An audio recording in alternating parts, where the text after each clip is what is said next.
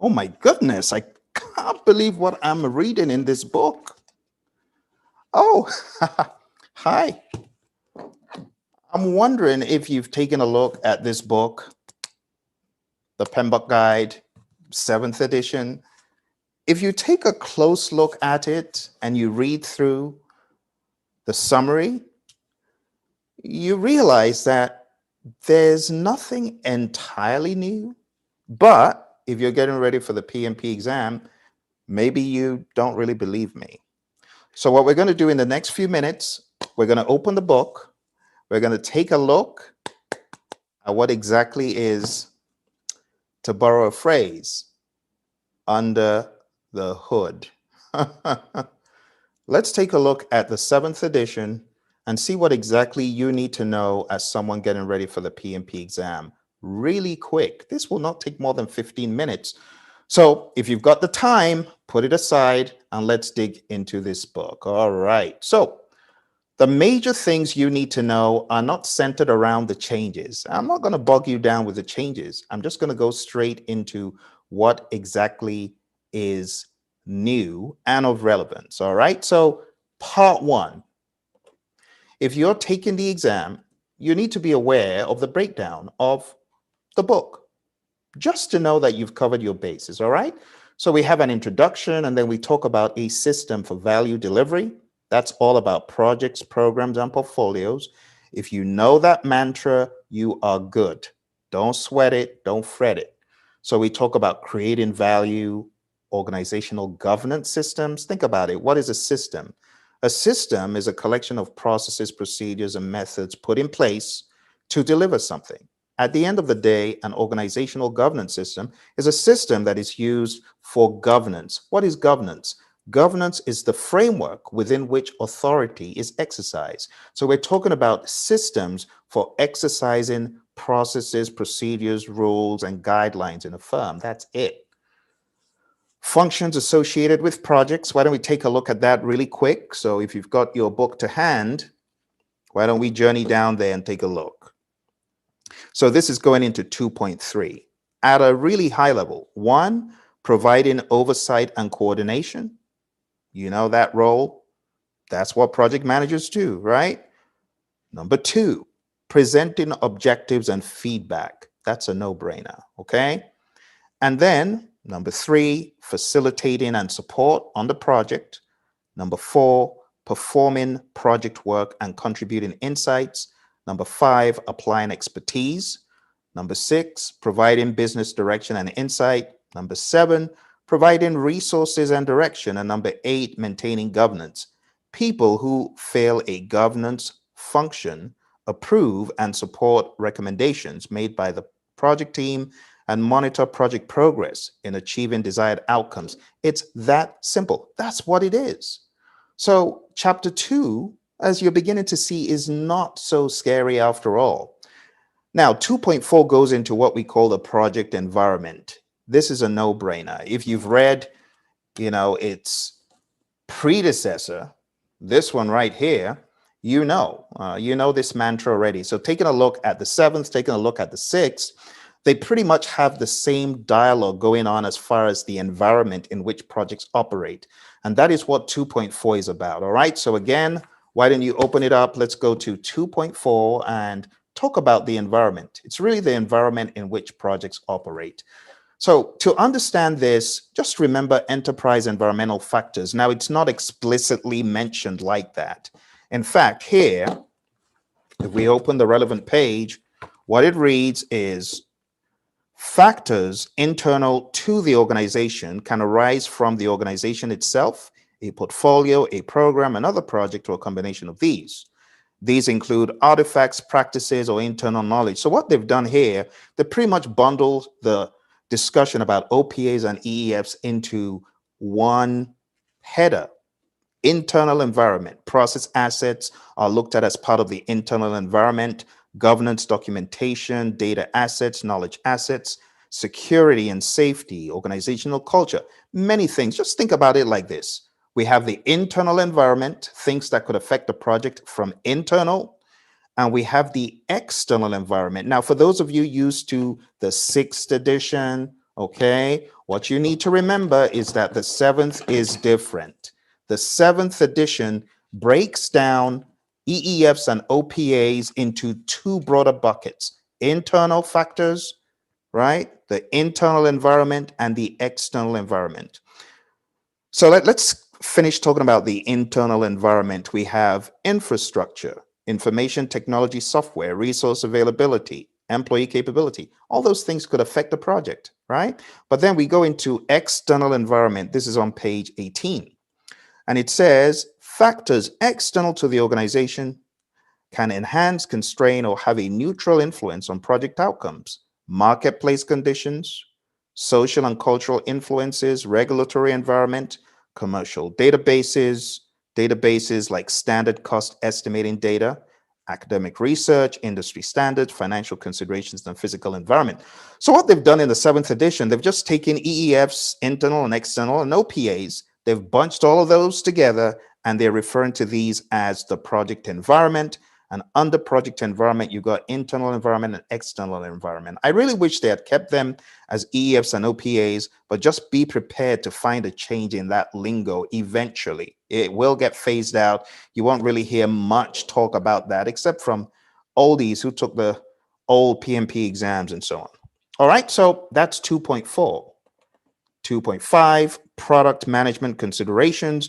Not only are projects undertaken to deliver services and results, but they are also undertaken to deliver products. And this talk about products is very important because majority of the projects that you see around you, they have something tangible associated with them. A product, like a deliverable, we could be referring to a set of documents. We could be referring to something that is not necessarily a vehicle or software or hardware, but it's a product of some sort. Okay, so when we talk about product, a product is an artifact that is produced, is quantifiable, and can be either an end item itself or a component system. And they've got a product life cycle. And what you need to know about this product life cycle, I'd like to break it down for you really quick, just in case you get questions about this. And to be quite honest, this is not new. Like I always say, this has been around for a long time.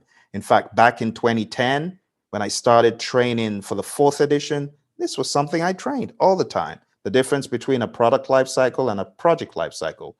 So when you talk about a product life cycle, you need to think about a product as being across a large expanse. Let's do that again like that. A large expanse of time. And if this is a product life cycle, what you need to remember is that a product life cycle consists or could consist of several projects. You could have project one. Let's say this was the very first project that authorized the product. And then you have a project to improve on that product, and maybe ultimate releases and revamps and so on. And whether you're looking at a building or you're looking at hardware or software, this is what happens. You go through different projects for the sustenance of the product. And ultimately, let's say you get to PN, where N is the final number of projects you did for the product. You get to the end, it says, product management may initiate programs or projects at any point in the product lifecycle to create or enhance specific components. So that's the idea. Okay, let's say we created a deliverable and it's gone through different projects. It's going to get to the ultimate one, and that at that point could lead to folding up the entire product like a building. We talk about demolishing a building. So imagine a building. P1 is the initial construction. P2 is you do some refurbishments, P3, more refurbishments and technology updates, P4, maybe building another wing, and then PN, after so many years, it's going to get to the end of its life, right? That's the idea, okay? And then we show that we could either bucketize these at a higher level as a program. So you could have programs at this higher level. Let's say all that's program one, and all this stuff here is program two. And the idea is we could authorize programs and projects for a product. And then it says, in some instances, a program can encompass the full life cycle of a product or service to manage the benefits and create value for the organization more directly. So again, that keyword is value, value, value, value. All right. And that's one new thing that people taking the exam, just be aware of it. I'm not even asking you to open up your PMBOK Guide 7th edition. Just know, your buddy Phil told you the stuff that is in this document, know it at a high level. Okay. Don't go scrambling for the book just yet.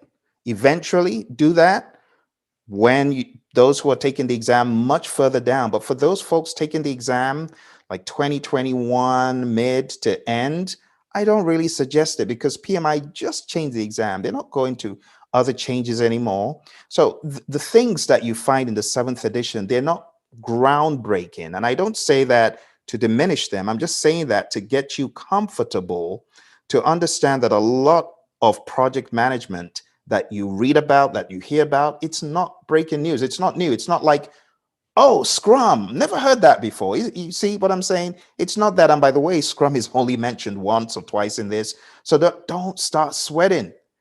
Be cool, be calm. Watch this again and again. I'm just going to make you comfortable. All right. So that's that. All right. The next thing that we talk about here is the project management principles. All right. And the project management principles are founded on the PMI Code of Ethics and Professional Conduct, first and foremost. It says principles can but do not necessarily reflect morals. A code of ethics is related to morals. A code of ethics for a profession can be adopted by an individual or profession to establish expectations for moral conduct. And they tell you, go check out the PMI Code of Ethics.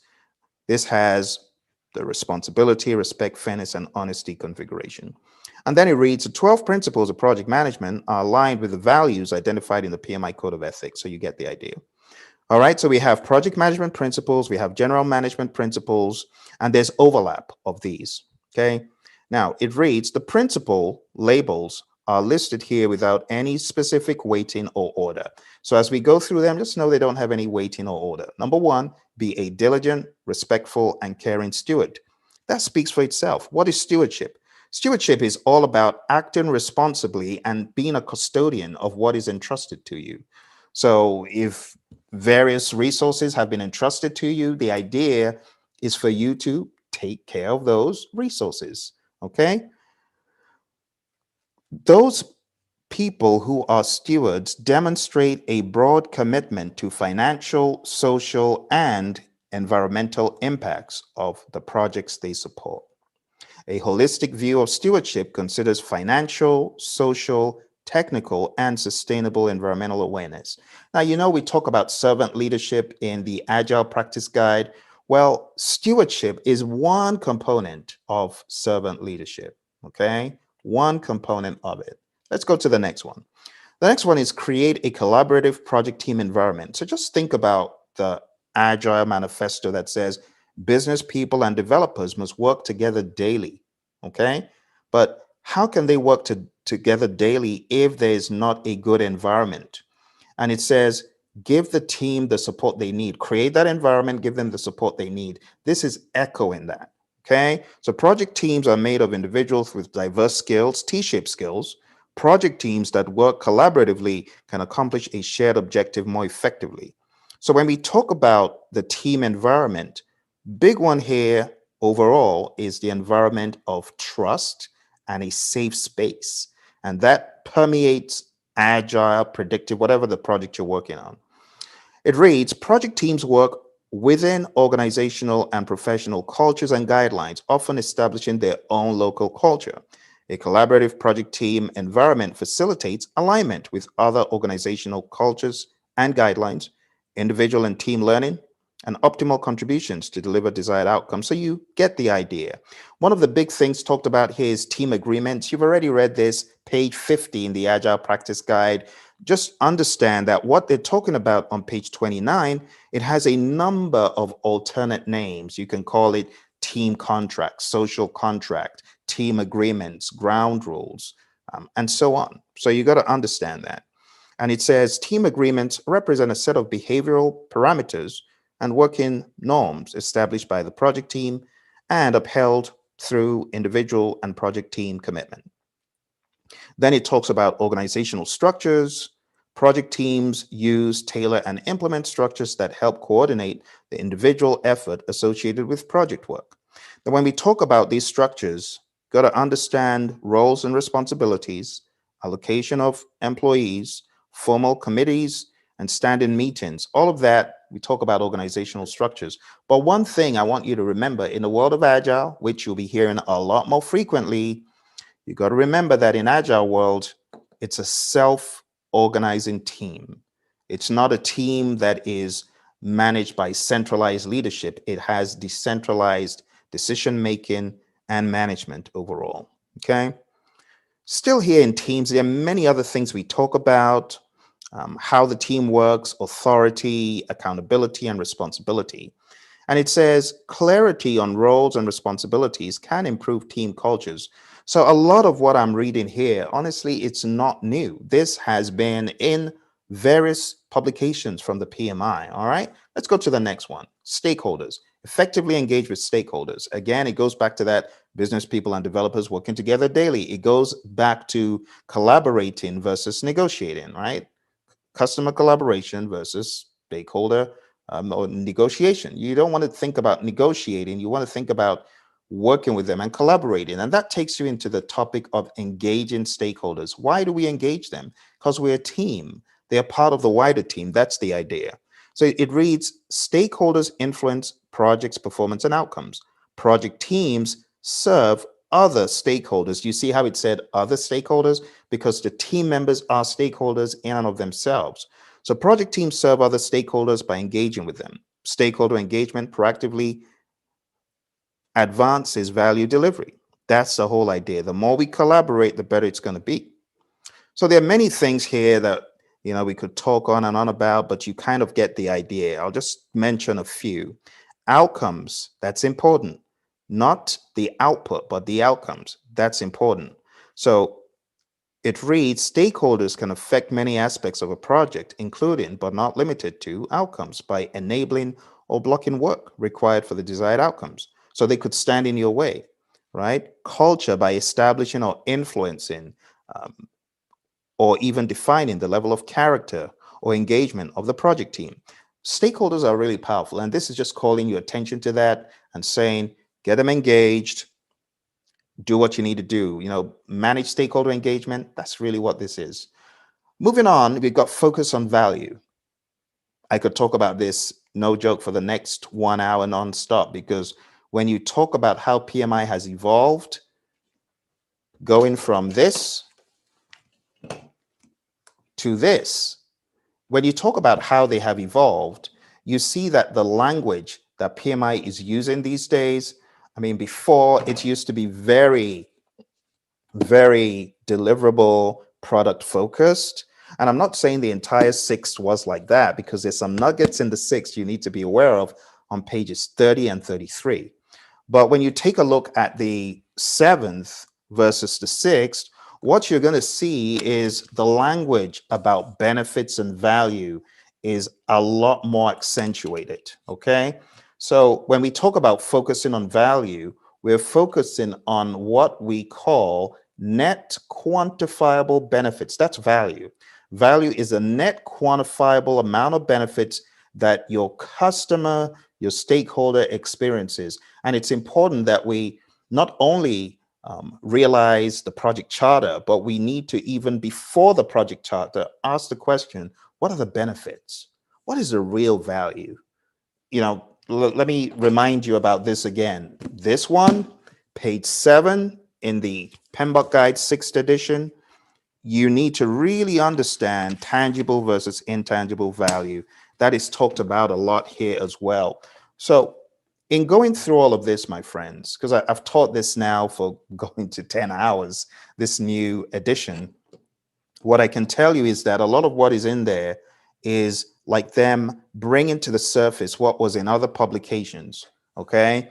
The publications that came before this, they had a lot of this same dialogue, but it was hidden. It was buried. For example, I don't know if you've looked at page 7 in the 6th, page 30 and 33 in the 6th.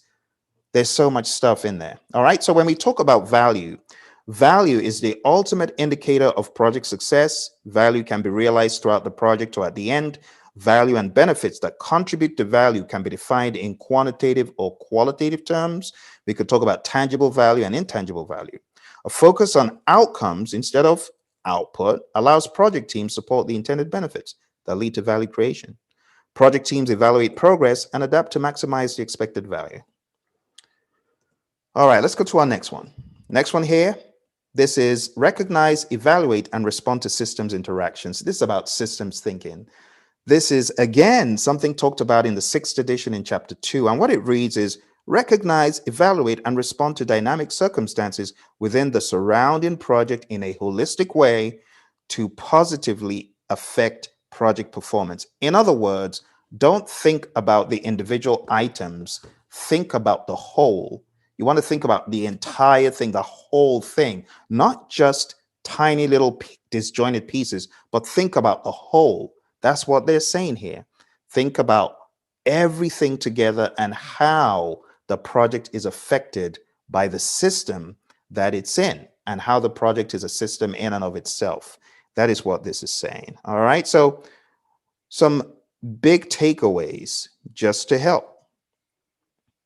The following skills support a systems view of the project: empathy with a business area, critical thinking with a big picture focus, challenging of assumptions and mental modes, seeking external review and advice, use of integrated methods, artifacts, and practices. So there's common understanding, use of modeling and scenarios to envision how systems dynamics may interact, and proactive management of the integration to help achieve business outcomes. So you're seeing that a lot of this stuff is just complementary. It's not like groundbreaking news new, but it's stuff you definitely want to pay attention to. All right, so that was on page 39. It then reads, recognizing, evaluating, and responding to systems interaction can lead to the following outcomes: early consideration of uncertainty and risk, ability to adjust assumptions, provision of ongoing information and insights that inform planning and delivery, clear communication of plans, decisions that benefit the organization as a whole, and more comprehensive and informed identification of risk. So, my friends, I know this whole topic of systems thinking, I know for some people it's new. They've never really heard about it before. But what I want to encourage you to do is just go through the bullets on page 39, if you must, at a high level, so that you can understand the benefits of systems thinking. When you're thinking in a systemic way, you are looking for opportunities that are beyond what would be right in front of you. You're looking for risk that you typically will not think of if you're just in tunnel vision. Think big picture, think wider, think interactivity. That is what they're saying here, okay? So that's number 5. All right, we still got a little ways to go. I'm going to go a little bit quicker, pick up the pace here. All right, next one is demonstrate leadership behaviors. And by demonstrating leadership behaviors, what they mean is be a leader through and through. It reads here, effective leadership draws from or combines elements of various styles of leadership. Documented styles range from autocratic, democratic, laissez-faire, directive, participative, assertive, supportive, and autocratic to consensus. Of all these, no single leadership style has proven to be the universally best or recommended approach. Instead, effective leadership is shown when it best fits a given situation. For example, in moments of chaos, directive action creates more clarity and momentum than collaborative problem solving. Think about it. And you see this same trend even when it comes to conflict resolution. Not every conflict resolution approach is the best. The best one is the one needed for the moment. That's really what this is. So leadership has a lot in common in that regard. Okay. There are a lot of examples. There's a lot of text on the pages that follow. But the bottom line is blend styles. I'm going to read the end. It says, by blending styles, continuing skill growth, and leveraging motivators, any project team member or stakeholder can motivate, influence, coach, and grow the project team, regardless of role or position. So, the really funny thing, I was training my students and I asked them the question, which leadership approach is the best leadership approach to use? Is it coaching? Is it autocratic, and questions like that. And at the end of the day, what folks chose was not the right answer. The right answer was the best leadership approach is the one that best fits the team for that project or best fits the individual. So just be aware of things like that. All right, let's move on to the next one. This is tailoring. Tailor based on context, understand the context of the project based on the tools, the methods, the techniques that you have. Take a look at the project and say, what do we need for the project out of all these things we've got? Do we have to use everything? No. We're going to tailor sensibly and professionally. So I'll just read it for you. It says, each project is unique.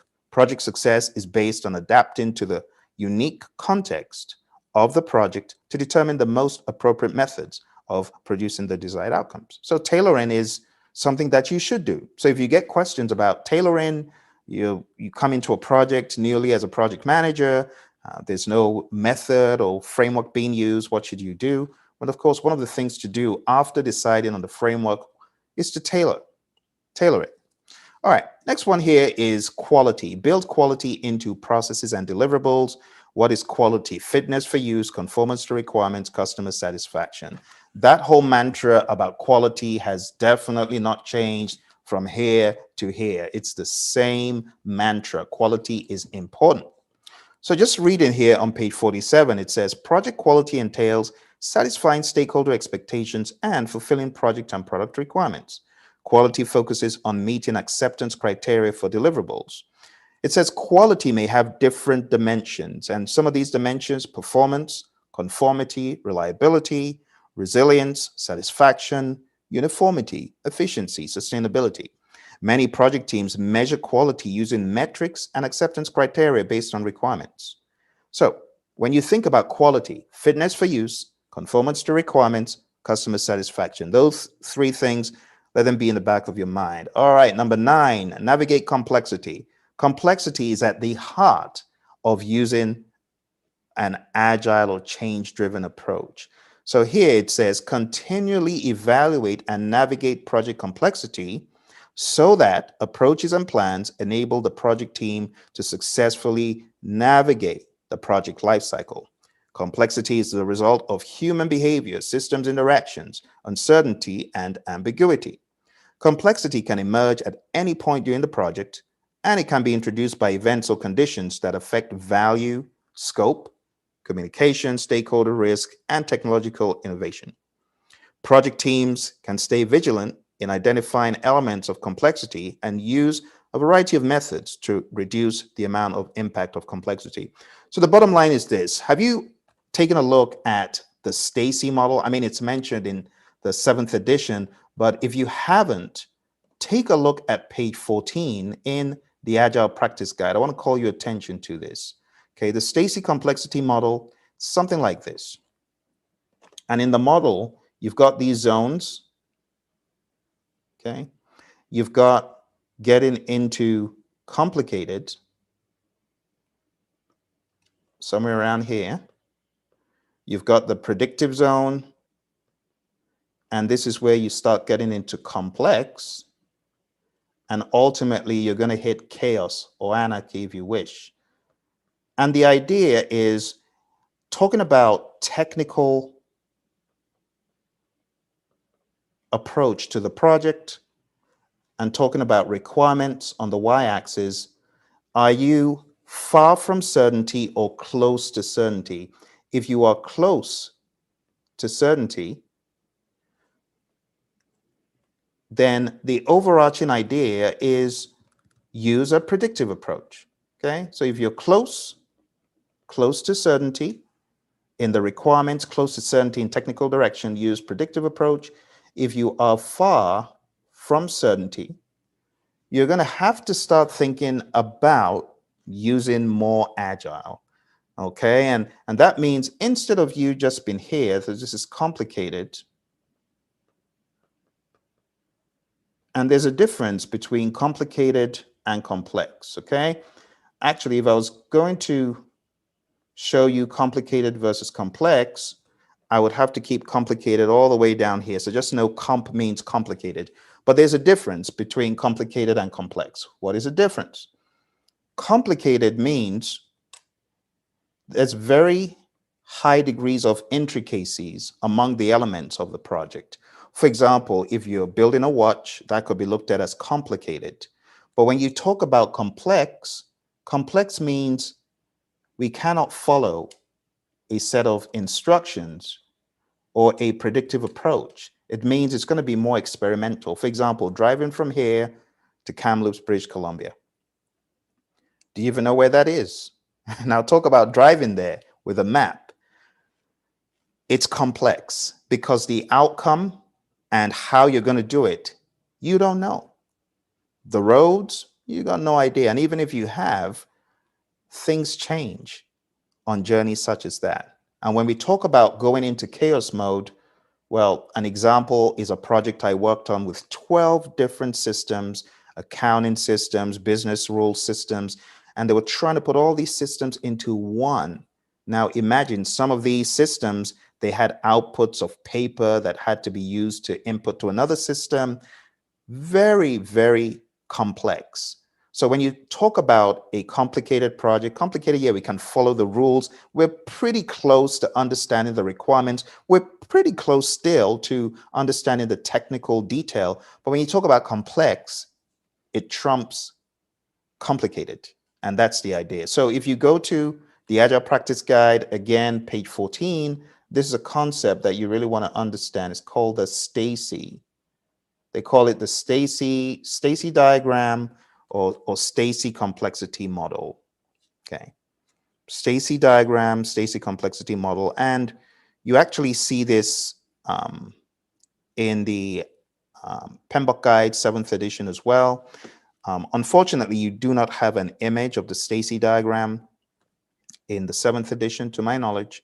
But on page 14 of the Agile Practice Guide, this is very well done. Okay, it's called the Stacy Matrix. In the 7th edition, you want to look at page 270, I believe. 165, I beg your pardon, 165. So look at page 165 in the 7th edition, but look at page 14 in the Agile Practice Guide. Stacy diagram is a really good one to understand complexity, complicated, chaos, all that stuff, okay? All right, let's move back to our slide. So you kind of get the idea about the importance of navigating complexity. As a project manager, that's your job. You know, your job is to ask the question, how are we going to navigate this thing? All right, let's go ahead. Let's introduce some infusion of Agile. What makes things complicated? Again, human behavior, system behavior, uncertainty and ambiguity, technological innovation. Let's move on to the next one, risk. Optimize risk responses. Remember, risk could be positive. We call those opportunities, or risk could be negative. We call those threats. So the idea is risk responses should be appropriate, cost-effective, realistic as far as the project context, agreed to by stakeholders, and owned by a responsible person. That's the general idea. Project teams should also monitor not just individual project risk, but overall project risk. An overall project risk is the effect of uncertainty on the entire project as a whole. Overall risk arises from all sources of uncertainty, including individual risks, and represents the exposure of the stakeholders to the implications of variations in project outcome, both positive and negative. So the bottom line is this: don't just think about risks that can affect the task Bobby is doing tomorrow. Think about risks that can affect the entire project, that can bring the entire project to its knees.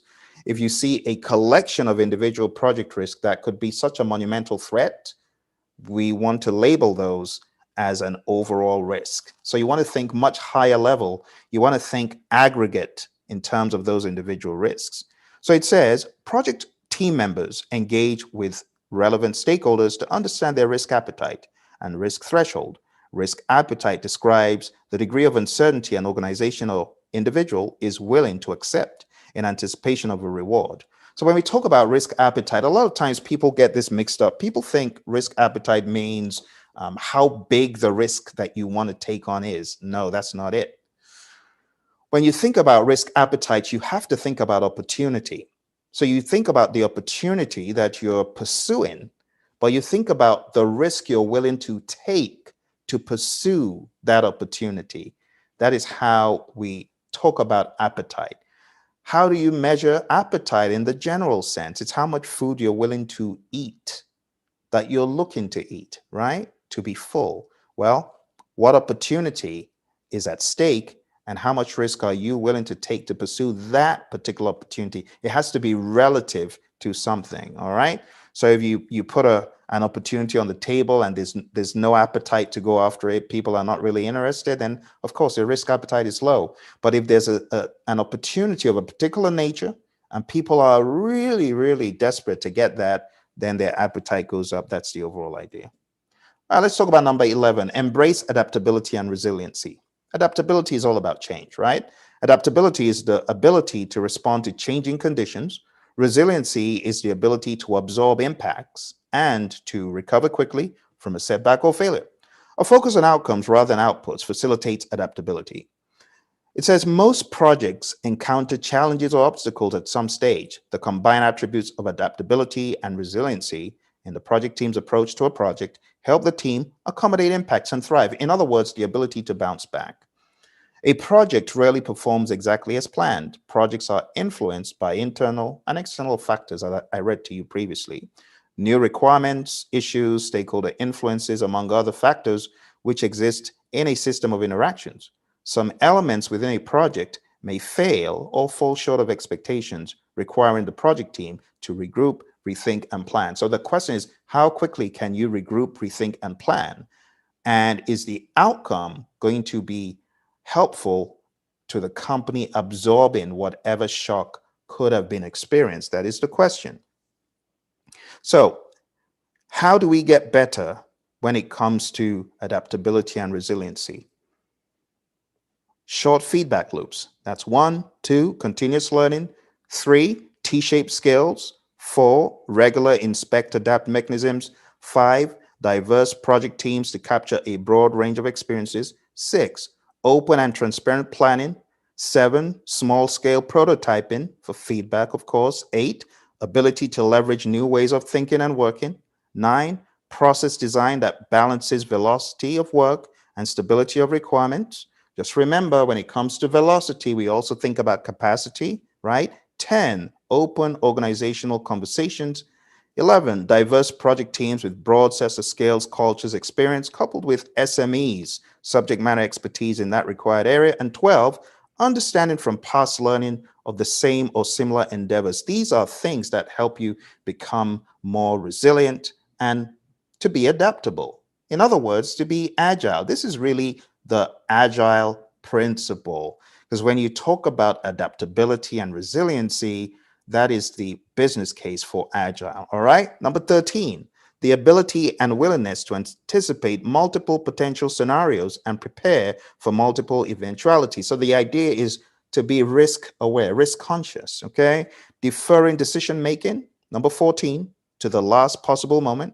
15, management support. And 16, open-ended designs that balance speed and stability. So I know some folks will see, why do you want to defer decision making to the last possible moment? That's part of being agile, so that you understand all the chips on the table and you're able to respond with the best response based on all the information available to you at that particular time. That's the idea behind number 11. And number 12, enable change to achieve the envisioned future state. Again, you can say this is an agile-oriented principle. So it reads, prepare those impacted for the adoption and sustainment of new and different behaviors and processes required for the transition from the current state to the intended future state. Everything in this book is about going from the current state to the future state, whatever that might look like. The future state is where the future is, right? The benefits you're looking for, the advantages you're looking for, the revenues you're looking for, all that is in the future state. So this is enable change to get to that state. In other words, be agile so you can get to that state. That's what this is saying. Okay. Change in an organization can originate from internal sources, such as the need for new capability or in response to a performance gap. Change can also originate from external sources, such as technological advances, demographic changes, socioeconomic pressures. So what they're saying is A project can be authorized due to internal needs or external needs. That's really the summary of what they're saying. Overall, the dialogue goes into project team members and project managers can work with relevant stakeholders to address resistance, fatigue, and change absorption to increase the probability that the change will be adopted. It is also important to adapt the speed of change to the change appetite, cost, and ability of the stakeholders and the environment to assimilate change. Attempting to create too many changes in too short a time can lead to resistance because of change saturation, which is an interesting word for you to take note of. Recognizing and addressing the needs of stakeholders to embrace change throughout the project lifecycle helps to integrate the resulting change in the project work, making a successful outcome more likely. And you see a reference made to a really brilliant publication I would recommend. It's Managing Change in Organizations, a Practice Guide. It's one that I would recommend as well.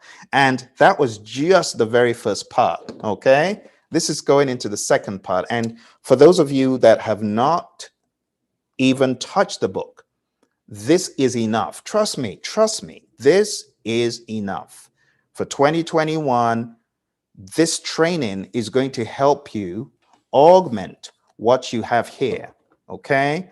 I still highly recommend that you don't confuse yourself. Some people are going to confuse themselves by wanting to read both. Don't do that. Let your trainer do the heavy lifting for you as far as the 7th edition is concerned, or you're just going to be going crazy round and round. Think about it.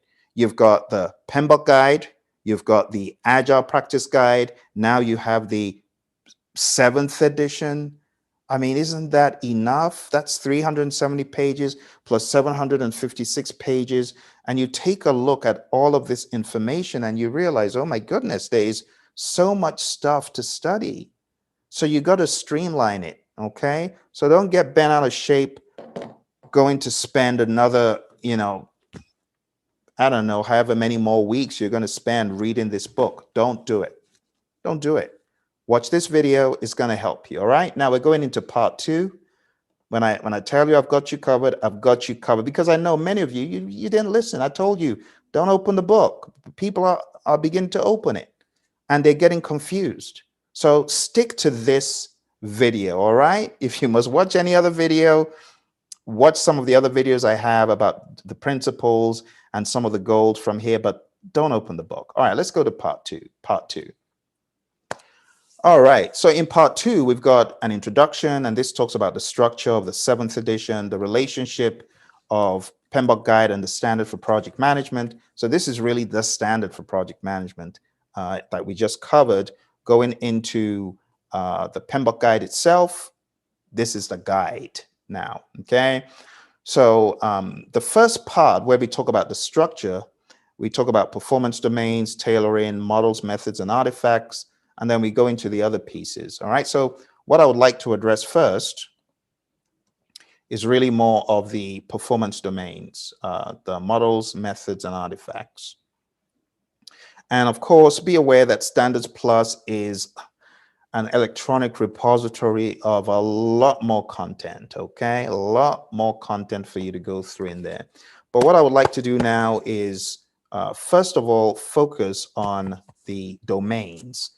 Get the domains over and done with quick, because I want to give you a very high level breakdown of these domains, okay? So here we go.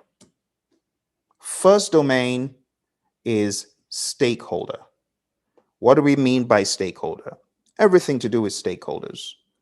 Understanding the identification of stakeholders, who they could be, understanding the importance of engaging them. So we talk about identify, understand them, analyze them, prioritize them, engage them, and monitor the stakeholder engagement. That's really it in a nutshell. And if you've read the 6th edition, there's no need to flog a dead horse. You get the idea. All right, let's move on to page 16. This talks about the team performance domain. Key things in the team performance domain is understanding that the following outcomes are what you desire: shared ownership, high performing team, applicable leadership and other interpersonal skills demonstrated by all team members. In other words, you want your team to be at its optimum.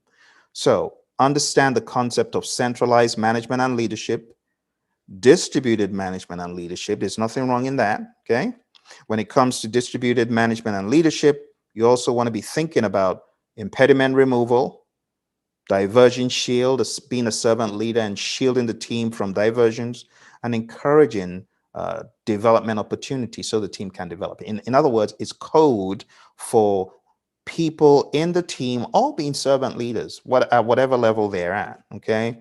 Common aspects of team development talked about in this one: the vision and objectives are very important, roles and responsibilities, project team operations. And this says facilitating project team communication, problem solving, the process of coming to consensus, all the things the team does in the inner core. All of this is important. Guidance of the team and growth. Guidance can be directed to the overall project team to keep everyone headed in the right direction. This is really language for servant leadership. All right, let's move on to the next one, because we're moving from here to development approach and life cycle. And there are a few things that I would say read up. Actually, let me focus before we jump into development approach.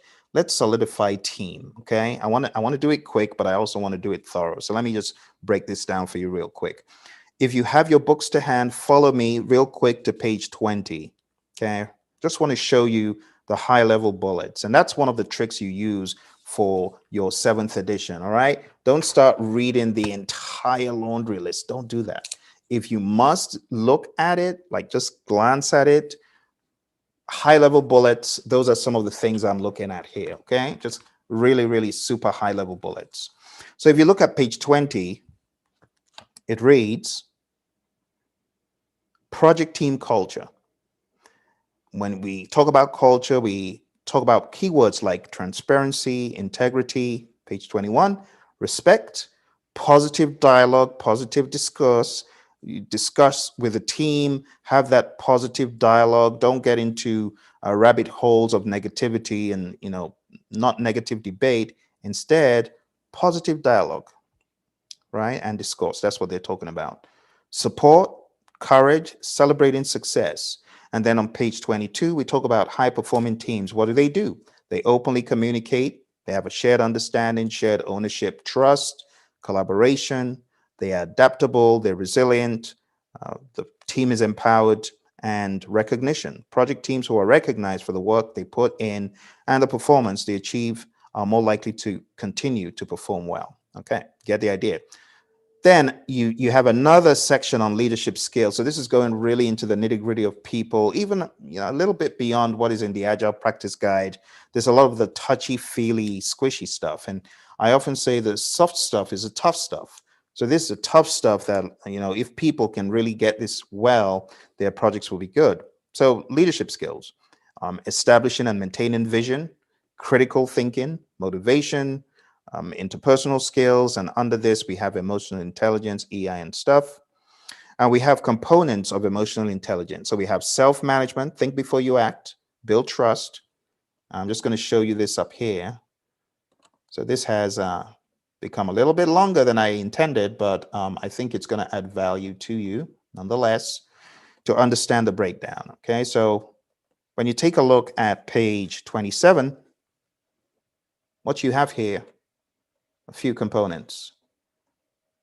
So what is emotional intelligence? Bridling your emotions. So we have self-management, and under self-management, we have think before you act. Let's do that again. Think before you act. Self-management. Think before you act. And then we have build trust. It's the first one. The next one down here is social skills.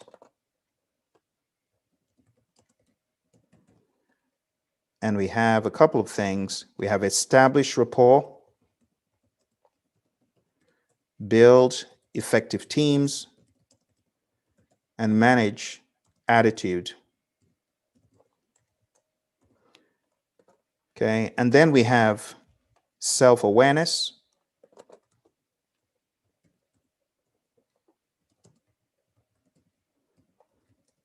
How do you affect the team? How does the team affect you? And last but not least, down here in this quadrant, we have social awareness. So you can see the breakdown of the matrix, self at the top and social at the bottom. And here we have be empathetic, employ, active listening. All right. I really wanted you to get this piece because it's new. You don't, whenever you see a matrix in this publications by PMI, it's important that you have a double take and say, have I seen this before? All right. So this is called components of EI, components of emotional intelligence. And they keep talking about EI throughout that whole dialogue in Agile and predictive in PMI world. And that's why I decided to draw this out so that you really know what they're talking about. All right. So we've got EI really emphasized. And then the next thing they emphasize is decision making. Let's go back here. Next thing they emphasize is decision making and then conflict management. Look out for in the models, we have the Thomas Kilmann mode instrument. Look for my video on managing conflict. I go through the entire thing there. It's about a year or so old. All right. And then we go into tailoring leadership styles. So this is a huge section. It's not as small as the first section. Going to tailoring leadership styles and talk about interaction with other performance domains. All right. So now we can move on to 2.3. I was trying to get to 2.3 quick. 2.3 is development approach and life cycle performance domain. So here, this is where you need to understand a number of things. We have development, cadence, and life cycle relationship. So what is the delivery cadence? That is the first question. Is it going to be single delivery, multiple deliveries, periodic deliveries? And then the development approach. Is the development approach going to be predictive, hybrid, or adaptive? And if you take a look at one of the videos I recently shared, I actually shared a breakdown of page 35. There's a particular image on page 35. Again, when I see these images, I jump at them because you haven't seen this before in previous editions of the PMBOK guide, so it's good to pay attention to it. It's called development approaches. Okay, so again, I'll just do a very quick sketch for you to show you what this is. So if you're looking at page 35, you've got those double arrows that go like that. You've got predictive, you've got hybrid, and you've got adaptive. Let's just say agile. Okay, you've got that, and it's showing you that the degree of iterative and incremental is increasing. That's the idea.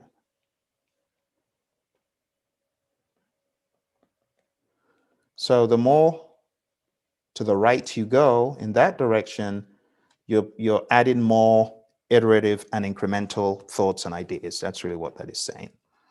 And it goes into the hybrid approach, the adaptive approach. But if you've read the Agile Practice Guide, again, it's not something that you really need to, spend hours and hours and hours going over, which is why you're watching this video anyway, instead. All right, so you want to consider various things when you're selecting a development approach: the degree of innovation, requirement certainty, scope stability, ease of change, delivery options, risk, safety requirements, and regulations. These are all things you could consider.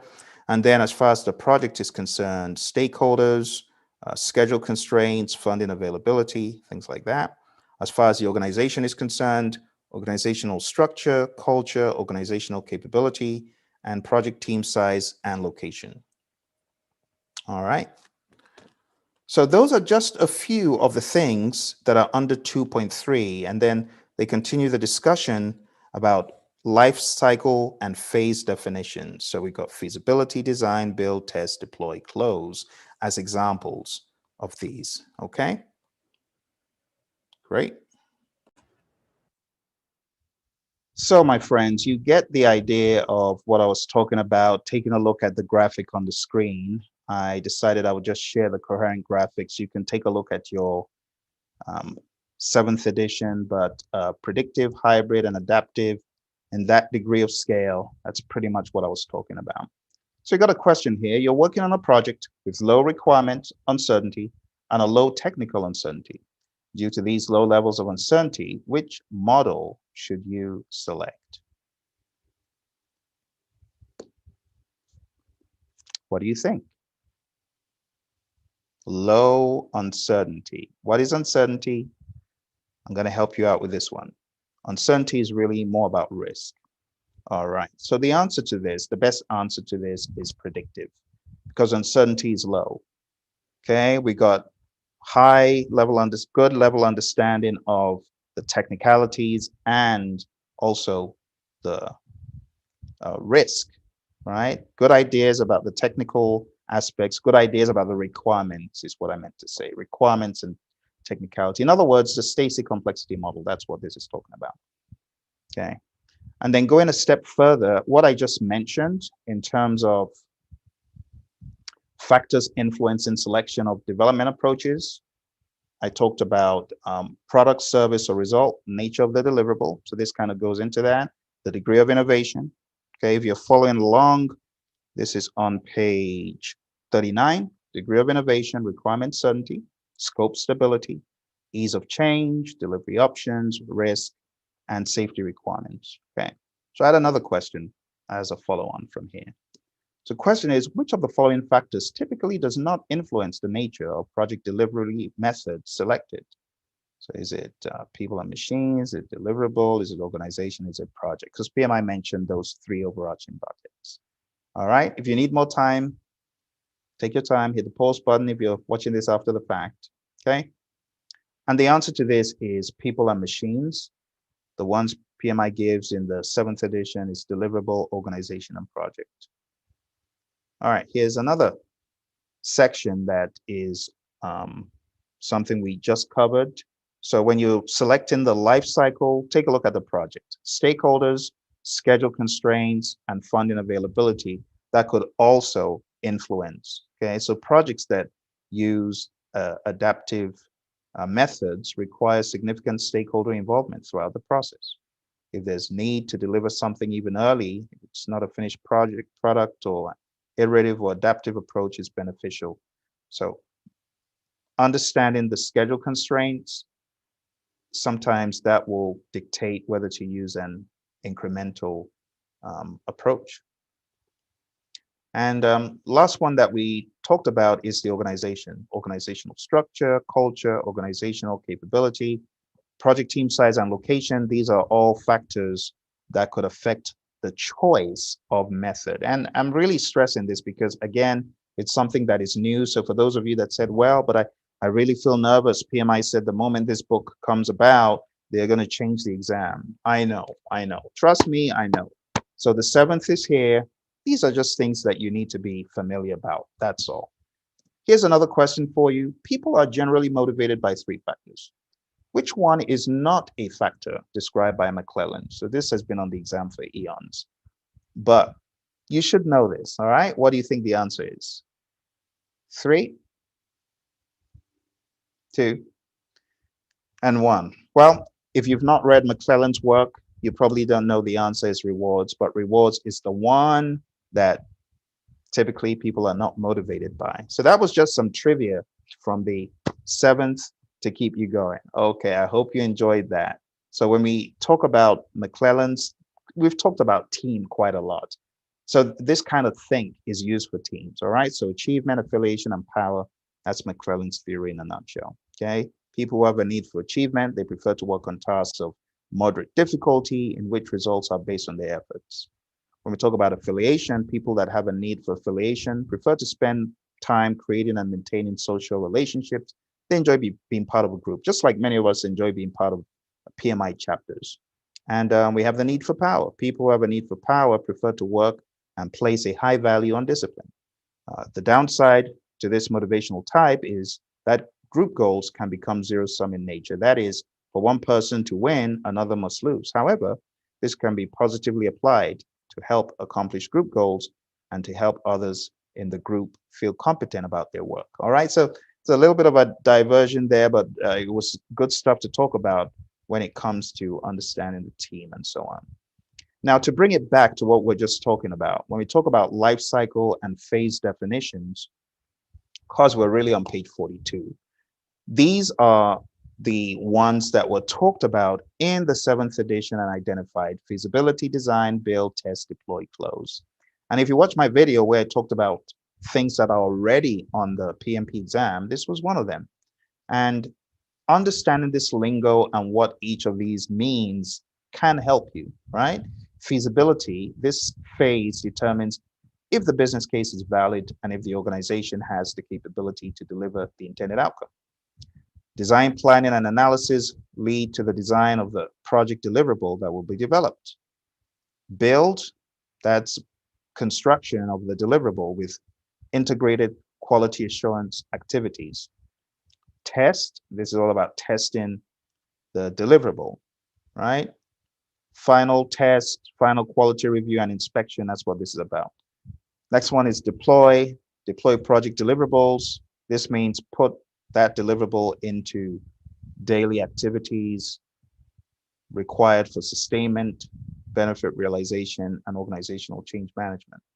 And lastly, closing out the project, that knowledge that you needed to harness, making sure you got that, archiving documents, document closure, administrative closure, things like that.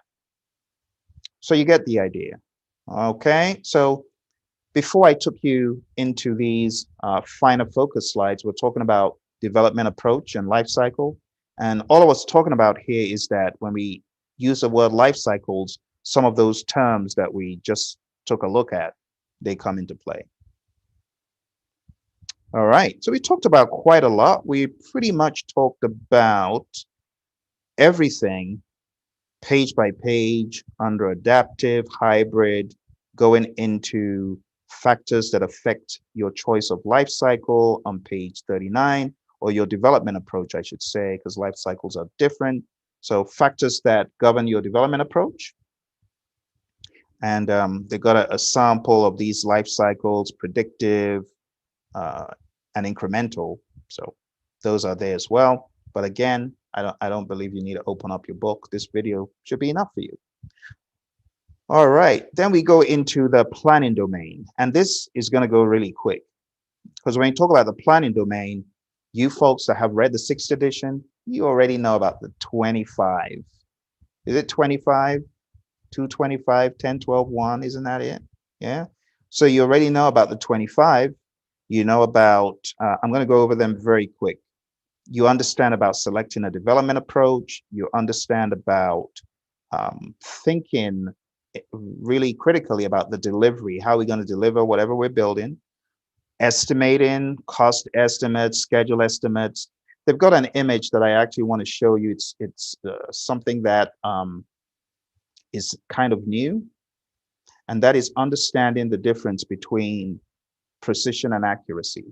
So when we talk about accuracy, it means close to the intended target. If the intended target is the bullseye, then this first one, we can see it is right on the bullseye. That is accurate. But it's also precise. Why do we say it's precise? Because the values are all close together. You can see it's all close together. Okay. Now, if you take a look at this next one, you can see the values are all close together. It's precise, highly precise, but in terms of accuracy, it did not hit the bullseye. So it's low accuracy, high precision. Okay. If you take a look at the next one, it is closer to the bullseye. So we can say high accuracy, but in terms of the values being clustered together and close, it's low precision. And then the final one is just all over the place: low accuracy, low precision. So that is a new concept talked about in planning. And the idea is that when you're creating these estimates in your planning, you want to make sure that the estimates are high precision, high accuracy as much as possible. Okay. As you plan in an iterative fashion, your estimates are going to become more precise, more accurate. And that's what we're talking about. Okay, next here we talk about scheduling, mandatory dependencies, discretionary dependencies. This is something that you're bound to see throughout project management. Mandatory, discretionary, internal, external, this whole dialogue, it's a good one for you to know as someone getting ready for the exam. Also, there's an image that has come up again. So I should probably call your attention to it. It's on page 61 of the PMBOK Guide 7th edition. I want to show it to you just so that it sticks really well. It's called Release and Iteration Plan. So let me just show you what it looks like at a high level, okay? So at a high level, you've got the product vision, and the product vision is all about understanding the release. Release 1, release 2, release 3, how are you going to release this product in chunks? Now, in every release, you have iterations. In the world of Scrum, we might just call those sprints. So you got various iterations, but in each iteration, what do you have? Each iteration consists of you working features, and inside those features are stories. And ultimately, when you break down a story, you could break it down into tasks. Even though not every Agile team likes to do that, but the bottom line is this. When you're working in Agile, you got to understand everything from here, feature level, story level, iteration level, release level, all that stuff, like from there up, from the user story level up, that's value. All that stuff is value. Now, when you take a look at what is under that, these tasks, this is not value. This is really just talking about hours. Hours is not value. So what are we saying? You can use the term story points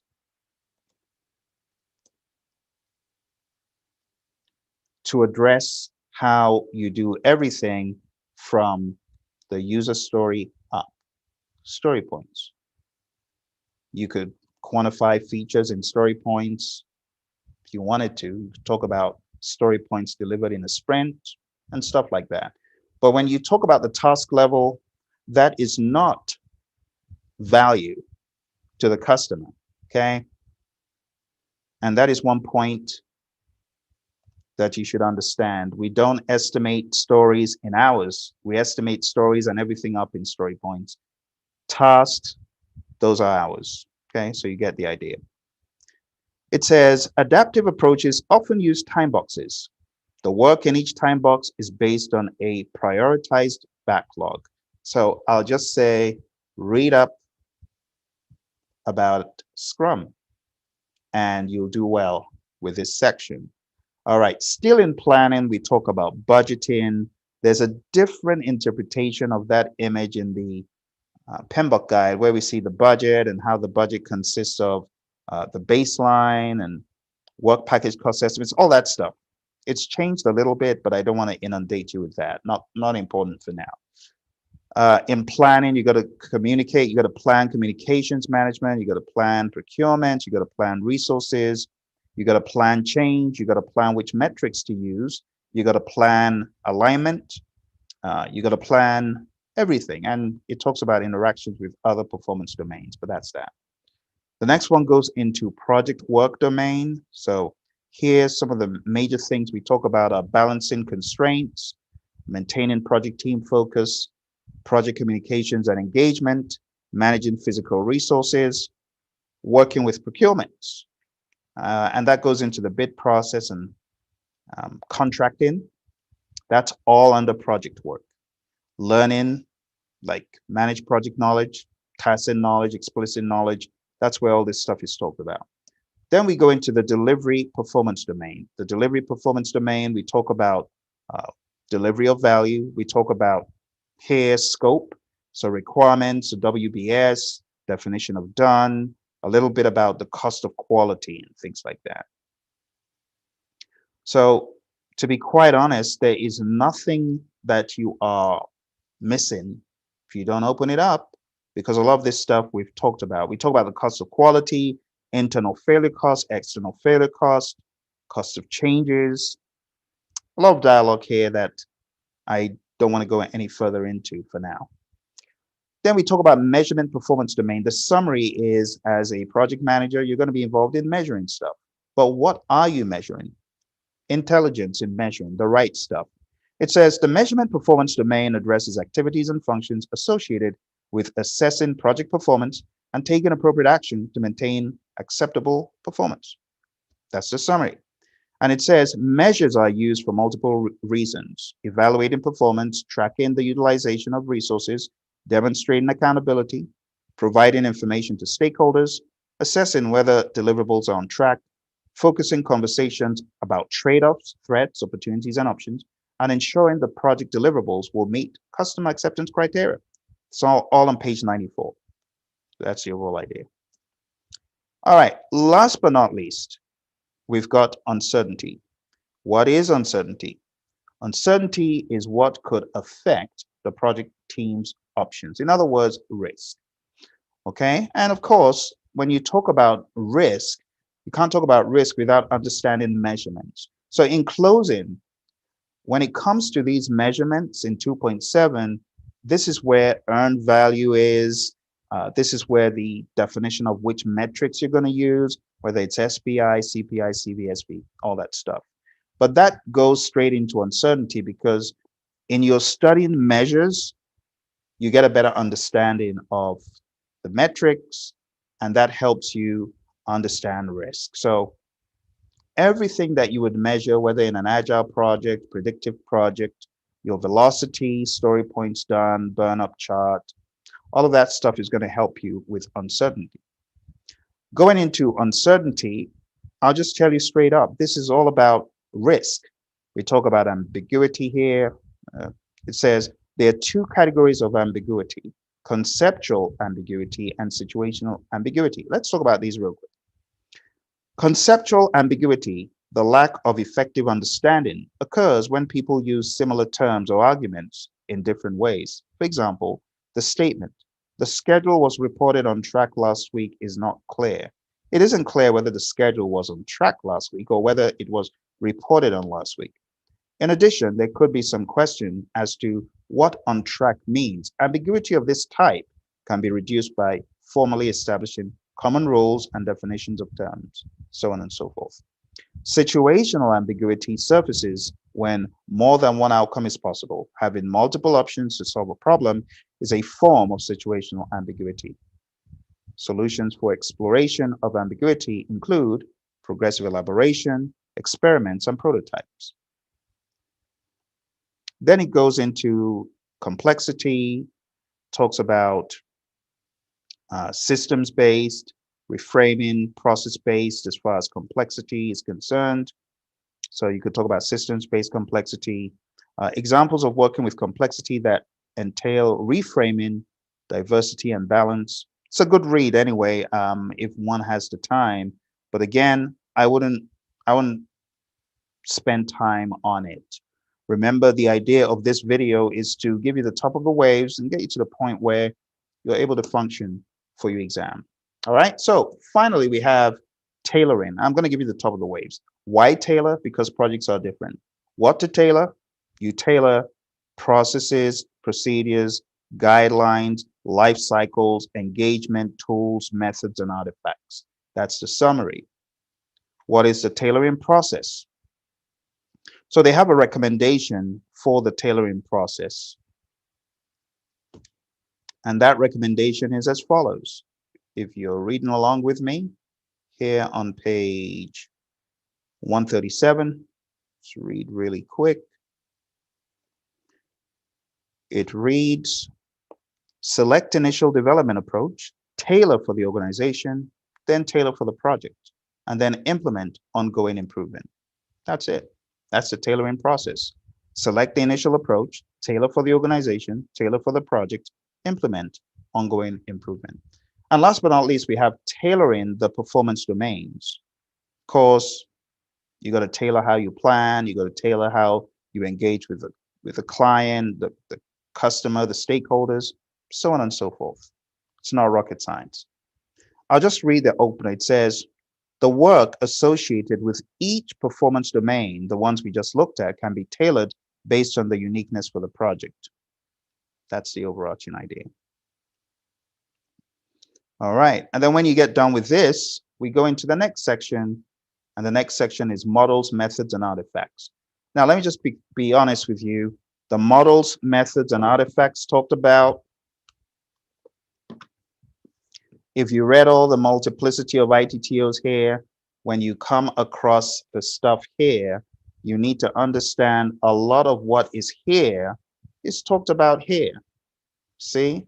So don't overdo it. Okay. I have a video where I read out every single one of the tools and techniques in the 7th edition, which they call models, methods, and artifacts. So the ITTOs, basically I read out all of them. And my recommendation to you, again, is to not go down that route. Okay, this video is enough for you. It's enough. Okay, what I'm going to do real quick, I'm going to read out the image mapping of models. So I'm just going to read the models. Okay, situational leadership model. So I'll kind of accentuate which ones I think you should focus on. Focus on this one, situational leadership model by Hersey and Blanchard. Okay, focus on that. So that's where we have directive. I've shown you this before, haven't I? Let me go there real quick and show it to you. So this model is the Hersey Blanchard model. Just look for my video on YouTube where I talk about this. Okay, I cover it in sufficient detail, but this is what they're talking about. By the way, they don't show you the image in the 7th edition, but the image is really helpful for you understanding what on earth they're talking about. So we have situational leadership. We have the Oscar model. Then we have communication models, cross-cultural communication, effectiveness of communication channels. Then we have motivation models, Herzberg's hygiene factors, right? It says hygiene and motivation factors. Then we have theory X, Y, and Z. Know those, McGregor's theory of X and Y and Auchi's theory Z. Then we have change models. We have managing change in organizations. I have a video on this, the outcome model, John Cutter's 8-step process for leading change, and transition models, William Bridges' model. I have a video on that. So the summary of what I've said so far, situational leadership model, definitely that one. The effectiveness of communication channels, definitely that one. Theory X, Y, and Z. Managing change in organizations, PMI's own model. I call it the FPIMS model, FPIMS. I have a video on that somewhere. And then John Cutter's 8-step process for leading change. You can find this anywhere on, in the book and elsewhere. Stacy complexity model, in other words, Stacy matrix. Tuckman's ladder, for sure. And then other models like conflicts. I talk about Thomas Kilmann mode instrument. Know that. And then understand what salience is. And of course, you have your good old process groups listed. That's it. That's it. Okay. I wouldn't overdo it. Don't do too much. Okay. Then the next thing we talk about is the methods. So under methods, this is where we have those real tools and techniques. There are a boatload of them, but I would just say if you go through page 182 and 183, you're going to see a list of them. I'm going to read them out for you just to make sure you got them down, okay? So we have alternatives analysis, assumptions and constraints analysis, benchmarking, business justification analysis. And here we have, business justification. We talk about payback period, IRR, internal rate of return, return on investment, net present value, which you should know, all right? Cost benefit ratio, benefit cost ratio, same thing. Then we talk about check sheets, cost of quality, decision tree analysis, earned value analysis, expected monetary value, forecasting, influence diagram, life cycle assessment, That one is not in the 6th edition, talked about like this: make or buy analysis, probability and impact matrix, process analysis, regression analysis, root cause analysis, sensitivity analysis, simulation, stakeholder analysis, SWOT analysis, trend analysis, value stream mapping, variance analysis, what if scenario analysis. All of those things that I just read, all of them, all of the things I just read, they're all here. You see that? They're all there with the exception of one, okay? And that is life cycle assessment. So let's see if we can read that real quick, if I can find it. So it says life cycle assessment. This assessment is a tool used to evaluate the total environmental impact of a product, process, or system. It includes all aspects of producing a project deliverable, from the origin of materials used in the deliverable to its distribution and ultimate disposal. So you've probably heard that before. You probably had life cycle costing along those lines, right? Somewhat along those lines, but not just cost. You might have also heard something along the lines of maybe product life cycle assessment, all that very similar, okay? All right, so we just got done reading page 182. Now we're going to read page 183 as far as the tools, they're really tools and techniques. All right, so estimating methods, affinity grouping, affinity estimating, pretty much. Let's read it so that you keep track of where I'm going. So it says affinity grouping involves classifying items into similar categories or collections on the basis of their likeness. Common affinity groupings include t-shirt sizing and Fibonacci numbers. So let me just show you real quick, because I know some of you have not seen this before, and I know there might be questions. Okay, well, what does this look like? So let's rapidly talk about it. I want to show it to you real quick. So you hear a lot of Agilists talking about t-shirt sizing when we're doing estimating. This is the overall idea here. You might also hear this being referred to as relative sizing. So taking a look at what's on the screen,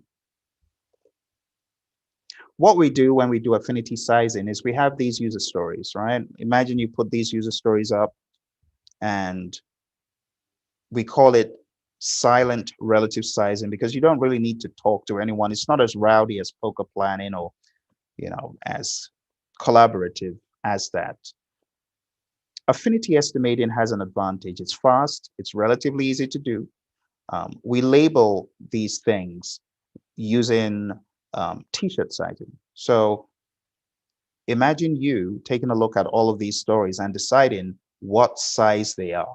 In other words, you have each team member deciding this is an extra small, this is a large, this is a medium. That's the idea.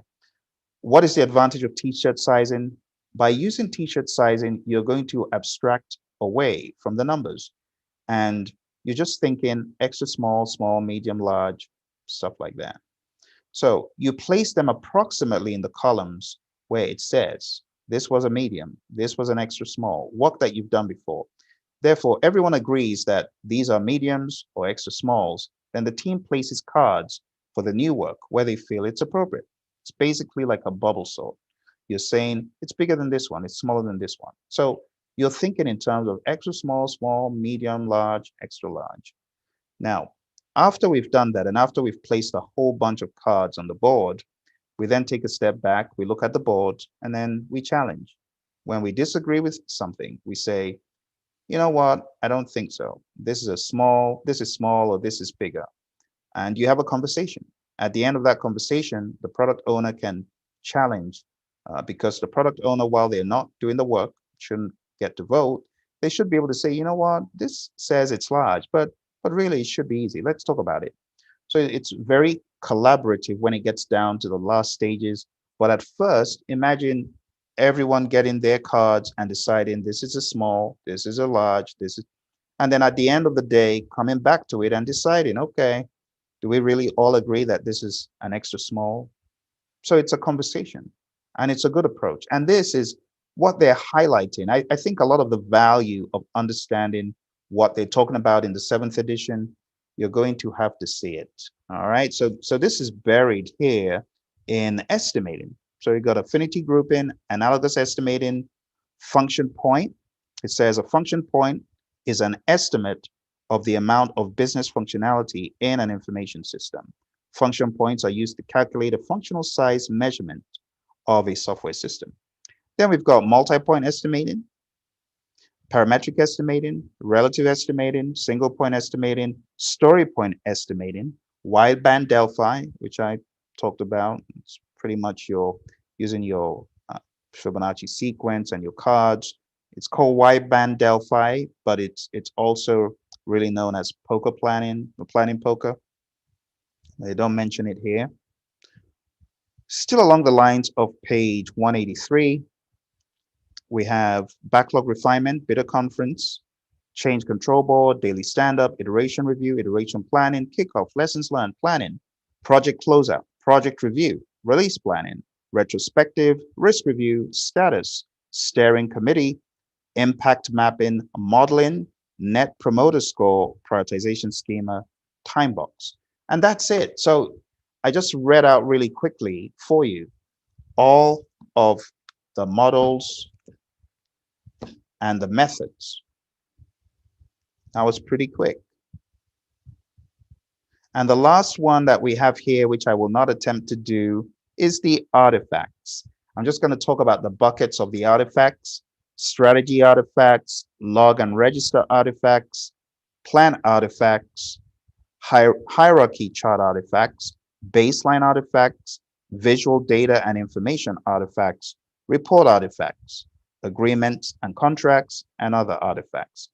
So not a bad one to just browse through for those people taking the exam far in the future.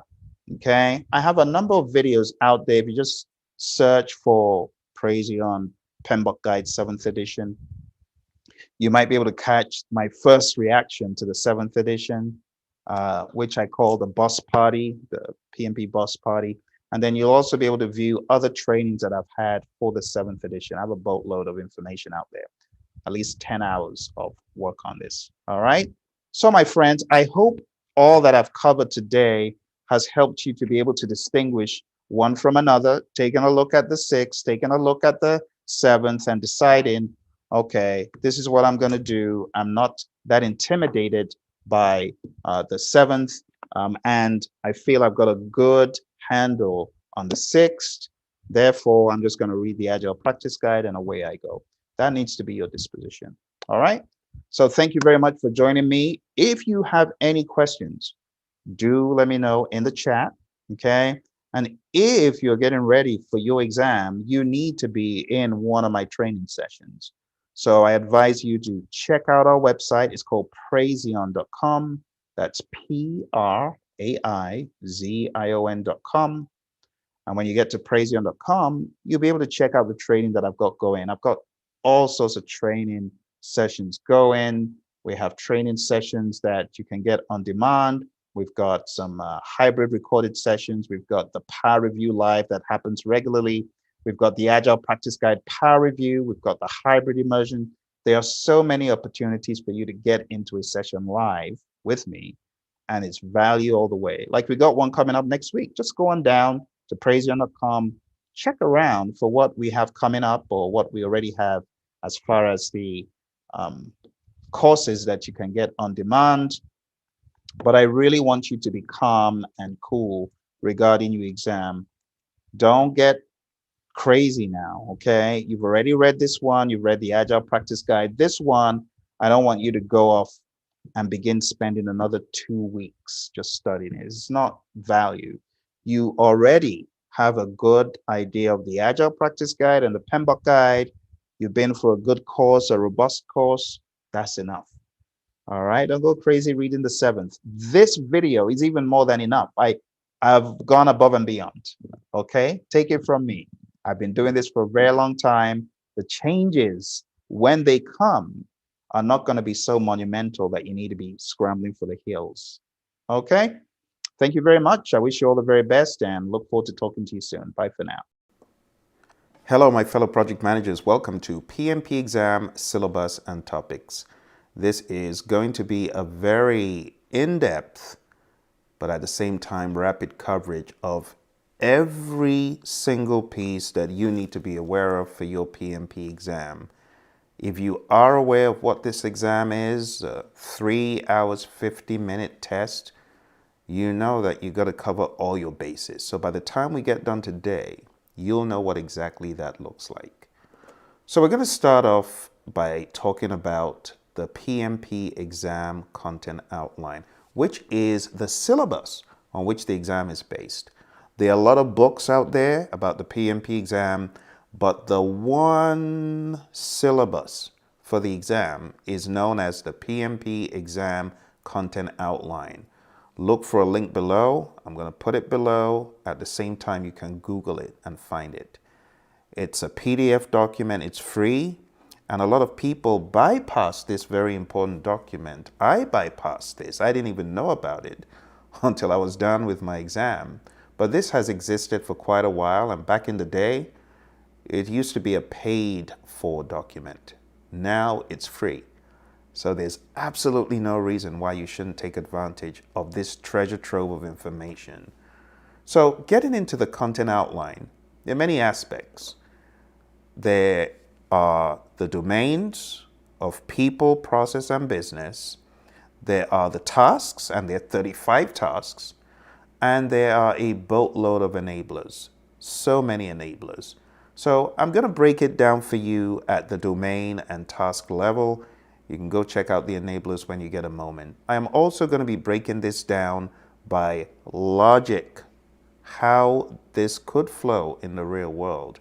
So let's talk about the people domain. For your exam, you need to be aware of what it means to build a team, to define ground rules, to lead a team, to build a shared understanding with team members, to ensure team members and stakeholders have the training that they need for the project, to mentor relevant stakeholders, to empower team members and stakeholders.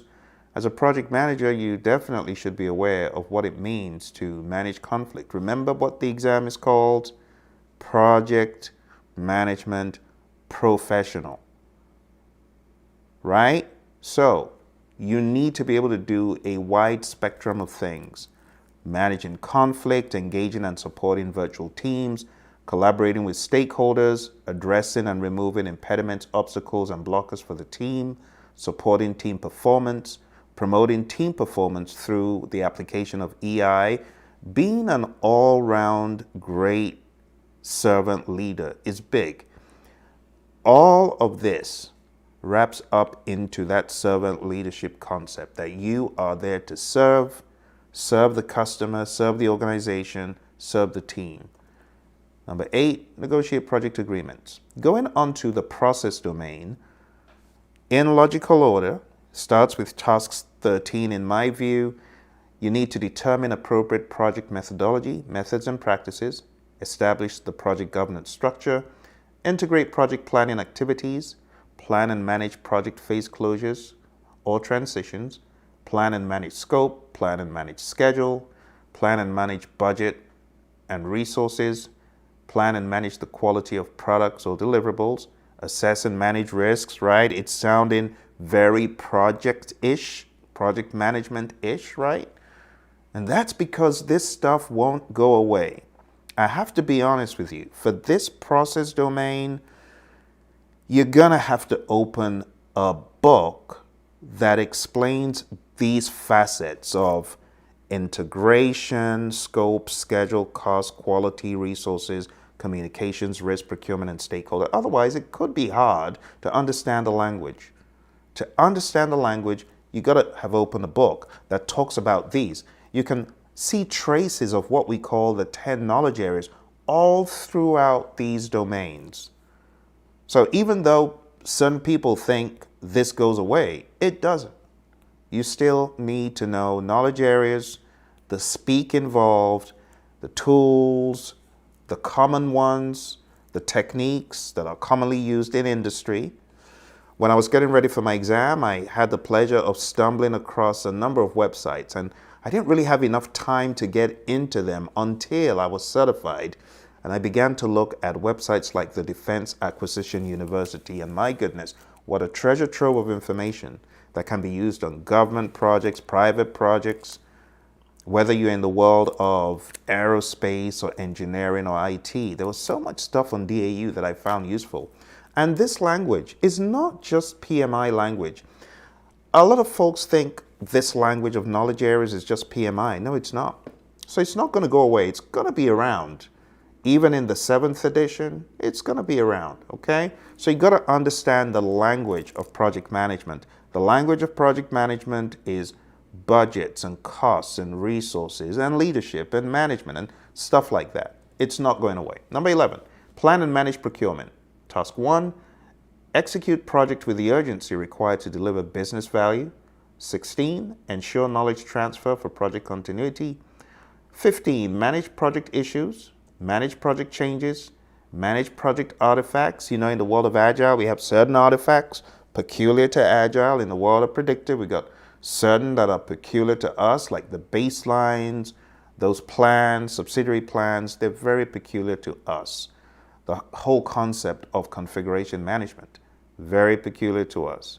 But when we talk about project artifacts from an Agile lens, we're talking about things like the sprint backlog, the product backlog, the increment, other potential items such as burn up charts, burn down charts, and so on. You got to be familiar with the language. Manage communications, and last but not least, in the process domain is engage stakeholders. In the business domain, you need to be able to plan and manage project compliance, evaluate and deliver project benefits and value, evaluate and address the external business environment changes for impact on scope, and support organizational change. This is one piece of the puzzle, just one piece of the puzzle. Moving on from the content outline, the next big piece of your exam is the Agile Practice Guide. You need to be aware of what is in this book. Highly, highly recommend it. If you have not read the Agile Practice Guide, do so. I believe it is going to help you enormously. What exactly is in here? Chapter 1 is an introduction. Chapter 2 is a specific introduction to the world of Agile, where we take a look at both types of work, definable work versus high uncertainty work. We talk about the Agile Manifesto, the concept of lean and Kanban, understanding that Agile is a subset of lean, if you will. Kanban is a subset of lean. And understanding the concept of uncertainty, risk, and life cycle selection. And then we go into chapter 3, which is life cycle selection. How do you know when to use a predictive life cycle, an incremental life cycle, a plan-driven, which we call predictive, is wildly different from what we call adaptive or agile. And you got to know all the differences. There's a number of pages that are very relevant here, page 18 and 19. There's a table that shows you the breakdown of different life cycles.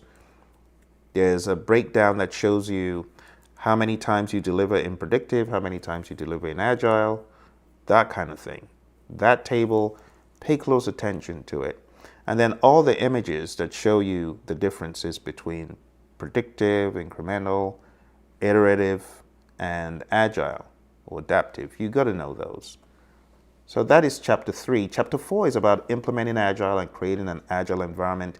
This is where we talk about the posture that you should have as an agile servant leader, as a servant leader in any sphere or domain. The role of the project manager in the world of Agile is a bit of an unknown, they say, but project management doesn't go away. We know that in the world of Agile, a lot of the responsibilities are dispersed to team members, but project management still does exist.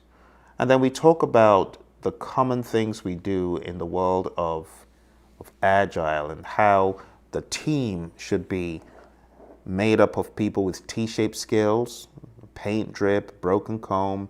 Those are terms to be aware of, generalizing specialists, and how you have dedicated team members. And then in chapter 5, we begin getting into the practices of Agile. So you've got the manifesto that has the principles and the values. Well, this is getting to the bare bones of the practices. Retrospectives, backlog preparation, backlog refinement, daily stand-ups, all those things you do in the world of Agile. There's also troubleshooting Agile project challenges. It's one that I would recommend reading. Taking us to chapter 6, organizational considerations for project agility. Talk about organizational change management. Being comfortable with the concept of change management is really going to help you on your exam. Organizational change management, drivers for change management, readiness for change, understanding how organizational culture can impact Agile transformations and things like that. Multi-team coordination and dependencies, frameworks, considerations, Agile and the PMO, understanding that the Agile PMO is value-driven and invitation-oriented. We want to invite those who are keen and interested in the world of Agile. We don't want to make it a mandatory thing and put huge governance penalties around people. No, we want it to be easy, free, fluid for people who are really keen to come in. So that whole mindset in the world of Agile is going to help you in your exam, understanding that there's less stressing of coercion, punishment, and things like that. We don't roll like that in the world of Agile. We give the team the support they need. We trust them to get the job done. We let them go at it. In the world of traditional, there was a lot of heavy studying about things like theory X, theory Y, and that still has its place. But overall, in the world of Agile, we don't get bogged down by a lot of those principles and those ideas. We espouse the servant leader concept more than any of the other organizational theories. So while those organizational theories are there, and you should know them, like Maslow's, McGregor's, Herzberg's, Vroom, they're all good to know, because these all add to underscore the importance of servant leadership. So you should still know them and the relevance. For example, theory X, you don't want to be a theory X type mindset person, right? Theory Y is what you want to be. All right. And then we have a call to action. PMI say, let them know how you found the book. If you got any contributions, drop them a line. And that's pretty much it, So that is the Agile practice guide. Very important ingredient, like I said, for your exam. All right, now we're done talking about the Agile practice guide.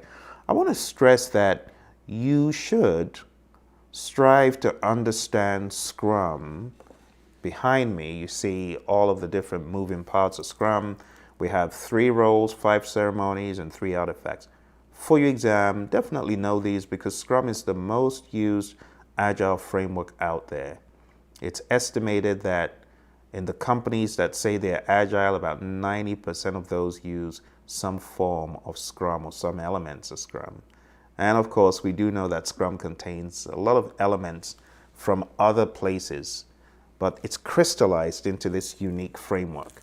So know your 3-5-3, the 3 roles, product owner, Scrum master, and team, the 5 ceremonies, sprint planning, daily Scrum, the sprint itself, sprint review, and sprint retrospective. And know your 3 artifacts, the product backlog, the sprint backlog, and a PSI, potentially shippable increment, now known as increment, the increment. If you haven't watched any of my videos about Scrum, just search the channel and you'll be able to get more videos on Scrum in particular.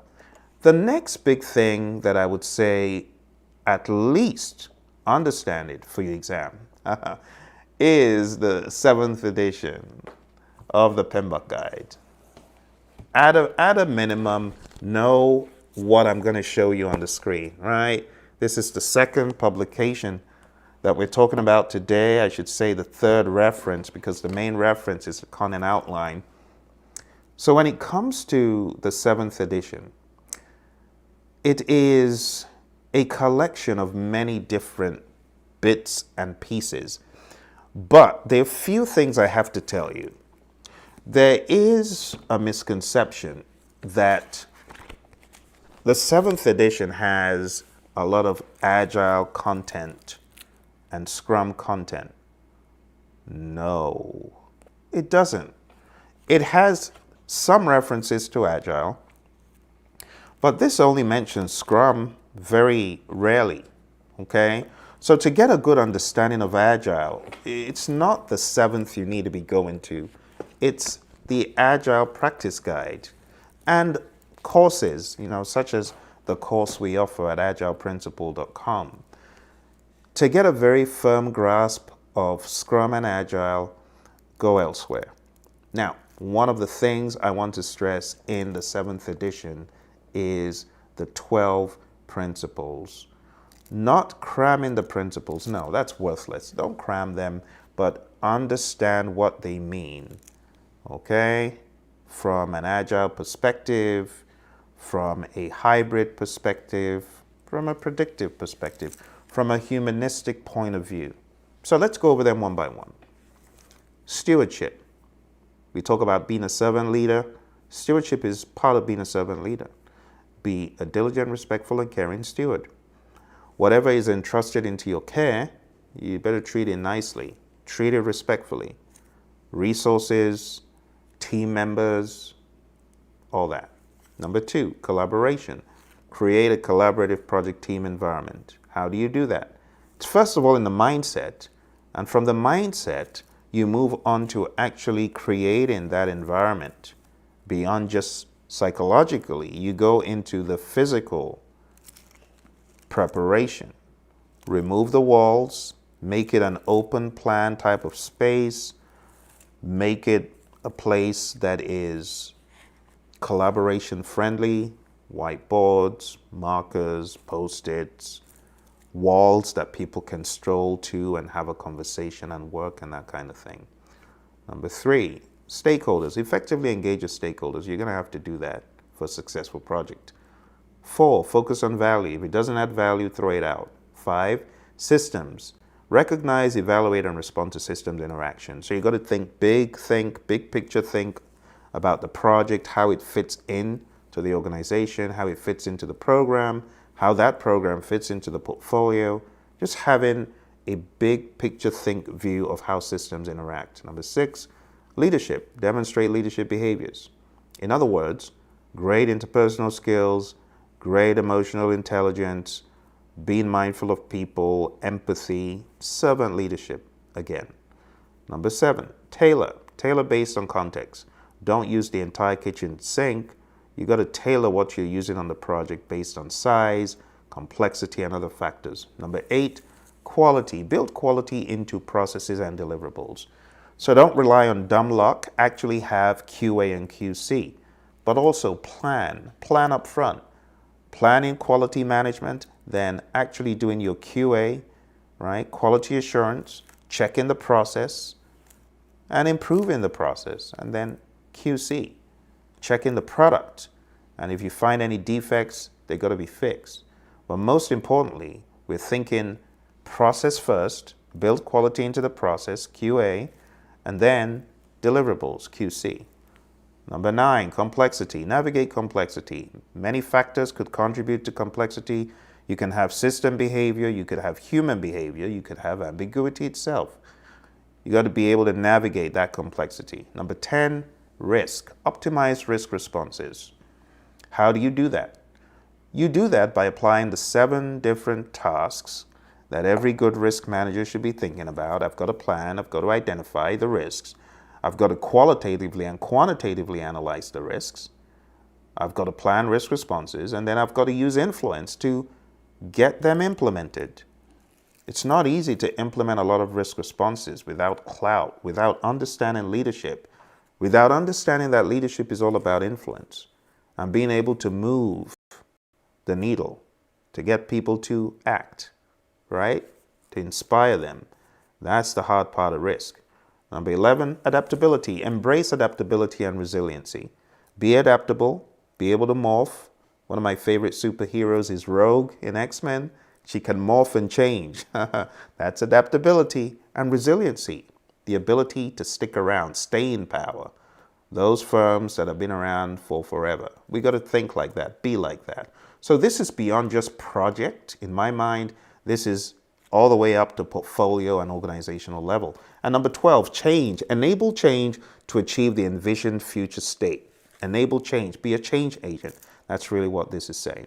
All right? And those are the 12 principles in the 7th edition. Highly recommend that everyone knows these. All right, now we're moving into another part of the 7th edition. At a very high level, I'm going to talk about these stakeholders, stakeholder performance domain and other domains, right? So the very first one is called a stakeholder performance domain. And the summary is think about your stakeholders, identify them, prioritize them, monitor the engagement, understand them, engage them, and analyze them. Secondly is the team performance domain. The bottom line is the team is the heartbeat of whatever has been worked on. No team, no collaboration, forget it. You might as well just go home because the team is right there in the center. They're the people getting the work done. So, as a project manager, you need to be thinking about project team management, project team leadership. What is management? Administration of the team, systems, processes, procedures that surround the team. What is leadership? Key measure of leadership is influence. So how do you influence a team? Not how do you coerce the team, not how do you use carrot and sticks, but how do you lead the team? Second one is project team culture, understanding that you need to develop that culture. High performing teams is the next one, leadership skills and tailoring leadership styles. Look at these as topics you need to know about. Third thing here is the development approach and life cycle domain. Now this domain is all about the development cadence. You know, you could be in the world of Agile and use either Kanban, which is flow-based, or you could use Scrum, which is iteration-based. And flow-based has a different approach to cadence than Scrum does. Scrum is 2 weeks, 2 weeks, 2 weeks, or 4 weeks, 4 weeks, or 3 weeks, 3 weeks, or 1 week, or a few days, whatever it is, you stick to that cadence. Once you decide what the cadence is, you stick to it. In the world of Scrum. In the world of Kanban, not so. So you need to understand how that tapers into the topic of life cycles and their relationships. Delivery cadence, development approaches, considerations for selecting a development approach. Should we be hybridized? Should we be agile? Should we be predictive? Life cycle and phase definitions, understanding that a project life cycle is all about the technical work being done and the phases that help you do that. Aligning delivery cadence, development approach, and life cycle. So as a PM, you need to know what kind of life cycle is it? Is it a software development life cycle? What are we building? How does that fit into the development approach? Because you do know analysis, design, develop, test, implement. You could look at that from different lenses. You could look at that from a waterfall software development lens, and you could look at that from an agile type of lens, where you do everything within one sprint. You just do it in iterations, in sprints. Right? So there are many things to think about when it comes to 2.3. 2.4 is a planning domain, and the summary is you got to plan everything under the sun, right? You got to think about the variables involved. You got costs, you got schedule, you got procurement, changes, metrics, alignment, physical resources. It's a no-brainer. All of these need planning. The next one is the project work performance domain. You got to think about your project processes, balancing competing constraints, maintaining project team focus, project communications and engagement, managing physical resources, working with procurements, monitoring new work and changes, and learning throughout the project. The next one is the delivery performance domain. Again, these are thoughts. Don't get all hung up on trying to cram and memorize stuff in the 7th edition. That is not the point. The point is to be able to read, think, understand, all right, what is PMI trying to say here? So the delivery of value is a thought, it's a concept, you need to understand it. Deliverables, what are they? Deliverables are not the be-all end-all. Deliverables are just the beginning, right? The be-all end-all is the outcome. That's the big thing, the outcome. So you've got deliverables that could give benefits and ultimately value, and hopefully that will lead to the outcome we're looking for. And then the concept of quality when it comes to delivery. And what happens when your project results in suboptimal outcomes? What are you going to do? Those are things to think about. All right, number 7, measurement performance domain. establishing effective measures. How do you establish effective measures? By asking why. The 5 whys. Ask why 5 times. Why are you using that metric? What should we measure? Why do you want to use that metric? Is that a good metric? And understanding how to stay away from common errors. So we have troubleshooting performance. You want to make sure you stay away from useless metrics that have no value. For example, number of defects found will receive an award. That's a bad metric to use for a reward because the team could very well create bogus defects so that they get the brownie points. That's a real story from my buddy Roy, my Agile co-trainer and buddy. So the final one here is uncertainty performance domain. The uncertainty performance domain, like I said, it's all about risk. When we talk about uncertainty, we got to talk about ambiguity, complexity, volatility, talk about the topic of risk. All of these should be understood by you before your exam. And that, my friends, is the high level of the PMBOK Guide 7th edition. Now, there's one more. I know a lot of folks think, oh, it's going away. No, it's not. It's not going away. There it is. We're talking about the PMBOK Guide 6th edition. All right, so we're going to talk about 6th edition really quick. The reason why the 6th edition is going to be around for a long time and is relevant and people will be looking for the prints. So don't put yours on the bonfire. Don't throw yours in the garbage because you very well may need it. The reason is this. Project management is a very wide subject, but no publication, in my mind, does such a great job of capturing the essence of project management as the PMBOK Guide 6th, 5th, those editions, going backwards, right? They did a really good job. 7th edition is an expansion, but it doesn't do a good job in capturing the essence of project management, breaking it down into bare bones. So let's take a look at project management from the 6th edition perspective. This breaks down what you need to do across the different areas of knowledge. So the area of knowledge right there at the top, you can see that's project integration management. And this is the assembly of all the components on a project. So we got to develop a charter, develop a plan, and do all these things. You can open the book and read it. But integration is big. It's even talked about in the PMP exam content outline. And that should be a reminder to you to make sure you understand what it means to integrate planning. Okay? Let's move to the next one. The next one is scope. This is all about scoping out the project. We plan how we're going to do it, and then we begin to collect the requirements, define the scope. We create a work breakdown structure, and we have validate scope where the customer checks the deliverable, and we have control scope where you ensure that the scope being done is a scope that's needed. Anything else needs to be investigated and removed or vetted and validated before being allowed. Next, we have the project schedule management knowledge area. This is all about building the schedule and then managing the schedule. And as you can see, there are various items flashing at the back, and those are just words, buzzwords, phrases, things you need to be aware of. Then we have cost management, managing costs on the project. We talk about the topic of earned value. It's also in the 7th edition. So a lot of the stuff I'm showing you is not new. It exists, right? But it will be reborn in many an exam to come. It's not going to go away. It's not. The next one is quality. Quality is all about fitness for use, conformance to requirements, and satisfying the customer. And for your exam, you've got to be aware of the 3 processes and understand how those should be managed and handled by a project manager and a team. Next, we have resource management. Resource management is all about the human, equipment, material, supplies, and facility type of resources. And here we do everything from estimating our resources, acquiring our resources, developing the team, managing the team, and controlling resources. Communications, we plan what to communicate, we manage it. In other words, we actually communicate, and then we monitor our communications. Risk management, we have 7 different things we do.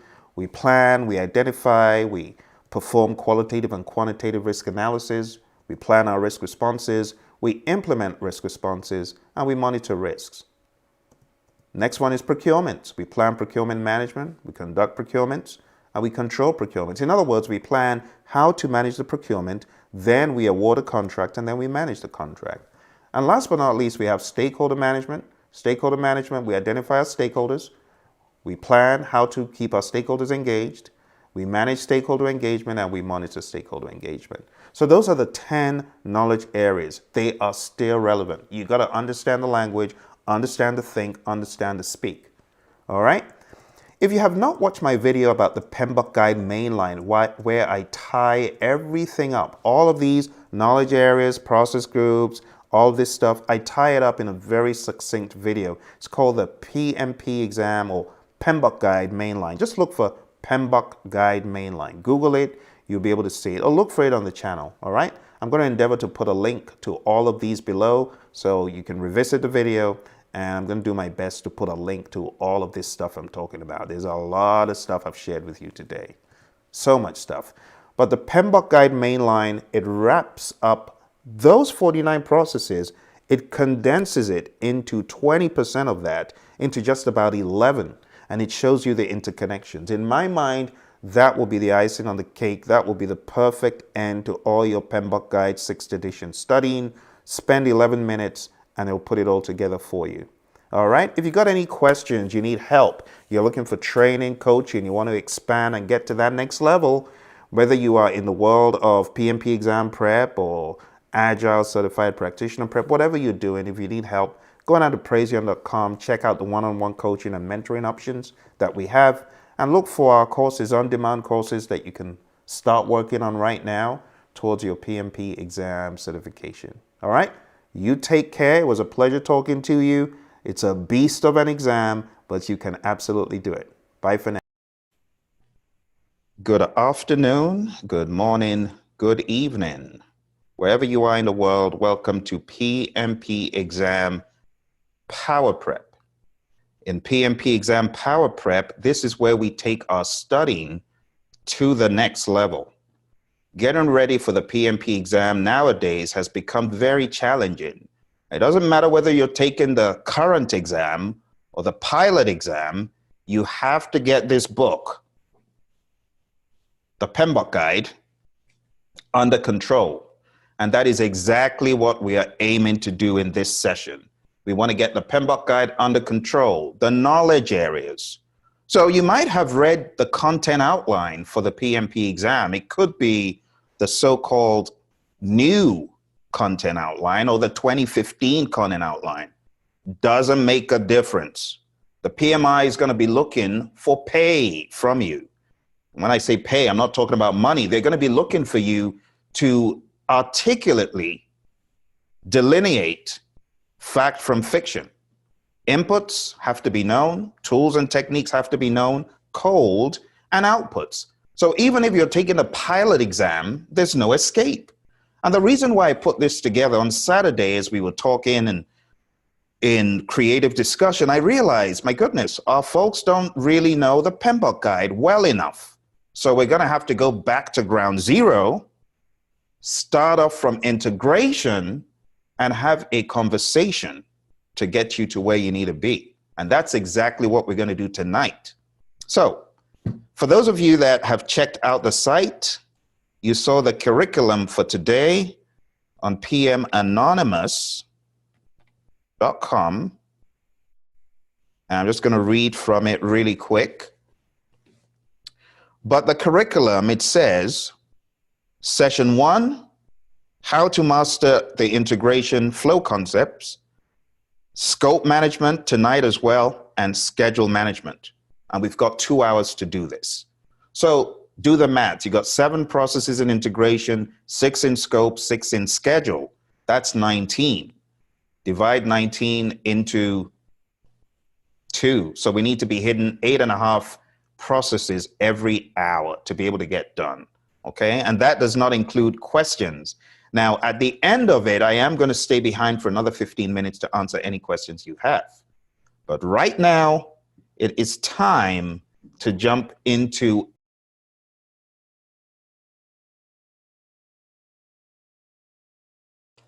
Hello, my fellow project managers. Welcome, welcome to our discussion about the PMBOK Guide 7th edition. It's been a long time coming, and I would first of all like to give honor to whom honor is due. Those of you who have been working hard in the trenches, Now you are a PMP, you are certified, and you're wondering, how am I going to make a transition from all the work that I just did using the PMBOK Guide 6th edition, using the Agile Practice Guide, using the PMP exam content outline? How do I effectively make that transition from all that work to more work? And trust me, I understand. I have been through 6 PMBOK guides now, 6 PMBOK guides. So you're dealing with someone who has been where you have.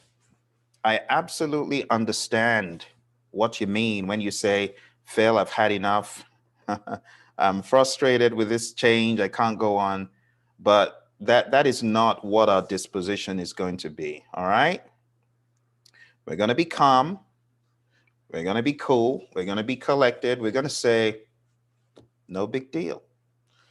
You know, I like a quote from Miles Davis. He said, music is like food. You eat what you enjoy and you leave the rest. PMBOK guide changes are like food. You eat what you like, you leave the rest. So I don't know if any of you were on my call last night, a PMBOK guide, the PMP boss party. So for the 7th edition, there are a lot of good things in the 7th edition that I did give PMI props for, right? I did give them a thumbs up for many, many of the attributes and aspects, but there's some things that are not, as good. And I was very honest with that. And I want to encourage those of you out there to be candid and honest. Candor is missing in a lot of businesses, in a lot of arms of professionalism. People want to be so correct that they don't want to be honest. Don't do that. Be honest. If it's garbage, it's garbage. If it's wrong, it's wrong. Okay? But today, we are going to take a look at the PMBOK Guide 7th edition. Today is not a day for griping or for complaining about the 7th edition. No, no, no, no, no. Today, this is a class for PMPs, okay? It's a class for you to be able to position yourself and your organization for success. It's a day where we look at the new and compare it to the old and ask the question, how do I make the shift from this? Should I make the shift from this to this? Okay. How am I going to make the change from this to this? Okay. I also will be answering the question, is this going to be replaced by this? And the answer to that straight up is no. So welcome, welcome. Those of you, my PMP exam bosses, you know where to get into this meeting if you want to join direct. Those of you on YouTube, welcome. If you have questions, just ask the question in the chat, okay? This is live on the 2nd of July, 2021, 1:05 p.m. Eastern, all right? So I just typed in hi into the chat box so that you know when this meeting is actually running. All right, so let's jump straight into it. Let's be perfectly clear, change for the better, change for the best. Kaizen is good, but change that is needless and not for the best. There's a term, I believe it's kaiaku or something like that. That's the opposite of Kaizen. You got to know that some change, tread carefully with it. So we're going to take a look at all of the chapters in the PMBOK Guide 7th edition, but we're going to do an executive review, okay? An executive review. Adash, how you doing? Good to see you, Adash JHA. Thanks for joining. Let's jump straight into it and begin taking a look at this book. Like I told you, this is not a gripe session. This is where I'm going to keep my personal opinions aside. We're going to take a look at the breakdown of this standard, okay? I understand our colleagues have been working to get something out. And I want to recognize that. And I know it's very hard to be on a panel with divergent opinions and to be able to come out with something eventually. All right. I understand that. And I want to acknowledge that. All right. You will also find in the 7th edition names of hundreds of PMPs, Project Management Institute members, just like me, who took the time to comment on the draft. You'll find our names in there. Okay. So I want to acknowledge everyone's contribution. It's great. But talking about moving forward, let's address what is in this book. Okay. You ready? We are going to go step by step. I want you to open up your PMBOK Guide 7th edition. And I want to start by explaining at a very high level what the differences are between the PMBOK Guide 6th edition and the PMBOK Guide 7th edition. To get the best from this session, which again is for PMPs, please, if you are getting ready for the PMBOK Guide 6th edition based exam, there is absolutely no reason for you to be listening to this or watching this. The reason is I don't want you to be confused. Okay? If you're taking the current exam, please do not watch until you've gotten certified, then you can watch. All right, I expect the exam will be reflecting more of this stuff that's in the 7th edition. And by the way, there's a lot of overlap with some other publications of PMI, the 6th edition and the 7th edition. So there's absolutely no need for you to worry and think you're missing out by not watching. If you're getting ready for the current exam, do not watch. All right, hope I make myself perfectly clear. So let's begin this journey into the PMBOK Guide 7th edition. We're going to start off by taking a look at the 6th edition versus the 7th edition. The PMBOK Guide 6th edition has a section called the Standard for Project Management. And a lot of folks don't understand that the standard for project management is really what the ANSI standard is. The knowledge area narrative that we see from, chapter 4 to 13, that's not the standard. So just be aware of that. If you need clarification about this, follow me to the 6th edition. I want to show you where this is so it's perfectly clear what the changes are. All right. There's a section here called the Standard for Project Management in the 6th edition. Okay, you see the ANSI logo there? This is on page 539. So from page 539, which is part 2 of the PMBOK Guide 6th edition, all the way down to page 635. You get that? 539 to 635. That is the standard I'm referring to. And that has a breakdown of initiating, planning, executing, monitoring, and controlling and closing. Okay, so let's take a look here. PMBOK Guide 6th edition breakdown. Initiating, planning, executing, monitoring, and controlling and closing is what you have in the standard. Got it? Okay. The 7th edition takes this and gives you a new interpretation of the standard for project management. I see my friend Latoya has joined. Latoya, how are you? Latoya says, please don't keep your personal opinions out of the discussion. They're relevant and usually right on point. Thank you, Latoya. I have about 2.5 hours of video that I did last night that has a lot of my personal opinions. So I know some folks, they just want to, but I'll add value where I can. All right. So the bottom line is this: the 7th edition takes project management and breaks it down like this. You've got an introduction, you've got a discussion about system for value delivery, and then it goes into project management principles. These project management principles are meant to replace initiating, planning, executing, monitoring, and controlling, and closing as being the standard for project management. So now the standard includes an introduction, system for value delivery, and these principles. One, stewardship, being a good steward on the project. Two, team, all about the team. Three, stakeholder. Four, value. Five, systems thinking. Six, leadership. Seven, tailoring. Eight, quality. Nine, complexity. 10, risk.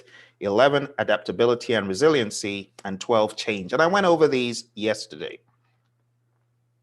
This is what the PMBOK Guide 6th edition with the 5 process groups now looks like in terms of the standard. Okay, so while initiating, planning, executing, monitoring, and controlling and closing is buried under a section known as methods, models, artifacts, some to that degree, it has disappeared from the forefront of being the standard for project management. All right, that's part one. So in your company, if someone asks you the question, has initiating, planning, and all that stuff gone away? It's not gone away. It is buried there in the 7th edition, but it is not emphasized as a standard. It is buried in there as one of the models through which you can manage a project. Does that make sense? Okay, good. Let's move on. The next drastic change is what we call a guide to the project management body of knowledge. And to be quite honest, most of us, when we talk about the PMBOK Guide, this is what we actually see as the PMBOK Guide, but it's not. It's not this piece that's the standard. It's part of the project management body of knowledge guide, but it's not the standard. And I'm talking about the knowledge areas.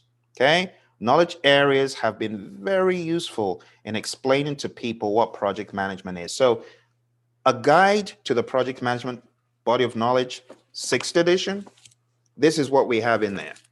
Introduction, project environment, the role of the project manager, and then it goes smack dab into the knowledge areas: integration, scope, schedule, cost, quality, resources, communication, risk, procurement, and stakeholders. And that's how we know the guide. Okay, are you ready for this? 7th edition. It takes your understanding of the 10 knowledge areas that, by the way, has been in existence for a very long time, and it transforms it into this new guide: project performance domains. And the project performance domains are, let's zoom in so you can see them real well: stakeholders, team, development approach and life cycle, planning, project work, delivery, measurement, and uncertainty. So I want you to reconcile the knowledge areas that you see and the new performance domains. In other words, these knowledge areas are no longer the meat of a guide to the project management body of knowledge. Instead, it's these performance domains. All right. Like I said, I'm going to keep personal opinion out of it, but that's what it is. So now you understand the breakdown at a high level. You know what the meat of the PMBOK Guide 6th edition is, and you now know what the meat of the PMBOK Guide 7th edition is. Now, there are a few more pieces that I should throw in here. there is a chapter on tailoring and a chapter on models, methods, and artifacts. And that is where you're going to find a casual, if I may add, mention of this. You're going to find it inside models, methods, and artifacts as the second model mentioned. Okay. Or method, whichever one they put it in. I believe it's method, I think. We're going to take a look at all of this stuff eventually anyway, but let me just really quickly refer to it so that those of you in speed listen mode are going to be able to see where this is. Okay, I believe this may be in the methods. Let's see. Not in the models, but in the methods. So let me see. This is on page 171. So if you want to see where this is mentioned in a very casual and lackluster fashion, if I may add, this is on page 171 of the 7th edition. Okay? You find mention of it, and it reads, project management processes can be organized into logical groupings of project management inputs, tools, and techniques and outputs that are tailored to meet the needs of the organization, stakeholders, and project. Groups of processes are not project phases. The process groups interact within each phase of a project lifecycle. And then on the next page, it goes into initiating, planning, executing, monitoring, and controlling, and closing what it is. It says these process groups are independent of the delivery approach. Application areas such as marketing, information services, and accounting or industry. In a process-based approach, the output of one process generally becomes an input to another. So what you can infer from this discussion, my friends, is that the PMI is not saying forget about the process groups, okay? It is the way the information is presented and emphasized that we can conclude it is less important based on their presentation of the material. That's what it comes across as. Is that reality? No. For that reason, I want to urge those of you that have project management offices, PMOs, program management offices, you're doing really well with your predictive projects. My friends in construction, okay? My friends in the area of design, mechanical engineering, automation. Stay the course of what works for you. Do not allow this to perturb you or throw you off. Instead, be curious to understand the differences that are in this book, but I want to give you another layer of perspective, and that is to understand the world of Agile, because the 7th edition does not really do that, believe it or not. Agile is so buried in the 7th edition, you may as well read the 6th, where it is emphasized in concepts, trends, tailoring, and considerations for Agile. There is no topic here that is blatantly Agile. It is so agnostic that it actually loses its character, okay? So for those of you that have PMOs, you're in construction, you're in some heavy machinery, heavy process type industry, I want to encourage you to read the Agile Practice Guide and read the manifesto, pages 8 and 9, and begin to apply that thinking to your projects. I didn't say that development approach.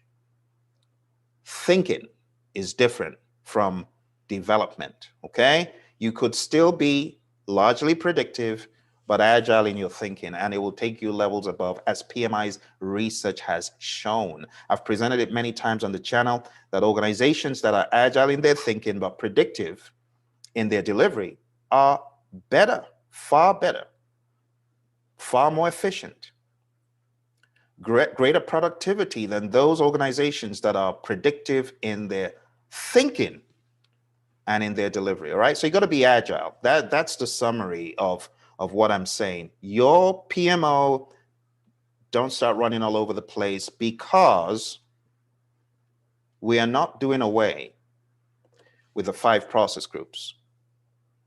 I really want to emphasize that. Page 171 in the 7th edition, it lists the 5 process groups as one of the methods.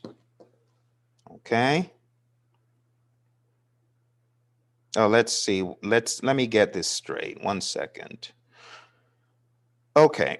So they list it as process groups, but it's under models. Okay, let's get it straight. It's under models. Okay. So that's models. Good. So it's a model.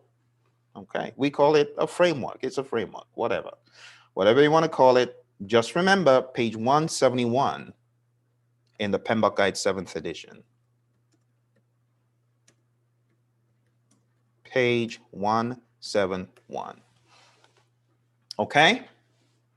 So go back, tell your PMOs, it's okay. We're not forgetting about the 5 process groups. It's just not emphasized. The current standard is not built on it, but it doesn't disqualify it. Okay? Great stuff. All right, let's move on to our next topic here. So in the 6th edition, you got a bunch of appendices, the glossary and the index. In the same token, you got that in the 7th edition as well. There's a lot in the appendix, the glossary and the index. In fact, if you take a look at the count, the page count, it actually bumps up the page count to 370. It's pretty significant. Pretty significant. Okay. I also want to emphasize, just so you don't get lost in the details here, we have the standard for the 7th edition right here, numbered differently. Okay, you're going to see a different numbering.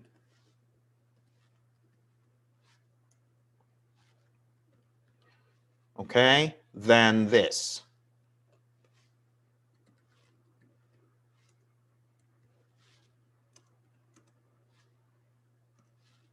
Okay, so if we're taking a look at the standard for project management on the 7th edition, it goes from page 1 to page 60. Hold on a second. Round about 67. Okay, so this is number 1 to 67. All right, so it's like having 2 documents in one. If you take a look at the guide to the project management body of knowledge for the 7th edition, that goes from page 1 to roughly page 274. So when you're going through it, be aware that you got 2 different numbering schemes. All right. This one was just numbered straight on from page 1 to 756. All right. When you really boil it down,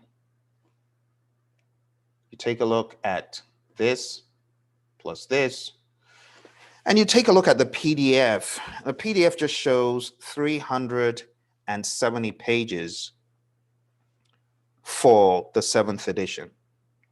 So if you really wanted to get a perspective of, ratio, 370 to 756, you could say that the new PMBOK guide is about 0.48 that of the 6th edition. In other words, 48%. So we could say there's been a 52% reduction. They cut it in half.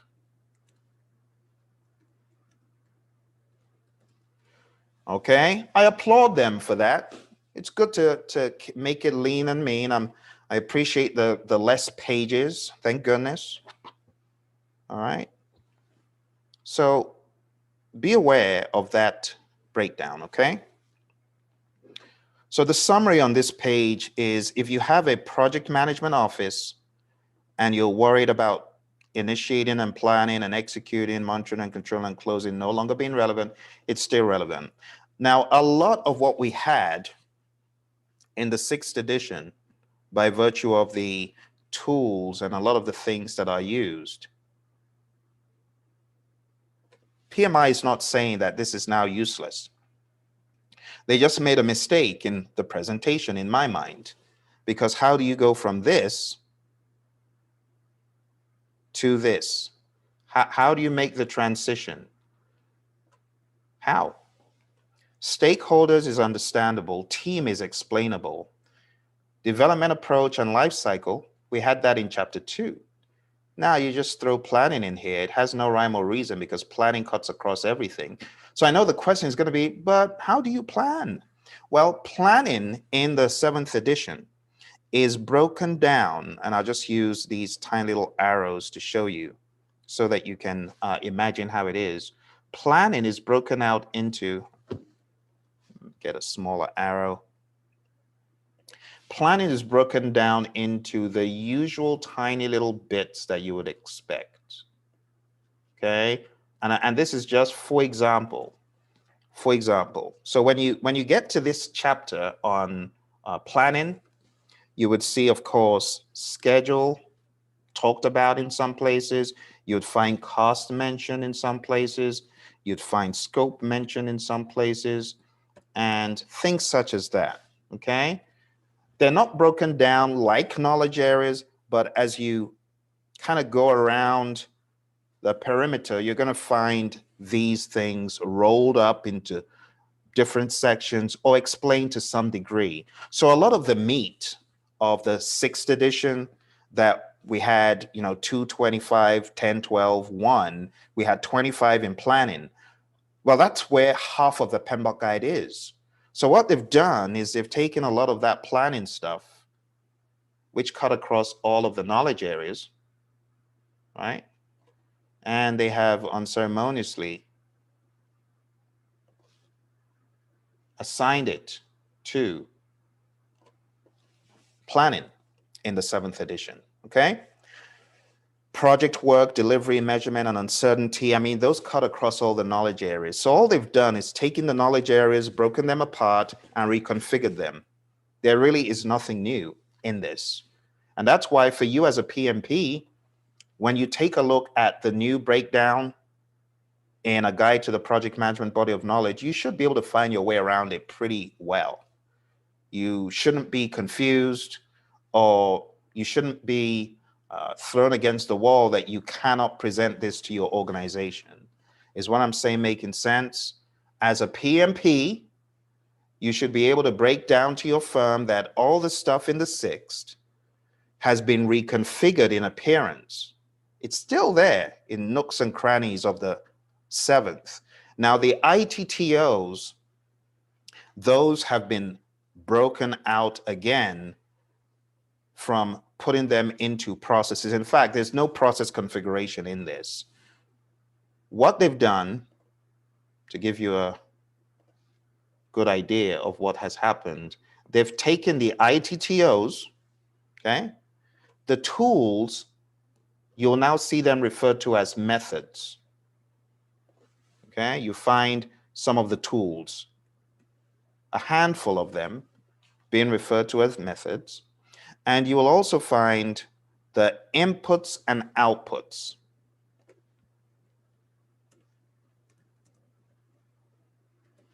You'll find those being referred to as artifacts. So you're going to find mention of this in the artifacts, okay? So a lot of the stuff that you knew in the past is still there. It's just scattered across different sections. Let me show you an example, okay? So when you take a look at the tools and techniques, okay? Tools and techniques, we have 2 broad categories. We have data gathering and analysis methods. We have estimating methods. We have meeting and event methods, and we have other methods. Okay. And these are under methods. Okay.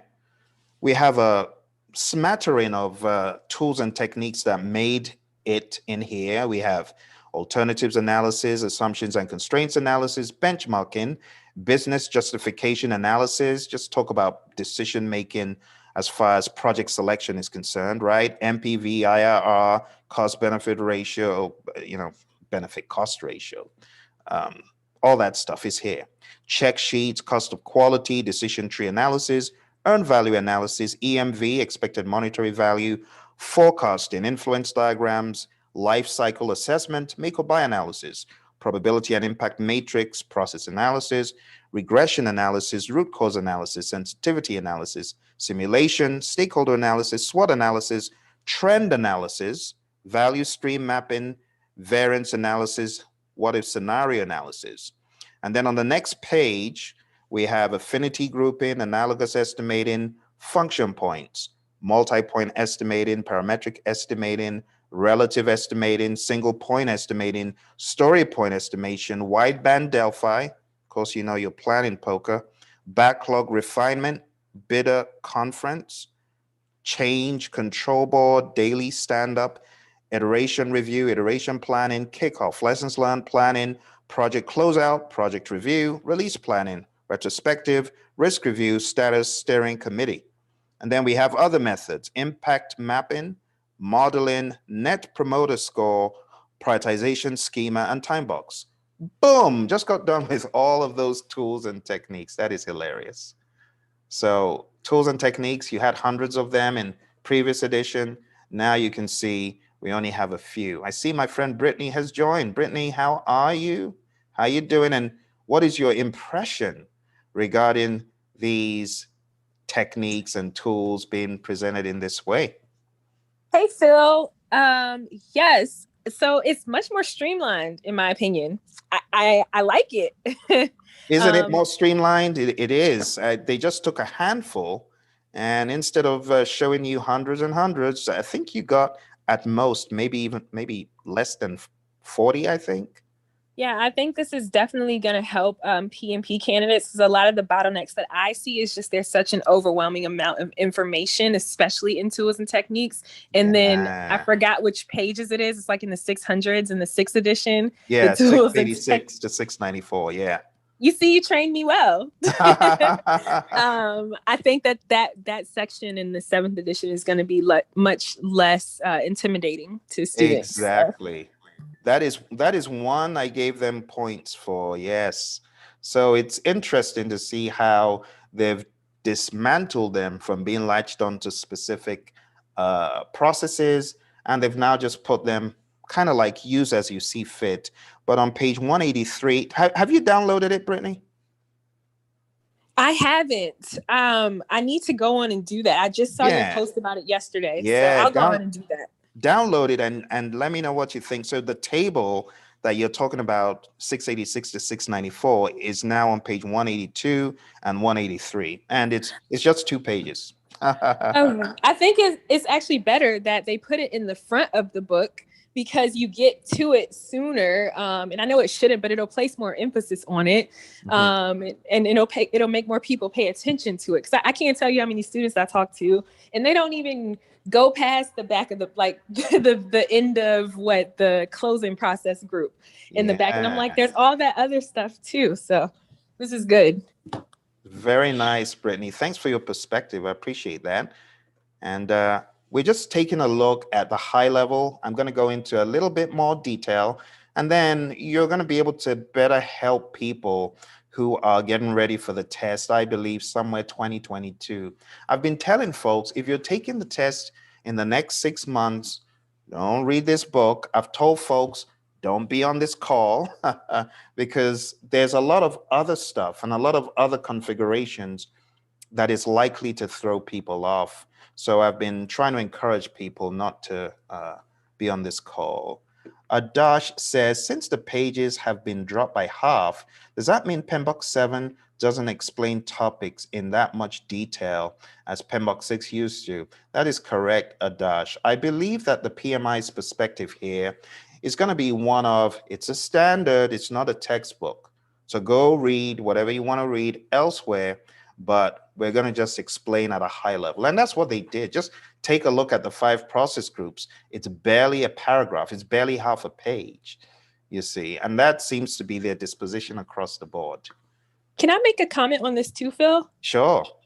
I think that since in general the PMI is leaning more towards people and people engagement, you know, it's less about specifics, like you said, like the the standard, the formula, but it's more about working together as a team and honestly making your own perceptions based on the loose guide that they give you, and then, you know, using that to work on your individual projects in the real world with your teams.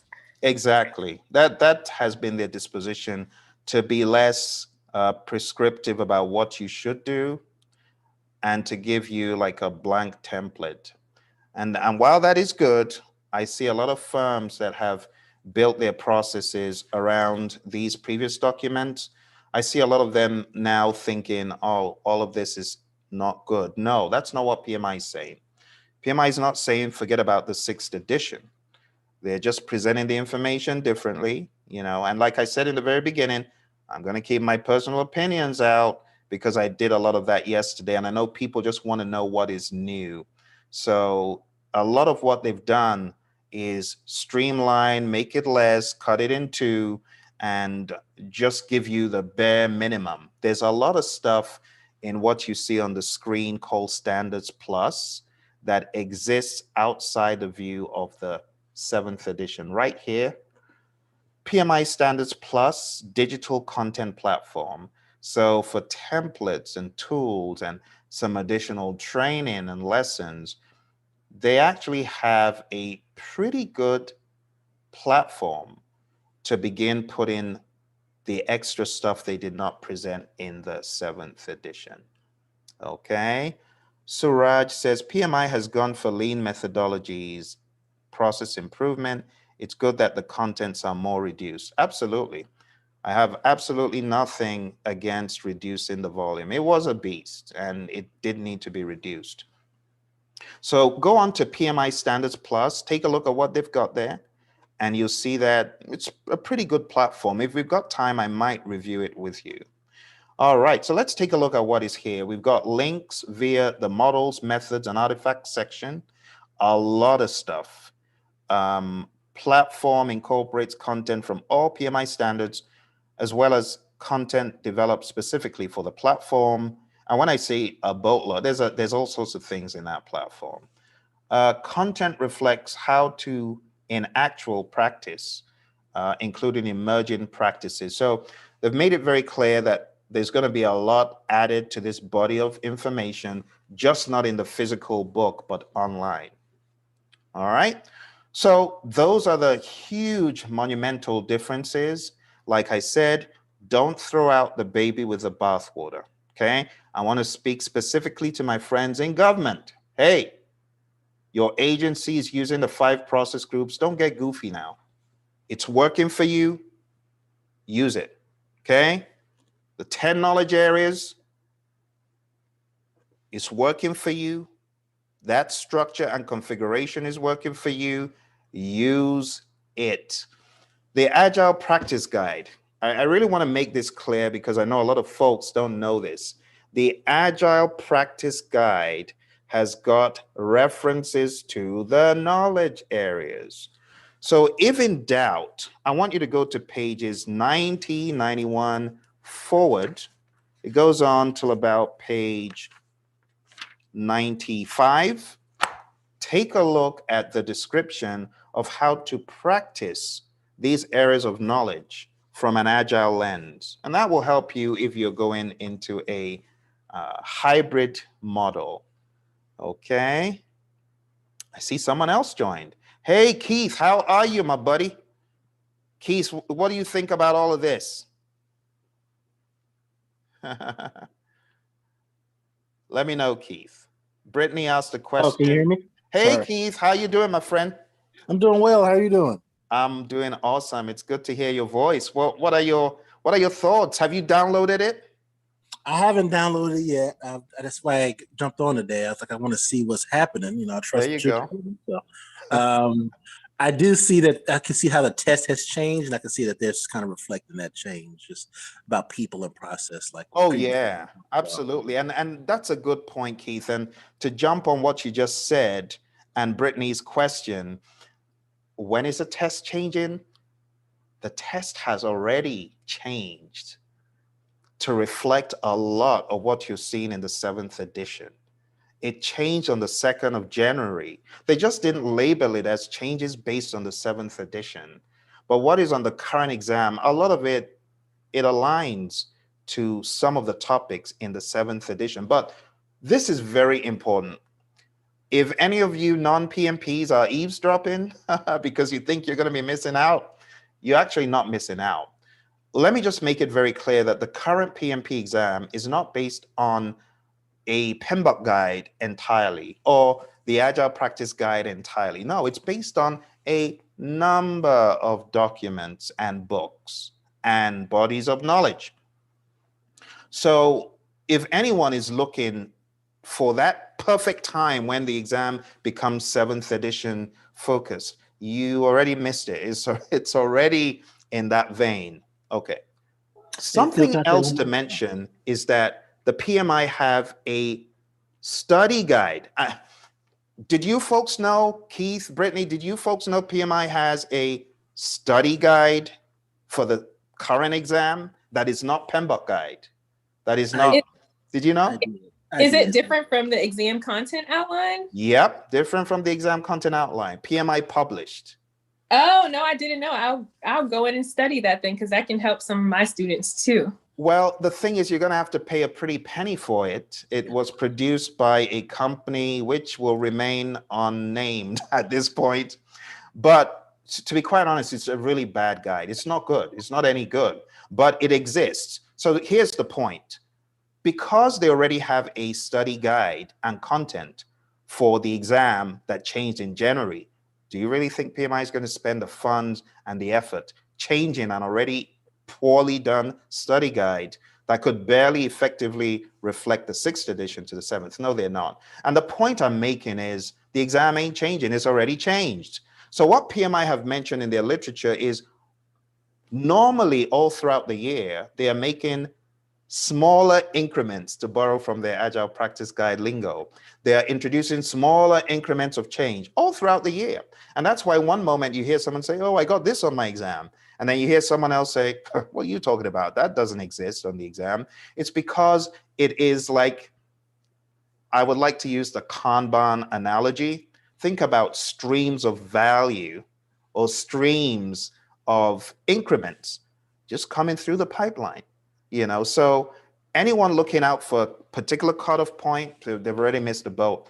2nd of January, PMI, they're not going to tell you, oh, by the way, this is based on it, like Keith said, the people focus, we already see it on the exam. Is what I'm saying making sense, Brittany? Yes, it is. I just, I took the old exam, so That's true. I Yeah. had Yeah. I think, Yeah. Phil, can you Yeah. hear Well, me? thank you for the question. And thank you, Keith, for weighing in there. Did that make sense, Keith, what I'm saying? No, it makes sense, but I would say that I took the original, the older test as well, and that Ah, test it was. I feel like you could. I think it's easier to study for. I would say because it was more. This one you don't know what you're getting. You may get a test that's the a whole bunch of chameleon. agile or a whole bunch of waterfall. So you have to do the whole swath of the knowledge area now. You can't Very just do true. one area.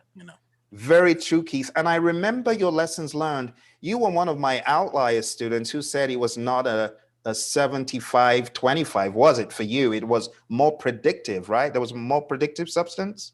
Yeah, mine was mostly predictive. It was probably 60% predictive, I would say. There you go. And that is a very good lesson for our PMPs who are watching to know that everyone's exam has a different titration of these things.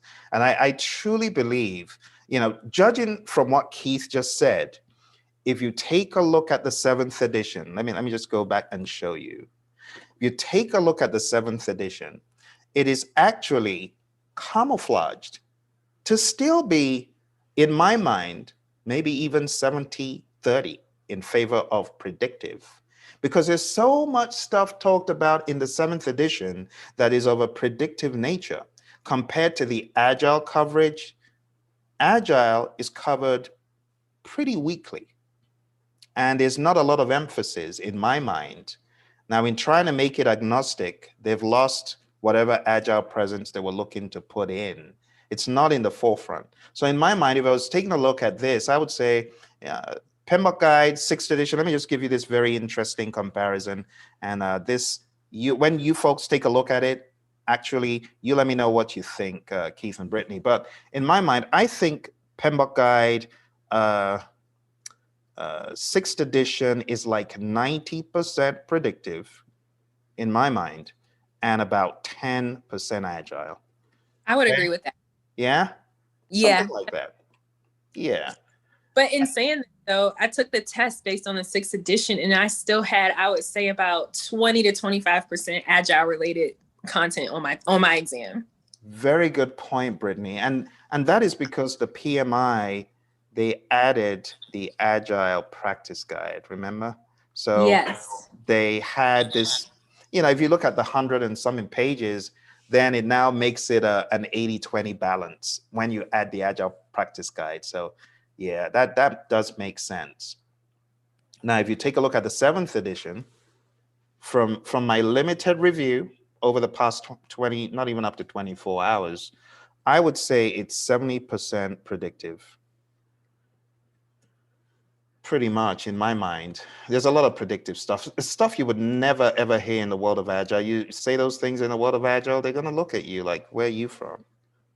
Where did you fall from, Phil? And 30% Agile, in my estimation of things. If I was going to be probably more analytical, I would say 60% Agile, 60% predictive, I beg your pardon, 10% hybrid. And I could actually be a little bit more liberal with my hybrid, and I would say 30% agile.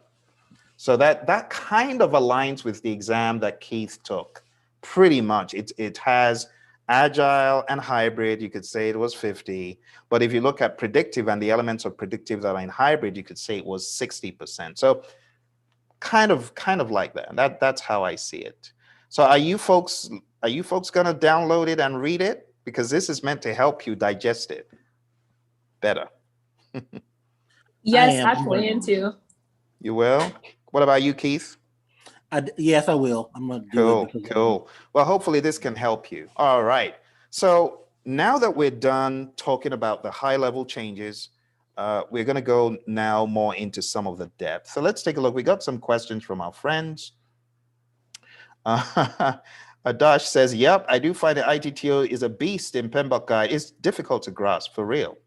And Suraj says, yes, the ITTOs are very much difficult. Yes, also they are repeated, Suraj. Absolutely agree. What is the best way to tackle ITTOs? Look for a physical model of the tool or technique. Do it. Like if it is something that you do, like MCDA, for example, multi-criteria decision analysis, you create a matrix, do it yourself. If it's a product analysis, do it yourself. If it's an output or input, look for an example. I usually send my students this link. I know Brittany and Keith, you folks, you already know the link. It's the CDC link. Check out that link. If you want to see an example of an output or an input, look at that link. Okay. Suraj says, I think we can refer to the 7th edition. It will be more easy as compared to the 6th edition. It is not as comprehensive, and it's a little bit confusing, to be honest. So is it smaller? Yes. Is it more confusing as far as the presentation of the content to train project management? Yes, it's rather confusing. And that's why I'm doing this session, so that when you train it, you are going to train it using your own curriculum. Okay, you're going to train it from the lens that works best for your company. Some of you, your company is going to say, no, we just want to go agile. Then in that case, look for another solution.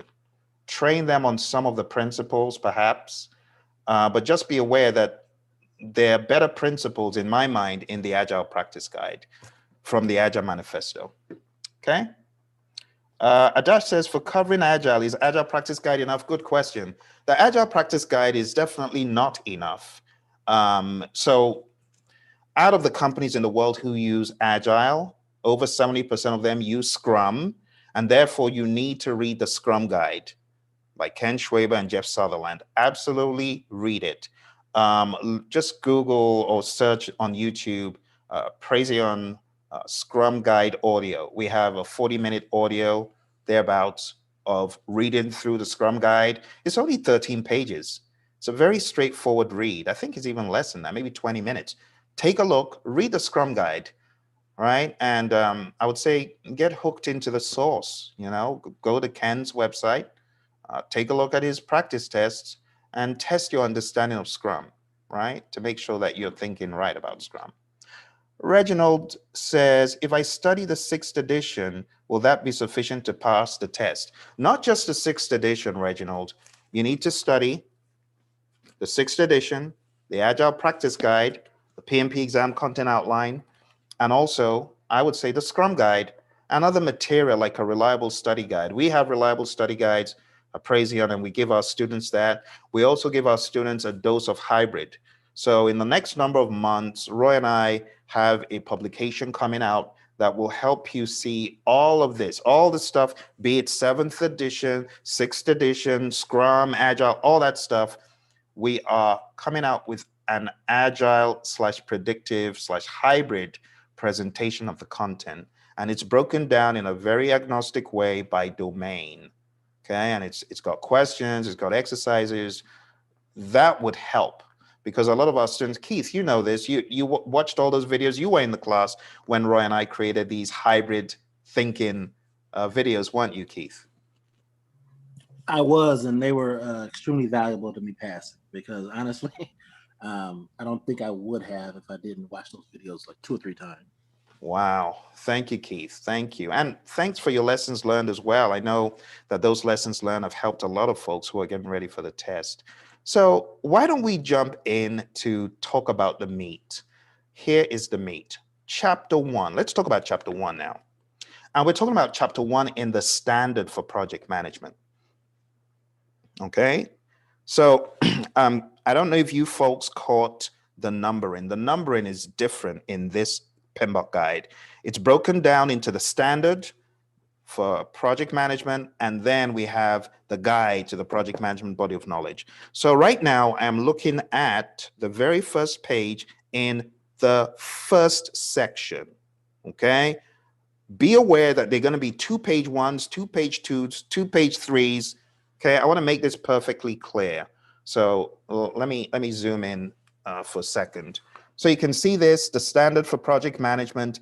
This is the first section, and it's numbered from number 1, page 1, all the way to page 60 thereabouts. Okay. Then you have a second section, which is a guide to the project management body of knowledge. That is section 2, and it's numbered from page 1 to like 171, something to that effect. Okay. And there are a lot of Roman numeral numbered pages for the first section, and that brings the total of pages to 370. So it's not as small as you think. It's like almost 2.5 times the Agile Practice Guide. Okay, it's still smaller. It's better than 756 pages. Okay, but just be aware it's not super small. It has some substance still. Okay, so let's take a look at the very first section and introduction. All right, so it's called the standard. Again, the standard for project management. That's where we're starting off. Let's go there.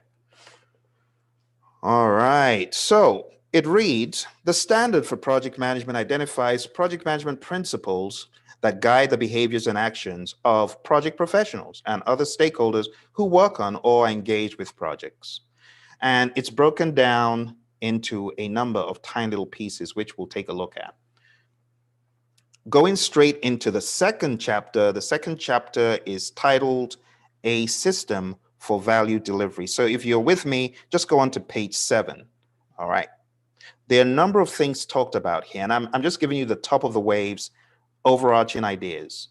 The first piece is about creating value. Think about it. What is a project meant to do? It's meant to deliver a product, service, or result that generates enough value to be justified in the first place. But when we think about value as the net quantifiable benefits that you're getting from the project. So in order to get value, there must be some benefit. And these benefits, they're talked about exhaustively in the PMBOK Guide 6th edition: goodwill, brand recognition, monetary assets, stockholder equity, things like that. So it says, this section describes how projects operate within a system to produce value for organizations and their stakeholders. It says, projects exist within a larger system. This standard uses the term organization when referring to government agencies, enterprises, contractual arrangements, and so on. And it talks about value being identified, whether in a portfolio, whether in a project, whether in a program. Okay, and that's part of the discussion about value. And then it goes into information flow and a lot more stuff here. But let's go to the next overarching point, 2.2. And excuse my cobwebs. Remember, this is less than 24 hours, so I put this together pretty ad hoc. All right, so let's go through it again. 2.2 is organizational governance systems, and it says, this section describes how governance supports a system for value delivery. So who remembers the definition for governance? I'm taking you way back to your PMP, huh? Governance is the framework within which authority is exercised, according to PMBOK Guide 6th edition. So when we talk about governance, just remember, it's a framework for which authority is exercised. So let's read. It says, the governance system works alongside the value delivery system to enable smooth workflows, manage issues, and support decision-making. Governance systems provide a framework with functions and processes that guide activities. That's basically it. Just remember the definition. Governance is the framework within which authority is exercised, whether at the project level, at the organizational level, and what have you. Let's move on to 2.3. 2.3 is functions associated with projects. People drive project delivery. They do so by fulfilling functions necessary for the project to run effectively. Now, let me just give you this take straight up. This view in 2.3 is largely from a predictive or at best hybrid lens. And the reason is this. The very first one talks about providing oversight and coordination. People in this function help the project team achieve the project objectives, typically by orchestrating the work of the project. Now, in a predictive world, orchestrating is done by the project manager. Yes, yes, yes. But in an agile world, it is done by the team. So talking about functions associated with projects, we're really talking about integration on page 13, okay? The next one says present objectives and feedback. People in this function contribute perspectives, insight, and clear direction from customers and end users. We could say product owner, we could say team members, and so on. The next one on page 14, it says facilitate and support. Now we're talking about servant leadership, scrum masters, some project managers on agile projects that are more agile in nature, but with a predictive component. And then it says perform work and contribute insights. That's the team, obviously. Apply expertise, provide business direction and insight, provide resources and direction, functional heads and people like that. And then we have maintain governance. Okay. And however you use the word governance, governance is a pretty stern word. It's not a word you come across typically in the world of agile. That's why we have to tread carefully using that word. And I said yesterday, that is where you can lose a lot of agile audience. Some of these roles that are being mentioned here in the world of agile, it's just team, team, team, team, team, team, team. World of Scrum is just Scrum team, Scrum team, Scrum team. All right. All right, let's go on to 2.4, the project environment. Projects exist and operate within internal and external environments. The bottom line is this: enterprise environmental factors, internal and external. Okay, and OPAs. So they talk about internal environment. They've done away with the term enterprise environmental factors for the most part. They just say internal environment and external environment. In internal environment, bear in mind that your beloved OPAs, your assets, your data assets, your governance documentation, all that stuff, they've just shuffled it into internal. No more stock mention of OPAs, okay? Then if you go to the next page, external environment, we have marketplace conditions, social, regulatory, and so on. And that is really code for your external EEFs. All right, and that is on page 18. Let's go to 2.5, product management considerations. It says the disciplines of project, program, project, and product management are becoming more interlinked. While portfolio, program, and product management are beyond scope of this standard, understanding each discipline and the relationships between them provides useful context for projects whose deliverables are products. So they haven't forgotten about their product friends. They've tried to give some emphasis here. And on page 19, they have a sample product life cycle. And they're showing how the life cycle of a product, it has a tangent of events. So they give you a little graph here, and it shows you the peaks in the life of a product, and it shows how different projects, project 1, project 2, project 3, this is all product life, right? Throughout the life of a product, case in point, Flash, now defunct, no longer looked at as a product that is in operation, right? Flash went through a series, a smattering of increments and projects to make it better, but the security just didn't cut it. And then it eventually got down to project N, and that was the final, and that was the end of the product life. So they've got introduction of the product, the growth of the product, the maturity, and you can see the peak right here kind of is in that zone, and then decline or retirement of the product. And that's a sample product life cycle. All right, and that's pretty much it. You know, it talks about product management can exist at different levels: program management within a product lifecycle, project management within a product lifecycle, and product management within a program. So here's the summary. These projects, they could exist individually, or they could be part of a project, they could be part of a program, or part of a portfolio. That's all they're saying. All right, and that again is on page 19. Okay, and that's the end of chapter 2.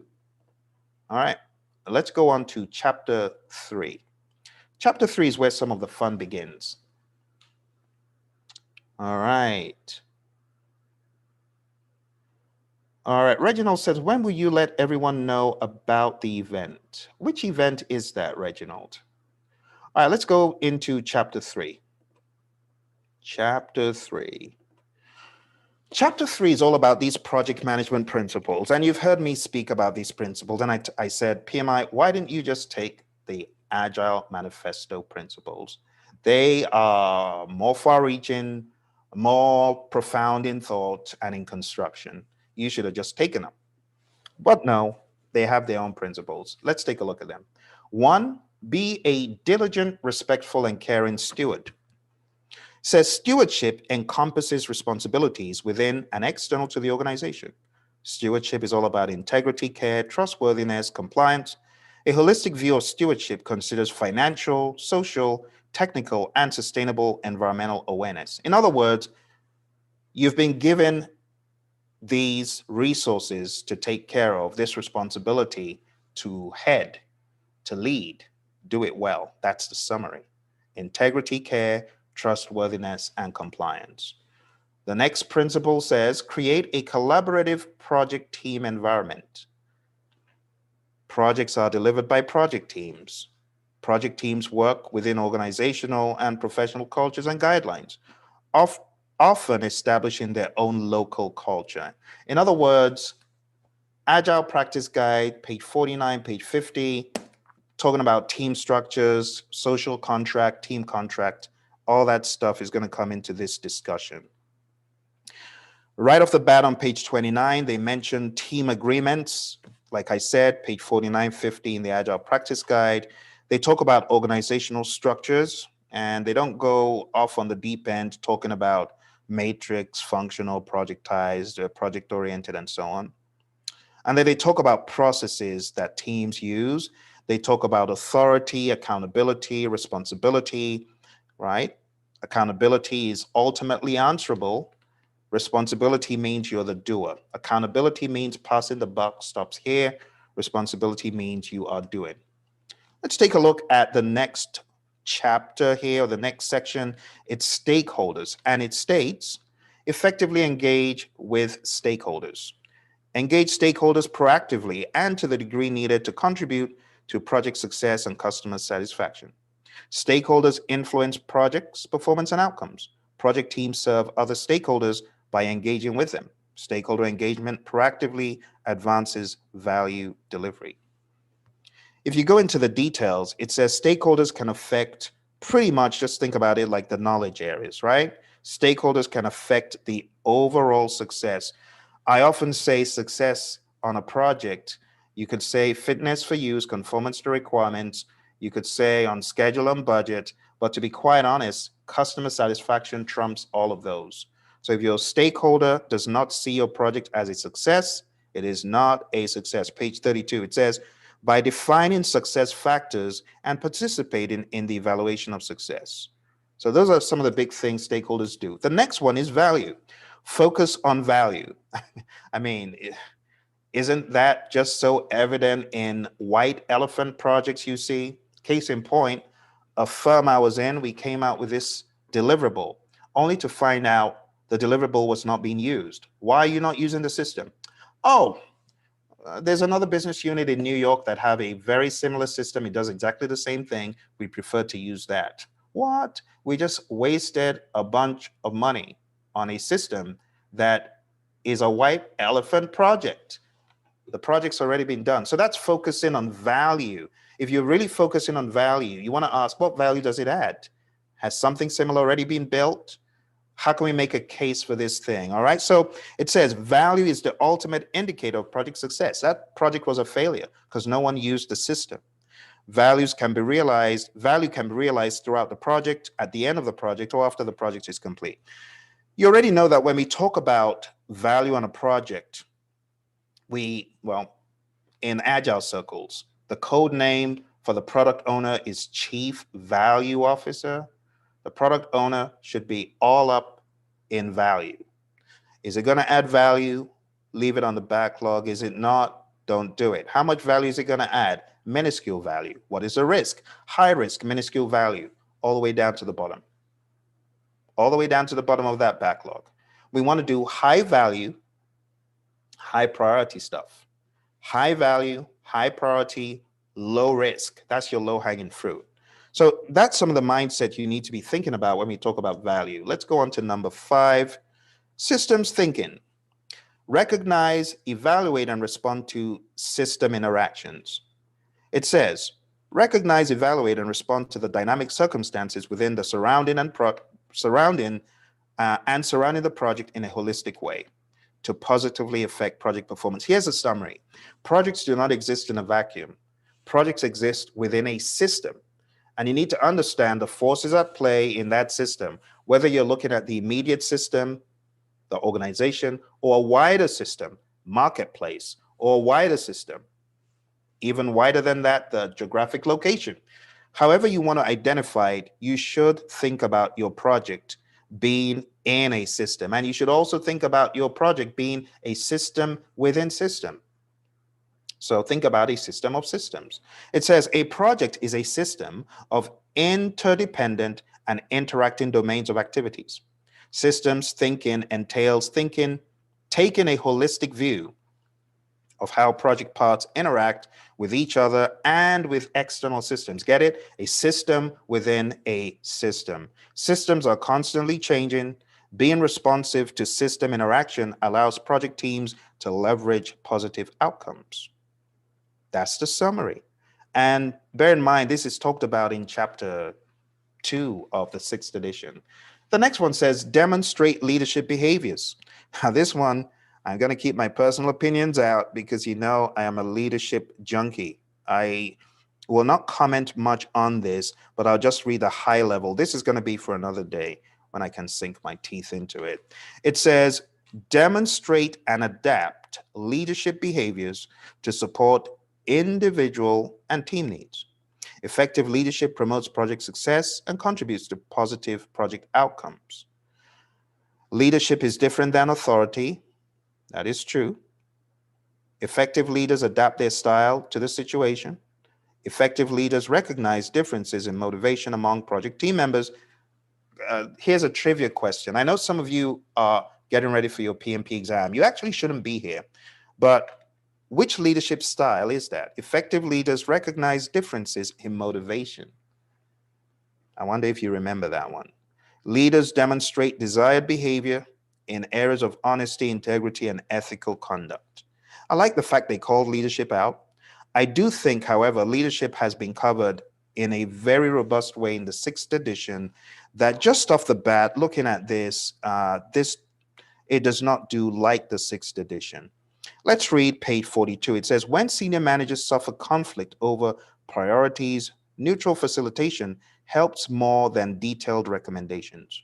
So I see a lot of these questions that we find on our exams. We who have done the PMP exam, the idea is not to solve every problem for the team. And that's what this is really just saying. Allow the team to some degree sort themselves out. A project team member deepens leadership acumen by adding or practicing a combination of various skills or techniques. And it goes into a number of bullet points. It's a laundry list of bullet points. Focusing a project team around agreed goals, articulating a motivating vision, seeking resources and support. It goes on and on. Next page says personal character matters as a leader. Projects work best when leaders understand what motivates people. Effective leadership promotes project success and contributes to positive project outcomes. Additionally, business obligations can be fulfilled based on delegated responsibility and authority. By blending styles, continuing scale growth, and leveraging motivators, any project team member or stakeholder can motivate, influence, coach, and grow the project team. Very well said. I like that statement because you've heard me say everything rises and falls on leadership, like my mentor, John C. Maxwell, said. For those of you keen on knowing more about leadership, I want you to take a minute, go explore the Project Leadership Institute. Just go on down to Project Leadership Institute.com. All right. And Brittany knows this firsthand. Brittany, how does it feel to be in the Project Leadership Institute? You having a good time? Yes, it feels amazing. Seriously, guys, it adds so much value. So after you get your PMPs, definitely consider joining us. It is so helpful in continuing the journey after being certified. Absolutely. And that's why I'm really glad. Thank you, Brittany. Don't you feel excited to see a leadership principal here? I do. I actually do. But like you said, I like the descriptions and the breakdowns in the 6th edition way better than what they do here. I know you did. And, Brittany has been not just, one of our PMP gurus. She's actually come back to help in training. That is a sign of a true guru. So thank you, Brittany, for weighing in on that one. You're welcome. Right. I guess servant leadership, when you just asked that question too. You didn't say the answer, but I guess servant leader. Well, let's keep it a mystery. I'll tell you when we get off the call. It's a secret. Let's see. Did anyone respond on YouTube? I want them to go open up their PMBOK guides. Okay. I don't think anyone responded. Okay. So let's continue along, Brittany. So here we're moving into number 7. Number 7 is tailor based on context. So you got to tailor the project. Makes sense. It says design the project development approach based on the context of the project, its objectives, stakeholders, governance. In other words, tailor according to the project. All right. Each project is unique. Project success is based on adapting the unique context of the project to determine the most appropriate methods for producing the desired outcome. All right, let's go on to our next one, quality. Build quality into processes and deliverables. That's a no-brainer. So it says project quality entails satisfying stakeholder expectations and fulfilling project and product requirements. Quality focuses on meeting acceptance criteria for deliverables, the reverse of your story card, right? Your user story card. Project quality entails ensuring project processes are appropriate. Yep. So that's quality. We can talk about quality from a product perspective or from a project perspective. That's what they're saying. All right. The next one is navigate complexity. Continually evaluate and navigate project complexity so that approaches and plans enable the project team to successfully navigate the project lifecycle. So what are they saying in essence? I want to take you to the Agile Practice Guide, page 14, because that's where the Stacy complexity model is, and that's where you begin to see the language of complexity, complex. So we have the complicated space and we have the complex space. So you can have simple projects, you can have projects that are complicated, but you could still use a predictive largely approach. But then you're beginning to use a little bit more agile because they're tiny little components that are all part of the puzzle.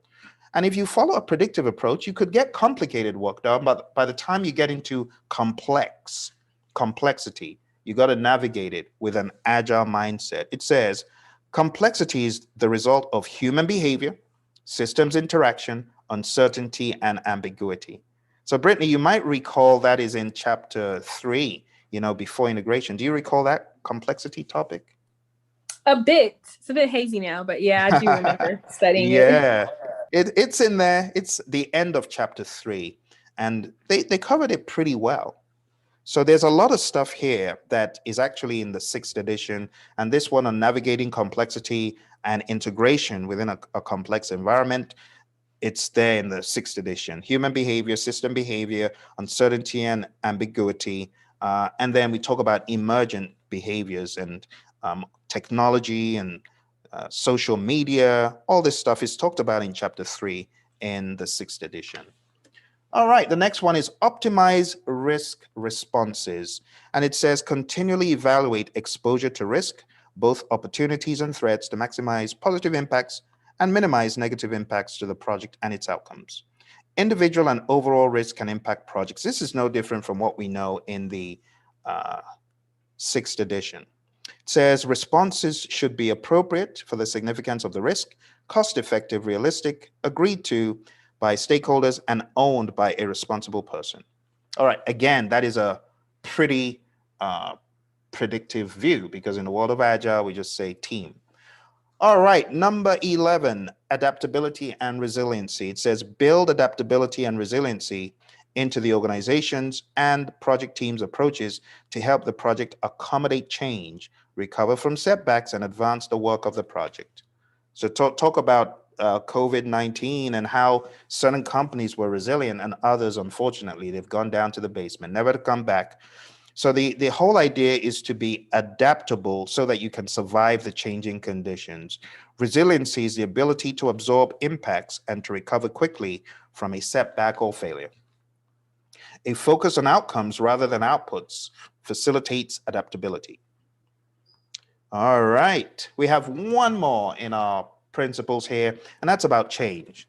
And it says, prepare those impacted for the adoption and sustainment of new and different behaviors and processes required for the transition from the current state to the intended future state.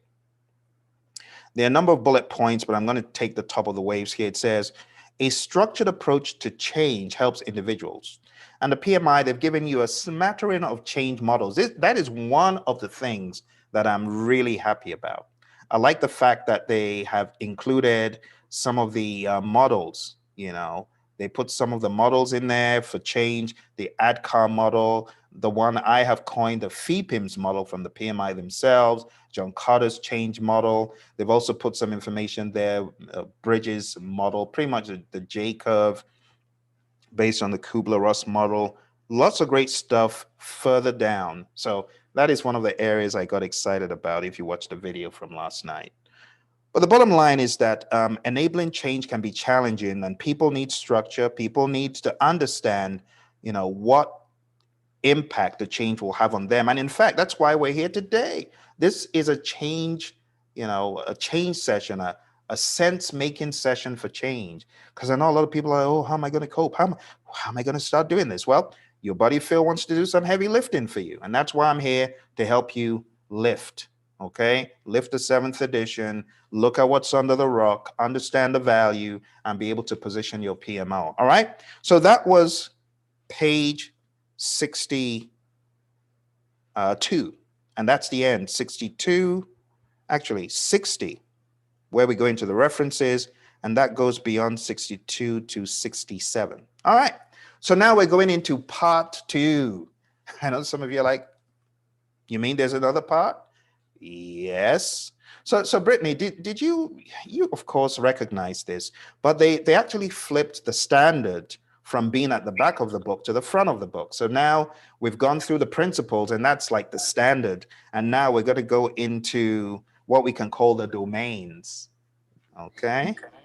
Yes, and that's how they have the content outline set up now, I believe, with the 3 different content, or the 3 different domains. Good point, Brittany. So when they say domains in the PMP exam content outline, if you go to page 5 of this new PMBOK guide, the domains are different. They're 3 times the number of domains. There are 9 domains now in the 7th edition. Yes. So I don't think the exam is going to reflect these domains, which makes it even more confusing because you got domain. You're like, which domain? So Exactly. we've got stakeholders, team, and a bunch of others. That's what we're going to look at right now. All right. Okay. So let's jump straight in.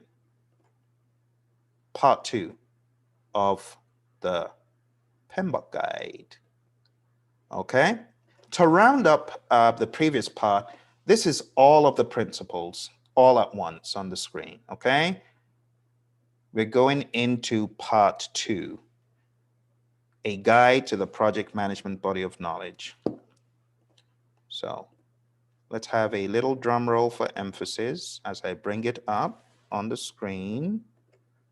Remember, this has been, pretty ad hoc, because this time yesterday, very few people were even aware that the PMI was going to pull this one. Were you surprised, Brittany, to wake up and find, what did they do? They did announce it was coming down the pike in August. So a lot of people were very surprised to find, that it came out earlier. All right, drum roll, part 2. Part 2, let's go straight into chapter 1. Okay, chapter 1, part 2. It's an introduction. And in chapter 1, it first says an introduction to the PMBOK guide. And here we have, I'll just read it. It says, this section, the introduction, describes important information about the PMBOK Guide 7th edition. It describes the relationship of the PMBOK Guide standard for project management, changes to the PMBOK Guide, the relationship to Standards Plus. And it's broken out as follows. 1.1, structure of the PMBOK Guide. The structure of the PMBOK Guide is project performance domains, tailoring, and models, methods, and artifacts. So if I was going to break this down even further to give you a better understanding, and I think it's worth doing. So let me try and do it here. Going to break it down so you really have a good understanding. Okay. Structure of the PMBOK guide. 1, project performance domains. That's 1. 2, tailoring. And 3, models, methods, and artifacts. So when you talk about how this is broken down, that's it. Okay? The structure of the PMBOK guide, project performance domains, tailoring, and then models, methods, and artifacts. Okay? So there are many pieces. This is what could make it a little bit challenging, but I'm doing the heavy lifting for you. All right. So far we've covered this. Now we're going to cover 1.2. 1.2 is a relationship of the PMBOK guide and the standard for project management. It says work in the project performance domains is guided by the principles of project management as described in the standard for project management. A principle is a fundamental norm, truth, or value. So they're saying that the principles we just looked at should drive the domains we are about to study. Okay? Next section is changes to the PMBOK guide. It says this edition of the PMBOK guide focuses on delivering outcomes regardless of the approach used by the project team. However, project practitioners using the PMBOK guide also benefit from some level of understanding of how to deliver projects. That's that. And then it talks about the importance of tailoring. Let's go on to the next section, which says relationship to PMI Standards Plus. So it says information in this guide is further elaborated. Let's just go there because I've talked about Standards Plus. Seeing is believing, and seeing pictures worth 1,000 words. Let's just go on to PMI.org. Let me show you Standards Plus. It's actually not a bad platform. And Brittany, if you go back into our archives, you will see that this has been talked about in the Project Leadership Institute meetings. But going straight here, we go into learning and events. Let's see if we can find it. What's new? Let's click on what's new. And there's a bunch of things new in the world of the PMI. And we are looking for Standards Plus. That's it right there. See that? So let's click on Standards Plus, PMI Standards Plus, learn more. Standardsplus.pmi.org. You got to register to get in. Let's see if I can log in. Got to log in. And when you log in, you will see the plethora of content. I did find it pleasantly surprising how much content was in here. So they've got a video on definable work versus high uncertainty work, case studies, another case study, managing scope, the beauty of work packages. That's going to be fun to watch or read. Case study determining the desired future state. So they're trying to use, as you can see, the imagery and just the layout. It's friendly. Wouldn't you agree, Brittany? Doesn't it look friendly? It does. It does. I like it. Yeah, very friendly looking. And they've got a bunch of videos, all sorts of stuff here. Techniques for managing dispersed teams, 5 keys to relationship building, delivering project success with cross-team collaboration. So there's a ton of stuff, just so much. Yeah. Very inviting. Isn't it? Yeah. Yeah. Let's click on one of these. I like that one with the kids there. Let's click on that. Benefits of stakeholder analysis. Okay. And there you have it. Nice little document for you to, read more about it. And developed by PMI for PMI Standards Plus with contributions from Mohammed El Helali. Okay. Very good. So we've got some individual contributors here, apparently. They've even got the social media like and save, share, so this This proves to be a rather interesting repository where you can get some additional insights. There's a requirements documentation template. See that? Interesting. Good stuff. Okay.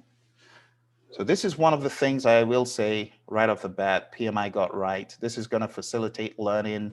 A lot of people learn just by browsing a site such as this and picking up some helpful stuff. And the imagery is very welcoming. Good stuff. Agile in action, planning an event during COVID-19. That's going to be fun to read. All right. Okay. So that's PMI Standards Plus, okay? Now you've got an idea about what PMI Standards Plus looks like. Let's jump back in here. So the relationship between the PMBOK guide and standard for project management, we've covered that. Changes to the PMBOK guide, kind of covered that, and we were at relationship to PMI Standards Plus. And Standards Plus, just look at it as an extension of what you have in the 7th edition to help you better understand some of the topics. So it says, PMI Standards Plus offers a dynamic body of knowledge, you've seen it, with real-time access and in-depth information that is aligned to PMI standards, not just the PMBOK guide, by the way, and carefully vetted by a panel of SMEs, subject matter experts, representing a wide range of expertise. It also says, the digital platform encompasses current and emerging practices and other useful information related to PMI's library of standards. So PMI, well done on that one. Well done. You got that one right. That's one good thing. Okay. Let's move on. So chapter 3, or I should say chapter 2, is where more drama unfolds, okay? This is where we now see the replacement, what the replacement of the knowledge areas in the context of the guide to the project management body of knowledge actually looks like, okay? I'm gonna leave it up to you folks. You know, you go ahead and decide if this does it for you as far as replacing the knowledge areas, okay? So here we go.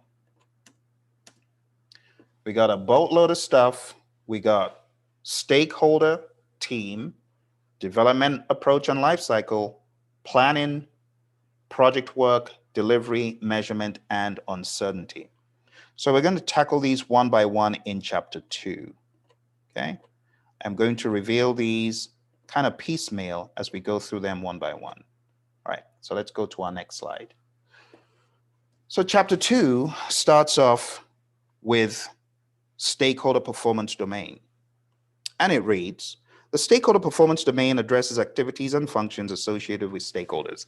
Your PMPs, I don't need to waste time on that. Let's go to the next one.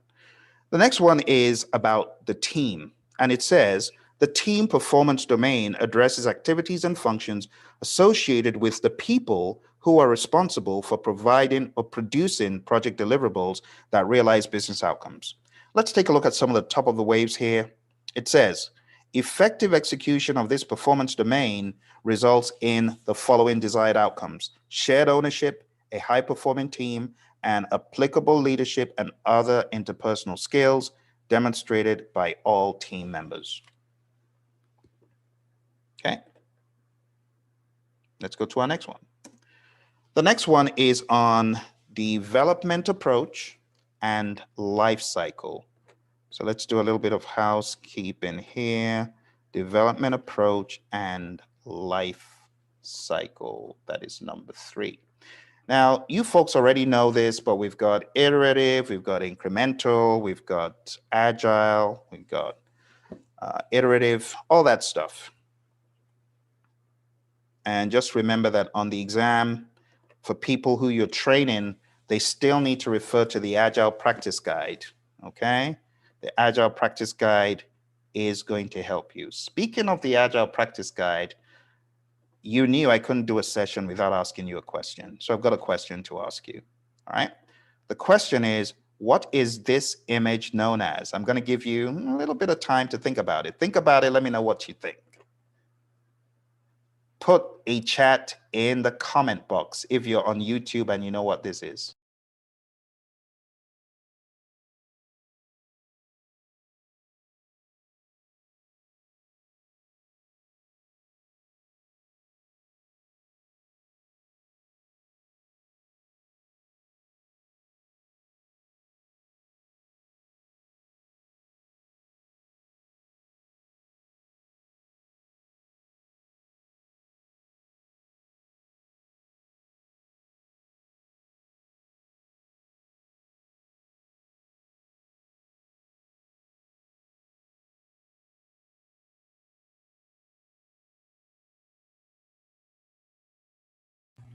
I don't see a lot of chats. Come on now. Where are my YouTubers?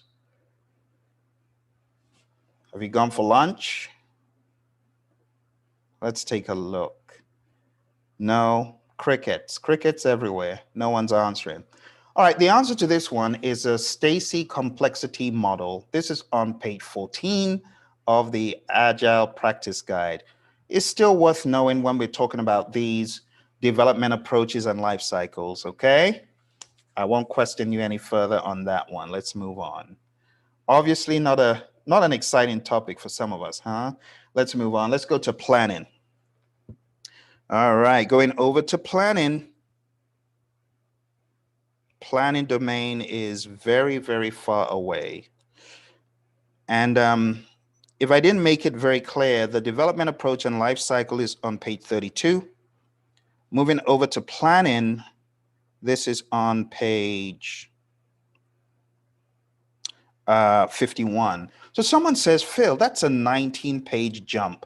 What on earth, to backtrack, what on earth is in development approach and life cycle? Let's read the high-level topics, okay? They're going to make sense. The high-level topics are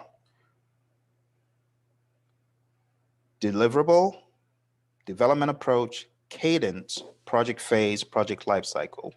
We could have single delivery, we could have multiple deliveries, we could have periodic deliveries. We could have a predictive approach, we could have a hybrid approach, we could have an adaptive approach. Okay? And these are the three talked about for the most part. They really didn't break it down any further like they did in the Agile Practice Guide into iterative and incremental. Instead, those are shown under hybrid in a figure 2-8. And that's where we see a fancy little schematic, which is pretty cool, by the way, of iterative and incremental. So what they show here, they show a cycle of feedback and adapt when it is in the iterative stage. And they also show the feedback and adapt mechanisms when it comes to incremental. With incremental, you see the build as it is coming to in tiny little bits and pieces. With iterative, you see more like a prototype approach with a wireframe or a storyboard, moving into something that you can actually use to write, moving into a mouse and moving into a touch screen. So they got an interesting concept of that. I know some people will kind of have something to say about that page, because when we talk about iterative versus incremental, the way it is in the PMBOK guide was never well presented. Even the 6th edition, it was never well presented. Instead, you would look at that as being flipped. See? So that's up for some discussion and debate, page 37. In PMBOK guide, the way they present iterative and incremental, it just seems flipped, because iterative, we know iterative to be one-time delivery according to the Agile Practice Guide. One-time delivery. Iterative is not frequent small deliveries. No, it's a one-time delivery as it's defined here. Okay. Incremental, though, is frequent small deliveries.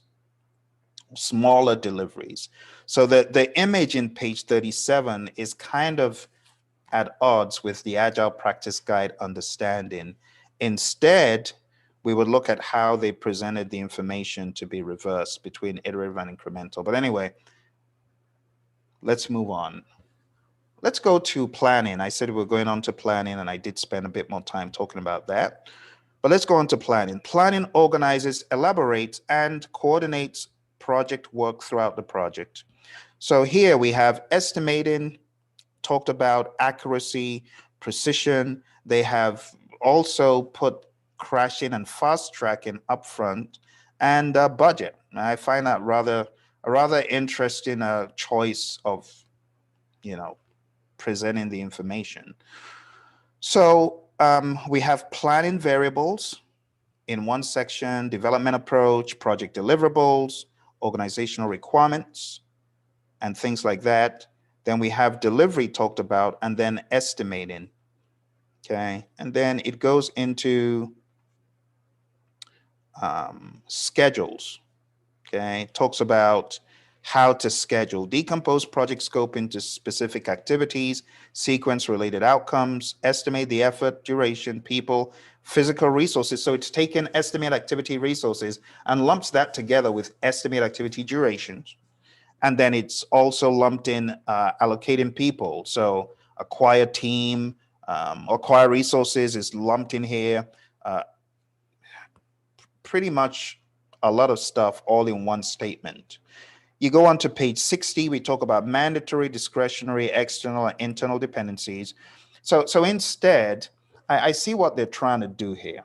What they're trying to do here is they're trying to look at planning as one big clump of stuff. And to be quite honest, if you're in the world of Agile, yes, we plan in iterations, we plan in sprints,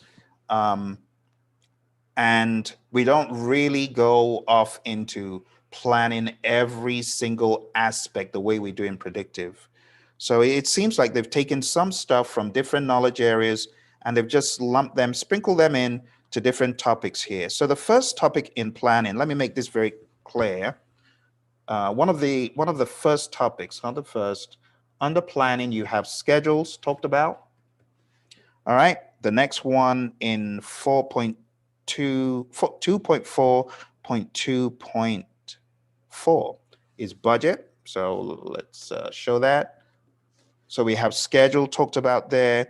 Then we have budget. Then we have, let's see, did we just get done with everything?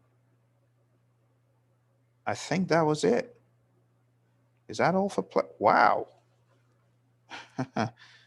That was quick. Okay, no, that's not all. That's not all. Thank goodness. I was a little bit concerned. Then we have project team composition and structure. So I just say team composition. It's talked about.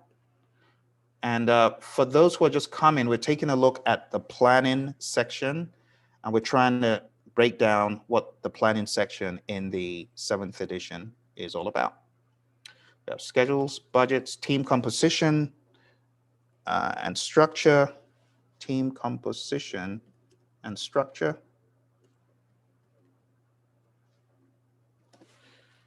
All right, then we have communication.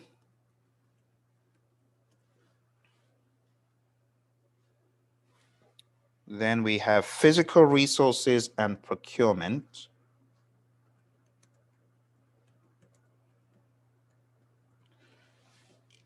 Then we have changes, metrics,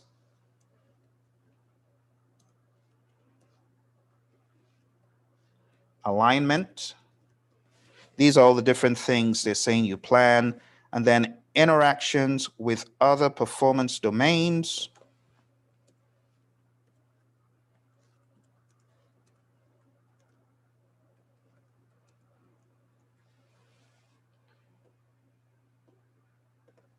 And then that's pretty much it. Check-in results. All right, and I've really spent time here because in our first section, we talked about how planning takes a lot of stuff from the knowledge areas and it just presents it differently. And that's pretty much what we're seeing here. So these are the subsections of planning: schedules, budget, team composition. So the reason why I'm showing it to you like this, since you're already PMPs, right, is so that you know nothing is missing. Instead, it's just a different configuration of how it's presented. Okay. Does that make sense, Brittany, what I'm saying here? It does. It does. And it especially clarified because I downloaded it. Oh, And I good. was looking, yeah, I was looking at the different development and approach life cycles, and the depictions they have in here are they're a little confusing, A little off. to say Yeah. the least. Yeah, and they don't mention progressive elaboration here. Maybe I need to read it in depth, but I don't see that mentioned here. Yeah, do an electronic search. Did you do an electronic search and look for the word progressive? It might be hiding somewhere. I would be shocked if that doesn't exist. I'm just I'm just gonna shake my head. Okay, so it's in 3.8 under deliverables. It's in 2.1.1.2. The phrase progressively elaborates. So thank goodness it's not a lost Okay. cause. Okay. Okay. Because I was looking at the descriptions of iterative and incremental. I was like, It would have been nice to put it in there. Absolutely. It would have been nice if they had put that word, because it clears up so much stuff for people. But I'm really glad you're on the call, Brittany, because you're helping other people find stuff that they're looking for and they're not able to reconcile. So well done. Thank you. You're welcome. Thanks for doing this. It helps me too. Oh, you're welcome. Thanks for joining. I wish some of our other friends were here, but I know it's a work day for many people and they're not able to jump on. All right, so that is going into our next domain. All right, the next domain here is project work. And it says the project work performance domain addresses activities and functions associated with establishing project processes, managing physical resources, and fostering a learning environment. It's kind of new, but I want to look at this as direct to manage project work and many other things. So it says effective execution of this performance domain results in efficient and effective project performance. Project processes are appropriate communication, efficient management of physical resources, effective management of procurement, improved team capability. To be honest, really sounds like direct to manage project work. Yeah. All right. So here they talk about bid documents, bidder conferences, explicit knowledge and tacit knowledge. So this is really, now I see the bigger picture. This is really executing, right? So they're really giving you a high level idea of how project work is managed from the top down. They talk about competing constraints, maintaining team focus, project communication and engagement, managing physical resources, working with procurement, the bid process, contracting, and then it goes into monitoring new work and changes, learning throughout the project. And then it goes into knowledge management, tacit knowledge and stuff is broken down. We're on page 77 now. Then it goes into interactions with other performance domains. Let's just say integrating. That's really it, integrating. Let's move on to our next one, delivery, the delivery performance domain. The delivery performance domain addresses activities and functions associated with delivering the scope and quality that the project was undertaken to achieve. It says projects contribute to business objectives and advancement of strategy. Projects realize the outcomes they were initiated to deliver. Project benefits are realized in the time frame in which they were planned. The project team has a clear understanding of requirements, and stakeholders accept and are satisfied with project deliverables. So we got a potpourri of things here. It sounds very much like scope in a way. So we got requirement, WBS, definition of done, quality, cost of quality. These are terms you already know. We've got delivery of value, we've got deliverables, and then we've got under deliverables, we've got a sub bullet on requirements. So they go into requirement elicitation, managing requirements, scope definition, scope decomposition, moving targets of completion. And this is a new term, but of course you can infer from the title. In the world of Agile, don't we always have moving targets? It says Projects that operate in uncertainty and rapidly changing environments face a situation that a good enough for release or done goal may be subject to change. That's really the summary there. And then it goes into quality and then cost of quality, internal failure cost, external failure cost, cost of change, suboptimal outcomes. Now, this is where I have to give my opinion. The content in here might be okay, might be good, but it's very poorly presented. And I think where they missed the boat, and I just have to say it here to realign our thinking, is this. Okay? There is no way you can take conveniently. Think about it like this. You got a suitcase that has capability to store square packages. And then you've got another suitcase that is triangular in shape. No matter how you try, you are going to find some difficulty in fitting those rectangular packages into a triangular suitcase. The 7th edition is a triangular suitcase. It's just going to be hard. 6th edition is a rectangular set of packages. And that's why, as we're going through this, if you're looking at your PMBOK guide, 7th edition, you're going to find that it's hard to follow the narrative to a large degree. All right? So the delivery chapter, it has a lot of stuff, or section, I should say. All right? It has a lot of stuff. To make this very clear, I want to make this very clear. I'm going to put some additional descriptions here. So stakeholder is 2.1, because I don't want you confused about the numbering. Stakeholder is 2.1, team is 2.2, development approach and life cycle is 2.3, plan is 2.4,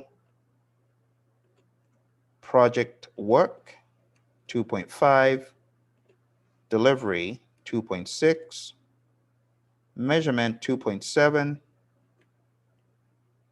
and uncertainty is 2.8. So we're almost there.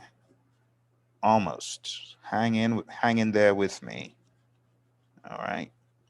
So let's go on to the next section here. Measurement 2.7. All right. Good. It's all numbered now. So it says the measurement performance domain evaluates the degree to which the project work done in the delivery performance domain is meeting the metrics identified. So it's pretty much looking at the delivery domain has been executing in some way to a large degree. The measurement domain looks kind of like monitoring and controlling-ish, but it just adds a layer of confusion if you're not, you don't have your wits about you. So what they have here is it's a little bit draining, because you're going to be focusing, where am I, which knowledge area am I. You're going to try to compartmentalize what you're seeing, but there's no compartmentalization here, unfortunately, to the degree you know it. So we've got establishing effective measures, okay, and then it says what to measure, and then it says deliverable metrics, and then it says you need to measure delivery, baseline performance, measure your resources. We have earned value talked about here, measure business value, measure your stakeholders' engagement. I believe that's what they're saying. It's saying stakeholder satisfaction. Okay, so measure stakeholder satisfaction. So let me give you some guiding bullets so that you don't pull your hair out here. Let me help you. Let me help you. This is going to help. So what the PMI is saying in this one, we have things to measure, all right? What to measure? What are you going to measure? This is what they're saying. Measure deliverables, okay? Measure your delivery. Measure your baseline performance. Performance against the baseline, right? They have schedule variance, SPI, CPI, CV, all that stuff is here. And we have a fancy little graph. I like the graph from page 101. Then we have resources. You're going to measure stuff relating to resources. You're going to measure business value. How do you measure business value? Cost benefit ratio. I don't know why they always choose to name it differently from what other people call it. We've always known it as BCR. My goodness. Okay. Planned benefits delivery compared to actual benefits delivery, ROI, NPV, net promoter score, and oh, no, we're going into stakeholders now. So stakeholders, this is the next one. And this is where you have the net promoter score, NPS. It says net promoter score measures the degree to which a stakeholder, usually the customer, is willing to recommend a product or service to others. It measures a range from -100 to +100. A high net promoter score not only measures satisfaction with a brand, product, or service, it is also an indicator of customer loyalty. There are many ways of measuring customer loyalty. Share of wallet is another one that's not mentioned here. There are all sorts of them that you can use to measure how happy your stakeholders are. And of course, we have a mood chart as well. We also have morale on a scale of 1 to 5. I feel my work contributes to the overall outcome, all the way to no, I don't feel appreciated. And things like that. We have turnover is another way of finding out, your team satisfaction. All right, moving on, we've got forecasts. And of course, this is where you expect to find ETC, EAC, VAC, TCPI. Thank goodness they didn't throw those ones out. We have regression analysis, and we have throughput analysis. This analysis, throughput analysis, this measures or assesses the number of items being completed in a fixed time frame. So talk about Little's Law. You've definitely come across that. If you're looking to learn more about Little's Law, look for my video on it on YouTube. Then we have, how do you present the information? All right, so for those who are just coming, we're talking about measurement. Okay, we're talking about how you measure. And part of how you measure, it has all of these topics. What are we going to measure? Deliverables, delivery, baseline, all this stuff. All right, so what do we measure? All of this stuff. Okay, so think about it like this. What to measure? All of this stuff. And then we're going into presenting the information. So presenting the information, you can do it in the form of dashboards. You've got a pretty little colorful dashboard example on page 107. And then we go into the topic of information radiators, burn down charts, burn up charts, combined burn up and burn down. We go into visual controls, task boards, burn charts, and other types of charts. We go into the Kanban board, and there you see an example of what I was mentioning in Little's Law on page 110, where you can see cycle time, lead time, and it's in this context of Kanban and Little's Law that we talk about throughput. All right, moving on to page 111. We're still in this realm of presenting the information. So we got story points done. We've got measurement pitfalls. So measurement pitfalls. One of the measurement pitfalls they have here is called the Hawthorne effect. It states that the very act of measuring something influences behavior. Therefore, take care in establishing metrics. Case in point, my buddy Roy, he always laughs about a project he worked on where there was a metric they were using, and the metric was defects found by the testing team. So what did the testing team do? They were in cahoots with the development team to generate some fake defects, just so the metric could go up. That's the part of the Hawthorne effect. Be careful what you measure. We have vanity metric. A vanity metric is a measure that shows data but does not provide useful information. PMI, why do you put this there? Is this bait? Do you want me to really talk about a vanity metric? I'll give you a vanity metric right now. All right, I said I was going to behave. Let me move on. Demoralization. I'm going to behave. It's bait. I'm going to behave, Brittany. Don't worry. I'm behaving. All right, demoralization. It says, if measures and goals are set that are not achievable, project team morale may fall as they continuously fail to meet targets. That's a good one. Misusing the metrics. Regardless of the metrics used to measure performance, there is the opportunity for people to distort the measurements or focus on the wrong thing. That's an interesting one. Confirmation bias, good one as well. As human beings, we tend to look for and see information that supports our pre-existing point of view. And we have correlation versus causation. A common mistake is interpreting measurement data. It says this is confusing the correlation of two variables with the idea that one causes the other. All right, and then we have troubleshooting performance. Why are we performing the way we are? Growing and improving, interaction with other performance domains. All right, and lastly, it has check-in results. Okay, so it says table 2-9 on page 115 identifies the outcomes from effective application of the measurement performance domain on the left and ways of checking them on the right. Okay, that is all stuff that people can read on their own. So let's go over to our final one in the performance domains. Final one in the performance domains, we have uncertainty. It says the uncertainty performance domain addresses activities and functions associated with risk and uncertainty. We all know that risk is uncertainty that can affect our project. It's uncertainty, as my buddy, the risk doctor, says, it is uncertainty that matters. So it's just repeating oneself here. But let's get into it. So it has uncertainty, ambiguity, complexity, volatility, and risk. That's all semantics as far as the uncertainty versus risk. So you can read that on page 117. It talks about general uncertainty. I won't go into that. It talks about ambiguity. And Brittany, here's what you were looking for on page 120. Progressive elaboration.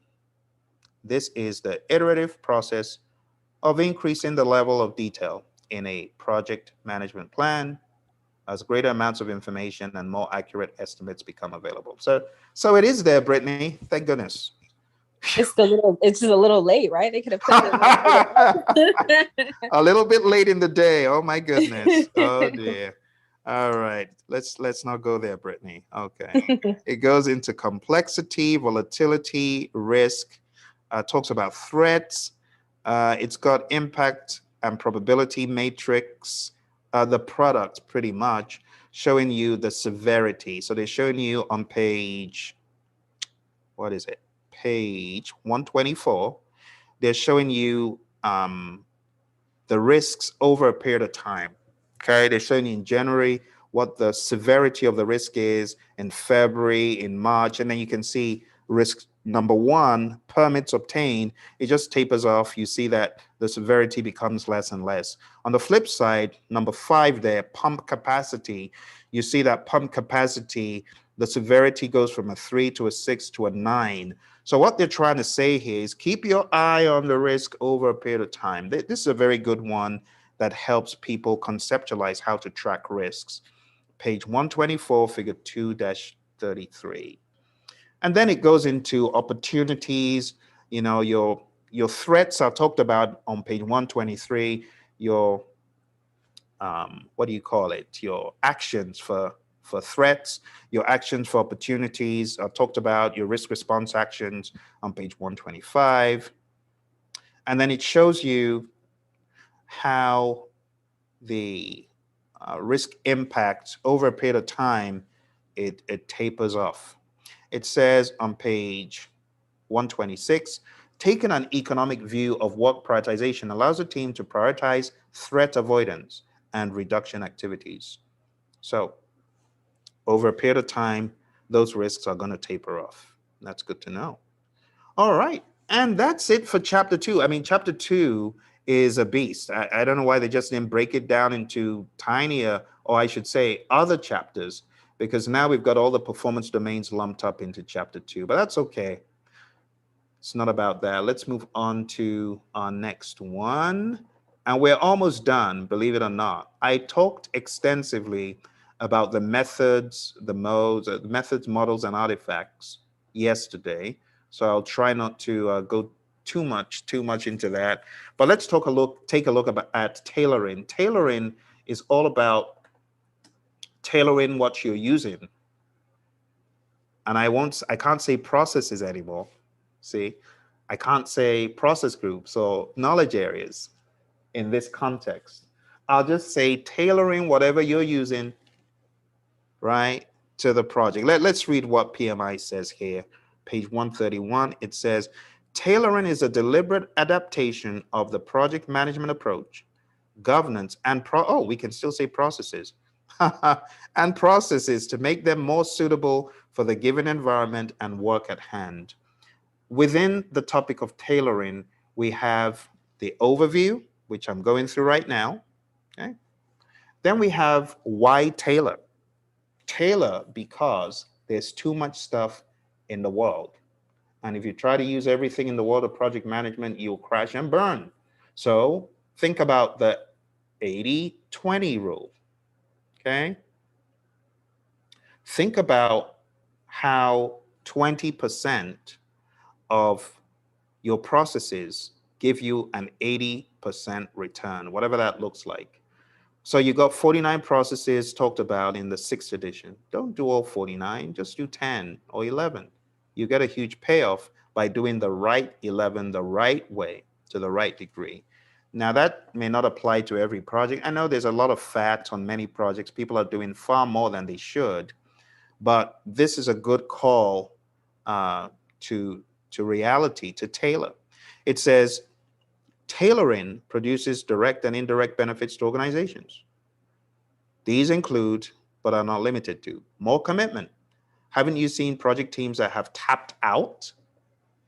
Project teams have tapped out because you're straining them by doing too much process that offers no value. It says customer-oriented focus and more efficient use of project resources.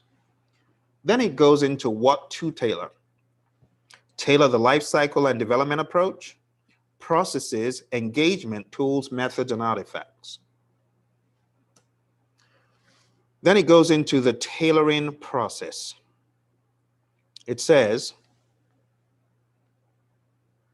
as noted, projects exist in environments that may have influence on them. Prior to tailoring, the project environment needs to be analyzed and understood. Tailoring typically begins by selecting a development and delivery approach, tailoring it for the organization, tailoring it for the project, and then implementing its ongoing improvement. These steps in the process are shown in figure 3-1. So they've got choose a development approach. In other words, select the initial development approach, tailor it for the organization, tailor it for the project, and then implement ongoing improvement. That's the tailoring process. That's pretty much it. Yeah. All right. And then it goes into a section on tailoring the performance domains. And this is the final one. And it says the work associated with each performance domain can also be tailored based on the uniqueness of the project. I will not go into all of that because it doesn't really align with what you know very well. I would recommend reading it up and then seeing, stakeholder team, they're disjointed. So, all the stuff that we looked at in the performance domains, PMI saying, tailor it. Can I make a comment? Absolutely. I feel like the chapter 3 to tailoring should have come before chapter 2 project performance domains, right? Because it's all about telling you, what you need to tailor, why you need to tailor, how you need to tailor, and how to move forward with it. But they presented everything else prior to this, and then they're telling you what, I guess, I don't know. In my head, I get what you're saying. Yeah, I get what you're saying. What I mean? Yeah. So in essence, it would be nice to know what to look out for my own unique circumstance, instead of showing me a bunch of stuff I don't need. And then you're saying, but wait, you can actually do away with all this stuff I just showed you and just take a tiny little sliver of it. Exactly. Exactly. I totally get it. You see, Brittany, that's why I said I'm going to leave out my personal opinion. I want to go down that alley. I'm going to go down that alley probably tomorrow in another video. But I went down that alley yesterday. I have 2.5 hours of sharing my unfiltered opinion. That was the very first time I was seeing the 7th edition, and I shared that yesterday. But I totally agree with you. I mean, there are many ways that one could have skinned this cat, and in the general consensus is, well, I know Peter people won't like it. Sorry, backtrack, forget that. There are many ways to cook a dish. How about that, huh? My PETA enthusiasts that are going to come at me. So talking about birds and one stone, they don't like it. Talking about skinning anything, they don't like it. Talking about eating an elephant, they don't like it. So I got to be PC. So anyway, let's move on. Let's move on. So that's it for tailoring. Let's move on to the final one. And I really covered this in a lot of detail yesterday. So I'm not going to go into as much detail today. Top of the waves about models, methods, and artifacts. Let's go in there. So let's break it down. I'm going to try and go one by one. All right. So here's the summary. All the stuff that you read in the PMBOK Guide 6th edition is somewhat buried in here, maybe about 25 to 30% of it, but there's a lot of stuff that's new. Some of the stuff that they've added is pretty good. I like the fact that they made some attribution to some of the originators of the models, and they actually, for once, took a stand on some of the organizational methods or organizational theory we talk about, like McGregor is in there. I like the fact they included Hersey and Blanchard in there. I like the fact that you've got the FEPIMS model, the ADCAR model, the John Carter model. I like that. Thank goodness they put the 5 process groups in there. So I went over this at length yesterday, but let's go very quickly into the overview. It says, this section provides a high-level description of some commonly used models, methods, and artifacts that are useful in managing projects. The terms listed in this section are not intended to be exhaustive or prescriptive. So they've got a model. A model is a thinking strategy to explain a process, framework, or phenomenon. Method. A method is the means for achieving an outcome, output, result, or project deliverable. Artifact. An artifact can be a template, document, output, or project deliverable. That's the summary. So beyond the overview, let's talk about commonly used models. All right. First one of my favorites is the situational leadership model. And this is by Hersey and Blanchard. All right. So they say situational leadership models. And when you get to page 156, you see the very first situational leadership model. Hersey, it's the Hersey Blanchard model, but they attribute it to Ken Blanchard. I don't know why they don't mention Paul Hersey there. I don't know. So maybe someone can explain that. Then they've got the Oscar model, outcome, situation, choices, actions, review. Then they've got communication models, which is well known. And within that, they've got cross-cultural communication, effectiveness of communication channels, and they talk about Alistair Coburn's model. I also refer people to just Google Jeff Hodgkinson, who's a PMP, and he wrote a really good paper on understanding communication channels and why we should care about that. He's not mentioned here, but I know it's a good read. And Jeff used to be out of Intel, the Intel organization here in Chandler, Arizona. Then we've got golf, execution, and evaluation. And then it goes into motivation models. And here we've got hygiene factors, we've got intrinsic versus extrinsic motivation, and they quote the work of Daniel Pink. We've got theory of needs, the McClellan's model, achievement, power, and affiliation drives people.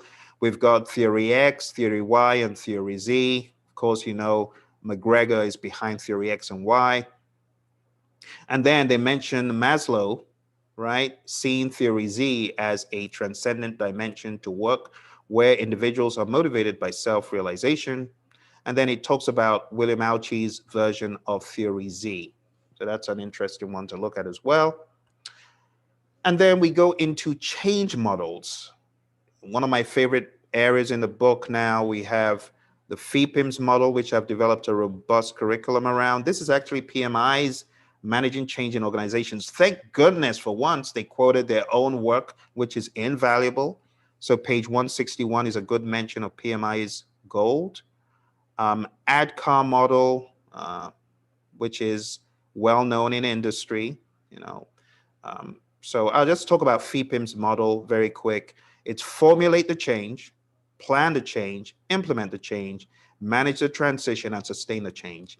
The ADCAR model, which is not talked about in managing change in organizations to this degree, or even at all, if I recall, has awareness, desire, knowledge, ability, and reinforcement.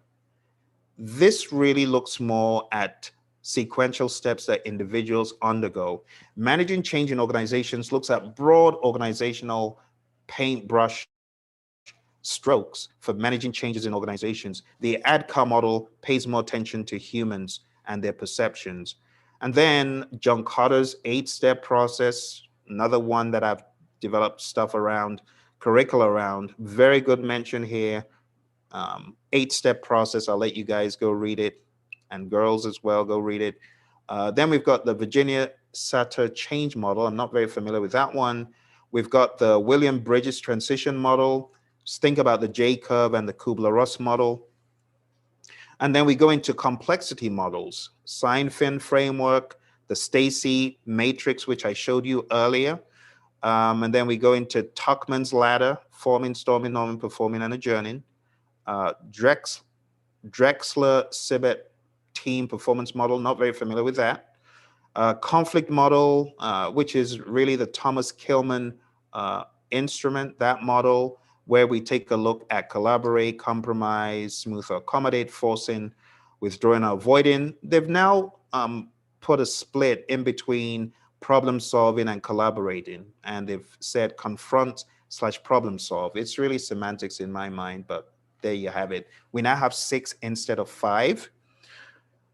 If you want to know more about that, look out for my video on conflict management on YouTube. I go into that for about 30-40 minutes there. Then we talk about negotiation, win-win, win-lose, lose-win, lose-lose, character, trust, and approach. Then it goes into planning, and then we finally get to process groups. And I wasn't really happy that process groups was thrown in to the pretty much bottom of the stack, like a forgotten artifact. But anyway, then we go into the salience model, power, legitimacy, and urgency. And that's pretty much it. So that's commonly used models. And then we go into models applied across performance domains. There's a fancy little table on page 173 that shows you the mapping of models likely to be used. And the only downside with this mapping is that people get bent out of shape and start trying to cram it for the exam. Don't do it. It's not necessary. Okay, that's page 173. Moving on to the next one, commonly used methods. A method is a means for achieving an outcome, output, result, or project deliverable.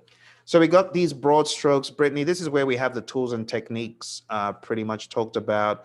We've got data gathering and analysis, which goes on for a bit. We've got estimating. We've got meetings and events. And then we've got other methods. And then we've got methods applied across performance domains. Again, that fancy table in the 6th edition, page 686 to 694, has been whittled down into 2 pages. And we were commenting that that is a good thing earlier. All right, 4.6, commonly used artifacts. Business case, business model canvas, project brief, a bunch of them, project charter, stuff that you would expect to see, all right? And then it goes into plans, various plans that you would expect to see. In essence, page 89, right? All those tiny little outputs and inputs. Then we've got hierarchy charts talked about. Let me backtrack for a second.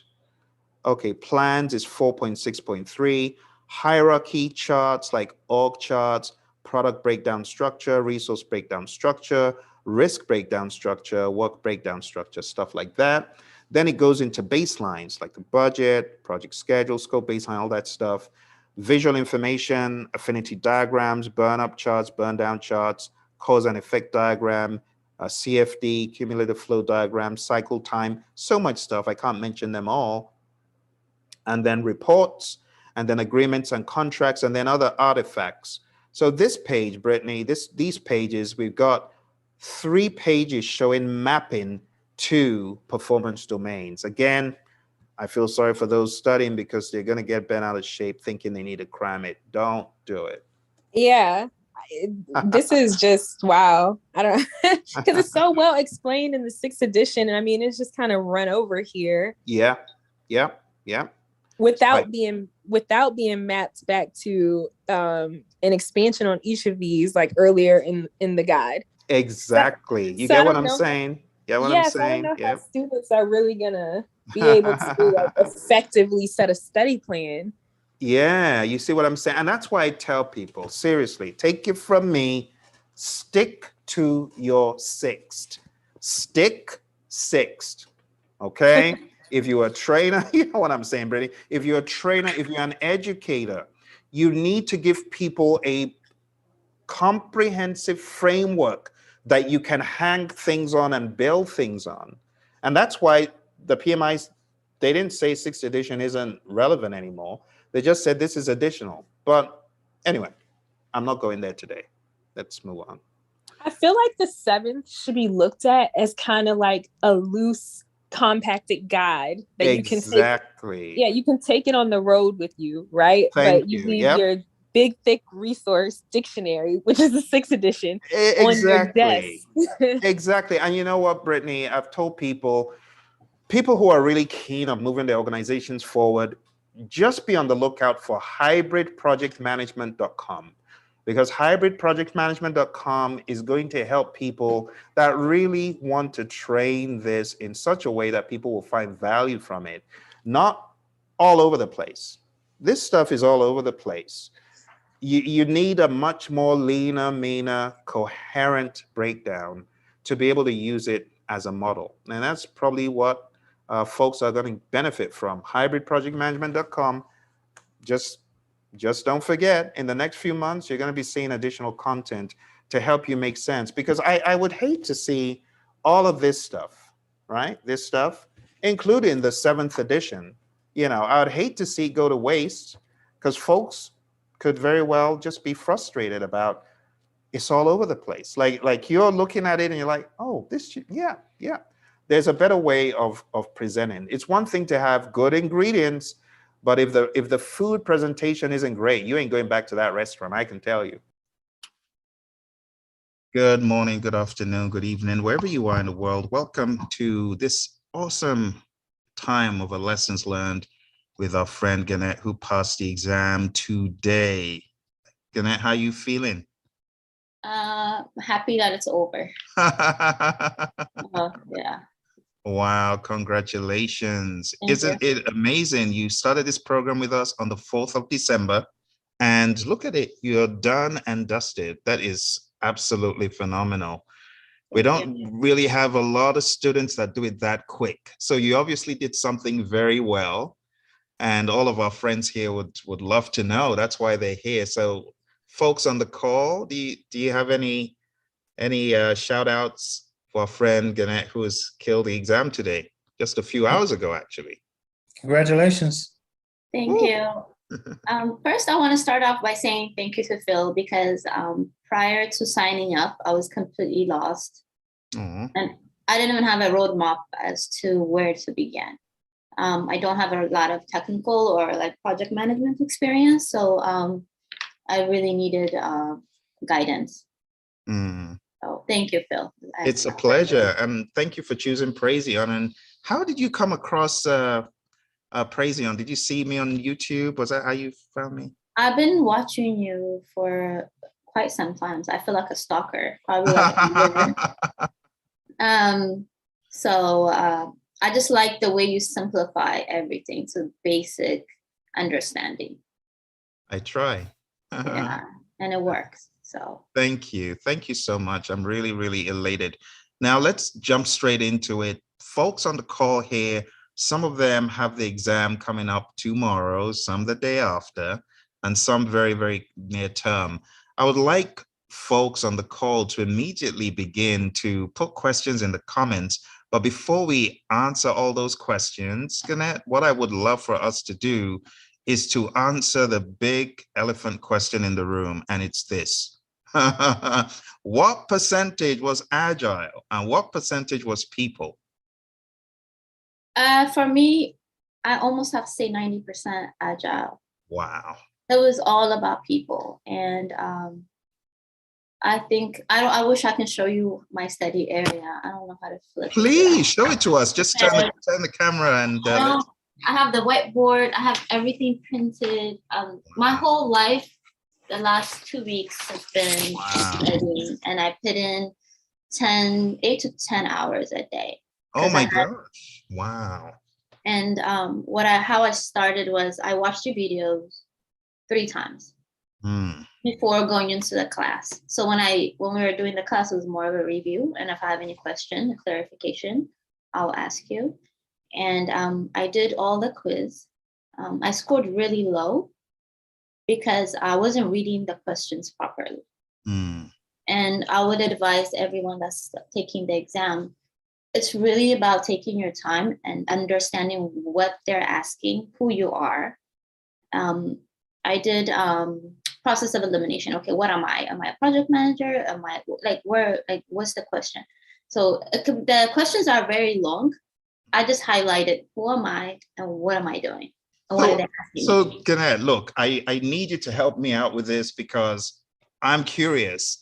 Without getting into specifics, just make up a question about, I don't know, anything from your day-to-day life. Give me an idea of the length and the narrative. Just make something up. What would it sound like? It was about, okay, you have a team that's feeling overwhelmed. What would you do as a project manager? What would you do as a servant leader? Your team member is feeling isolated or not participating. What would you do? And what really helped me was I was listening to one of Roy's recording where one of his friends died from a heart attack. Yeah. That really resonated because when I was answering the question, and the advice you gave me, people first. So before I would say, add resource, or I said most of the question was scenarios. What would you do? What would you do? All about helping your team. So add resource without thinking, analyzing, okay, if I add resource, would it impact cost? You didn't have to go through all that. Just simply go for what makes sense. Wow. So very people heavy. What percentage? So PMI says it's 42% people. Does that balance up or is it more people?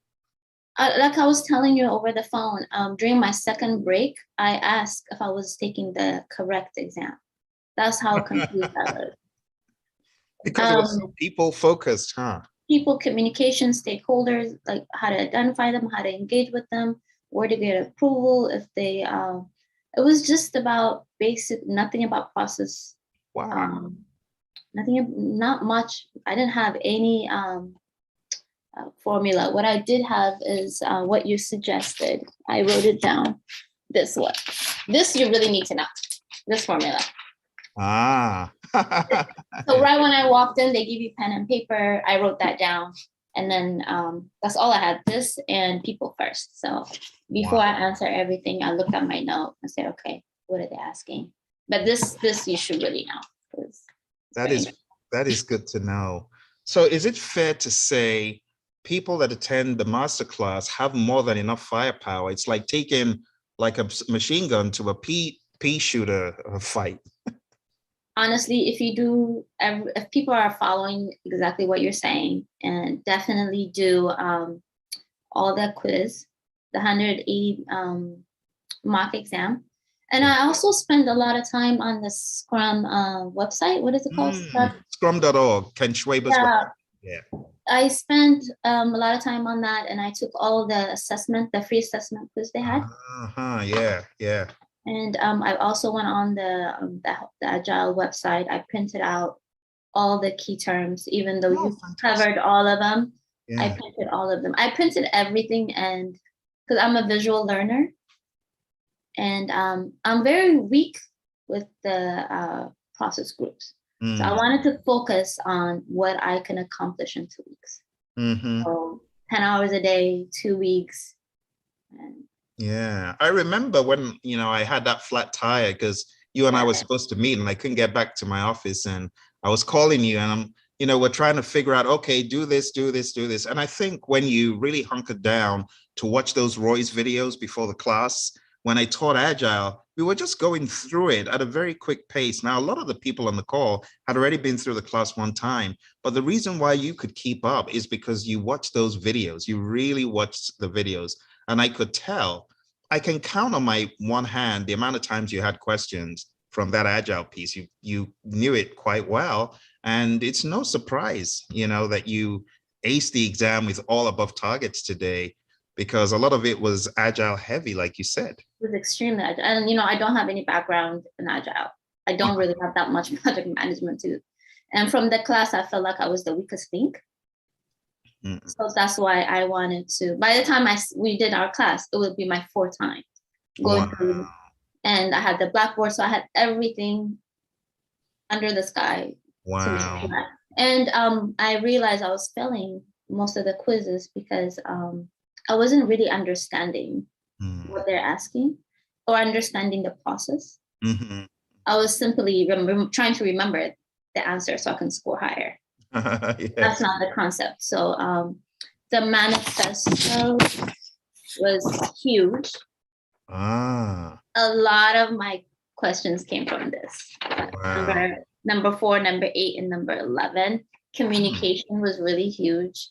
And from the process group, ironically, I really didn't get much other than resource communication and stakeholder. Like all that was all situational. You really need to know how to communicate, okay, resources, how to help, when to add resource, when your teams are feeling unmotivated.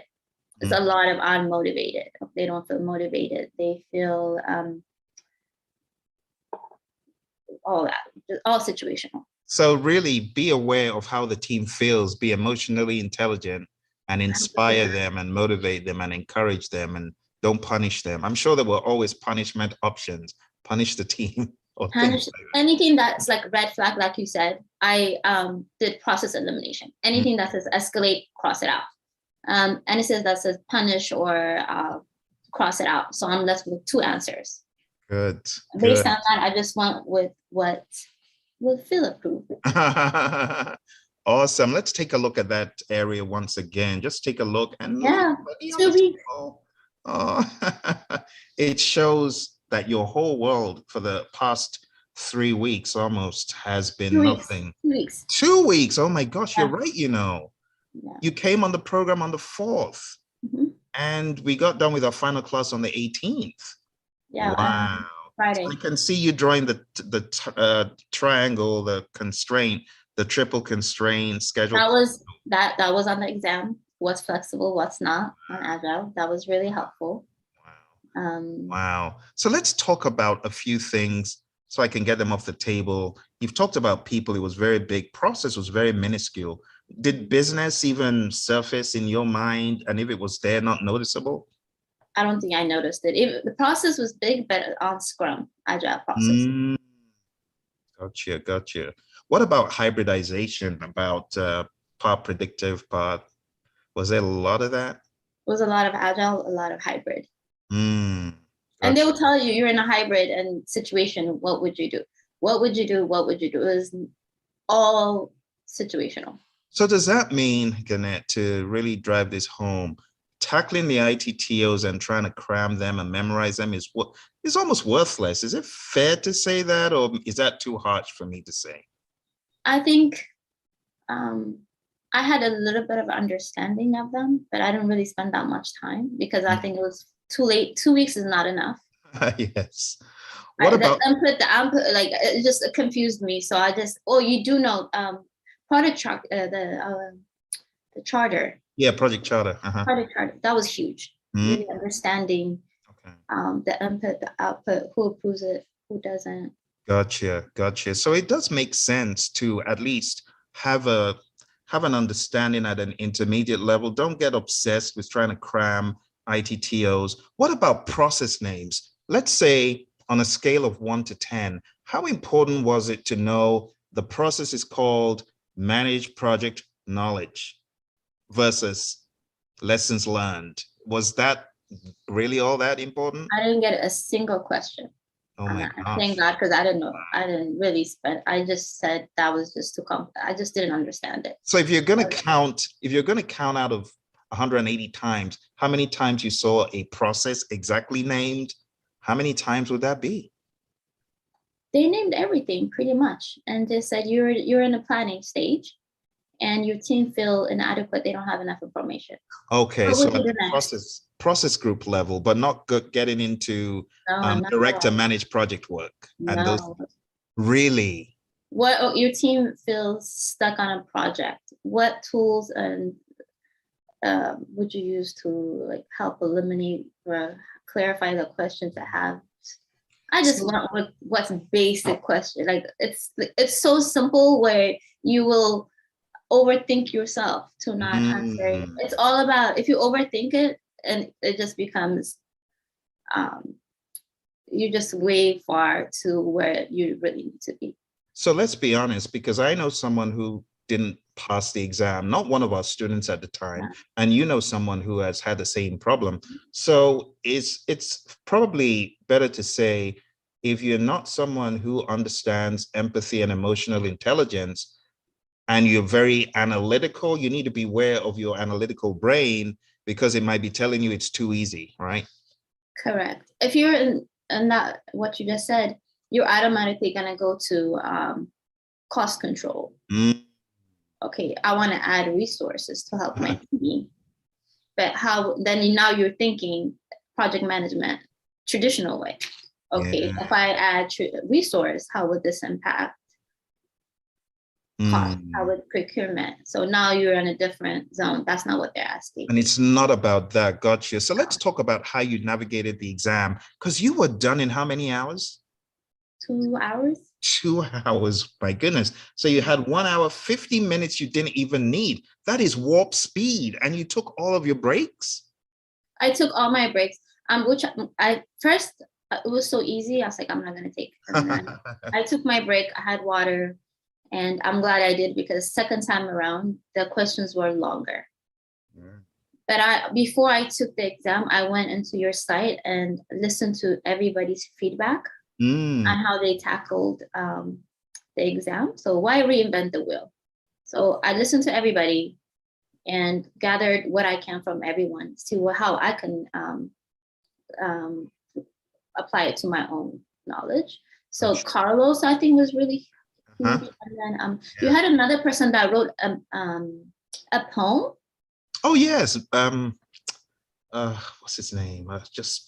Yeah. The name escapes me, but I know who you're talking about. I printed it out and it was too confusing, so I said, "This is not gonna." And you had another one that was a project manager for like 10 plus years. He said the exam was extremely difficult. So, yes, I took all their advice, read through the exam. I didn't analyze it. Half of it I skipped it because it was just mumbo jumbo. It was just to confuse you. Really? Wow. Highlighted. Okay, you are at XYZ. You're doing XYZ. How can you solve it? Period. So a lot of unnecessary language in the questions, huh? Yeah, and if you sit there and read it, you're not gonna have enough time. You just I was getting confused, so I just process elimination. This I don't need. Cross it out and move on to the next. This is very insightful, Gannett. So let's write down here. You have 180 questions and you spend 120 minutes. So let's do the analysis. How many questions were you answering per minute? Who can do that math? So it's 120 divided by 180. And what does that give us? Oh, you were using only 0.6 of a minute. So you were using roughly, my goodness, almost 36 seconds per question. And I didn't I look at I did what you recommended. First I read the answers, and then I went to the question, and then I just eliminated 2 right away. Okay, this is not even going to be an option. Narrowed one answer and went to the next one. And I never went back to any of the questions. That is extremely quick. Now, when you took our exams, were you that quick as well? Are you typically a quick reader? No? No. I took my time when I was taking the mock exam because I really fully wanted to understand the concept. You were not rushing. It's not that you were rushing. You were just finding them so easy based on your practice and all that you've done over the past few weeks. That, and I was starting to panic because the time is going, and I'm just not a good test taker. I'm not a good test taker. So I was just really panicking inside, but I also wanted to, stay focused. So all I did is eliminate, click on the right one, moved on. So wow. By the time I got to number 80, I already knew I was either doing really well or I was just not well at all. You didn't feel that way when you were taking any of our mock exams or smaller exams, did you? You felt differently? I felt very not ready, but I think I overstudied, and I think that's a good thing. I think we prepared you far more than, which is really important. Yes. Yeah, we try our best to. So let's go to some frequently asked questions. You didn't have enough time to read the entire guide, obviously, did you? You've read it before though, right? I read it a year ago, and honestly, I took some of the best naps I ever had reading that book. It was just so worthy. I never really understand, and I couldn't never fully understand it. It was just too much. So I remember you told me you had a bunch of books, and I said, "Don't read them. Don't read them. Don't read them." Yeah, I didn't. But I did watch a lot of videos on YouTube, and I took a lot of notes. Gotcha. Good. And you didn't delay the exam. There was no option to delay the exam. So I'm glad that you went pedal to metal. And even up to a couple of days ago, remember, I kept on saying, you're going to do well. Do you know you're ready? Do you know I was questioning you because I wanted to hear, I'm ready to smack the exam in the jaw. And you were still a little bit cautious and like, you need to get to that place where so did you get to that point where you're like, bring it on? No, I don't think I ever got to that place. I mean, today was my last day to take it, or, I have to start the whole process. What I was hearing from you was, let me just get it over with, whatever. I just want it to be done. I just want to be done because I don't know who's listening. If you're trying to take this at home, I've had the worst experience. Wow. And the worst each and every time. So I'm just going to take it on the site and be done with it and never look back. You went through a lot of pain. Yeah, that was so horrible system. Horrible. Customer service just sucks. So they stopped you from taking the test and then they charged you money again to reschedule. That's draconian, isn't it? That, and well, initially the system crashed from their end. That's done. And then I made a mistake with scheduling. That was my fault. Third time around, sitting down trying to take the exam, I turned around to put a sweater. They, cancel you, and you fail each and every time. Wow. But I was not prepared. All I wanted to do is sit for the exam, see how it's worded, see where I can improve. This time around, I had no choice. And by the time I was ready to take the exam, they changed it to Agile, which I was not aware of or have no idea how any of this works. It's crazy. So do you must feel a lot more confident in Agile now, right? Oh, yes. Good. Awesome. Yeah. Well, look, I'm really excited that you came to speak to us. We've got our friends here, Mary, Nicole, Stan, Terrell, and Yolanda are here. So I want to open the floor for anyone who has questions. Mary, Nicole, Stan, Terrell, Yolanda, have you got questions that you would like our friend Gannett to answer for you? Just go ahead on mute and ask your question or concern.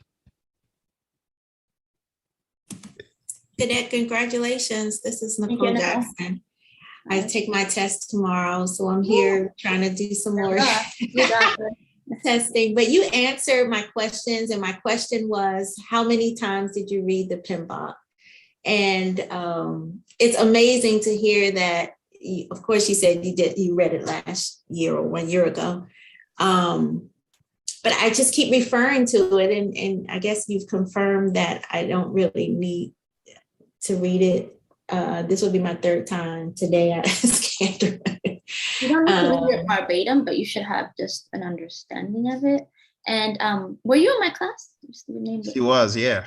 Okay, so remember, was it Carlos again? The one with Carlos. the classical music? Yeah. Okay, I'm not a class, I don't really listen to classical music. It's just not who I am. But I tried it, it actually works. Wow. So that day I did the whole class. I spent, I think, 4 hours just kind of speed reading. Mm-hmm. And because I think you need to know the first, like, because, another thing is, I have it here. The first chapter is chapter 1 and 2, you should really know. And the code of ethics. Yeah. What is this? Decision-making frame. Okay. And how you'll address it with situational. What document was it? I didn't see it on your video. Ethical decision-making frame. I think it's chapter 2, like the first few pages. Okay. Just like being honest, fair. Yeah. Was that the PMBOK book or was it the? It's on the PMP. Yeah, it's I don't remember. Yeah, my code of ethics. Yeah, code of ethics. I think page. Okay. I'm gonna put the link in the chat. Just the now. PMBOK then, okay. Yeah. Yeah, I read that again this morning. I downloaded it from the PMI site.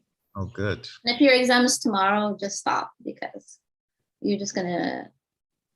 I think yesterday after 5 p.m. I wasn't reading anything. I just said if I don't know by now, it's better to just rest my mind.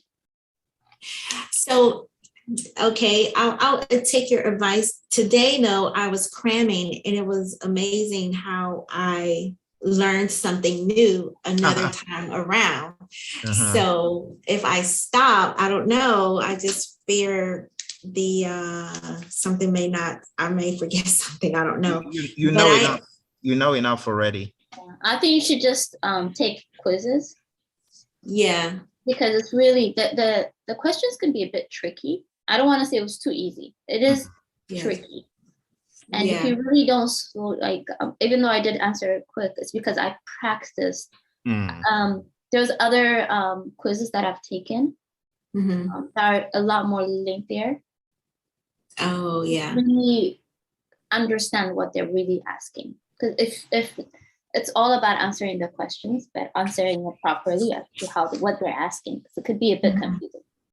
Because there's a lot of questions the way they combine agile and predictive, right? So for me, I'm thinking, okay, if I see product owner, okay, I'm an agile. But then it also has project management. So for a few minutes, I was confused as to where I was situated.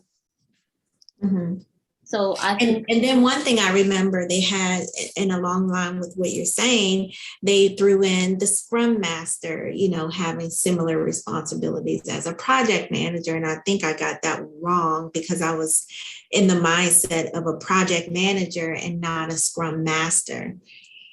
Did you get any questions about that? All the question was, as a project manager, what would you do? Even though the question was agile based. I figured I'm taking an exam based on to be a project management, right? Yeah. So I didn't even sit and analyze it. Okay, I'm just gonna answer the question as agile. This is what I would do, even though they're naming you as a project manager and not a product owner. Okay. That's very. And surprisingly, a lot of the questions, that's the 180 questions that we did. I'll say like 10, 11 of them, I got the same questions, just framed differently. Wow. Okay. And you should really know the Stacy complex model. Yeah. That's really important. Not just to memorize, but like the concept of it. There's a lot of stuff Gannett, and because you know it really well, that's what made you have superhuman powers on the exam, because you really know it well. So someone off the street probably would find the language hard. But because you've been through you know what the Stacy model is, you know what Agile is. There's some people who are just going in there, just believing their real world is going to see them through. And that's where they fall flat, you see. I mean, I have so many whiteboards. It's the refinement. You really need to know what you do in sprint review. What do you demo? Who do you demo to? And you really, really need to understand what you do in rest. I mean, it's not just memorizing them. It's really understanding it. And I think that's what I spend so much time. Because I don't know, like, I feel like, Nicole, if you were in my class, I just feel like I was less experienced from everyone. So I really need to figure out how I study well and just not compare myself with anyone. It's very helpful. Thank you. Thank you. Good luck. You do great. Thanks. Awesome.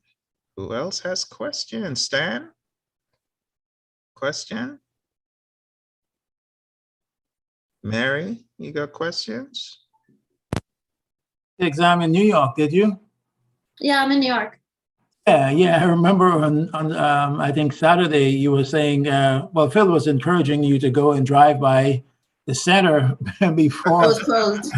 before it closed. That's And true. I was like, in my mind, I was like, did she really go, or she's gonna really? I did, because first of all, my sense of direction is not the best, and I really wanted to get this exam over with. Yeah, I used to live in New York on 61st between First and Second. Okay. In the city, and so when you said we don't drive in New York, so I knew exactly where you was coming from.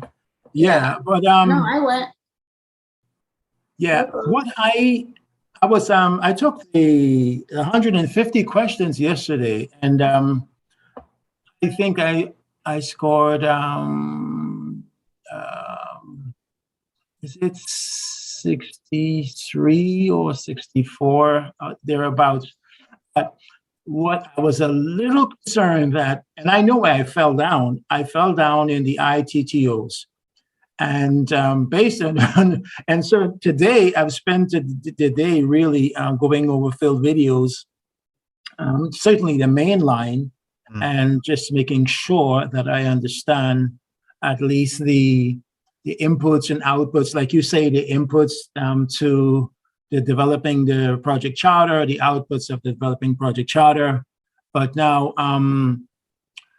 but I'm going to keep doing it because I don't want to be surprised and get actual ITTOs. But it's really, really encouraging to hear you say that, Phil's review of the Agile manifesto and has been very, very helpful. And certainly the approach to the exam. I too, sometimes I do get some anxiety with the long paragraph type questions, but I've over the last month or so, I realized that a lot of it is just fluff, really.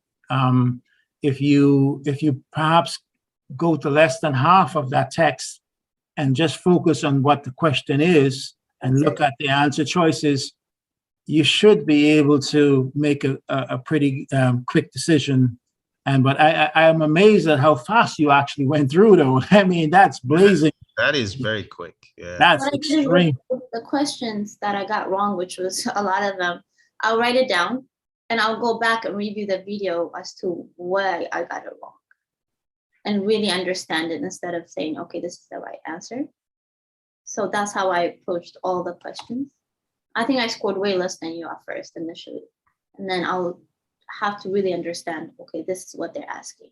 And then the third time around when I took the quizzes, it's because I wasn't reading it, except which one. Like, even on the real exam, they'll ask you, what would you not do? But automatically you want to answer, what would you do? So it's just really taking the time and just, I don't know if you're taking it, are you taking it home? No, I had a horrible experience on Saturday. Please don't take it home. That was. I'm not going to do that again. I really can't. On the prompt, you have you can like cross out, you can highlight, and really use all those tools to help you. Yeah, that's awesome. Yeah, I am actually have to apply for a visa. I just realized my U.S. visa had expired. So however long that's going to take, a week, 2 weeks, then I'll just keep pushing until I get the visa, and I'll take it within a couple of days of that. So, Take a but in while, the it's fresh. yeah, yeah. So easy to forget.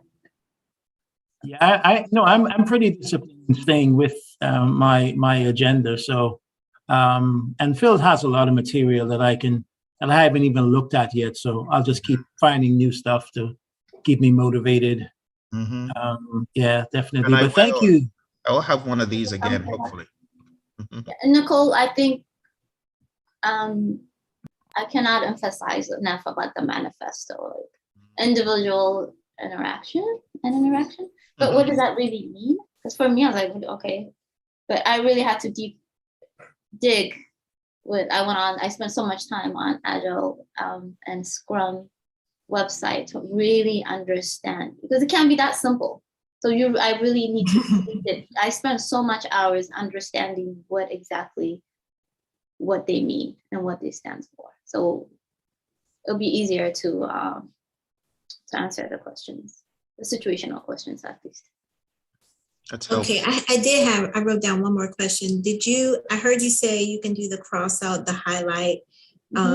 Did you have time to write out any, typically they say the mnemonic or any brain dump? Did you have time to do that before you started? Oh, right before the I even answered one question. I wrote the formulas, the SPI and the CPI. I just wrote that. And then I wrote in big because Phil said people first. Before I answer any question, I'll look at my note. People, okay, I just need to focus on the team, the developers, the team. That's how I approached all the, but I didn't write down the mnemonics, the process groups. No, not really, because I just felt like that would be a waste of my time. Writing all that. I didn't do that. If it helps, you should, but I didn't need to. And then did they have a question that did the drag and drop or matching Yeah, type that was question? the Stacy complex model. You gotta drag the highest, the lowest. Yes.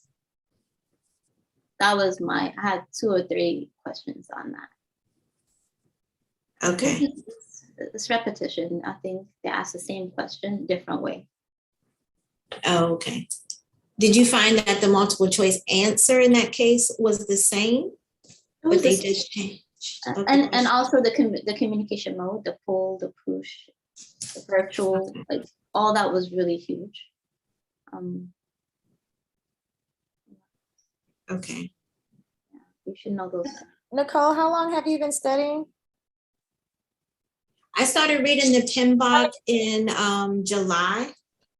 But that's just throughout my day, no real schedule. I was just getting started.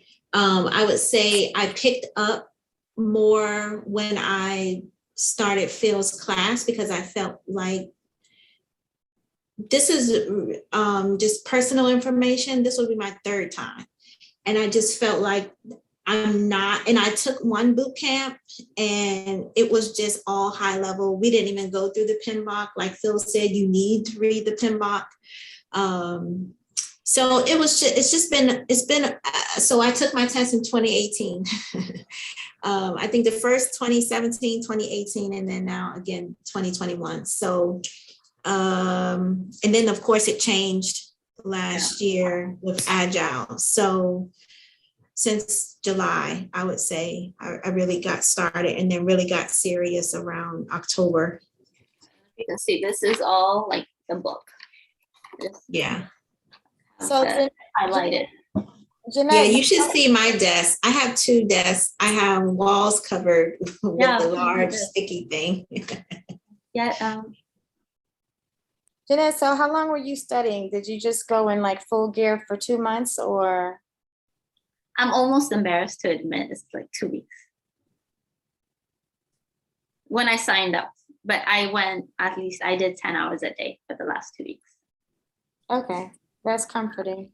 Yeah, 2 weeks, but you really just have to put in 8 to 10 hours a day. But the PMBOK, I just couldn't. Just didn't have enough time. I read it a year ago. If you ask me a question, I will not remember it. Did you listen to Phil's audios at all? All day, every day, all night.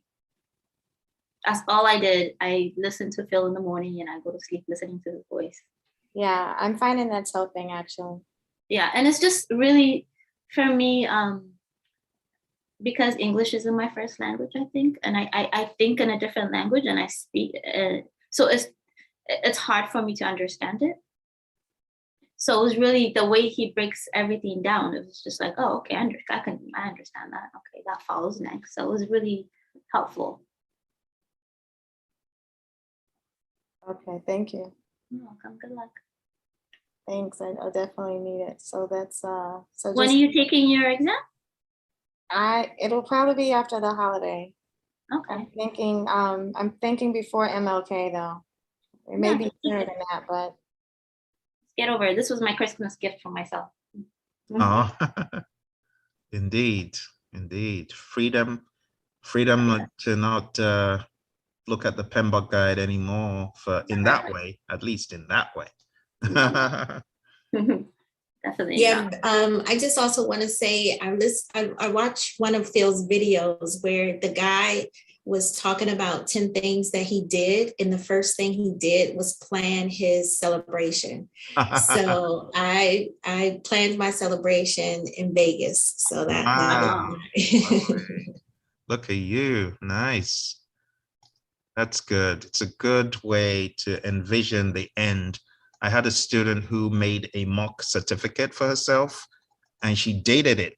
And it was just a few days off to the day when she actually did pass the exam. So yeah, very good to envision the end from the beginning. Good stuff. And I didn't believe it when everybody said you put in the hours, you can do it. And I think. Yeah, you did. I really believe because you did it habitually day in, day out for hours and hours and hours, it got to the point where you were so jacked up on PMBOK or jacked up on the mindset. It's really more of the mindset than anything else. And I actually want to play that final message. I've edited it a little bit with all the greetings in the beginning and the end, Gannett. But I think because you shared with me, the message was helpful. So I think if we play, I think we'd be played for our friends. They might just hear what you were able to listen to a few hours before going in. So I was meant to have called Gannett yesterday. That didn't work. So I ended up creating this.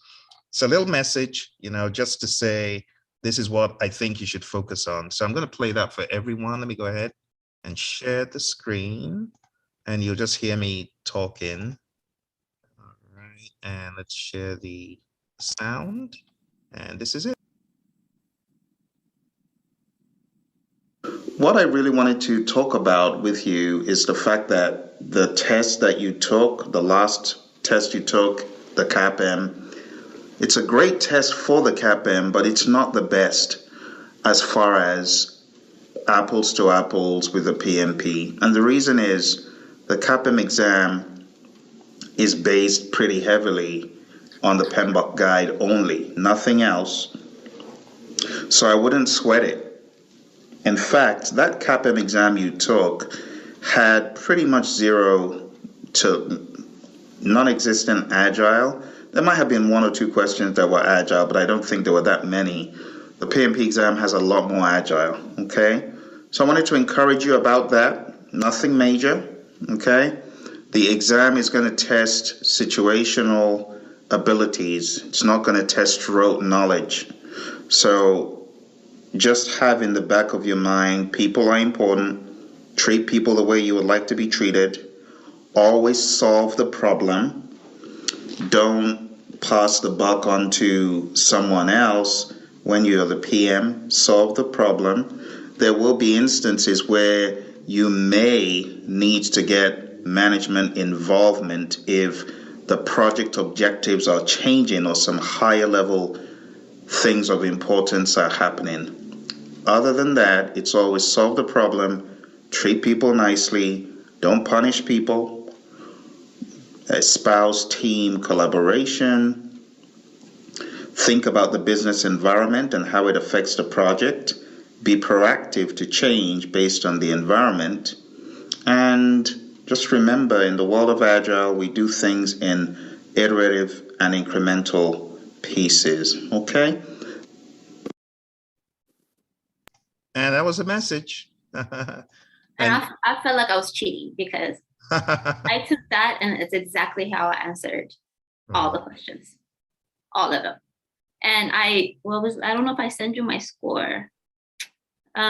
People above target, process above target, and business environment above target. Wow, that's just way awesome for someone who just got on the program 2 weeks ago.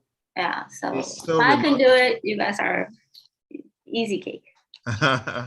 It's very remarkable what you've achieved. Thank you so much for coming to share with us. I know I put the meeting at 30 minutes, and I know you got things to do. Now you're PMP, you can go celebrate and enjoy I want to sleep. It's been 2 weeks of sleep deprivation. Oh, I want to throw all this away where I have the incremental, yeah, no.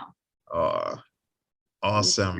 Well, thank you so much. If there are any other questions, I think they can folks get hold of you if they've got any other questions? Yeah, you can forward my email to them. It's fine. Okay. So I'm gonna put your email in the chat so that Nicole, you're taking your exam tomorrow, you said? Yes, tomorrow, 12:45. Are you taking it home or on site? No, I'm going to the center, Purview. Okay, yeah, I went today to check it out. So I feel like I'm ready. I think you need like at least 30, 40 minutes. I don't know where you're located. They pat you down, they check everything. I don't know if you wear glasses, they make you, it's a process. It's like going through jail to visit somebody. It's I don't know if that applies everywhere, but in New York, that's what I have to go through. It took like 20, 30 minutes. They did that. Ask for COVID cards or anything like that? They didn't. Okay. And just because this is how I wanted to get this over with, I stood in line yesterday for 4 hours to take a COVID test, just in case they asked. I had my vaccination card ready, nothing. Wow. But that's a good point. I'll make sure I bring mine and my mask. They make you wear your mask though, right? Oh, the whole time, yes. The whole time. Yeah. Okay. Thank you. Ask you to pull it down for the quick observation if you're who you are. Right? Yeah, they'll take a picture of you initially and then. All right. No, they didn't ask for anything, surprisingly. Well, Gannett, thank you so much. Hearty congrats. I'm excited. I would love to let some other individuals, just like you found us, listen to your words of wisdom. So is that okay if for sure. I mean, I don't think if it wasn't for you, I don't think I would have ever got to this point. So thank you so much. Thank you. And you did all the hard work. You're a great student. You kept engaged. I would send you messages and you would respond. Yes, every day. Yes. So. You did so well. Yeah. So I'm really excited. The reason why I upped the ante on the messages, I'm like, oh my goodness, she's only got 2 weeks. And I told you right from the get-go that we have to be in close sync since you got 2 weeks, which is very, very limited amount of time. And you'd be surprised how much you can get done in a week. Wow. It's wisdom. So, I took off from work 2 weeks. I didn't say anything, didn't do anything but breathe. Wow. This process. Wow. Awesome. Well, thank you so much. Thanks for coming to share this with us. Of course, you're going to get a PDU, your first PDU as a PMP, your professional development units. Please keep them up. Don't let your PMP lapse, no matter what. And I want you to remember that crazy guy, Phil, said, don't let your PMP lapse. Even if you win the lottery, you win 500 million. Don't let it lapse. Thank you so much. Good luck, everybody. Good luck, Stan. Thank you. Hello, my fellow project managers. Welcome to the PMP Exam Radio Show. It's a pleasure to be speaking to you today. I hope you're doing well. It's the beginning of the week, and I know lots of you are recalibrating, thinking about your journey to PMP exam success. After all, that's what this show is about. It's all about PMP exam certification, life leading to the PMP, and life after the PMP. So today, I'm going to talk to you about PMP exam mindset. For those of you who are new to the show, Remember, we also have a video recording of this show on YouTube. Just go on down to the YouTube channel for Praizion, and you'll find more information about me and the company. I've trained lots of individuals worldwide, lots of agencies, such as the ones that you see on the screen if you're watching this on YouTube. This was at Fort Lee with the US Army. But the PMP exam over time has evolved, it's morphed. Like that picture I just showed you was in 2014. Now, since 2014, the PMP exam has morphed, it's changed. People are getting more and more into the nuts and bolts of Agile. And that's why one of the first things you want to think about is definable work versus high uncertainty work. You will be tested on both on your exam. Definable work projects are those that are characterized by clear procedures, very process-driven, very plan-driven. High uncertainty projects have high rates of change, complexity, and risk. And these characteristics and problems are not suited for traditional approaches. This is best suited for Agile. And that's where the Stacy complexity model comes in. If you haven't taken a look at this, go to the Agile practice guide and take a look at page 14, because you have work that is classified as high uncertainty work, and you have work that's classified as high certainty work, both sides of the spectrum. So either you're working in a more traditional arrangement, or you're working in a more agile arrangement, or you're working in a hybrid arrangement. And this is what the exam focuses on. Waterfall works best when the technical understanding is close to agreement and when the requirements are close to certainty. But Agile works best when there's high variability, when there's an experiment that you need to conduct, when there's a need to discover, and when change is likely. And these are things that we cover all throughout our training and all throughout the podcasts that you'll be listening to. If you go on down to the previous episodes of these podcasts, you'll find me talking about Agile, predictive, iterative, and incremental quite a lot. For your exam, you need to know if you're working with a high degree of change and a high frequency of delivery, you want to be thinking Agile. If you're working with a high degree of change and a low frequency of delivery, iterative. Get what I mean? Page 19 in the Agile Practice Guide. Now, for those of you who are getting ready for the exam, I want to invite you to journey with me. Projectmanagementmasterclass.com, because we have classes all throughout the year, and we have another one coming up soon, October, November, even December, January, throughout the year, we have these classes. If you are struggling with your PMP exam, I want you to go on down to Project Management Masterclass and journey with me on our next adventure to get certified. We're going to be covering a lot of these concepts. We're going to be covering, of course, the process groups, initiating, planning, executing, monitoring, and controlling and closing. And for those of you who are new to the concept and the topic of the PMP exam and process groups, these are just groups of things that you do on a project. We also have knowledge areas. The knowledge areas, someone says, are they still important? You betcha, they're still very, very relevant.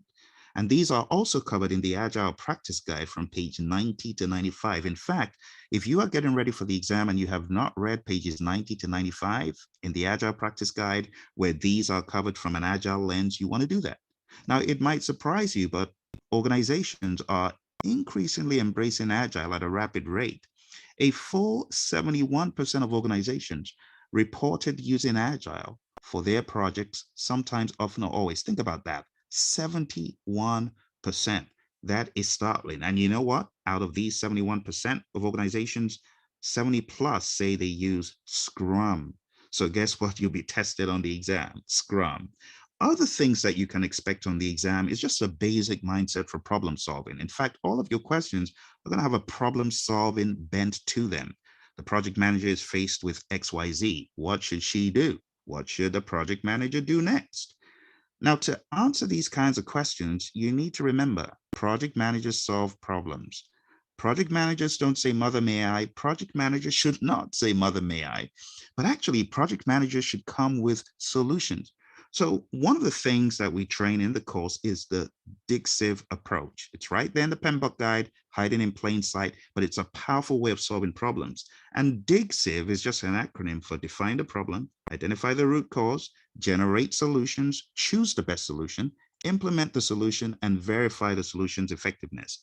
Also, Even though the PMI have not added the 7th edition to their list of books for the exam, one of the things we do in our training is begin to sensitize students to the understanding of the 12 principles, the 12 project management principles that the PMI recently came out with in the 7th edition. We're not saying go read the 7th. Hey, don't go read it, but understand the mindset around the principles: stewardship, collaboration, stakeholders, all these things that are covered on the screen. For those of you watching on YouTube, those of you that are just listening to the podcast, take a look below. You're going to find a link to the YouTube version. Highly advise you to watch it.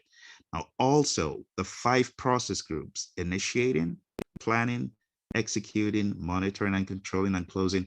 These we cannot escape. They are on the exam still.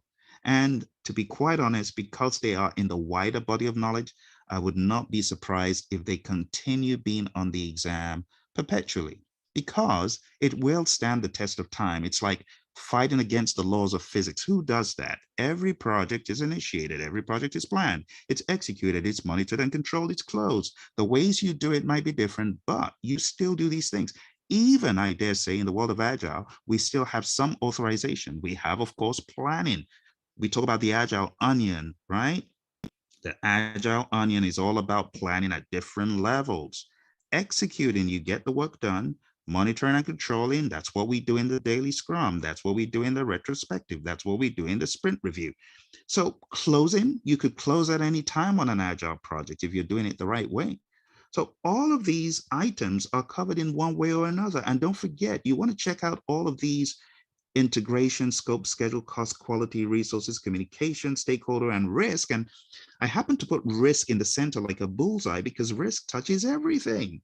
So your mindset for the exam is, whether it's predictive, whether it's agile, we do all these things, we just do them differently. We use different artifacts, we use different methods, but these are in every approach, be it predictive, be it hybrid, be it agile.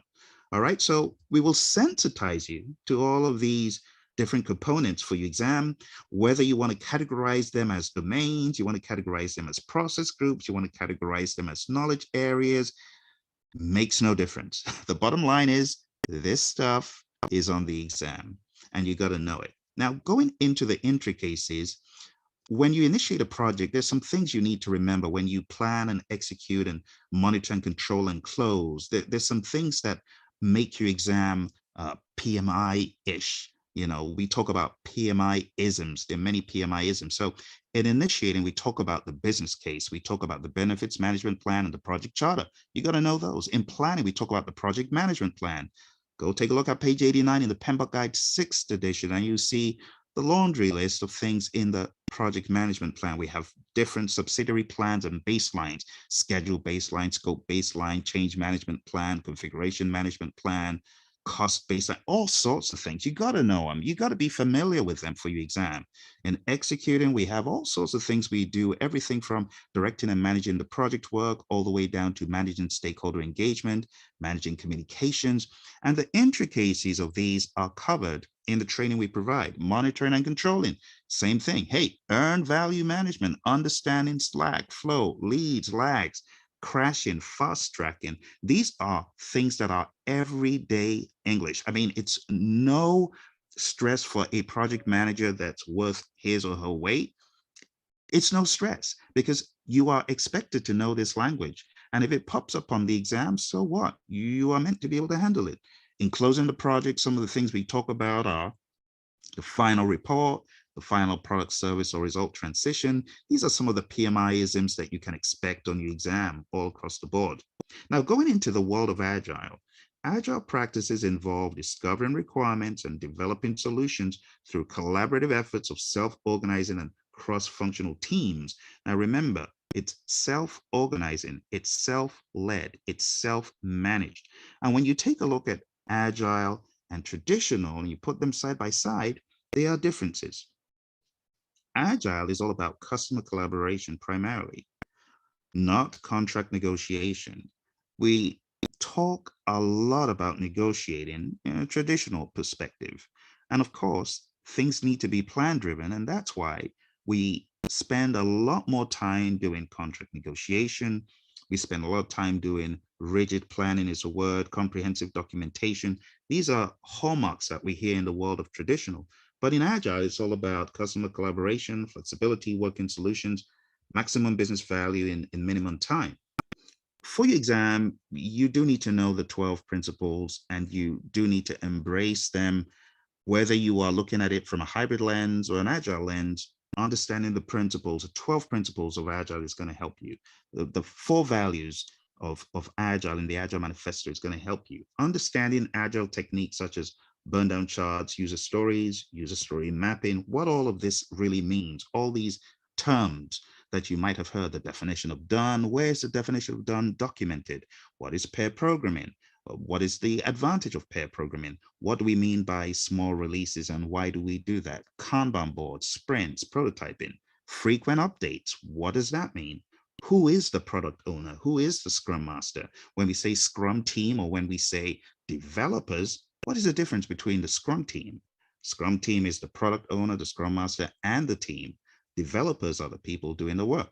Kanban boards, cycle time, lead time, all those things, you want to get a firm handle of those for your exam.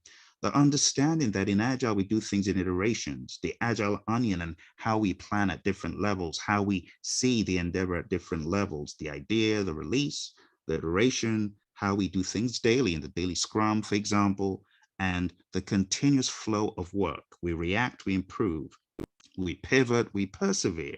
And the basic Agile ideology is summed up in understanding the concept of a ever growing, ever changing, ever being prioritized product backlog. Sprint backlog, understanding that all features scheduled for the next sprint, we want to understand those ahead of time. We want to do backlog refinement before we get into the actual sprint. And in the actual sprint, what do? We go through undisturbed cycles of development and we get to the end product. This is the overall idea, right? Regardless the framework you're looking at in Agile, these are concepts you should feel comfortable with for your exam. In the Agile Practice Guide, page 50, that's where we begin to see a lot of the Agile practices being talked about: daily stand-ups, retrospectives, sprint or iteration planning, sprint or iteration reviews, short iterations, Kanban boards, all that stuff. We find it talked about explicitly and implicitly in the Agile Practice Guide. And to that end, in the Agile Practice Guide, we have an image there where we can see the 4 values.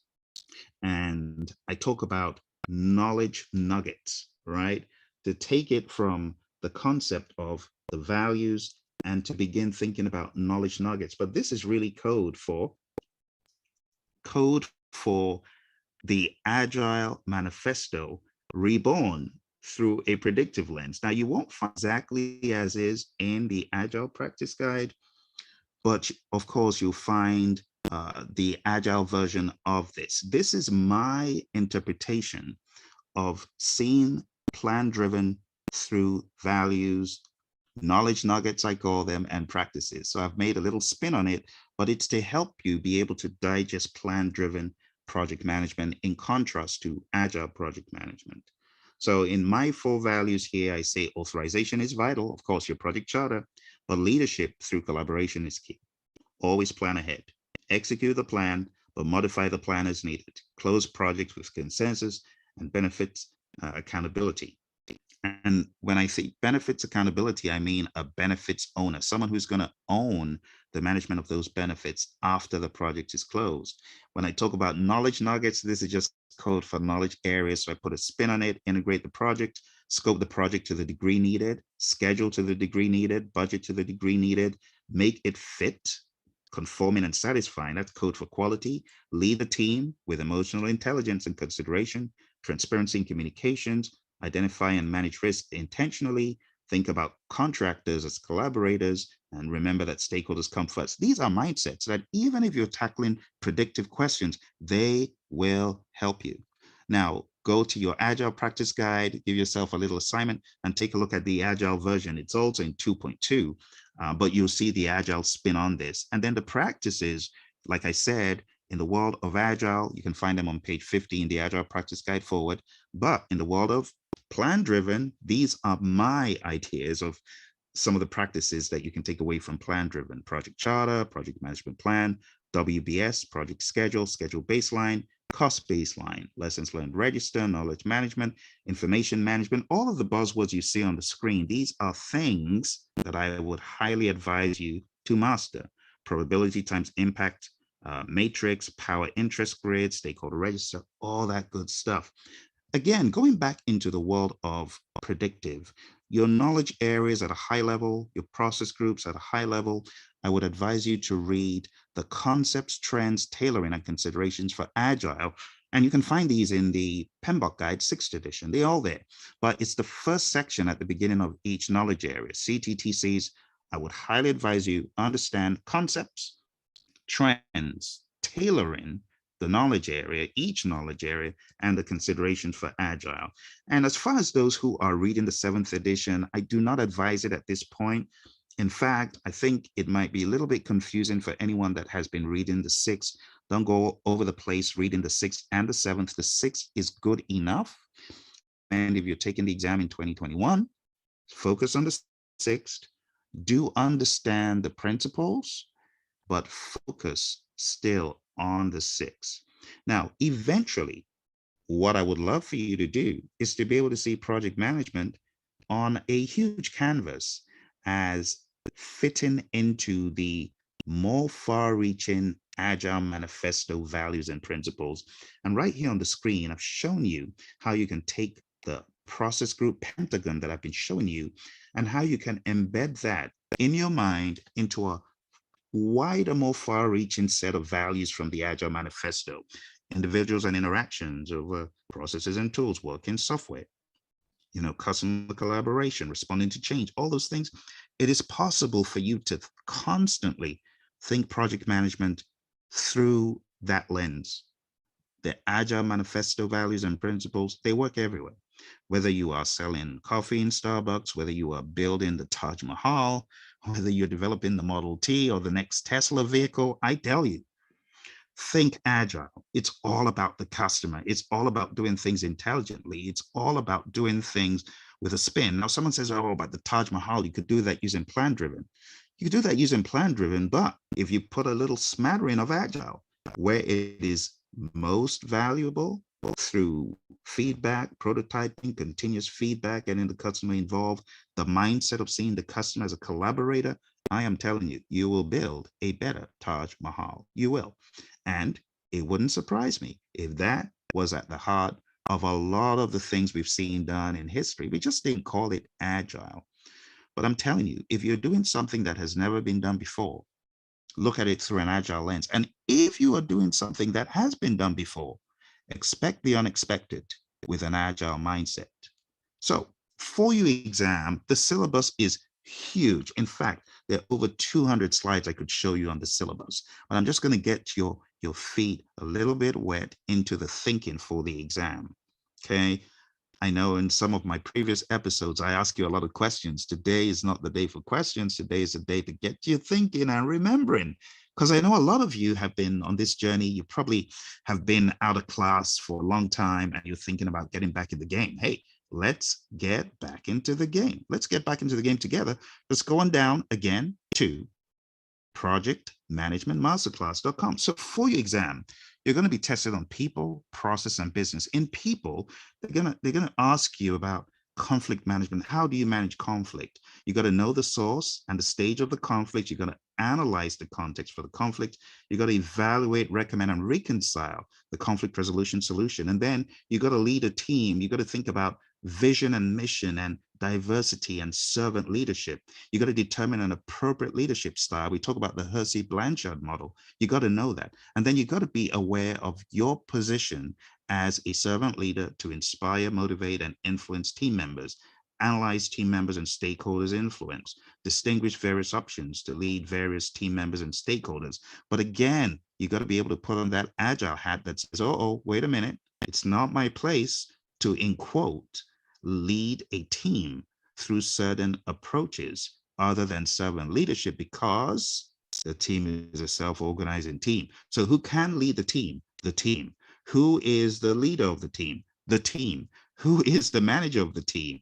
Well, on paper, it's the manager, the functional heads, but we talk about a self-managed and self-led team. So as far as the work is concerned, you got to understand the concept of the team leading the team managing the team. There's no babysitting. Someone thinks a scrum master is a babysitter or the product owner is a babysitter. Are you kidding?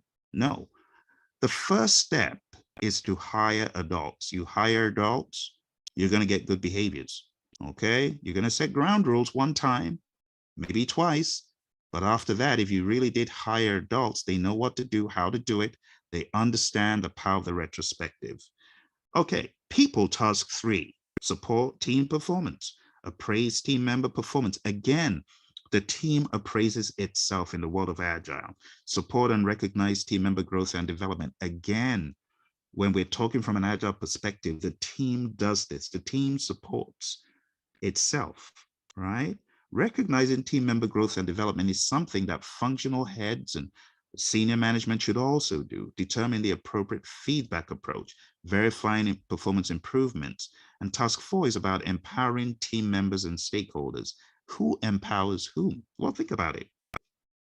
Senior management, leadership in the firm. That's who empowers.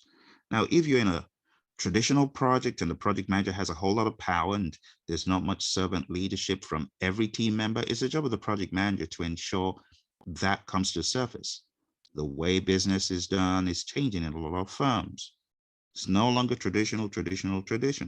And as you go through the content outline, I want you to remember this. Organize around team strength, support team task accountability, evaluate demonstrations of people task accountability, determine and bestow levels of decision-making authority. Still talking about the people domain, task 5, ensure team members and stakeholders are adequately trained. Training is big. Determining the options available and allocating resources and measuring outcomes. These are things you will be tested on. Also, the concept of building a team while you are praising stakeholder skills. Remember, the stakeholders are the wider team, and maintaining knowledge transfer. Addressing and removing impediments, obstacles, and blockers. This one is a must know for your exam because impediments are front and center when we talk about Agile. You want to determine where they're coming from, you want to prioritize them, and then you want to use your network to really aggressively go after those impediments. Also, negotiate project agreements. I would advise you to read the section in the Agile Practice Guide about flexible contract types, flexible contract arrangements. Can't quite remember the page. I'm going to guess it's 77 maybe. But if not, just open the Agile Practice Guide and look for that section on various contract types. It's going to help you. Whenever we talk about agreements, people often think about maybe money, but I want to encourage you, don't just think about money. Think about things to negotiate, such as user stories, velocity, things you're meant to deliver, not just money. Money could be part of it, but it could also be other arrangements revolving around the project. Participate in agreement negotiations and determining a strategy and making it a win-win is big. And the win-win approach, this is actually talked about in recent PMI documentation. People Task 9 is about collaborating with stakeholders, looking at the stakeholder as an ally, not an enemy, an ally, not someone to gouge out, the eyes. You don't want to do that because I know a lot of people go into negotiations just thinking, oh, how can I get the most for myself? And they almost hurt the poor stakeholders, the poor customer. Don't do that. Think about it in a collaborative fashion. All right. So build trust and influence stakeholders to accomplish project objectives. Number 10 is build shared understanding. Build a shared understanding. Make sure everyone is in the know. Transparency is key. Break down the situation. Remember, I talked about the dig-sieve approach in the beginning. Survey all necessary parties to reach consensus. Support outcome of parties' agreement. Investigate potential misunderstandings. 11, engage and support virtual teams. This is big, not just in this crazy pandemic, but even before this pandemic, people had upped their ante when it came to collaborating virtually, right? So implementing options for virtual team member engagement, understanding what the team needs, continuously evaluating that. Task 12, defining team ground rules. Ground rules are talked about again on page 49, 50 in the Agile Practice Guide, also in the PMBOK Guide. Make sure you understand the nuts and bolts of ground rules. Understand that when we say ground rules, we could also be talking about team agreements, also known as a team contract. We also call this social contracts. And managing and rectifying ground rule violations is big. Task 13 is mentoring relevant stakeholders. Mentoring is big. It's talked about again in the Agile Practice Guide. It's talked about in the PMBOK Guide. If you have a PDF copy of either publication, just search for the word mentor and be aware of the different dimensions of it, but time must be allocated to it, and we must see it as a way of adding value to our stakeholders. Task 14, promote team performance through the application of EI. Understand what EI is. It's all about bridling your emotions and influencing the emotions of others. Assessing behavior through the use of personality indicators. If you haven't read about Myers-Briggs, please do that. You're likely to encounter it. Go into the process domain and moving more rapidly. I'm just going to give you high-level bullets for these ones. But task 1 is all about executing the project with urgency required to deliver business value. You want to execute your project with urgency. You want to execute your project with urgency to deliver value quick. That's the mindset. That is a very agile task. And then you want to examine value all throughout the project. Task 2 is all about communications. This, to be quite honest with you, is about understanding the 3 processes of communications and then understanding how communications works in an agile world. Task 3 is all about assessing and managing risks. My goodness, there's 7 processes that you need to know for this exam. They're covered in the PMBOK Guide 6th edition. Know them pretty well. Honestly, nothing does as good a job as the 6th edition in breaking risk down intricately. It's very, very intricate. I would advise you to read it. When you read risk, though, before going to this next task, I want to encourage you that when you read risk, understand the different responses to risk. You know, I have an acronym for the negative risks, ATEAM, ATEAM. And it just stands for each one of the strategies: avoid, transfer, escalate, accept, mitigate. And I have another one for the positive risks. It's EASEE, EASEE. Again, you've got enhance, share, escalate, exploit, and accept. So that's it. So let me go over it again. It's easy, E for enhance, A for accept, S for share, E for exploit, E for enhance, some to that effect. So you got 3 E's: enhance, exploit, and escalate. You got an S, share, you've got EA, and A, accept. All right, let's check that out. Because the reason why I'm stressing this, on your exam, you're likely to be tested about, do you know what approach this was? Do you know what response this was? And if you haven't taken time to really break down the difference between avoid and mitigate, avoid is an absolute obliteration of the risk. Mitigate is a reduction. It doesn't get rid of it completely. And a lot of people use the word mitigate incorrectly to mean anything to do with risk. Just do something about the risk, they say mitigate. No, mitigate is just 1 out of the 5 for the negative risks. So you got to know the 10 for different lenses. I know there's some overlap with accept, and then when we go down to accept, you got to understand what we mean by passive accept and active accept. So there's really a lot there. Task 4 is all about stakeholder management. You got to understand that chapter. The next one is all about planning and managing budget. So you need to understand chapter 7 about cost. You got to monitor those variations, and of course, earned value will come into the discussion. Task 6 is all about scheduling, understanding dependencies, understanding the use of historical data, measuring progress, and even the talk about SPI will come into the picture here. Then we talk about task 7, plan and manage quality of products or deliverables.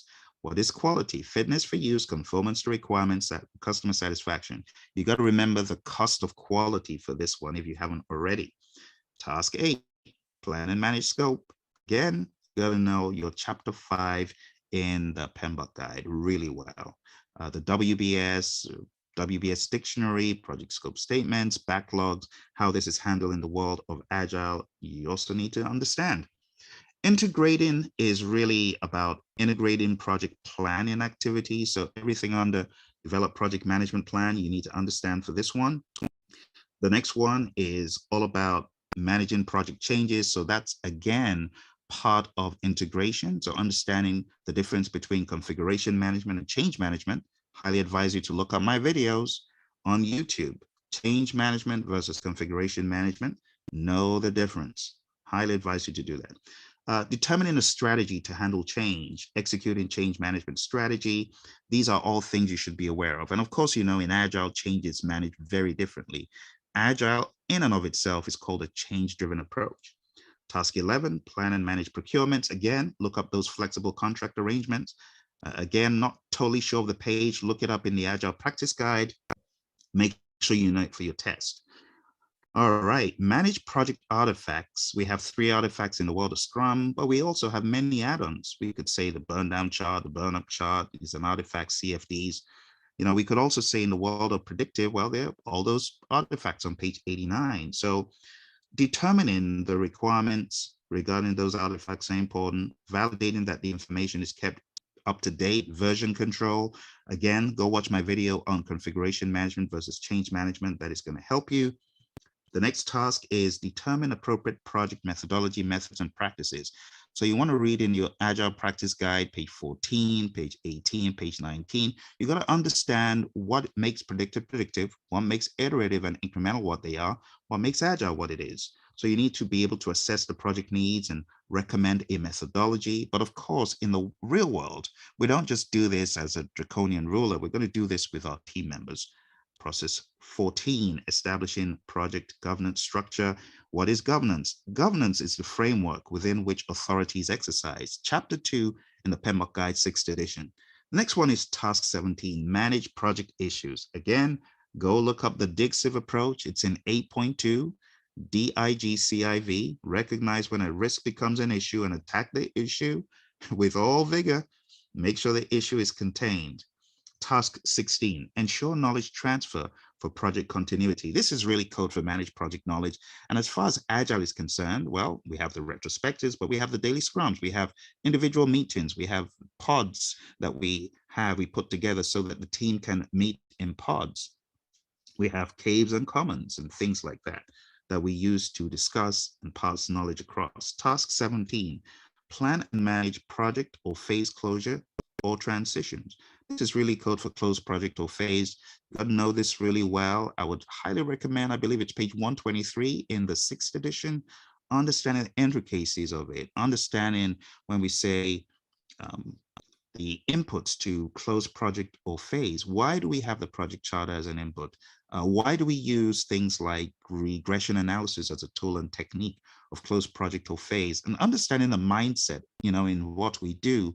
And the big bullet items on, I believe it's page 123 about what we do, understanding organizational process assets, updates, understanding that when we look at the lessons learned register, it becomes part of the lessons learned repository, which is looked at as part of organizational process assets. Eventually, that is going to help you in your mindset for this test. Validating readiness for transition, and concluding activities to close out. Last but not least, we have the business domain, right? Task 1, plan and manage project compliance, understanding what compliance is. I cover this in my business for the PMP exam boost.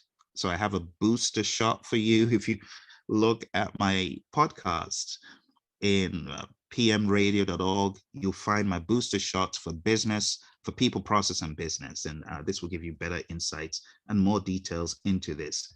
The next one after the compliance one, which is very long, by the way, I believe it has 7 items, is evaluate and deliver benefits and value. So in order to do this, you must be thinking from an Agile lens. It's not just about that output. It's not just about the output, it's about value, and it's also about outcome. So you want to investigate that benefits are realized. You want to document agreement on ownership for ongoing benefit realization. You want to verify measurement systems are in place to track the benefits. You really want to make sure those benefits are delivered, and you want to appraise stakeholders of the same. Task 3 in business is all about evaluating and addressing the external business environment for impact on scope. So as a good project manager, survey the external business environment, always be on the lookout. As a good product owner, always be on the lookout. Recommend options for scope or backlog changes based on the environment, based on what is happening, and continually review external business environments for impacts on project scope and the backlog. And finally, we have support organizational change. Know what the organizational culture is. evaluate the impact of organizational change to your project, determine required actions, and also evaluate the impact of the project to the organization and determine required actions. So there's quite a lot for the project manager to do when it comes to change management.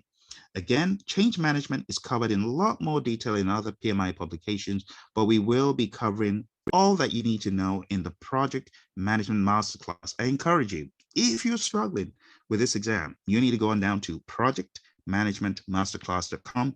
We have a course coming up in the next few days. Hey, if you are on my podcast and you've been wondering, how can I join his classes? Going down to Project Management Masterclass. This may be the final class for the year. I'm not sure if there's going to be another one, but if you've been kind of wondering, how do I get certified? How do I just get on the bandwagon and do this once and for all? You have a trainer and coach who is here to help you. Okay. So going down there, let me know how I can help. I really look forward to seeing you in the class. Again, projectmanagementmasterclass.com. And if you have any questions whatsoever, outside of the whole PMP exam thing about project management, just remember, I will be extremely delighted to answer these for you. Just send them in. Send them in to info@praizion.com. Thank you very much for joining me. I wish you all the very best on your journey. Let's make this happen.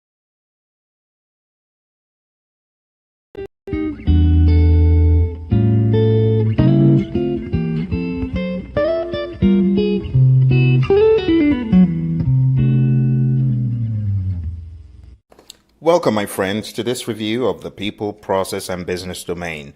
Before we get into the people domain, I have a few questions to ask you, and this is trivia. This obviously does not appear on the exam. How many tasks are there in the people domain for the PMP exam? The answer is 14 tasks. Next question. What percentage of the PMP exam is based on the people domain? The answer, 42% of the exam. That means going into the exam, you need to be all over the people domain. It's a huge part of your exam. Next question. When it comes to managing conflict, which conflict resolution strategy do we employ when faced with an emergency? The answer is force or direct. Final question. You're leading an individual on a team. You choose to use high supportive behavior and high directive behavior. Which of these are you using? A, delegating. B, supporting. C, coaching. D, directing.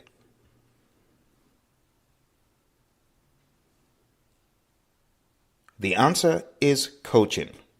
The coaching quadrant in the matrix shows high supportive behavior and high directive behavior.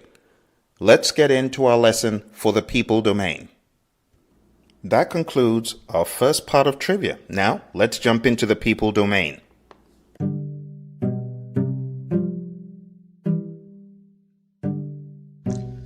Hello and welcome to the PMP Exam Radio Show. It's a pleasure to have you here with me today. Thank you very much for tuning in. I hope you've had a wonderful week. Well, it's Friday. Thank goodness. It's been a long week for some of us.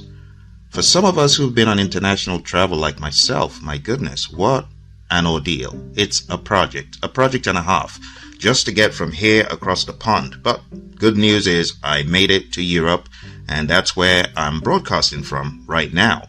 I got a message from one of our listeners on YouTube, and the message was something to the effect of, I didn't do well on the exam in 2021. I didn't do well in the people domain. Now, for those of you who might think the exam does not have casualties, it does. And the PMP exam has casualties because a lot of well-meaning, hardworking students don't know what to expect. So today, I want to go through the entire PMP exam content outline. I want to give you a let's call it a boost, right? I want to give you a booster shot of the PMP exam content outline so that you continually remember what to expect on the exam. I want to give you a set of principles, my principles that I share with students as they prepare for this exam. Remember, the exam is broken into people, process, and business. And Vicky shared that people was a tough part of her exam. So I want to jump straight into people. So here is the people domain. The first task is manage conflict. The philosophy is simple. Conflict should be managed by the people involved in it. And people who are involved in it, of course, are team members. So team members should be educated. They should be sensitized to the importance of conflict. There's good conflict.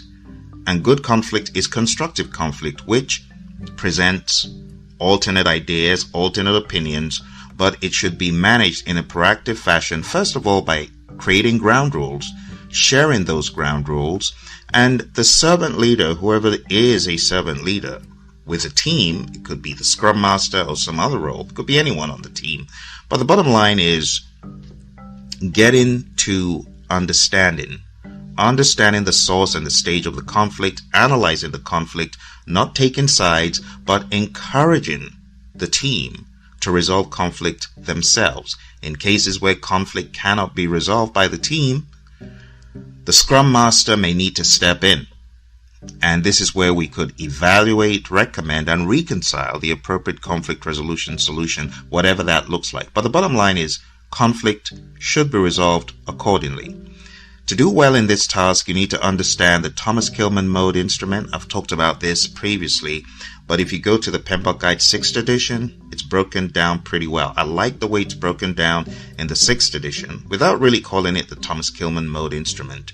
But you've got the avoid, got compromise, reconcile, smooth, accommodate, all of those. Know those really well, okay? That's task 1. Task 2 is lead a team. The philosophy, the overarching principle is leadership is not a one-size-fits-all thing. You need to be aware of situational leadership.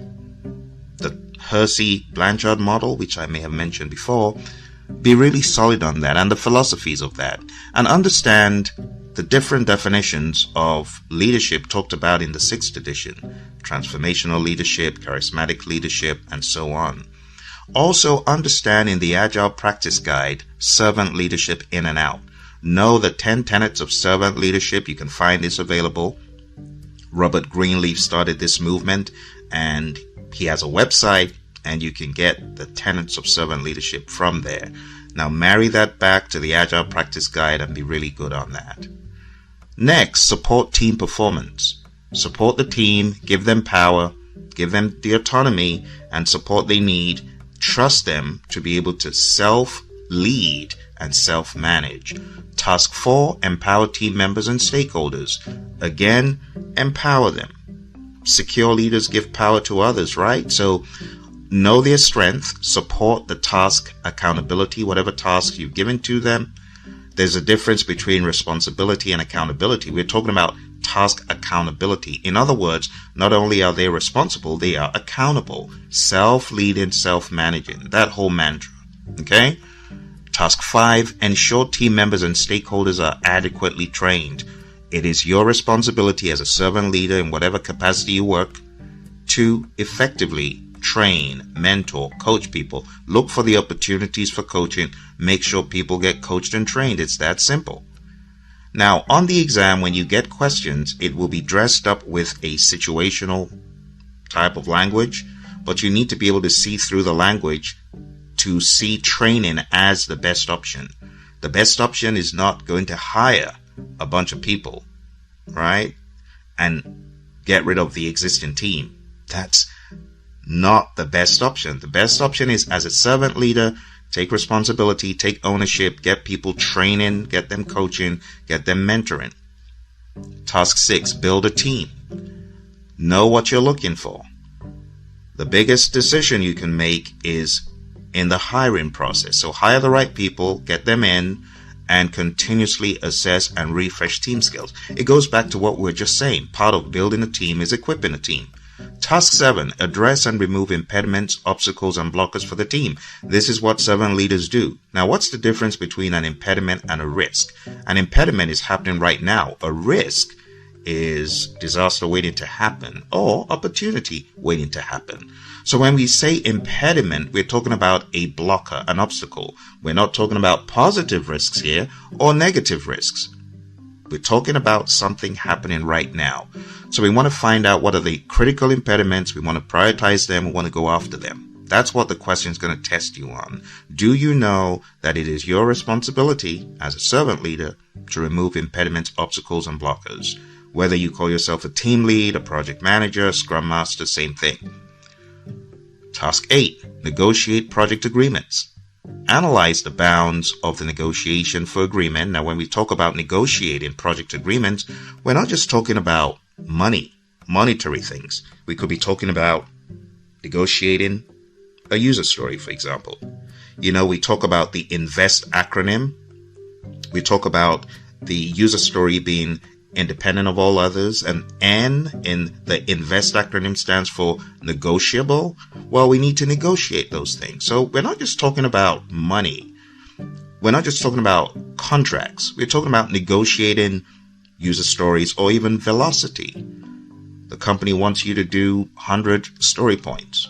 And you know that from your burn up and burn down chart and from your records of how many story points you can do, this is unattainable. Well, negotiate it. Don't just say, oh, management says I should do 100 story points, so I'm going to try to do it, burn the team out. No. Don't do that. You want to analyze the bounds of the negotiation. You want to assess priorities, verify the objectives, participate in the agreement negotiations. You got to negotiate trade-offs, right? You will be tested on trade-offs. You will be tested on understanding trade-offs and negotiation when it comes to resources, when it comes to team members, right, on the project. So keep that in mind. Task 9, collaborate with stakeholders. Collaborate. Business people and developers, they should work together daily. Just remember that. Task 10, build shared understanding. I talk about the DIGCIV acronym, which you can find in 8.2 in the 6th edition. Define the problem, identify the root cause, generate alternatives, choose the best alternatives, implement that alternative, and verify the solution's effectiveness. But the bottom line is get on the same page, right? Break down the situation, survey the necessary parties, support the outcome of the parties involved. Your scrum master and the team decides to go in a particular direction. That's the direction to go, right? So you need to support that and then investigate any potential misunderstandings. Task 11, engage and support virtual teams. Virtual teams have been around for a long time. They've come to stay. This crazy pandemic is a reminder. But when it comes to virtual teams, understand the tools of the trade. Understand what a virtual team is, but understand buzzwords such as fishbowl window or pair programming talked about in the Agile practice guide and things such as that, or remote pairing, which is the right word. Task 12, define team ground rules. Understand page 50 in the Agile practice guide, the team charter, right? Understand other names for ground rules. We could say team charter, team agreement, social contract, team contract, that kind of thing. But understand pages 49, page 50 in the Agile practice guide, and understand the output 9.1, where you get the team charter in the PMBOK guide 6th edition. All of this is stuff that you should know for your exam. Task 13, mentor relevant stakeholders. Similar to what I said, if you find a gap in someone's understanding of a method, a framework, a principle, an idea, a project task, a story, mentor them. Allocate time to mentoring, recognize opportunities. It could be maybe something someone said and you realize, oh, that's an anti-pattern. They need to be mentored. They need to be educated. Task 14, promote team performance through the application of EI. EI is big. There are definitions in both the Agile Practice Guide and the PMBOK Guide. Understand it's bridling your emotions and influencing the emotions of others. All right. And that is just the people domain that Vicky wrote in to say she had a rough time with on her last exam. Vicky, I wish you all the very best on your next attempt. In the next few episodes, We're going to be tackling the process and the business, but I hope this was a nice little boost for you, a little bit of encouragement to get you in ship shape for your exam. Thank you. You take care, everyone. Speak to you soon.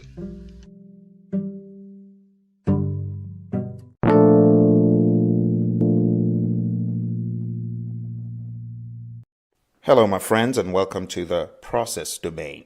Today, we are going to explore process. First question for you is, how many tasks are there in the process domain for the PMP exam? Of course, this doesn't appear on the exam, but it's trivia to get us started. The answer is 17 tasks. Next question. What percentage of the PMP exam is from the process domain? The answer is 50% of the exam. Next question. Name the 3 artifacts of Scrum. The answer? Product backlog, sprint backlog, and the PSI, potentially shippable increment. Next question. Name 3 processes that are used in communications management.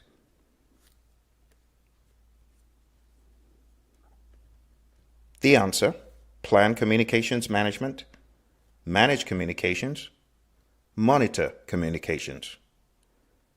Next question. Name the 5 strategies for positive risks or opportunities. 1. Escalate. 2. Accept. 3. Share. 4. Enhance. And 5. Exploit. Next question. While using a power interest grid, you decide to put a stakeholder B into the top right quadrant. What strategy should you use for stakeholder B in the top right quadrant of the power interest grid? The answer is manage close. And that concludes our quick preamble into the process domain. Let's jump into it. And today we're going to be focusing on the process domain. Remember, it's a very quick boost, but I want to give you some insights into what to look out for and to get you to be more confident in your preparation. So taking a look at the PMP exam content outline, you know it's broken down into people, process, business. Just as a very quick reminder, we know that the people domain is 42%, the process domain is 50%, and business is 8%. So let's take a look at the process domain. Taking a look at the process domain, you can see that this is 50% of the exam. And the very first task is execute the project with urgency. The urgency required to deliver business value. When you're taking a look at task 1 in process, you almost immediately have to think in an agile fashion, because agility is all about responding to what is needed as needed. So you've got to assess the opportunities, and based on the opportunities you assess, you could choose to deliver incrementally. You could choose to deliver it one time if that is what is most appropriate. And you could choose to deliver it in frequent small increments or frequent smaller increments. But what I mean by this is delivering, let's say, in smaller increments of a day or 2 days, or delivering in small increments of a week or 2 weeks. You see, there's a difference. Even when you deliver, you could deliver in very tiny little pieces, like a stream of tiny little pieces, or you could deliver in small pieces, not tiny, but they're still small. You see what I mean? Now, this definition is encapsulated in the Agile Practice Guide. When you take a look at page 19 and page 18, right, and you read those definitions, there's actually a table in the Agile Practice Guide that breaks down iterative, predictive, incremental, and agile. The difference between how incremental and agile is described is in this frequent smaller deliveries versus frequent small deliveries. Incremental is all about get it out in increments, smaller. When you take a look at agile in context as needed, we use the term small, and they use that to distinguish between two. Now, someone might say it's a little bit finicky, but I quite like it because it calls your attention to the importance of incremental delivery, incremental value. Okay. So task one is all about looking at your project and saying, should we deliver this using agile, iterative, incremental, predictive? All right. And then it says, support the team to subdivide project tasks as necessary to find the MVP, the minimum viable product. Some products, you know they're viable right from the get-go. But in instances where you're not sure a product is viable, you need to have either a conversation, a prototype, some sort of tinier version of the whole to understand and get feedback to know if that product is viable. Is it something that will fly in the market? Is it something that customers would want? Is it something that is a viable product to deliver value, to bring in, be it revenues or benefits or satisfaction? And that is what MVP is all about. And there are many different terms to be aware of in Agile, but MVP is all about feedback. Minimum marketable product is what is the minimum amount of product we need to release that is marketable, that people will gravitate towards in the first instance. What's the minimum amount we put out? So the logic is, don't wait till you've got every single release. Maybe you just release one part, one feature set, and that's a minimum marketable product, right? Or maybe you have to release 4 or 5 feature sets before it is looked at as a marketable product. And that would delay your entry into the market space. You see, there's a difference between MMP, is this marketable as a product, versus MVP, is this viable as a product? So when you understand a product is viable, what's the minimum amount to put out? And then we have another term, MMF, minimum marketable feature, which is the product is released. What is the minimum amount of features that we add as some sort of increment to release it to the marketplace? So all of these terms, they are important in really understanding task one. All right, task one is probably the longest one. Let's go to task two, manage communications. For this, you need to be aware of how communications exists in the world of predictive. So we have plan communications management, manage communications, monitor communications. You've got to know those pretty well, right? And then you need to understand how communication flows. How does communication flow in an organization from portfolio down to program, down to project, to operations and back? You also need to understand in the world of Agile, how does communication flow? How does it exist?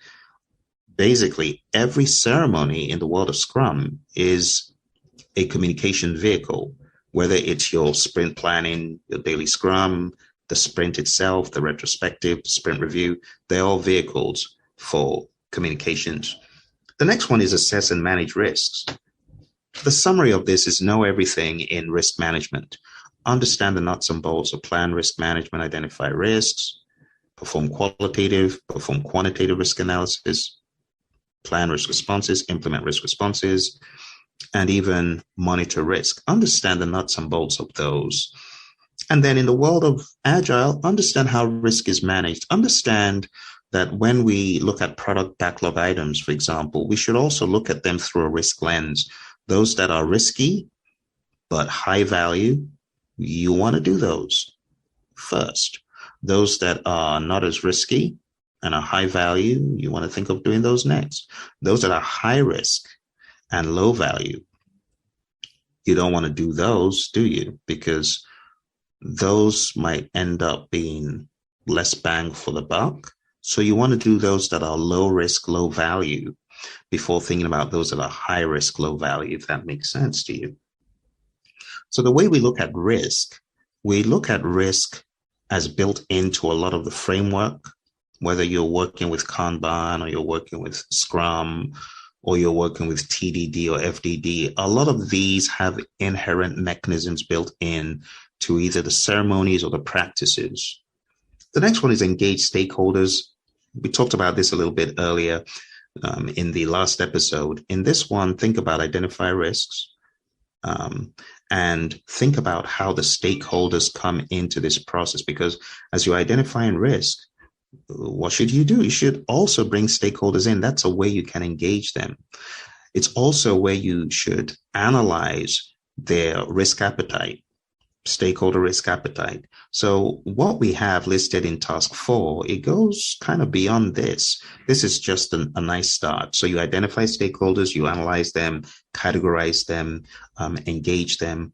But you also need to remember the pretty standard processes: identify stakeholders, plan stakeholder engagement, manage stakeholder engagement, and monitor stakeholder engagement. Task 5, plan and manage budget and resources. This is really all about cost management. So you have plan cost management, estimate cost, determine budget, and control costs. And you need to be aware of all of those.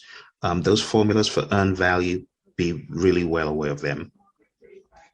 All right, next one here, plan and manage schedule.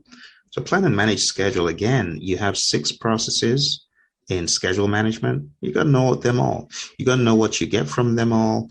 You got to know how you deal with them all. So when you take a look at plan and manage schedule from an Agile lens, it's important to see this as built into the process. In the world of Agile, we talk about roadmaps. We talk about the Agile onion, where we plan at different levels. But when it comes to scheduling, planning at the roadmap level is something that pretty much cuts across the entire endeavor. But coming down to the product backlog and the sprint backlog, when we talk about the sprint backlog, that's when you need to begin thinking about the aspect of tasks. So the summary is, when you take a look at schedule management from the perspective of Agile, it's when you get to the sprint backlog that you really begin thinking about tasks. And not every team goes down to that level. But in the PMBOK Guide 6th edition, it shows you how the roadmap is broken down. So you think about the higher level release, then you think about the iterations within the release, you think about the features within the iteration, you think about the story. So how all that comes together is very important as well. Moving on to plan and manage quality of products and deliverables, I want to encourage you to look into the annexes in the Agile Practice Guide, where you have the breakdown of the Agile Manifesto values and principles and how those map to specific practices and aspects in the world of Agile.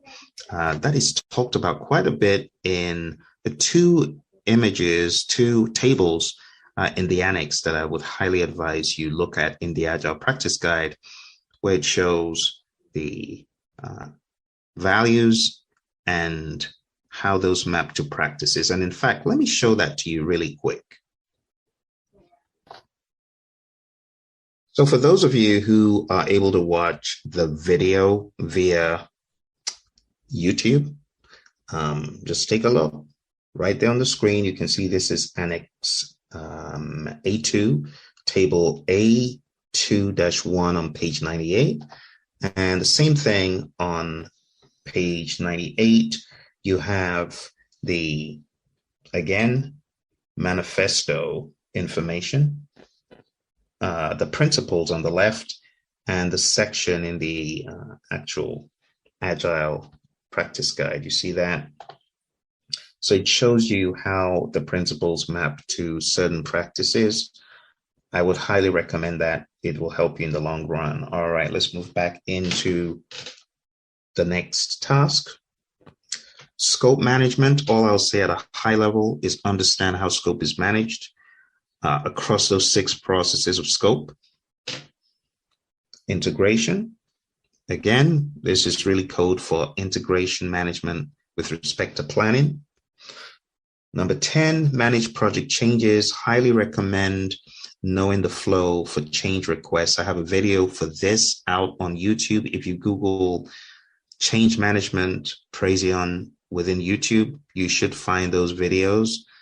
If I'm able to, I will put a link under this media so that you can find these things I'm talking about. Plan and manage procurement. Again, there's a video out there. If I'm able to, I will put the link below. But for the exam, definitely understand agile contracts, flexible contract arrangements, and how those work. Manage project artifacts. Know the 3 artifacts, for example, of Scrum. Those artifacts that are peculiar to Scrum and those that are more peculiar to predictive. Really understand page 89. Know what those artifacts are and what they do for you. Task 13, determine appropriate project methodology. Again, boils down to page 18 and 19 in the Agile Practice Guide. Knowing when a project should be agile, predictive, iterative, incremental is important. Task 14, establish project governance structure. Understanding that governance is a framework within which authorities are exercised, and understanding the types of governance. Project governance is really what we should be thinking of more as project managers. Understanding escalation paths and thresholds. Number 15, managing project issues. Again, the DIG-CIV approach, defining the problem, identifying the root cause, generating alternatives, choosing the best alternative, implementing the alternative, and verifying solution effectiveness. All of this is talked about in 8.2 in manage quality under problem solving, the tool and technique. I just call it the DIG-CIV approach, DIGSIV approach. I also have a podcast episode on the DIG-CIV approach. Look for it. Task 16, ensure knowledge transfer for project continuity. Is all about knowing and understanding the vehicles for knowledge transfer, the managed project knowledge process, understanding how knowledge is transferred across a project, understanding the usefulness of retrospectives, when the team comes together to share lessons learned and things like that. But of course, you do know that the way we look at this in Agile is different from predictive. In Agile, we don't necessarily document all of this information and share it far and wide. It's internal, close-knit to the team. We keep it close to the vest. We're not airing dirty laundry or putting stuff in documents. It works differently. But the bottom line is discuss the project, understand expectations, confirm the approach for knowledge transfers, and just copiously share knowledge. You know, you've got not only retrospectives, but you also have sprint reviews where you can share knowledge, customer to team. You can also share knowledge across the daily scrums, things like that. Last but not least, we have plan and manage project or phase closure and transitions. And this is all about managing the closure, close project or phase, understanding final product, service, or result transitions, the final report, understanding regression analysis and things like that. Regression analysis helps you understand why you got the result you got. And of course, retrospectives, closing out, you know, with a knowledge and retrospective ceremony. It is just going to help any team better close out and move to the next thing, right? The thing about Agile is at any point in time, we are ready to close because we don't do it one time. We do it incrementally. We do it iteratively over the period of the project, over the period of the stream of value we're releasing. We're always going back to make sure that we are indeed ready to close out that chapter. Anyway, that's that. I hope this helps you. I know it's been a bit of a whirlwind, but there's so much stuff to cover. It cannot all be done in just a few minutes. If you feel you need more training or coaching, go on down to the Praizion website, praizion.com. Sign up for our course, PMP Exam Prep Camp, or any of the other vehicles that you find on our website. Thank you very much. Speak to you soon. Bye for now.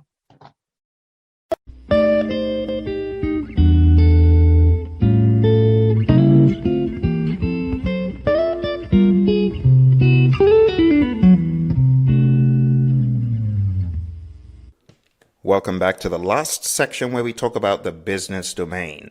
And the question is, how many tasks are there in the business domain for the PMP exam? The answer? 4 tasks. Final question. What percentage does the business domain cover on the PMP exam? The answer is 8%. Let's jump straight into it. This is going to be the longest of all the sections because there's very little information to go off on in the PMBOK guide or the Agile practice guide when it comes to the business domain. So we need to blow this out quite a lot. Let's go.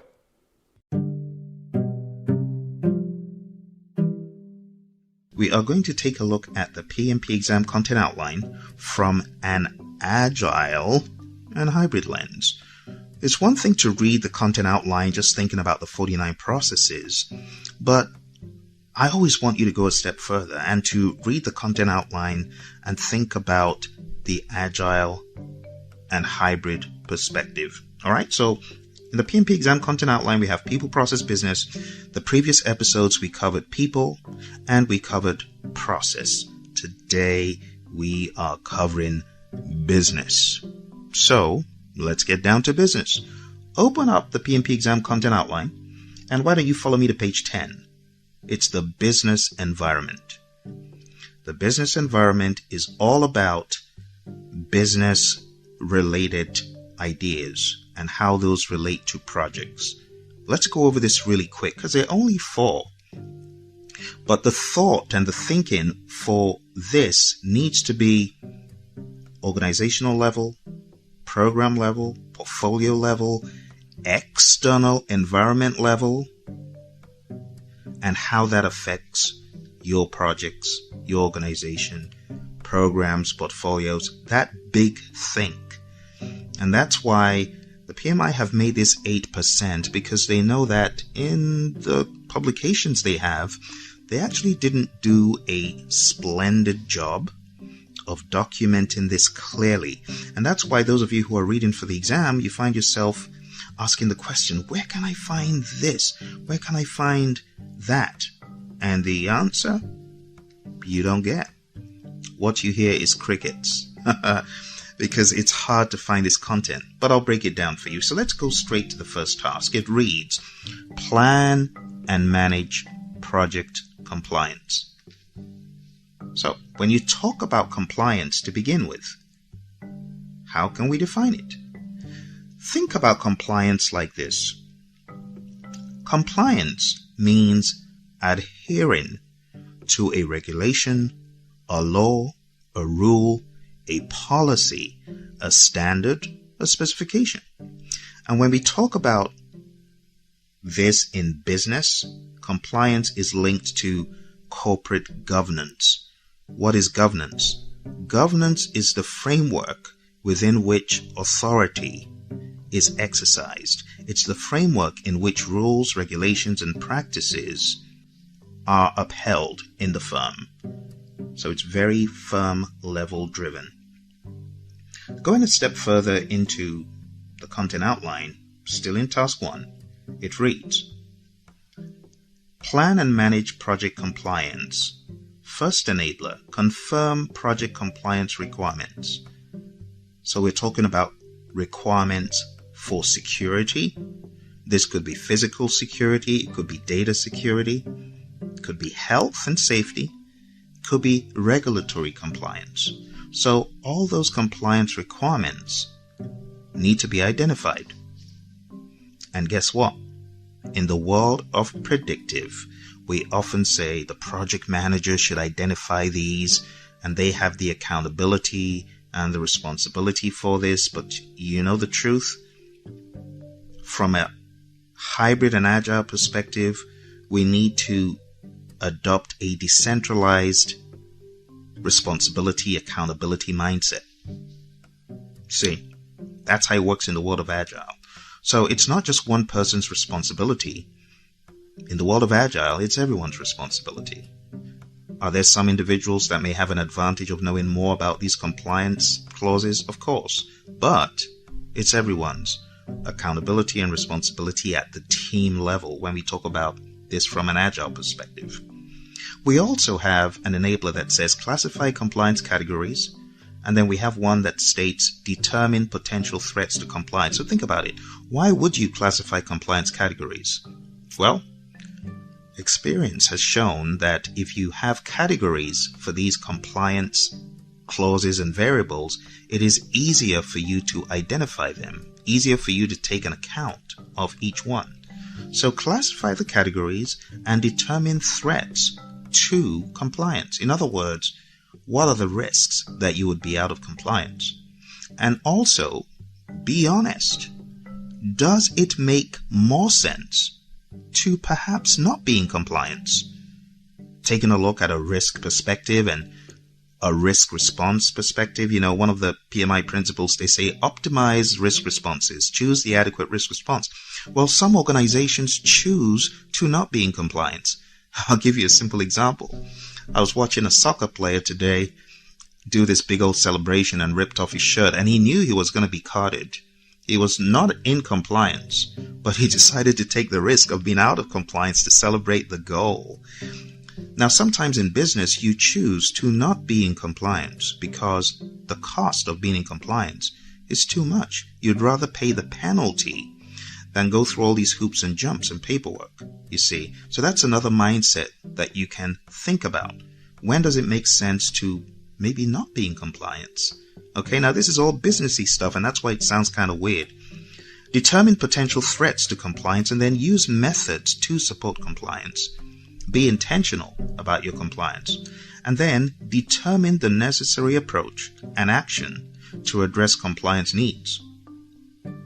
Think about how you need to act, steps you need to take, checkboxes you need to tick to address compliance needs from all perspectives, be it health, safety, risk, legal, and so on.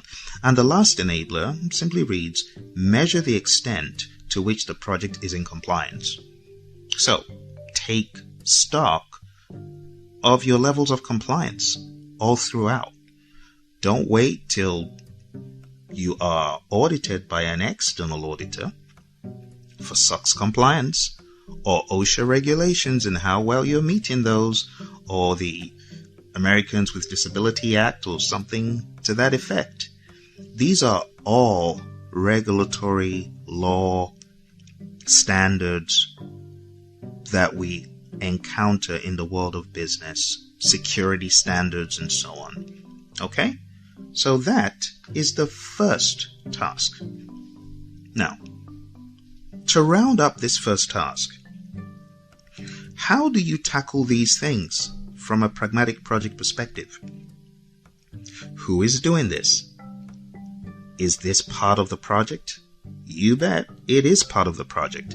And that's why the mindset needs to be identify what needs to be done and then make this part of your project tasks, part of what has to be done on the project at some time by the team, by someone in some capacity or the other, and as a whole.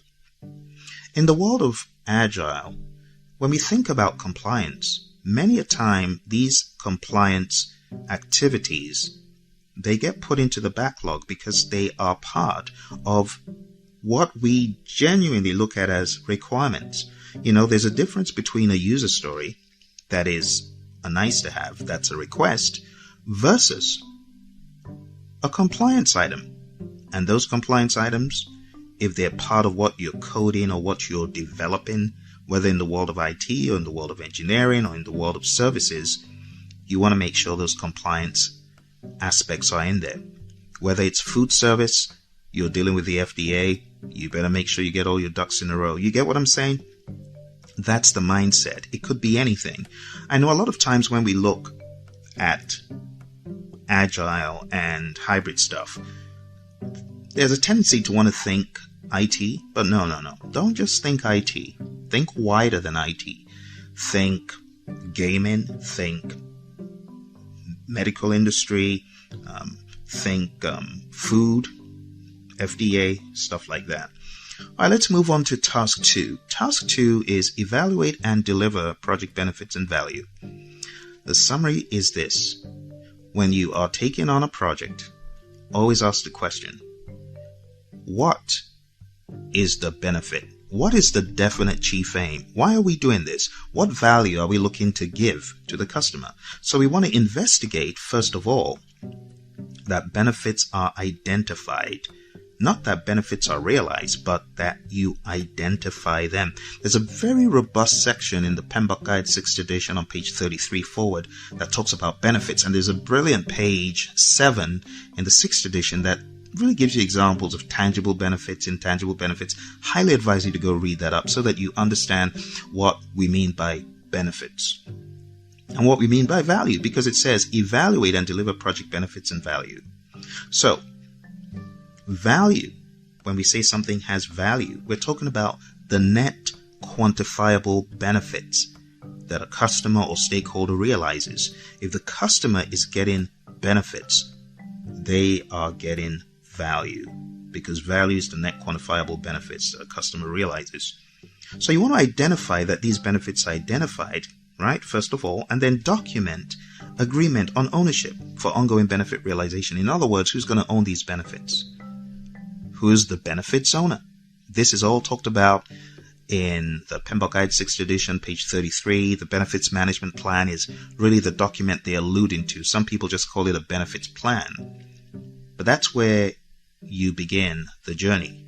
Identify the benefits, know who the benefits owner is, get specific, right? Get quantitative, get qualitative, get specific. Number 3 says verify a measurement system is in place to track benefits. In other words, make sure you know what you're measuring. Are you measuring ROI? Are you measuring MPV? What exactly are you measuring? The 4th one is evaluate delivery options to demonstrate value. Ask the question, how are we going to deliver? Are we going to deliver incrementally? Are we going to do it a one-time thing? Pretty much, is this incremental? Or is this iterative? Or is it predictive? There are many questions you can ask, but you're either delivering one time or you're delivering multiple times. Some projects you absolutely can do that, and other projects you can't. But some projects where you can't deliver multiple times, you can think about an incremental validation of the sub-deliverables, even though you can't deliver a sub-deliverable on some projects all on their own. They just won't work. There's no point. But you can have those incremental milestones. And you know what value you're getting? You're getting value from customer feedback. In the world of Agile, we call this MVP, the minimum viable product. What is a minimum amount of product you need to show a customer? Or what is the minimum thing you need to do? MVP doesn't have to be a product, as I've said many a time. It could actually be a discussion. But the thing about MVP, you want to get feedback to make sure you're building the right stuff. And once you know what to build, then you know how to deliver it as you think more critically and introspectively. So evaluate the delivery options to demonstrate value. When you know that this is definitely going to deliver value, ask, okay, how should we deliver it? Frequent, smaller increments? Maybe larger chunks? Maybe a one-time thing? All right. Final one here for task 2 is appraise stakeholders of value gain progress. In other words, let your stakeholders know the value that has been delivered over successive time periods. For some projects, there's no value until you're done. Other projects, you begin realizing value along the way. And some projects, you deliver a product and it takes another 6 months, 1 year before you realize any value from it. But it's good to know what you're dealing with. Let's go to task 3. Evaluate and address external business environment changes for impact on scope. Think about that. External business environment changes. Let's talk about the crazy pandemic. When COVID hit, a lot of organizations had to do just that. They had to evaluate and address the business environment changes, because no longer could their teams go into work. No longer could they sustain work in person. It had to be done by small teams coming on different shifts. It had to be done for some companies, like training companies. They had to change how they were doing stuff. And this is all they're saying in task 3. Constantly, as a good project manager, evaluate external business environment changes for the impact on scope. If the scope needs to change it.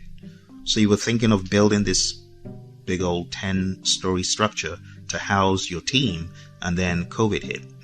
And you got 1,000 workers who don't need to be in the office, but you're about to fork out $50 million on a new building, and it's going to 2 years. And you see what I'm saying? This is when we need to think in an agile fashion, because maybe that's not the best use of your resources at this time. You see? So evaluate and deliver project benefits and value. And then when you know what value you're thinking about, constantly evaluate and address external business environment changes for impact on scope, because you may not be able to realize that value, those benefits of housing your team in this new structure, because the environment has changed. And that's a pretty drastic example.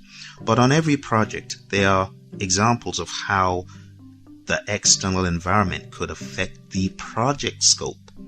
So the idea is this: if you've thought about this from an agile perspective, as you prepared for the exam, you might have thought about backlog refinement. Well, that's part of it. Backlog refinement is when the product owner is constantly, not only in a backlog refinement ceremony, but it's constantly looking at the environment and asking the question, what has changed? How should I reprioritize with the team this product backlog? What needs to go? What can stay? Perhaps we can cut off 50% of those product backlog items. We don't need them anymore. That's the way you need to be thinking. Being agile. All right. So assess and prioritize the impact on project scope, backlog, based on changes in the external business environment, and then recommend options for scope or backlog changes. Pretty much what I said. Based on the business environment, you may need to make changes to the product backlog, schedule changes, cost changes, and then continually review external business environment for impacts on project scope, the backlog. It's a constant thing. Constantly ask, what is changing? New technology has arrived. Oh, well, we know that our customers are going to want what we're building because there's a new technology. You know, case in point, when 3D printing came on the scene, there were a lot of companies that realized they couldn't keep doing what they were doing at the rate they were doing. A lot of the projects had to change. They had to realize that there was a cheaper, more efficient way of doing things, 3D printing. Just as an example, let's go to number 4. Number 4 is support organizational change. And that's big. We're not talking about project change or program change or portfolio change. No, this is far-reaching, higher level change, organizational change. And the first enabler is assess organizational culture. Why? Because based on culture, you know how people will react to change. You know how people will be when you announce a change is coming. Some firms are just change averse. Some firms, they're deeply rooted in tradition, and they just find a hard time changing to anything. So assess your organizational culture and understand how best to deliver your project outcomes and outputs so that it will be taken in a productive manner. Some projects try to do too much too soon. They haven't assessed the organization's culture, and they are harming the organization by doing too much too quick. You know, in the PMBOK Guide 7th edition, it reads something to the effect of people having change fatigue because you're trying to do too much change too quick. Don't do it, is pretty much what PMI is saying. The PMBOK Guide 7th edition actually takes change to a pretty high level, and I'm not talking about summary level. No, I mean, they really went pedal to metal in talking about various change models. We talk about the William Bridges transition model. We talk about the ADKAR model. We talk about the John Cotter's model and others, including PMI's FPIMS, FPIMS model. I call it a FPIMS model. But there's a lot of talk about that. I'm not telling you this because I'm saying these models are going to appear on the exam. No, I'm trying to sensitize you to how vast organizational change is. The ADKAR model is a brilliant addition, and it sensitizes you to what people go through and how you should respond as a professional. And the William Bridges transition model, it just helps you see how people go through peaks and valleys of emotions, some pretty rough emotions. And when you understand what people are going through as you try to introduce change, that should prompt you to have sense-making sessions, to be empathetic towards people as they go through change in an organization. So the final task in business is all about supporting organizational change, assess the organization's culture, evaluate the impact of the organizational change to your project, and determine required actions. So, how does change happening in the firm as a whole affect my project? And the last enabler is another question. How does my project impact the organization? In other words, evaluate the impact of your project to your organization and determine required actions. What needs to be done? What needs to be done to make sure that this change is absorbed the best way possible, is conveyed the best way possible? These are the ideas behind this one, and we could go into things like empathy and sense-making sessions and bringing the organization along, doing all the right people stuff. And trust me, you will be tested on change management at the project level and at the organizational level on your exam. You can expect those. So when we talk about change in process, it's different, right? We've gone over that before. Talking about change on the process level, it's all about, artifacts and deliverables and process and stuff. But task 4 in the business environment is at a higher level. It's organizational change. And you want to be proficient with that thinking, and you should know what to expect. In other words, it's all in the outline. Read it. Okay, my friends. So we're done talking about the business environment. We've talked about plan and manage project compliance. We've talked about evaluate and deliver project benefits and value, evaluate and address external business environment changes for impact on scope, and support organizational change. And I know I went through it really quick. We actually could break this down for the next 4 hours. All right. So I still want you to go read up some of this stuff that I mentioned. Go read up page 33 and the 6th edition. Look at page 7. Open up your Agile practice guide. Just mine for some information regarding this along these lines, and put on your organizational change thinking cap when you get into the exam. All right. I hope this has been of help to you. Don't forget to hit like if you can. If you're watching this on YouTube, share with your friends. Please subscribe. Please, if you're enjoying it, I want you to give it a thumbs up. I want you to give it a rave review. And I wish you all the very best on your exam. You take care, and I will speak to you again very soon. Bye for now.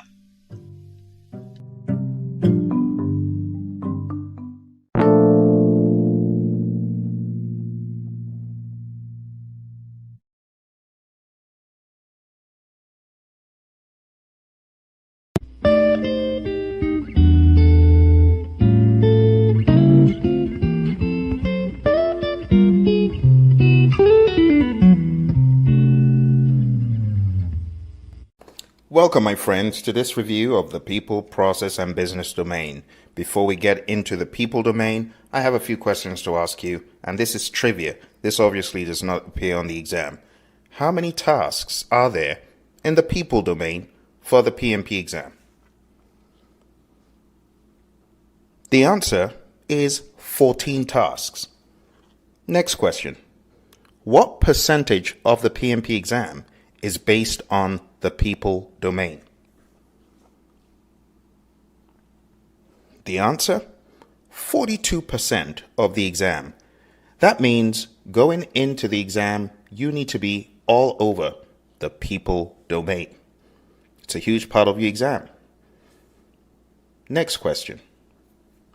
When it comes to managing conflict, which conflict resolution strategy do we employ when faced with an emergency? The answer is force or direct. Final question. You're leading an individual on a team. You choose to use high supportive behavior and high directive behavior. Which of these are you using? A. Delegating. B. Supporting. C. Coaching. D. Directing.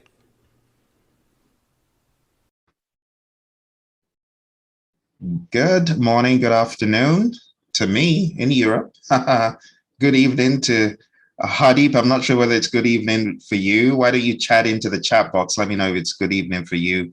But Roy and I are delighted to be with you again. Roy, how's it on your side of the world today?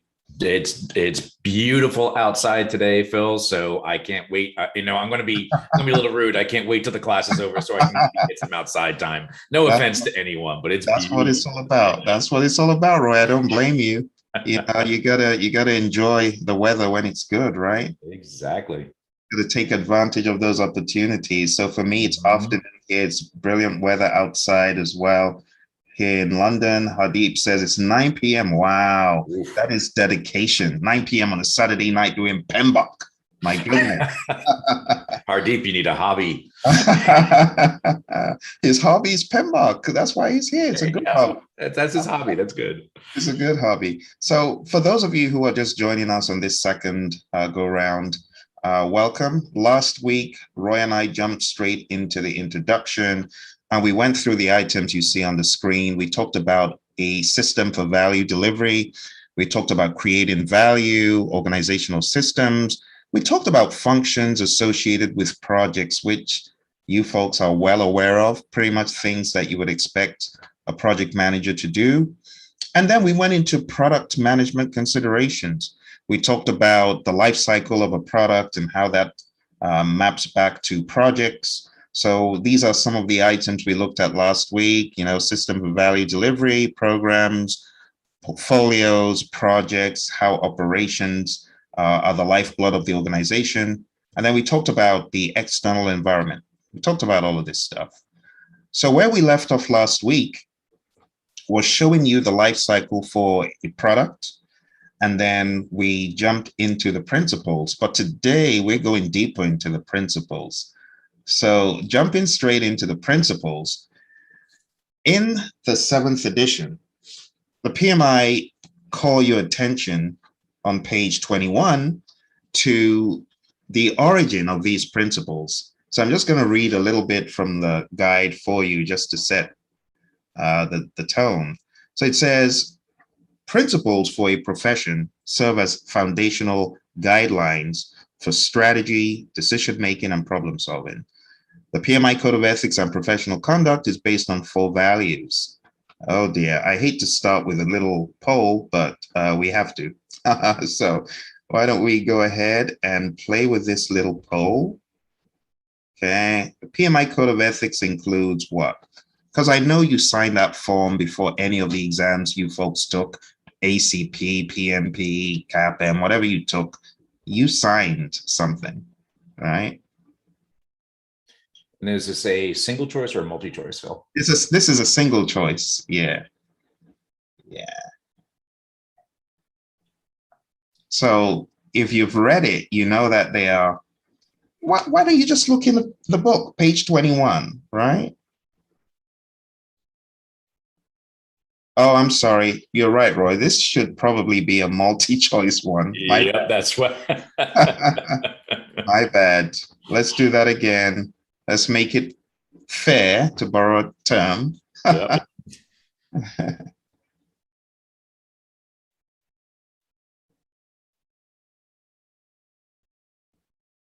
Okay. So the answers are right there on page 21, 3, 2, and 1. I see the one people stayed away from, but we're looking for just 2. We're looking for the options that had either responsibility, respect, fairness, and honesty. So fairness and respect, of course, is D. Responsibility and respect is A.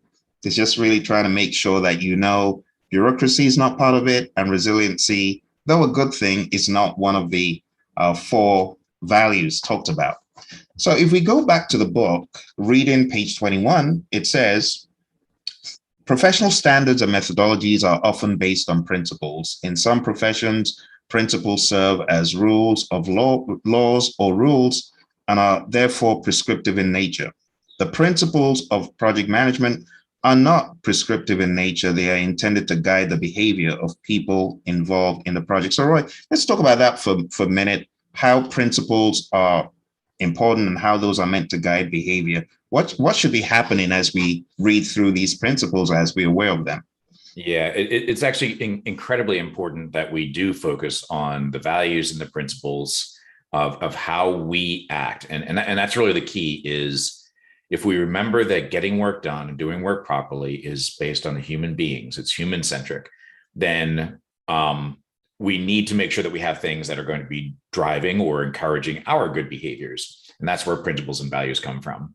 So if we truly live our values and principles, then getting work done is going to be better, because we're going to build better teammates, better relationships. All that good stuff happens. And these are pretty straightforward kinds of principles when you think about it, right? Through responsibility and respect and fairness and honesty. These are great principles. And we have very similar principles in the Agile space as well.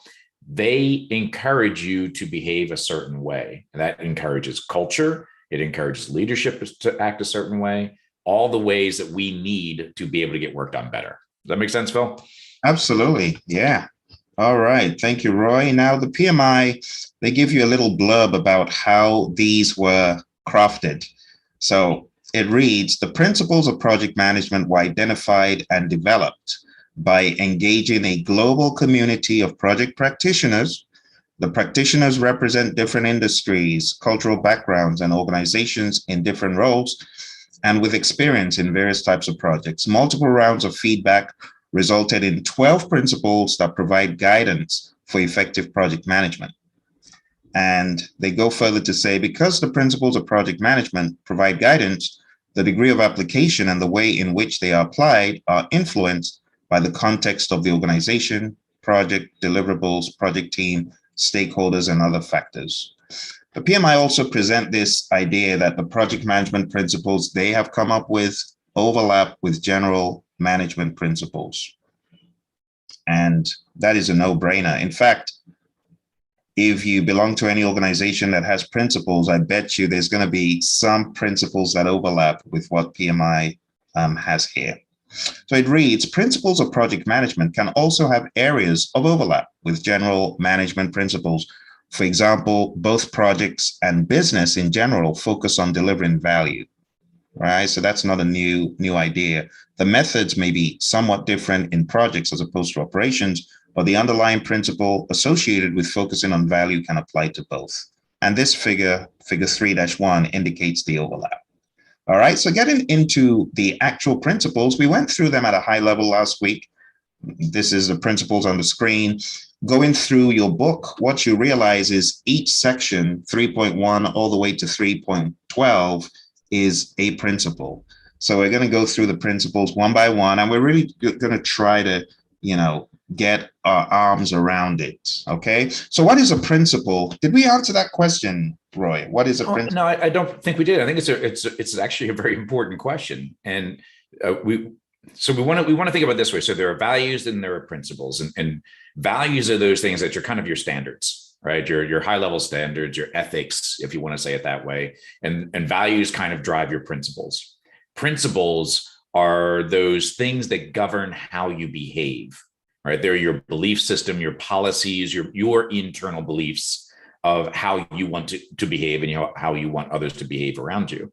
So values drive principles, principles drive behaviors, and behaviors that drives great work, right? And great relationships with people that you work with, right? Does that make sense, Phil? Absolutely, Roy. And here on page 21, the PMI gives some, background. It says, in some professions, principles serve as laws or rules. So as Roy said, you want to have those driving how you behave. Yeah. The more you know them, the more it just becomes part of you. Yeah. And Phil, just a quick thought. If you truly think about it, can you actually get work done really well without those principles? You look at the principles of respect and honesty and things like that. You could have a lot of policies and procedures and tasks and all these kinds of things, and you can still get work done. But the reality is, once you start bringing in those principles, you get work done a lot better.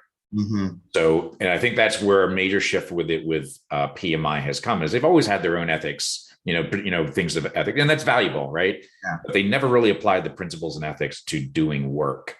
Right. That's a big shift for them, and I'm very happy that they're doing so, because now we're focusing more on be good stewards, be good people, have good relationships, and that will drive us to build better work without the focus on procedures and policies. Absolutely, and it just makes the process, more. It buttresses the process, makes it better. Makes it better. Exactly. Yeah. So in the context of a discipline of study, what would be a principle? Pretty much what we have said. Mm-hmm. Principles are your overarching beliefs in your head that drive you. See? Yeah.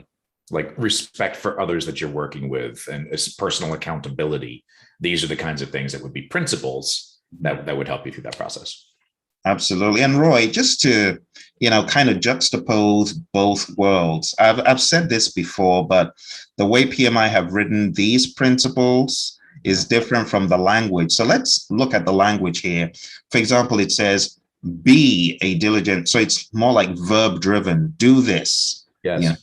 Action driven. Now, if we take a look at other principles that we know about from the world of Agile, right? The Agile Manifesto principles. If we were to take a look at those, we would find slightly different language, So those principles, do you see any kind of differences in how they are worded or structured? Yeah, they are a little bit, they are definitely different. And I would also suggest that the Agile practices themselves, like Scrum and Kanban, they have additional principles that are applied on top of all of that. So things like respect and, honor each other and things like that. So all those things are there as well. So similar to what we're talking about here.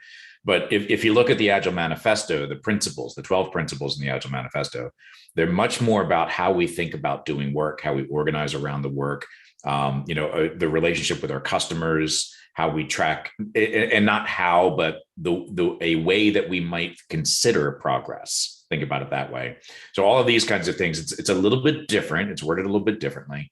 Same basic concept, though, when you really think about it. It's just the Agile principles are a little more focused on getting work done, if that makes sense. Absolutely does, Roy. And just to put this in context, because I know when we talk about principles, some folks have said, well, I expected it to be worded differently, not like a command. So let's see what they're trying to say, taking a look at the Agile Manifesto. So, I mean, there's some of these, Roy, that, to be quite fair, they are kind of like verb, like. In a way, yeah. Requirement. Like build projects. Yeah, well, there you go, right? Yeah. So, some of them sound more profound because they are less directive and more like a thought, like simplicity. The art of maximizing the amount of work not done is essential. It's a thought, Mm-hmm. It sounds a little bit different. The best architectures, requirements, and designs emerge from self-organizing teams. It does sound principally kind of, yes. But that is not to diminish what PMI has put together. No, it's good stuff. Yeah. Absolutely good stuff. Yep. Yeah. So why don't we jump into the very first one? It says stewardship. Be a diligent, respectful, and caring steward. Now, this is a new word we don't hear a lot, or we haven't had a lot of before. In fact, an archaic word. I remember hearing this word in the 70s. I heard this word like way back. I never heard it again until, now. And they talk about being a diligent, respectful, and caring caretaker, if you want to put it that way, or custodian of the resources. They talk about integrity, care, being trustworthy. and being committed. And we're going to look at these as we go through today. But it reads in the 7th edition, stewards act responsibly to carry out activities with integrity, care, and trustworthiness, while maintaining compliance with internal and external guidelines. They demonstrate a broad commitment to financial, social, and environmental impacts of the projects they support. So let's talk about these one by one. Roy, what comes to mind when you take a look at this principle? Yeah, so a lot of this, is restating also what happens in the Agile space, but you're looking at things like servant leadership. I kind of also get a little bit of feeling that the word steward is a little bit project manager-ish, right? A little more focused on the project manager. But we would encourage that this is not just about the project manager. It's anyone on the team, any leader, anyone involved in doing work should have these concepts as well and behave in these ways. So very much about the servant leadership concept, trusting your team, caring for your team, committing to your team, a little scrum master-ish as well. So not a bad blend. It's fun, right? Absolutely. And I hear this kind of mutual accountability thing. And I really like that idea you brought, Roy, because when project managers read this, they may have a tendency to focus it on them. Yes. But you've dropped wider thought that it's not just about you. Like servant leadership is everyone should maintain that posture. Exactly, Phil. And we want to have that concept that anyone on the team should be exhibiting these same behaviors. If we're talking about self-organizing, empowering the team, decentralized decision-making that we encourage so much in the Agile community. It's not just about the project manager. It's not just about the scrum master. It's about everyone involved in getting work done. They should all have these principles, right? Absolutely. So let's look at them one by one on what PMI says. If you got your book to hand and you want to open it along with us, feel free to do that. But there's some key things I want to, I have highlighted this book. So it reads, in terms of integrity, stewards behave honestly and ethically. That's really what they're talking about, being ethical and honest. And then care, they're saying stewards are fiduciaries of the organizational matters in their charge, and they diligently oversee them. So you're going to find this talk on page 26, right? And then on page 27, they go into trustworthiness, and it reads, stewards represent themselves, their roles, their project team, and their authority accurately, both inside and outside of the organization. So being honest and truthful, that's what they're talking about. And then lastly, compliance, it says, stewards comply with laws, rules, regulations, and requirements. I highlighted here compliance with guidelines intended to protect them, their organization, and their stakeholders. So Roy, let's talk about compliance from a hybrid or agile lens. That's not a bad word. It's still something we need to do, right? Yeah, it does sound a little bit harsh, but it is a perfectly reasonable way of phrasing it. We still have to be, as this says, good stewards, good corporate citizens, and making sure we're following good guidelines and standards so that we don't cause harm. So in compliance with policies and regulations, it helps us get there. It's only when it's draconian, and the word oversight bothers me a little bit, right? But you know how we are with that, Phil. But the basic idea is that yes, of course, we have to be good corporate citizens. So follow the rules wherever they're appropriate, right? Absolutely, yeah. So to drill a little bit deeper, stewardship, again, integrity, care, trustworthiness, and compliance. Talking about integrity at a very high level, behaving honestly and ethically, being a role model. Again, we should be role models for each other. I think that's a major takeaway. Care, when we say fiduciaries, that means you're taking care of the resources. You are diligently working with the resources. And I say resources like budgets, talking about physical resources. You're diligently overseeing it, right? Not cutting any corners. Trustworthiness is all about being accurate in your representations, intentionally being loyal, protecting from breach of trust. And compliance, as we said, it sounds a little bit harsh, but this could actually save our entire organizations sometimes, right? Complying with laws, rules, regulations. In fact, in the PMI Code of Ethics, they tell you it is your professional responsibility to seek out these laws and rules and regulations that pertain to the work you're doing. All right. So any thoughts about any of the things we've talked about under stewardship. It's quite a straightforward concept for those who have been through Agile training or been through Scrum training. We talk about servant leadership, very similar, but really to anchor that point Roy raised, this is not just for the project manager. Everyone on the team should be thinking in this vein. Okay. Good, good, good. All right. Let's take a look at a very simple, were you listening to what we said question? Here we go. The first principle about stewardship includes what? And here's the poll. This one is a single one this time. Let me relaunch it. There we go. This is a single answer one. So read it carefully.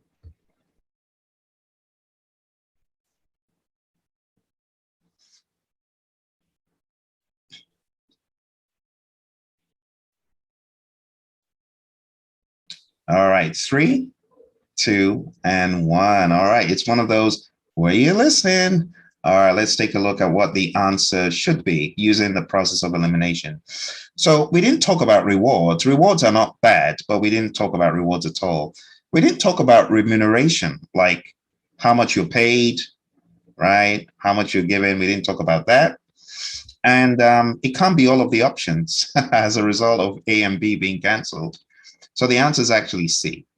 All right. It's just one of those simple, did you listen? Now, for those of you who might be taking the exam eventually, that's based on this, you can expect questions to not be extremely harmful, like not the kind of questions you had in 2020 that were very process driven, but it's really more mindset driven, I want to call on one of our gurus who has been through this in 2021. And I'm not going to call on anyone in particular, but you know who you are. There are 3 of our friends here that have gone through the exam in 2021. So I want you to comment on stewardship from your lens, all right? Why don't we go ahead and, yes, that's a very good one. The first principle also reflects value-based ownership. Yes. Very good point. Very good point. Let's go ahead and hear from one of our friends who has gone through the current exam. I don't want to call on names, but you know who you are. Why don't you go ahead and unmute yourself and comment? You've been through the exam. Come on, tell us. You're now PMP guru. Tell us what you think. We want to know.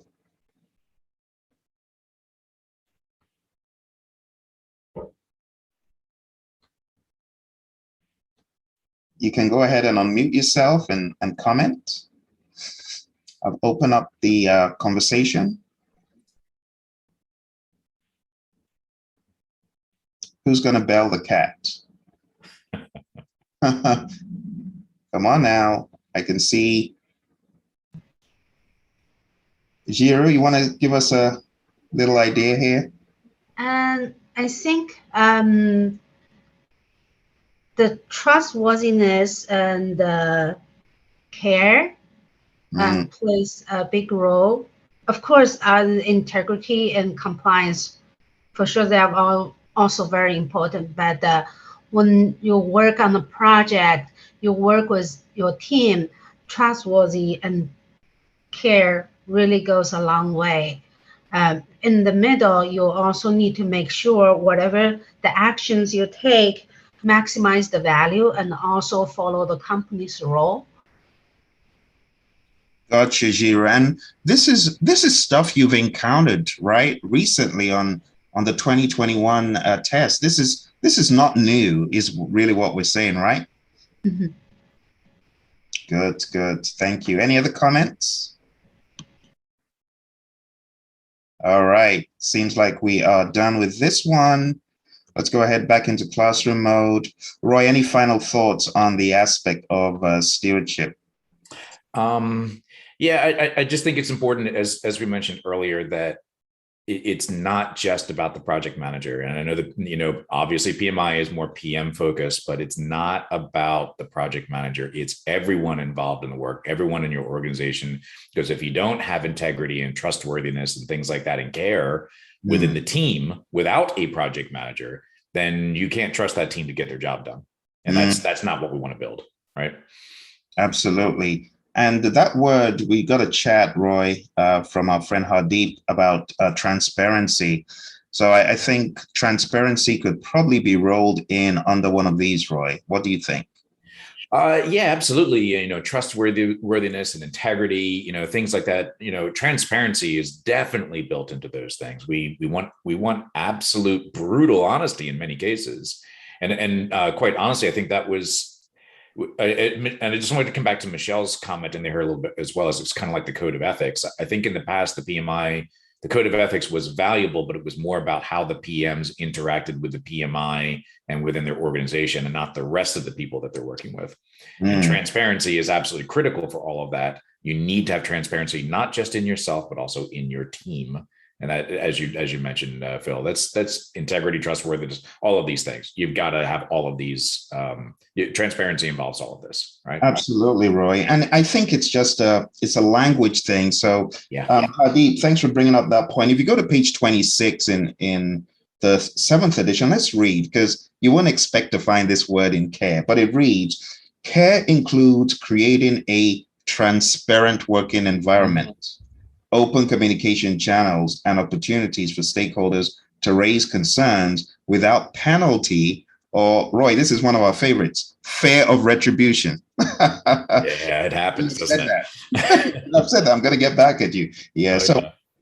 Would you put this in care, Roy, though? Don't you, like what you were thinking? I would have said this transparency word should be more in trustworthiness and compliance, but they've put it in care as well, like having care for the people who are working with you to create that environment where they feel able to be open, I guess. Yeah, maybe. I think what they're talking about with care also is not just, honestly, do they really talk about caring for each other in that, or is it caring for the organization and carrying out what the organization needs? I think they kind of go that direction. So in that case, yeah, okay, I can kind of buy it, but I still would probably put transparency more in trustworthiness and integrity. But I agree. I absolutely agree. So this is one where it didn't jump out at us, but it's here on page 26. Yeah, transparent working environment.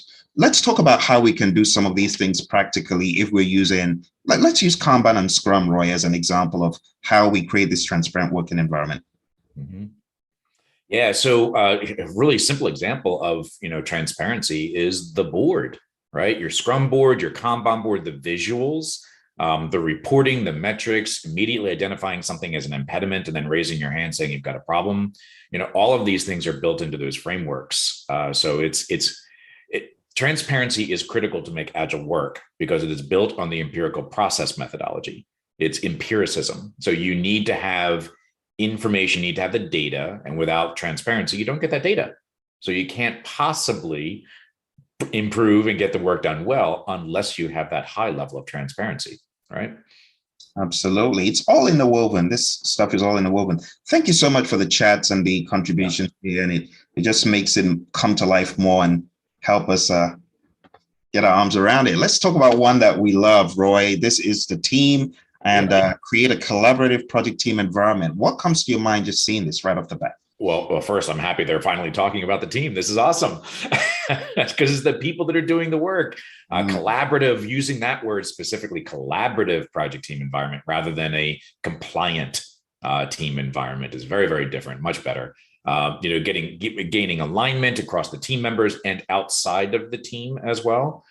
Building learning in, that's a key one. Building learning into your processes, learning into your team. We often don't do that in many organizations. We don't give them the opportunity to learn. It's just, here's a requirement, go do it. Contributions, I hope that they're talking about valuing the contributions of the team, meaning not just the output of the team, but also the input from the team. So, how, their ideas and their thoughts and that self-organizing, decentralized kind of process. What are your thoughts, Phil? Absolutely. I'm just going to read. I totally concur with what you said, Roy. It's a good thing they've put this up front because the team is it. Without a great team, you've got nothing. In the words of Anna Winter, you're nothing without the team. Projects are nothing without the team. Mm-hmm. So here in the PMBOK Guide 7th edition, it reads, a collaborative project team environment facilitates alignment with other organizational cultures and guidelines, individual and learning and development, and optimal contributions to deliver desired outcomes. And it is important to understand when we work with vendors and people outside a company, that is just an extension of the team. It's not us versus them, is it? It's all of us. Yeah, and I would hope that they start taking alignment and learning a little bit further than those statements. Alignment is not just alignment with other parts of the organization, it's alignment within the team as well. So that highly collaborative, consensus building kind of an environment. And learning, it is about self-development to an extent, but there's also the opportunity to experiment, try something, fail, and do something different. That's also the part of learning as well, right? Absolutely. Yeah. Spikes is a word that comes to mind. Oh, exactly right, Phil. Yeah. So let's see what we have on page 29 here. So on page 29, it talks about team agreements, and that's part of the alignment that we could talk about, how you get the team aligned. It says team agreements represent a set of behavioral parameters and working norms established by the project team and upheld through individual and project team commitment. And then it talks about organizational structure as being one of the things to take note of when working with a team. Project teams use, tailor, and implement structures that help coordinate the individual effort associated with project work. And there's a stream of things to think about: roles, functions, or authority, roles and responsibilities, and so on. And then it talks about processes, project teams defining processes that enable completion of tasks. So Roy, when I take a look at this, what comes to mind is page 49 and 50 in the Agile Practice Guide, where we talk about team chartering the team, the team charter. Yeah. So what are your thoughts about that as a tool for alignment? It's critical, absolutely critical, at least alignment within the team and hopefully alignment outside the team as well. The concept with team agreements is to make sure the team knows how to work together. They know how to make decisions together. They know how to run their meetings collaboratively. They know how to facilitate and learn how to trust each other. We remember we want to go to that Tuckman model, right? We want to get to that norming and performing stage as quickly as possible. And that requires a high level of trust and alignment and collaboration within the team in order for us to be able to get there. Absolutely, Roy. Thank you. So these points, and what we've done is we've taken like 2 or 3 pages and we've whittled it down into just 3 major points, because these are the same points on page 28 blown out, right? Mm-hmm. Alignment across all organizations involved, right? Learning throughout. We mentioned spikes, that's just one of the ways. Other ways, Roy, like retrospectives, that's also a learning opportunity, right? Yep. Daily Scrum is another opportunity to learn from each other. Yeah. Another opportunity that is not necessarily part of the process, but pairing with someone else who may be more senior and building in those opportunities to learn new skills, not necessarily in a formal way, but in a very lightweight, informal way as they're producing work, is also critical to development of the team members. Absolutely. Yeah. And lastly, what they mention here is a collaborative environment facilitates contributions, optimal contributions. So when you're collaborating, it's not, oh, they've got a better idea than me. No, it's our idea is great. Let's build it. It's ours instead of feeling threatened. All right. So going into just a few more details here, because I think we pretty much get the idea of the team. When we talk about teams, they are the lifeblood. They're the center, the central focus. A few weeks back, we took a look at a question that said, which of these is most important?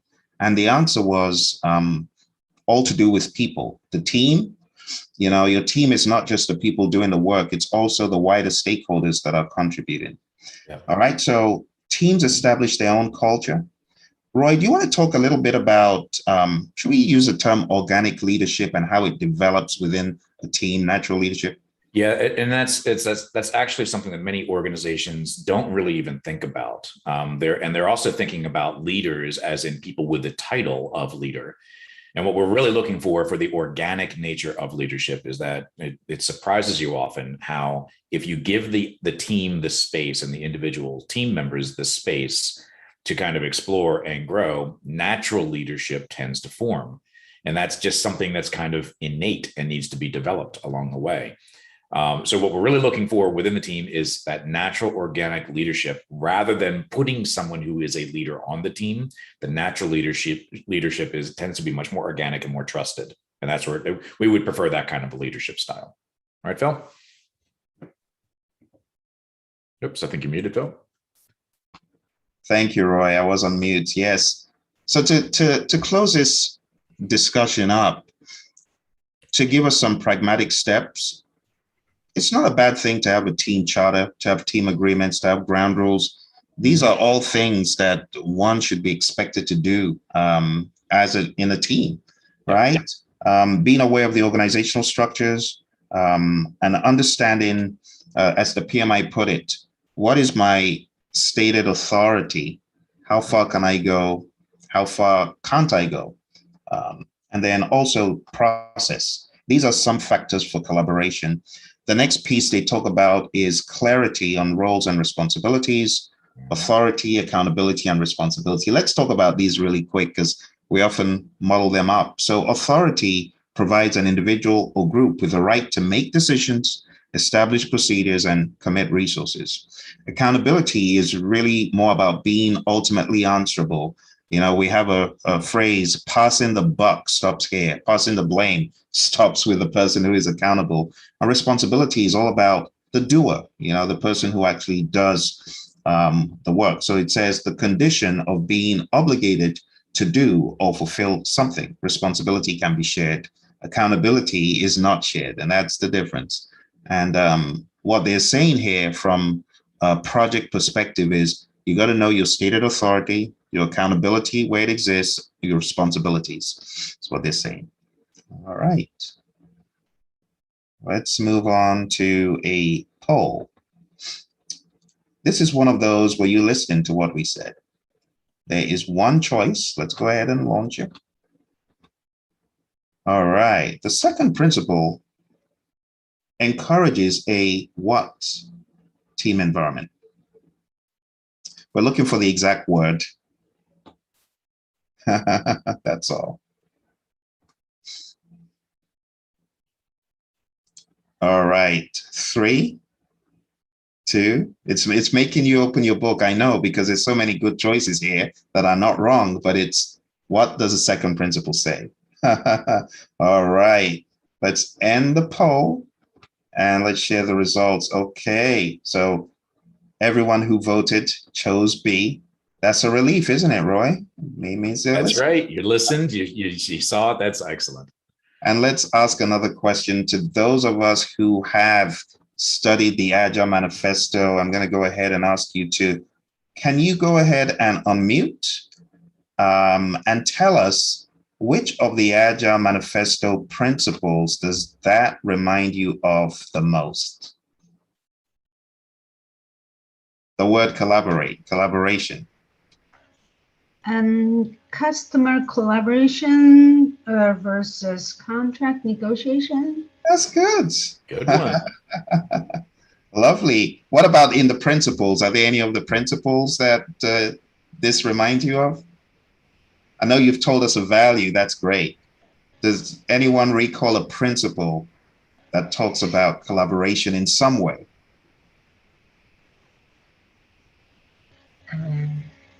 Where are my PMPs of 2021 and actually 2020? Hey, you're not off the hook. 2020, because Roy went over this stuff, and I know we've got a friend who is a PMI ACP. I'm putting I'm putting you on the line now. All right, Roy, should we help them out? What comes number 6? What does it say? Basically, the best way to communicate within a team is face-to-face communication. There's also principle number 4, where business people and team members must work together daily. Principle number, name a principle, Phil. They all pretty much talk about the same thing, right? That's it. Those are the 2, Roy. Great. Yeah, I could go on. So Hadip says, what is RACI? This is a great question. And perhaps to speak about it in a little bit more detail, I should bring up a slide, which I typically show to explain this. But RACI just stands for Responsible, Accountable, Consult, Inform. And it's really a format that you use in a chart called a RACI chart. And the RACI chart can help you show people what they're responsible for, what they're accountable for, what you could consult with someone on, and what people are just informative about. And just to add something very quickly to that, Phil. So we, in an agile environment, we want to be very careful with the RACI. In fact, we tend to not do RACI charts because people tend to view that if I am in this box, then those are my only responsibilities. There's the only way that I'm supposed to act. In an agile environment, everyone is accountable to each other, for each other, to themselves. So that we tend to ignore those kinds of things. We all chip in and we all do work together. Now, if you really want to do something similar to a RACI, we actually encourage you to do something that's more like a RACI plus F, F being facilitate. So if you look at the Scrum Master, they don't actually have a lot of responsibilities and accountabilities in the process other than helping others to do it. So that's where we add the F, so that we have the Scrum Master role of facilitation to go along with it.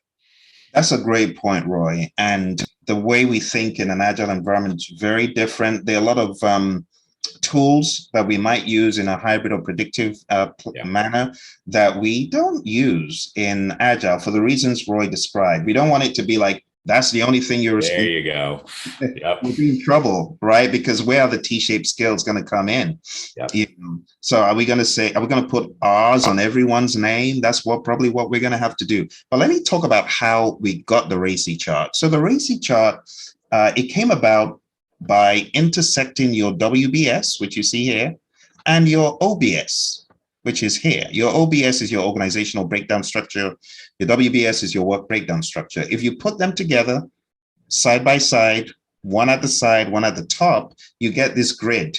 And we call it a RAM, a responsibility assignment matrix. Now, if you go into the RAM, you could actually create a type of RAM where you have who is doing what. So we have the tasks, as you can see, on the y-axis, and you have the actual roles. And all we're doing is saying maintenance supervisors are accountable, ultimately answerable for input and failure data, right? And there should only be one A per task. One of the cheap tricks in previous exams was they would give you a task with more than one A. For example, if I put an A here, if I added an A over here, this would make this an incorrect RACI chart because there should only be one accountable. There could be many people responsible for tasks, like what Roy's saying. In the world of Agile, collective ownership of stuff, and using something like this could invalidate it because people are looking for where they see ours, whereas it should be a we own this stuff kind of mindset. So we need to be careful how we use it is pretty much what Roy's saying. But at the bottom there, you can see responsible, accountable, consult, informed. The doer is responsible. The buck stops here is accountable, in the loop, consulted, keeping the picture informed. And you could go a step further. Some organizations, when they use this, they actually use this to show, okay, where we have pinpoint belly button responsibility and accountability, they could use this to identify who's doing what. And you could go a step further and actually put hours. So if you're thinking about resource hours and resource planning, this could be used for that.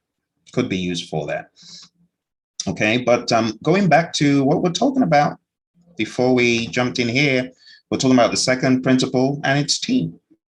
All right, and that pretty much wraps it up. Are there any things we missed, Roy? Any comments? Just wanted to finish up on that accountability concept, because I know in one of the previous slides we talked about individual accountability, and again, I just want to contrast a traditional approach versus more of an agile approach. In the agile space, accountability can be shared. So we have team accountability, not just individual accountability. We strongly encourage that because we want to view it that it's team success. If an individual fails, the team picks up the pace and they take on that accountability and ownership themselves. So it's just a subtle difference. We want to make sure that we're not just focusing on the individual, right? I love it, Roy. I love it. That's a brilliant addition, because the way we use these tools in predictive world, it could actually harm team collaboration and team ownership. Yeah. Exactly right, Phil. Yeah. Okay. And speaking of teams, let's talk about the wider team now, stakeholders. So effectively engage with stakeholders. Roy has already reminded you of business people and developers must work together daily throughout the project, right? And that is so important, because in doing that, you're going to engage. And I know some folks who are watching that have not read the Agile Manifesto, they're now going to be going to look at it, because I think those are so profound in the way they were constructed. We can see a little bit of the manifesto in each of these principles the PMI has come out with. And as Agile geeks, hey, it's just our nature to compare. Oh, okay, what does that look like in the world of Agile? So the things here, talking about effectively engaging with stakeholders, one, you want to understand that stakeholders can influence the project. So it makes sense for you to effectively engage with them. It says in the PMBOK Guide 7th edition, stakeholders influence projects, performance, and outcomes. Project teams serve other stakeholders by engaging with them. Stakeholder engagement proactively advances value delivery.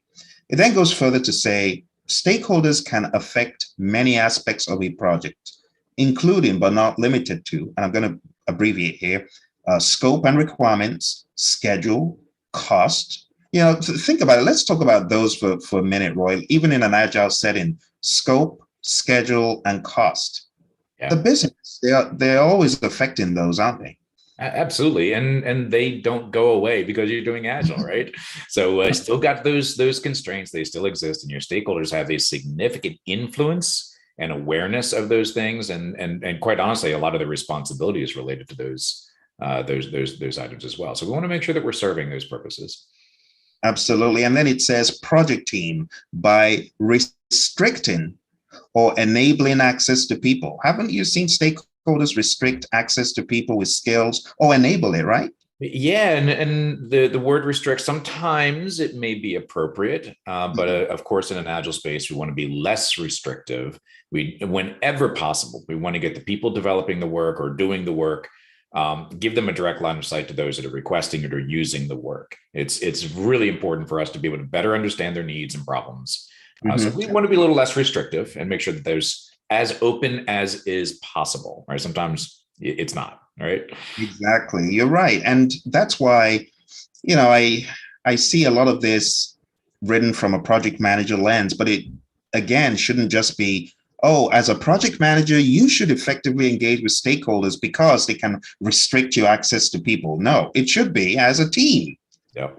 We effectively engage with stakeholders because we understand that they can affect schedule, cost, scope, access to people, plans, outcomes, culture, right? Benefits realization, stakeholders can affect all that. What about risk? What about stakeholders' attitude to risk? Yeah. Things like that. Absolutely. And Phil, I just wanted to mention that, even though it may not quite be where we want it to get to, where the PMI is going with this is so much better. Very proud of them, very happy with the direction they're going. They're going to completely change the industry with this kind of approach. So very happy with this. Now I'd like to kick them and take them to the next step, right?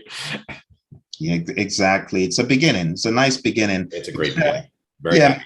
Talks about how this was on our exam as well. Yeah, so it's all interwoven. What we're talking about, Roy, we actually seen on the exam as well. It's becoming less process, more people. And people who are not people aware, understanding how things should work as a team, they'll find the exam hard, and people are still failing the exam. I actually just got a message from one of our viewers on our YouTube channel saying, I failed the exam because I didn't do well in the people domain. People domain. So Roger that, Michelle. Absolutely. Yeah. So stakeholders, very important. Let's take a look at a few slides real quick. Stakeholders influence projects, performance, and outcomes. Project teams serve stakeholders by engaging with them. Stakeholder engagement proactively advances value delivery. And here we have a number of the things I talked about. Stakeholders can impact scope and requirements, schedule, costs, all these things. As Roy said, they do not go away because you're in the world of Agile. You still have to contend with these things. So the more engaging you are with stakeholders, the more collaborative, the better. Stakeholders may come and go throughout the life cycle of the project. Stakeholders, especially those with a high degree of influence, should be actively engaged. Stakeholder engagement is critical for success. Interpersonal skills are key, and we engage to collaborate. So, Roy, any final thoughts about stakeholders and this principle? It goes back to that concept of transparency and accountability and all those other things that we were just talking about. The more transparent you are with your stakeholders, the happier they're going to be, the more engaged they are, and the better the outcome is going to be. So all of these concepts are very interwoven. So let's make sure we keep our stakeholders really close, right? Absolutely. And, if you go into the details, there's not enough time to read the book, but I encourage you to actually read it. And there's so many things I've highlighted I'm not going to be able to go over, but there's one thing I want to stress.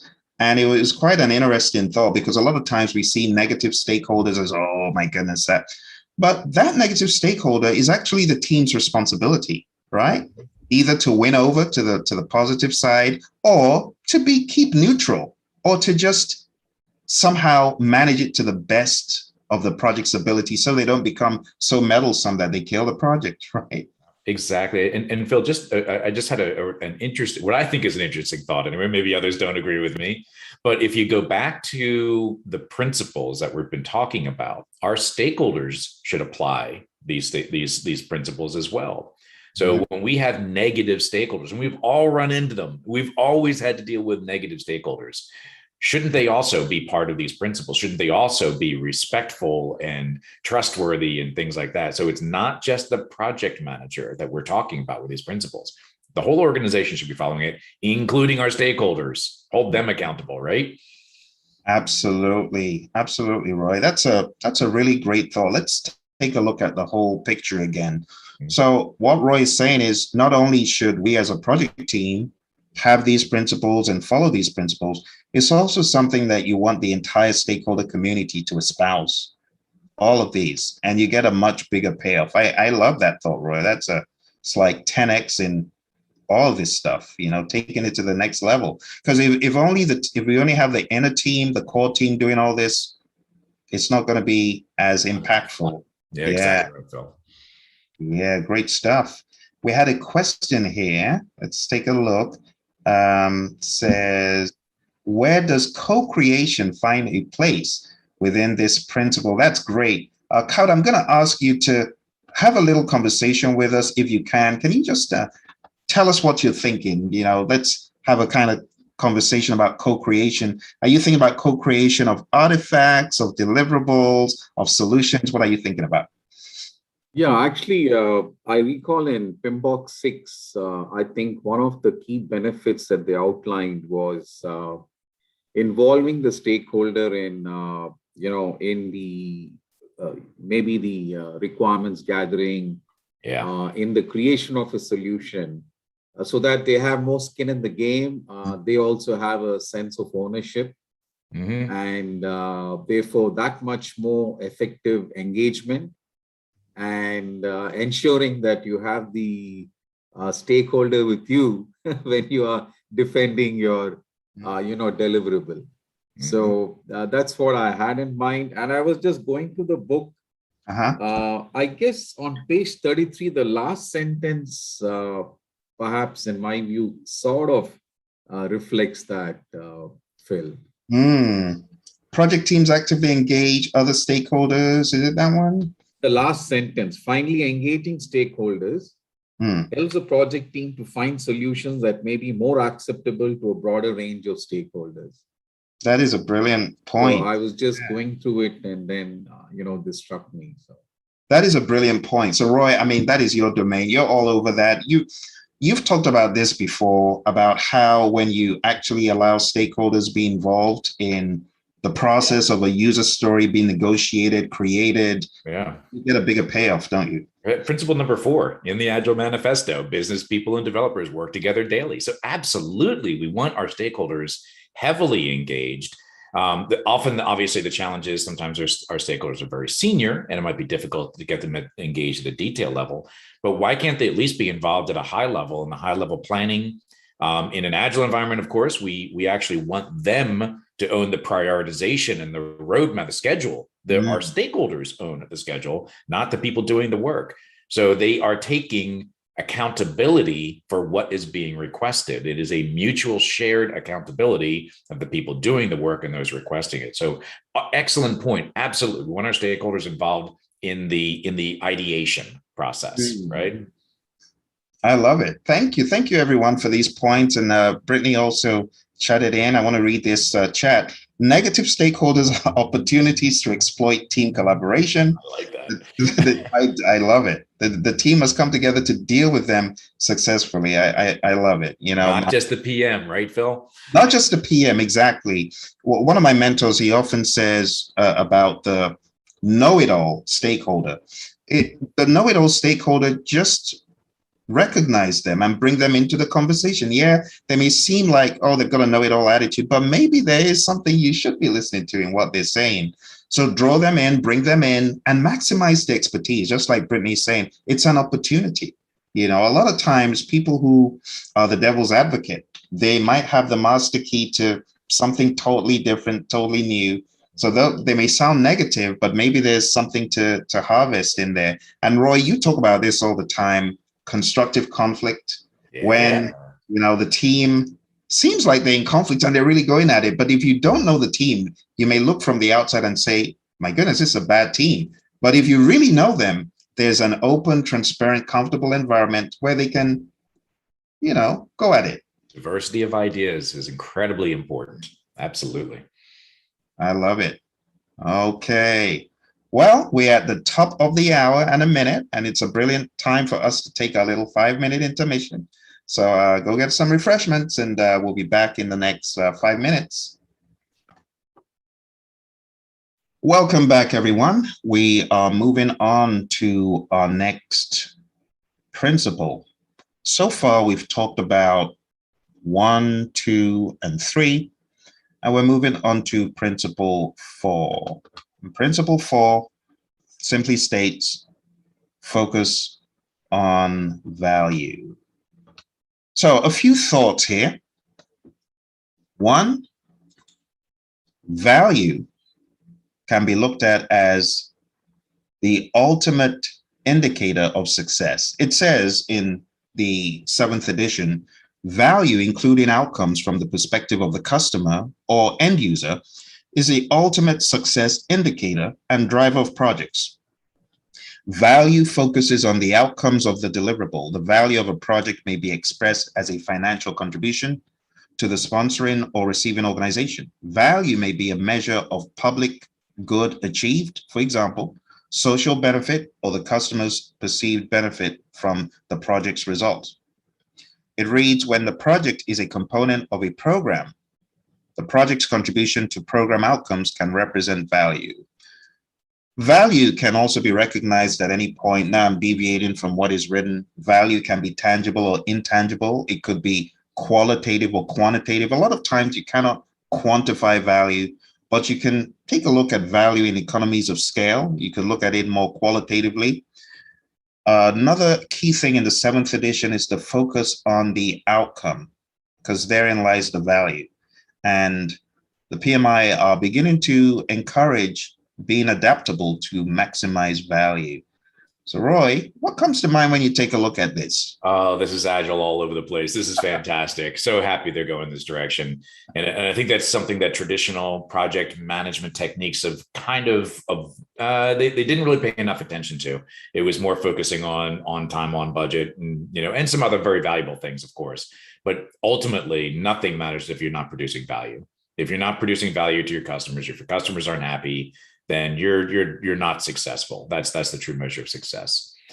So I agree with everything that they're saying here. It's well written. I also want to call out your statement about tangible versus intangible. There's different kinds of value, obviously, and value is very subjective. Value can not only be getting some kind of a return or happy customers or those sorts of things, which are somewhat intangible, but it also could be knowledge. Knowledge is value also. So we might do something to gain some knowledge, and we want to recognize that that can bring some significant value to the organization. So experiments, what comes to mind is bringing Agile to the marketing world. Very different kind of approach. In marketing space, we use a significant number of tests. So we're constantly doing test marketing. The marketing that we're doing in those cases is not necessarily creating more customers. It's learning what's getting the best responses. And so that knowledge is incredibly valuable as well, right? Does that make sense, Phil? Absolutely, Roy, it does. Thank you for that. And here in the 7th edition, moving on to our next slide, you can see some of the thoughts that PMI have shared in that opening page, page 34. Value is the ultimate indicator of project success. Value can be realized at any time. All of those points I raised. And then it goes into this discussion. It says many projects, though not all, are initiated based on a business case. And they move into the discussion about what a business case can do for you. It says a business case contains at least these supporting and interrelated elements. So business need, project justification, and business strategy. Business need, that provides the basis for the project, why the project is undertaken. Project justification explains how the proposed solution addresses the business need. And business strategy, how the project relates to the strategy to achieve that keyword value. Again, talking about value, we could have value in financial terms. Net present value is used by some firms. I don't know if you remember that formula for present value, FV divided by 1 plus I to the power of N, right? Examples of benefits, all that stuff. You could use that to, I guess, quantify value. But talking about benefits, let's talk about some examples of benefits. So the PMI often say value is the net quantifiable benefits that a customer experiences. So Roy, what are some of the, I guess, examples of benefits that we can use or value that we could use? Yeah, so there's all kinds of things. There's, as it mentions here, financial terms, things like that. Some examples could be not just return, but also increased, customer retention. It could be increased, customer satisfaction, referrals, all these kinds of things that come from producing value, the benefits of producing this value. There's value. There's lots of stuff that could be, examples of benefits, right? What do you think, Phil? Yeah, I think things like goodwill, yeah, brand recognition, yeah, stockholder equity, buzz on the internet. All these exactly. There you go.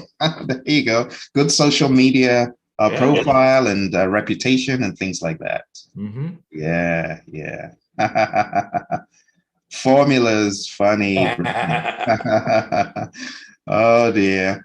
Let's talk about value realization. When can we realize value? The value contribution of project work is often a long-term measure. You wouldn't see value jumping out as a leading indicator on a project. It's something that could come later on.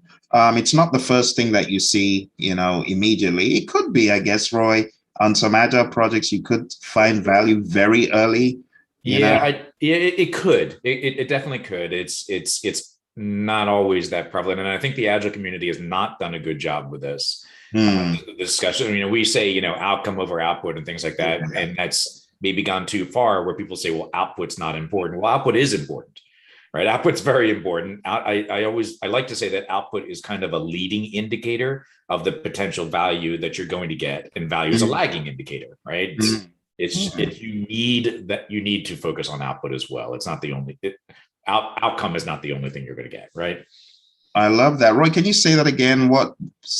How you put it? I love it. Yeah. So I forget which part you're talking about, Phil, but I'll just repeat that real quick. You said value is the lagging indicator. There you go. So output is a leading indicator there you go. Of potential value. So your value is your lagging indicator, and you might not realize value for a year or more, perhaps, right? Yeah. And so there's no way of indicating that you're actually being successful because your value is significantly deferred.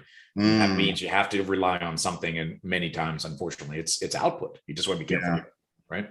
Thank you, Roy. I like that. That's a quotable quote for sure. Yeah. I like what Carter said here. Likes on LinkedIn. That's a good one. There's a benefit. Yeah. That's value as well. Michelle says here on page 36, a reliable evaluation of value should consider the whole context and the entire life cycle of the project's output. That's a good one. Yeah. So you want to look at the whole life cycle of the project, and I dare say of the product, whatever that might be, whatever that final product, service, or result is. You could keep on generating value for years and years to come, before obsolescence and takedown happens.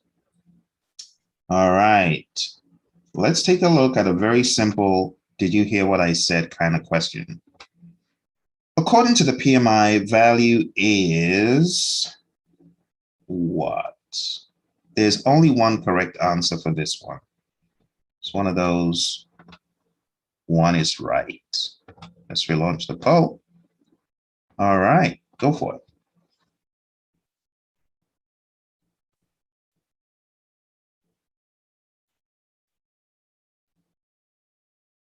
They've learned the trick, Roy. Yep.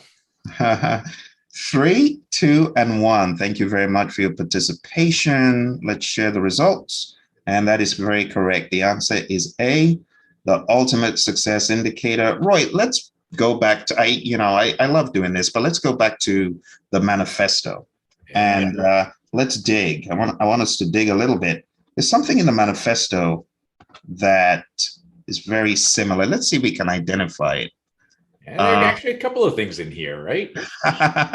Let's talk about principle number 7. What do you think about that one? It's the first one I was going to. Absolutely. Working product is the primary measure of progress. So the only thing that really matters is that we're actually producing stuff, not just talking about stuff. And, I say this all the time when I'm working with teams. I don't care about the individual tasks that you're working on. I only care about the delivery. Completing a whole bunch of tasks does not necessarily mean that you have delivered anything. It's the delivery that we measure from a progress perspective, right, Phil? That is an absolutely great thought, because a lot of times in other worlds, we could get hung up on percent complete. Percent complete doesn't mean anything until you actually complete, You know how I feel about percent complete, Phil. It's just one of these favorite metrics. I understand the importance, but wow. Hate it. Oh dear. Well, it wasn't until we started our discussions that I started thinking about it in a very different way. And, it's so easy to go through a lot of these certification trainings, and nothing against them. But, and I'm talking about even Agile and Scrum certification trainings, but you don't really go away with that mindset. Going back to the question in the very beginning, what is a principle? The principles you don't get them marinated into you until years and years of thinking and really embracing and really, letting it wash over you. Then you get it. You don't get it immediately. And to be quite honest, a lot of what I learned working with you, I didn't get that from a lot of the trainings I went for. So, yeah. Well, I've learned an awful lot about the traditional approaches that I didn't have an appreciation for with working with you as well. So now when we first started working together, I was like an Agile evangelist, and Agile beats your process. And now, with working with you, I'm much more hybrid. So, it changed my mind as well. I love the collaboration, and our friends are benefiting from it. And I'm still learning. So, yep. So the ultimate success indicator. And let's go to our next one, Roy. This one is on systems thinking. I really didn't know which principle from the manifesto to bring up here. Not that we have to for everyone, but this just says recognize, evaluate, and respond to systems interaction look at the project as a system. There are things inside it that are components working together. Systems thinking is all about the holistic view of the project, not being myopic in your vision, but seeing the entire holistic thing. Understanding that systems constantly change. Project is a system, it's constantly changing. And being responsive to systems interaction just helps you, to gain ground. So what are your thoughts about this? Yeah, I don't know if I can really call out a specific principle that would be related to systems thinking. I mean, maybe some of the lean principles, definitely, but not necessarily something from the Agile Manifesto. But I would very much like to see the PMI take it the next step, where it's not just the project is a system, the organization is a system. Because often what a lot of organizations have challenges with, and I work with a lot of organizations that have this challenge, is that it's the interaction between projects that causes problems, where the organization is not aligned on priorities and what work to work on next. So you have a single team working on 5 priority 1 projects all at the same time. So the project absolutely is a system, but I would like them to take that to the next level, where it's also the interactions across projects. So the organization should be considered the system as well. Does that make sense, Phil? It absolutely does, Roy. And let's go back to something we've talked about, because you did kind of mention this. Let's talk about the value delivery system one more time, because that's really what this alludes to. Yeah. Not just seeing a project as one isolated system, but seeing it as a system within a system within a system within a system. That's the mindset that we want to encourage, right? Absolutely. Seeing how projects affect other projects and affect programs and affect portfolios, and it's more far-reaching. So instead of looking at everything as top priority, really understanding from an organizational standpoint, what is the priority 1? Yeah. And Phil, just a very quick story. I'm working with an organization right now. They're in Europe, actually, and I always ask this question when I'm doing foundational training, is like, how many priority 1 projects are you working on concurrently? And there were people on the call that said, I have 10 priority 1 projects that I am working on, and I'm expected to time slice for each one of those projects. So 10% on this and 5%. You've got to be kidding me. You want to talk about systems thinking? There you go. How do you make somebody as inefficient as possible? Well, let's start doing those kinds of challenges, right? And I think one needs to challenge the organization to be better. Yeah, exactly. It's an organizational system problem, not a project problem.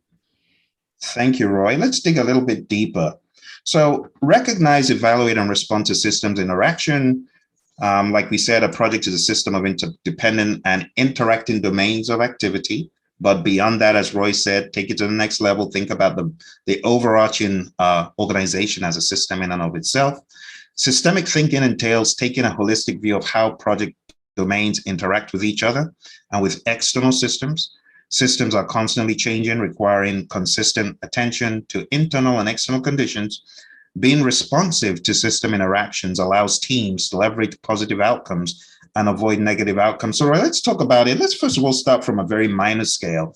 What does it mean when we say being responsive to system interactions? So let's talk about a product backlog, for example, and being responsive to changes happening in the environment.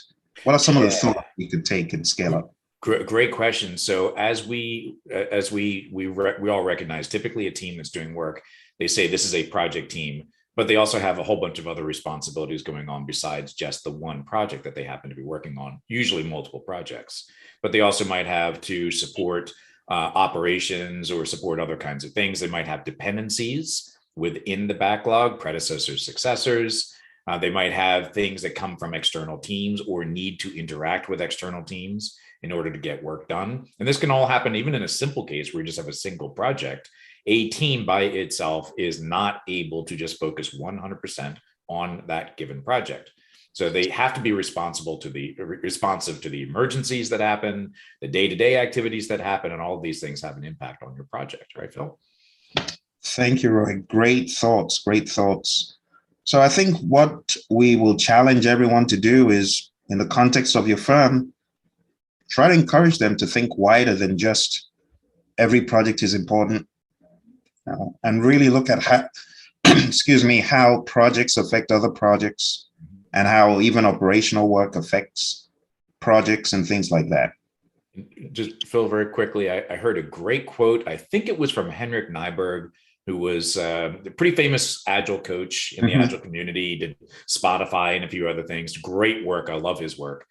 I think it was him who said, with systems thinking, it's not the thing that's important. It's the interaction between the things that are important. That's what system thinking is all about. The project is important. The interactions between projects is probably more important.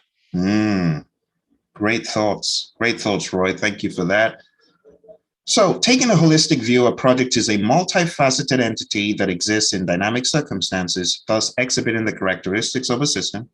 Project teams acknowledge this holistic view of a project, seeing the project as a system with its own working parts. The following skills support a system view of the project. We have empathy, big picture focus, challenging of assumptions and mental models, seeking external review and advice, use of integrated methods, artifacts, and practices. So there is a one team view of project work, deliverables, and outcomes, use of modeling and scenarios to envision how system dynamics may interact and react, proactive management of the integration to ensure business results. And talking of business results, what we can take away from this and Roy's contribution is don't just think project level. You got to scale it up and think more macro, to really get the best of this principle. All right, let's take a look at one more slide. Recognizing and responding to system interactions can lead to the following positive outcomes. Early consideration of uncertainty and risk. And remember, risk is not just negative. We have positive risks, opportunities, right? Ability to adjust assumptions and plans, provision of ongoing information and insights, clear communication, alignment of project goals and objectives. I would even say alignment of projects, alignment of programs, right? Scale it up.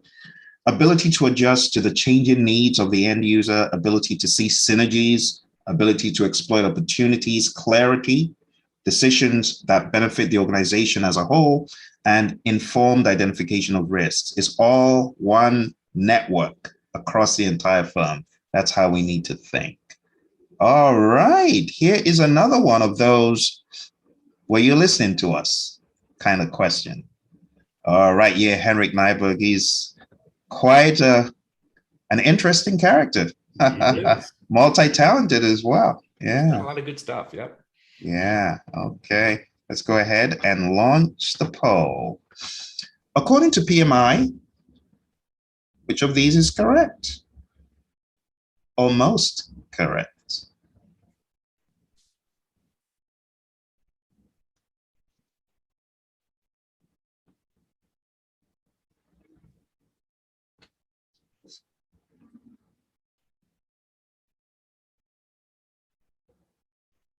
All right, 3, 2, and 1. Let's go ahead and end the poll. So through the process of elimination, we can get rid of some of these. It's really just, just one of those, did you hear what I said? It's not a crazily hard one.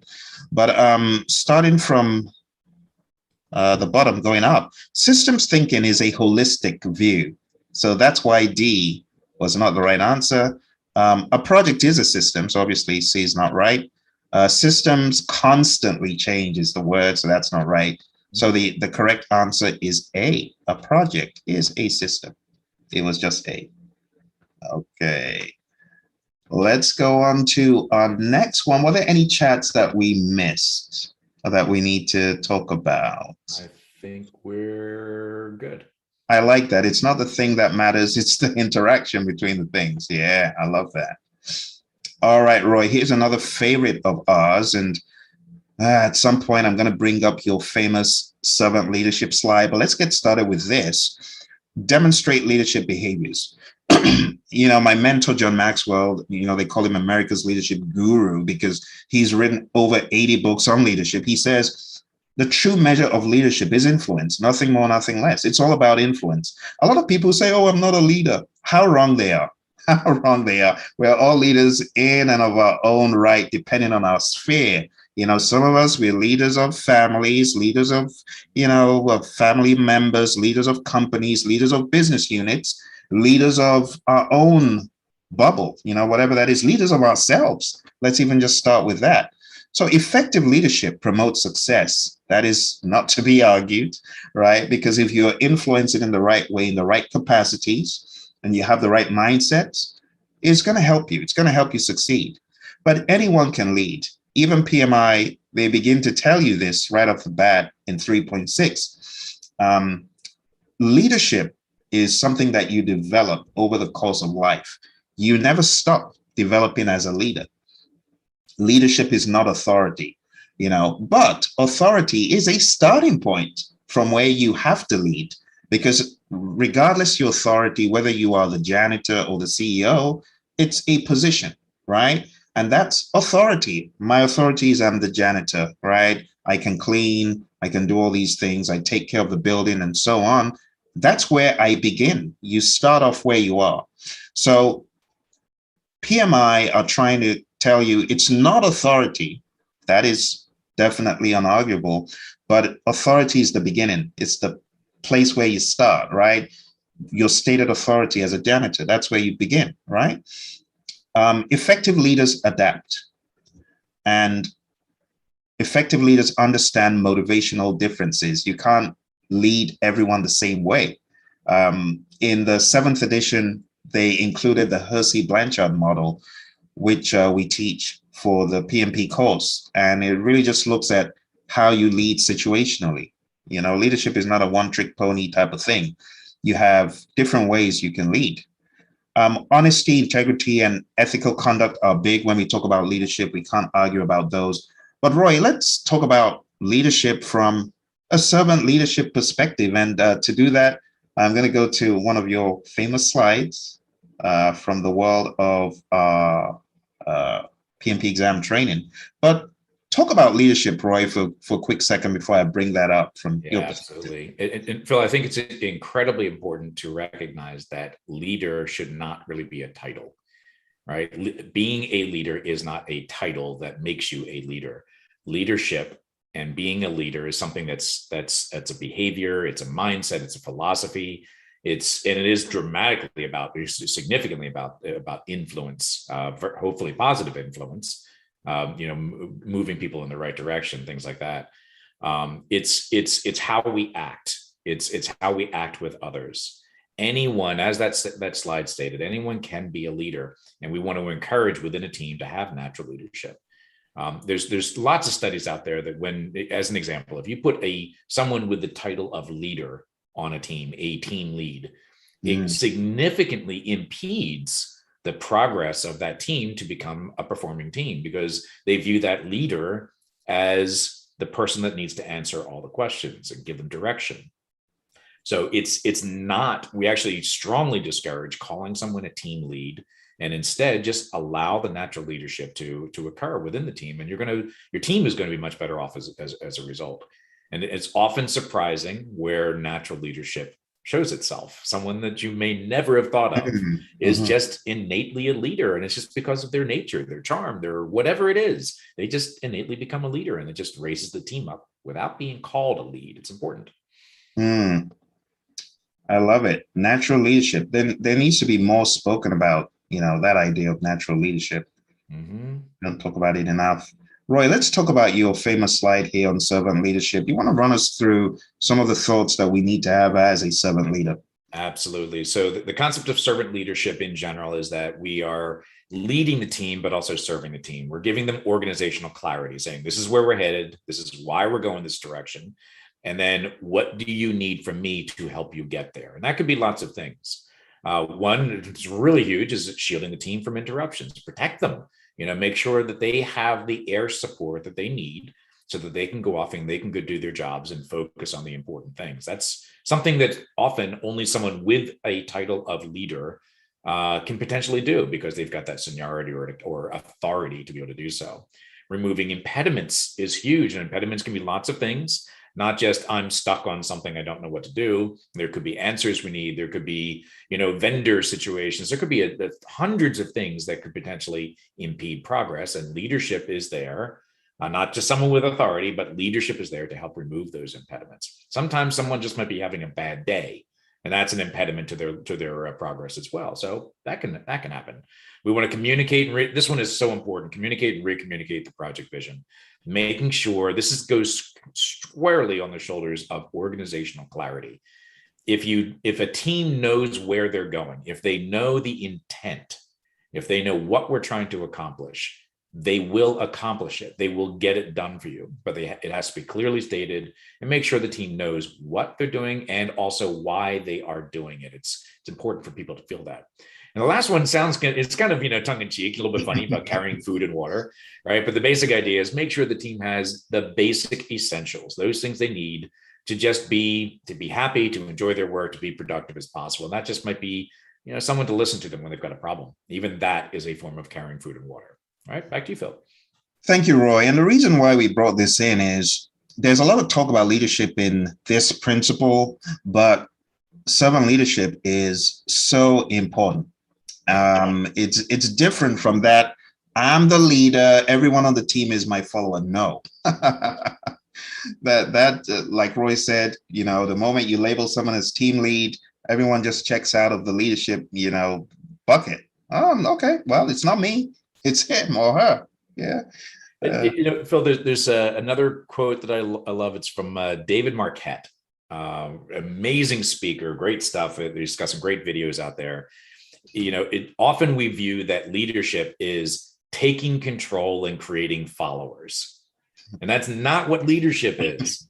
Leadership is not taking control and creating followers. It's giving control. Right? Giving control to others and setting that direction and that clarity. That's what leadership is all about. And there's a very big difference. I love that, Roy. Let's talk a little bit more about this servant leadership idea, going to PMI's Agile Practice Guide, where they collaborated with the Agile Alliance. And I think they did a really good job, because we can see a lot of these threads in promoting self-awareness, helping people to really better understand themselves and what they have to offer, listening, serving those on the team, helping people grow. I know it sounds very much like principle number one in stewardship, but this is what leadership is, right?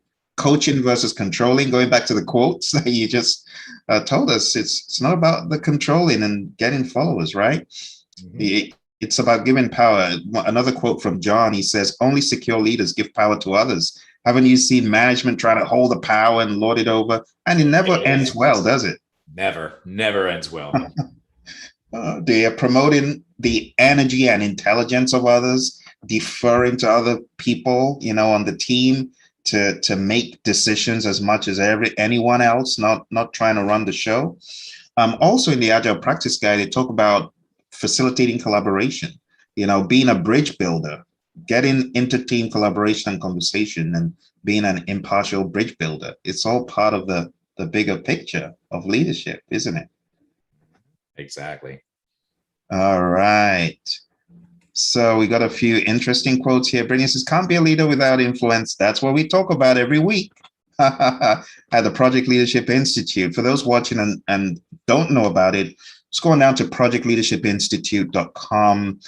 This is where we have an awesome group of certified professional project managers, professionals in their own right, in whichever domain they're in, and we're all learning leadership together. Giving control increases that influence. Yep, the leader has, absolutely. When the team sees the leader trust them, the team trusts the leader to lead. I love that. Thank you, Brittany, for sharing that. Correct. Yep. Yeah, great stuff. In a virtual environment, how can one establish servant leadership? Brilliant question. Let's talk about that, Roy. Servant leadership in a virtual space. Yeah, so it's obviously harder, right? It's a lot harder, and one of the reasons is because you don't have that face-to-face kind of communication. But you can kind of approximate it by turning your camera on, looking people. Is some simple little things that you can do, like what Phil and I often do. You can see it because we've been presenting for so long. Is that we try to position our cameras where we're looking on our screens. Like right now, I've got multiple screens here. If I was looking at my primary screen, I'd be looking down here like that. That's not going to work for you, right? So I have my camera positioned directly over where everybody else is. And the idea then is that it looks like I'm looking you in the eye. Well, these are subtle little things that you can do to kind of promote that kind of a thing, like I am talking to you type thing. But even with that, even take those kinds of things out of the way. Listening is a big one. Defining why we're doing things, not just telling people what to do. It's the behaviors that really define servant leadership. These kinds of things.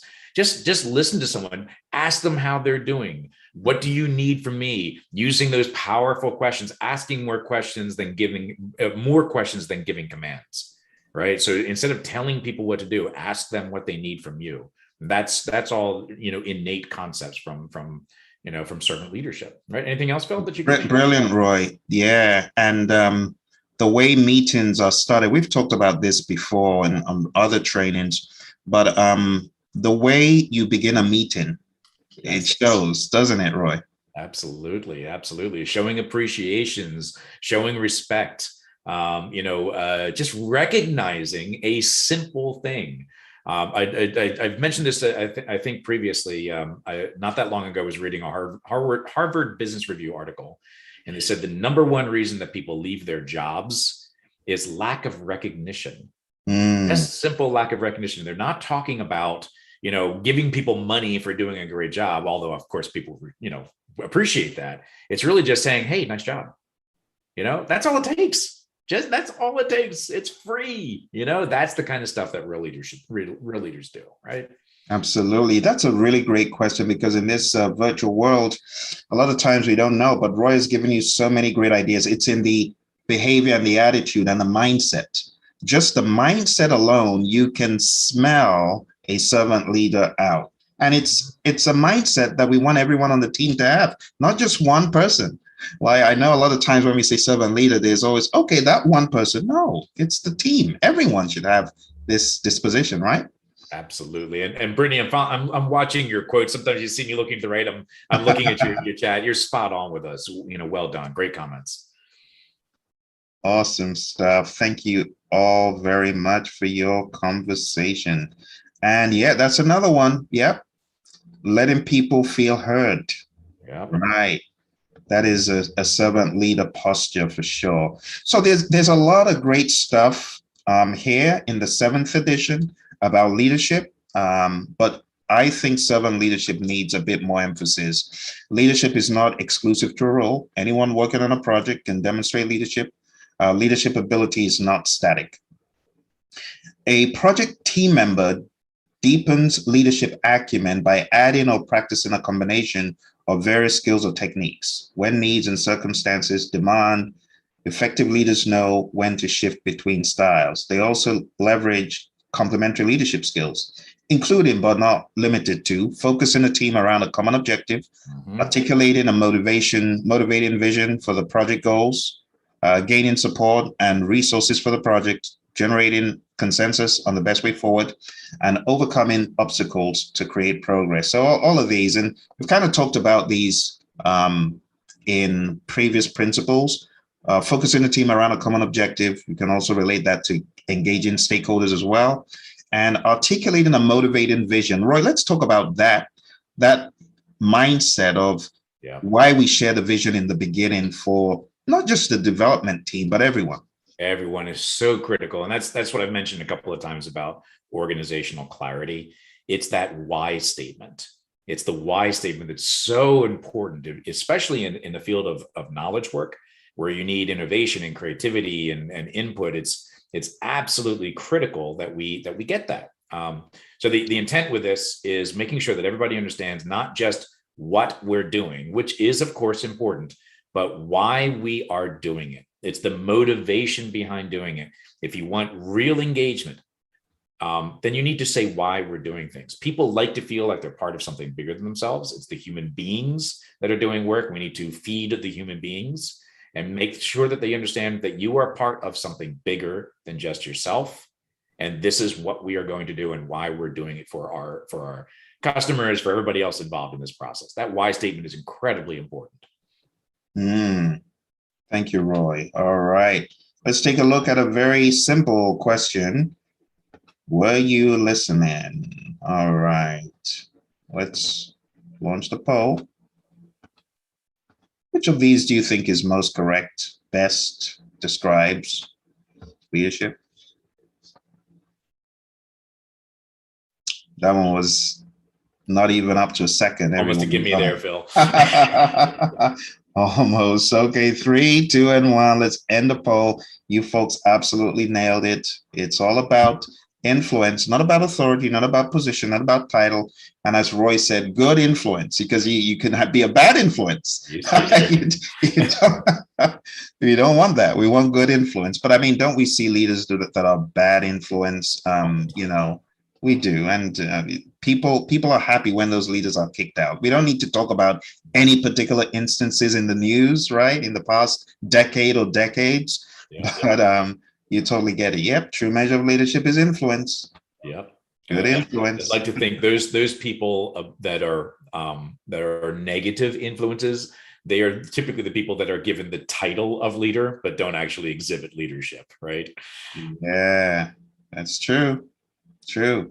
All right, let's go back to some of the slides that we had so that you can grab a very quick screenshot based on one of our friends who got a good question. Love that slide from Roy. Absolutely.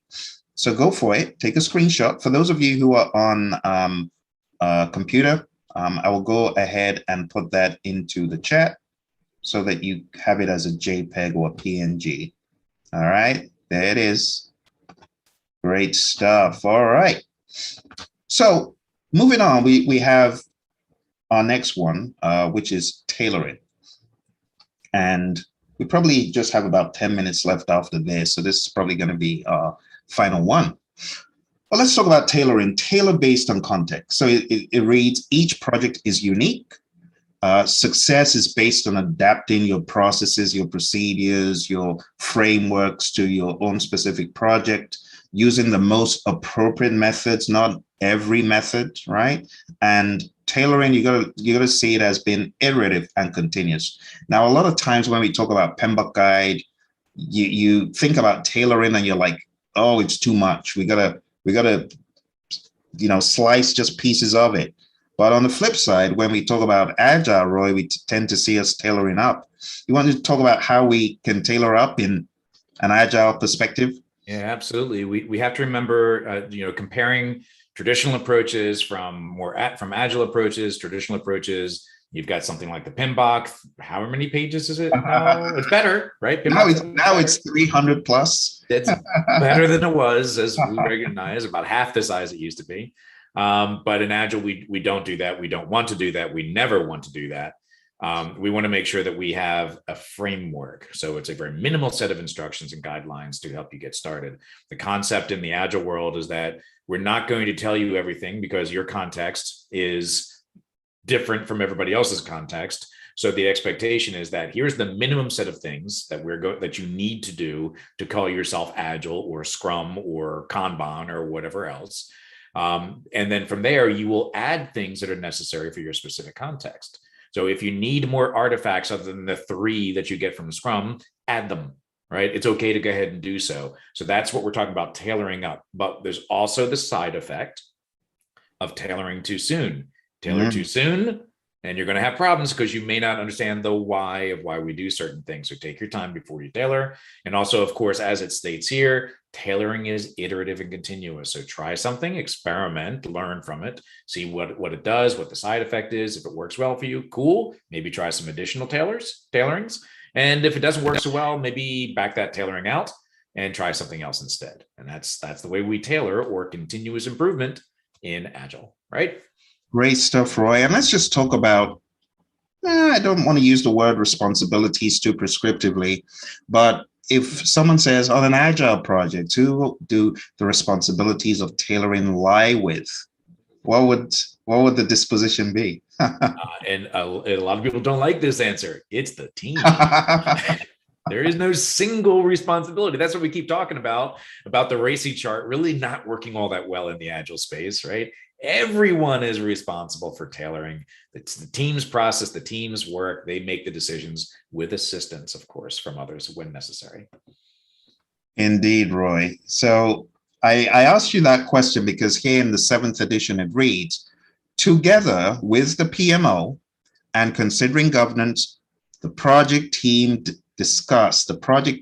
discuss and decide on the delivery approach and resources. And that's the right thinking. So they got it right. Much better. Yep. Much, much better. All right, let's take a look at what else we have here in tailoring. On the next slide, it reads, project success is based on adapting to the unique objectives, stakeholders, and complexity of the environment. Teams tailor the appropriate framework that will enable the flexibility to consistently produce results within the context of the life cycle. In fact, when we get to the right place, there's a separate section on tailoring and a kind of life cycle for it. But in my mind, it's just about being open and transparent. If it's not working, don't do it. You know, in Agile, we have many of these, what should we say, consensus building vehicles, right? That you use to source opinions from the team to find out, are they really buying this? Is this really what we should be doing or not? Mm-hmm. Yeah, and if it's not, then you immediately get, I don't know, what are some of those vehicles, Roy, that we use to get to an understanding? Are we on the same page? Are we going in the right direction, the same direction, and do we all agree? Yeah, so there are definitely some events that we have, like retrospectives, things like that, but we also use things, it's called participatory decision models, where we have some ideas. You can do some brainstorming sessions where you throw out a whole bunch of ideas and then narrow them down into themes and then come to a consensus by using some decision-making techniques such as, fist of five, Roman voting, right? Things like that, Highsmith's decision spectrum. These are all ways of very quickly coming to, and I even don't like really using the word consensus, because what we really want to get to with a team is more convergence. Yes. It's a subtle but important distinction. We are not expecting everyone to agree always 100%, but they agree enough that they say, you know what, let's try it and let's move on. That's convergence rather than consensus. Does that make sense, Phil? Absolutely. Great stuff, Roy. That's the word, convergence. Yep. All right, let's see what else we've got. So it reads, the team discusses and decides on the delivery approach and resources required for producing results and outcomes on a project-by-project basis. This includes the selection of the processes to use, development approach, lifecycle methods, and artifacts needed to deliver the project outcomes. So this is a decision that needs to happen at the team level. Tailoring the project approach to suit the unique characteristics of the project and its environment can contribute to a higher level of project performance and increased probability of success. A tailored project approach can produce direct and indirect benefits to organizations, such as deeper commitment from team members because they took part in defining the approach. Going back to the question we had about how do you engage stakeholders and suck them in to co-create, this is one of those examples. Customer-oriented focus, as the needs of the customer are an important influencing factor in the tailoring of the project, and more efficient use of project resources as teams are conscious of the weight of project processes. All right, and lastly, tailoring projects can lead to the following positive outcomes: increased innovation, efficiency, and productivity, lessons learned so that improvements from a specific delivery approach can be shared and applied to future projects. You might just very well surprise yourself in coming out with an even better mousetrap, right? Further improvement of an organization's methodology with new practices, methods, and artifacts. Discovery of improved outcomes, processes, or methods through experimentation. And lastly, effective integration with multidisciplinary teams of methods and practices used to deliver project results. So what's the quote again, Roy? It's the collaboration or the interaction, not the thing, or that's right. It's not the thing that matters. It's the interactions between the things that matter. Absolutely. Great stuff. All right. Well, that is it for tailoring. And let's just conclude with this. Did you hear what we said? According to PMI, what did we say tailoring is? Here's your poll. All right, go for it.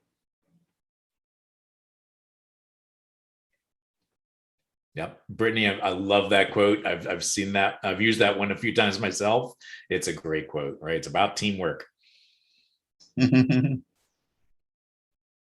Great stuff, Brittany.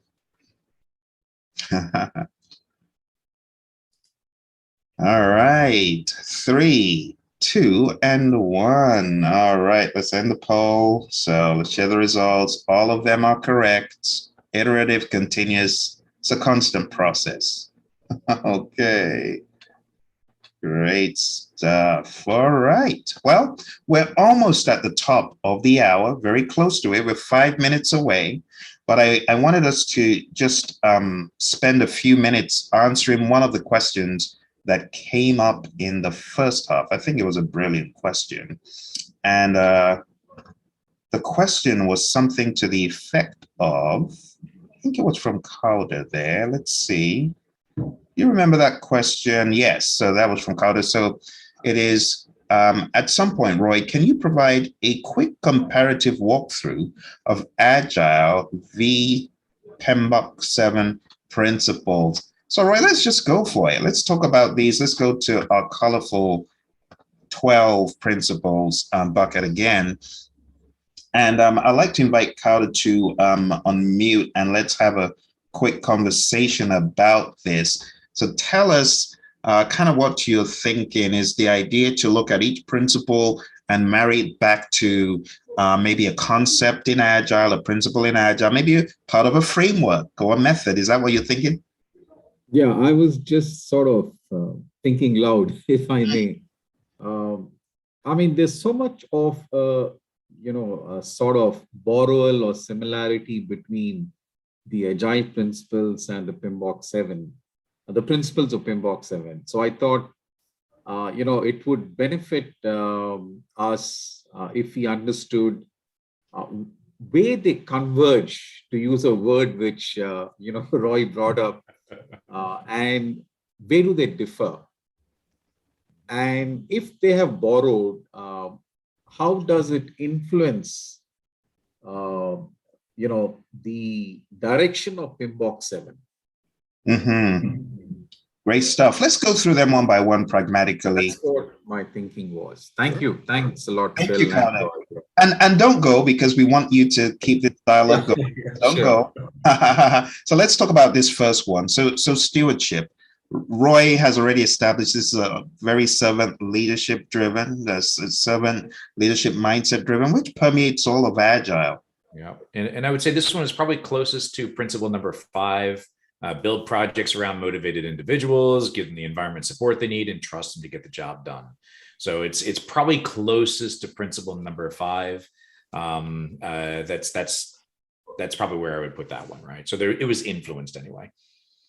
Absolutely. And Roy, I think to really drum into one of the frameworks, not to make it so framework driven, but in the world of Scrum, we have that accountability factor going on all throughout, and all the ceremonies, they're all accountability vehicles, really. Phil, and that's a really good point, is it's not just the Agile manifesto that might have been the initiator of a lot of the values and principles, but each of the practices, like if you go to Scrum has a set of values, Kanban has a set of principles, and Lean has a set of principles. They're kind of splattered all over the place in all the Agile Lean practices, right?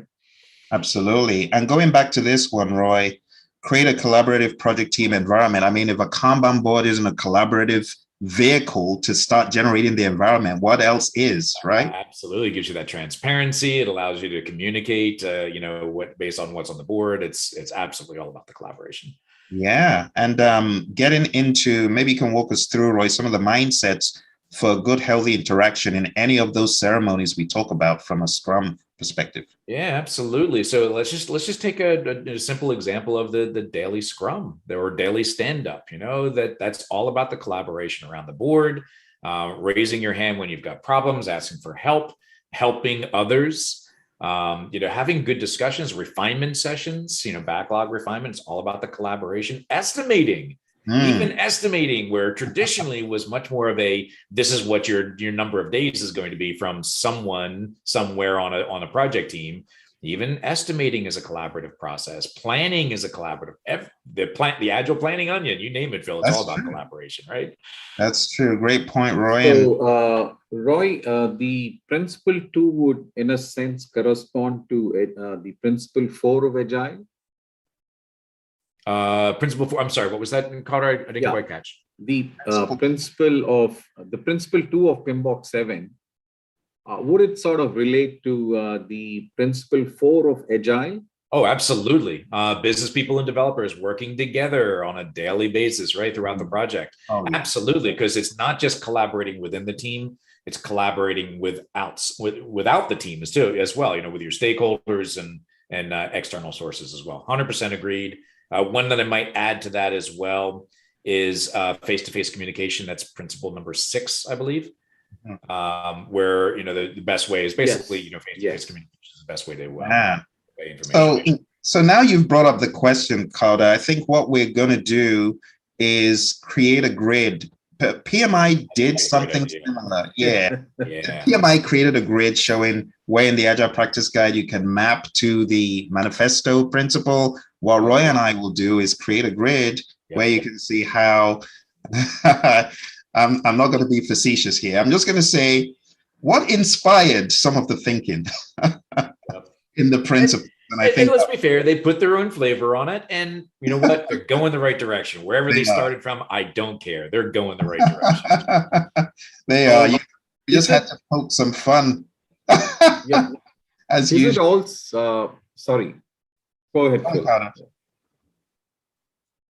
Yeah, is it also the thinking from the side of PMI that things are changing in the environment? Oh yeah. It's becoming more dynamic. The scale and complexity of the business environment is unprecedented. Mm-hmm. So given that requirements like Agile says are changing very, very frequently, it's not like in a predictive world.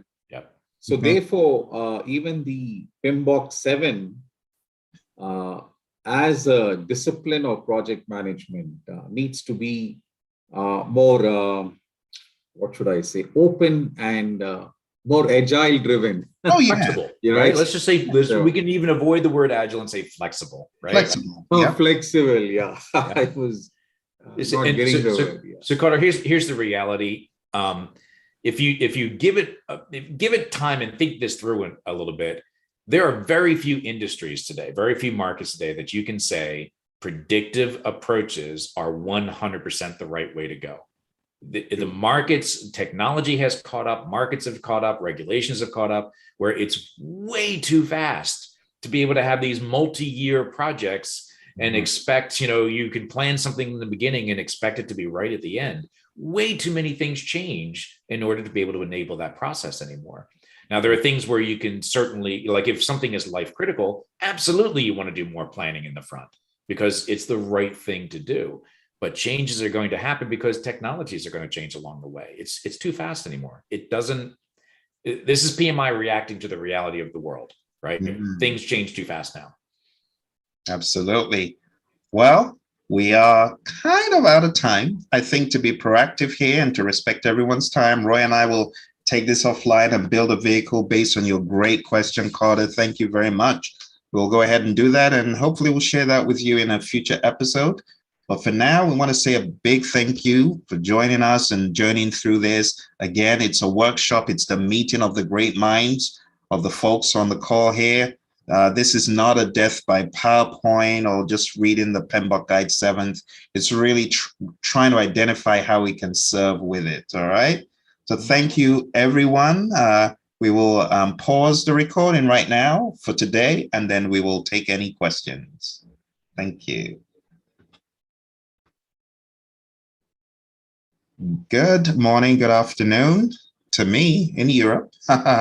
Good evening to Hardeep. I'm not sure whether it's good evening for you. Why don't you chat into the chat box? Let me know if it's good evening for you. But Roy and I are delighted to be with you again. Roy, how's it on your side of the world today? It's beautiful outside today, Phil. So I can't wait. I'm going to be a little rude. I can't wait till the class is over so I can get some outside time. No offense to anyone, but that's what it's all about. That's what it's all about, Roy. I don't blame you. You gotta enjoy the weather when it's good, right? Exactly. You gotta take advantage of those opportunities. So for me, it's afternoon here. It's brilliant weather outside as well. Here in London, Hardeep says it's 9 p.m. Wow, that is dedication. 9 p.m. on a Saturday night doing PMBOK. My goodness. Hardeep, you need a hobby.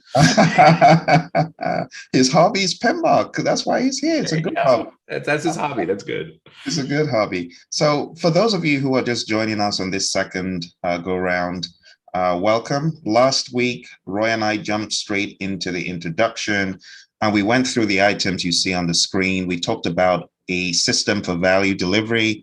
We talked about creating value, organizational systems. We talked about functions associated with projects, which you folks are well aware of, pretty much things that you would expect a project manager to do.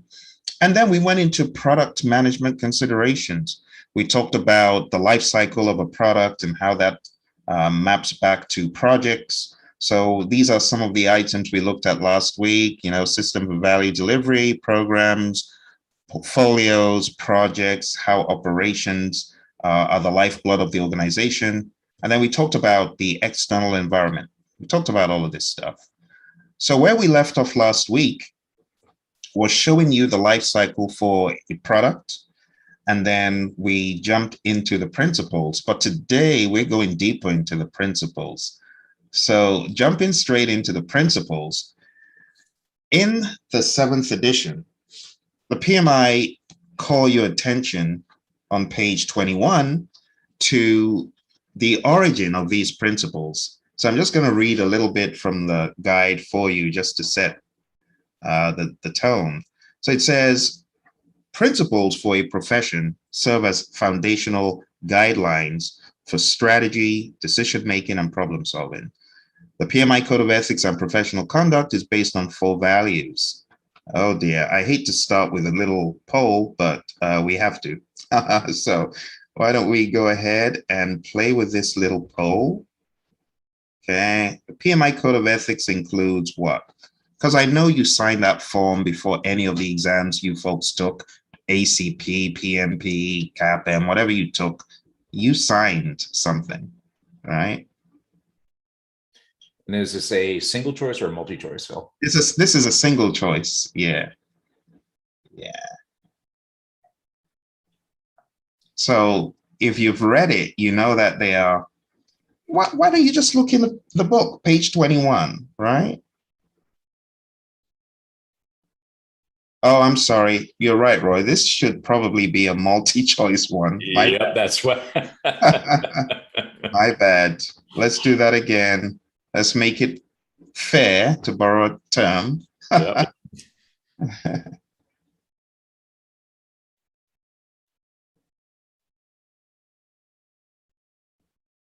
Okay. So the answers are right there on page 21.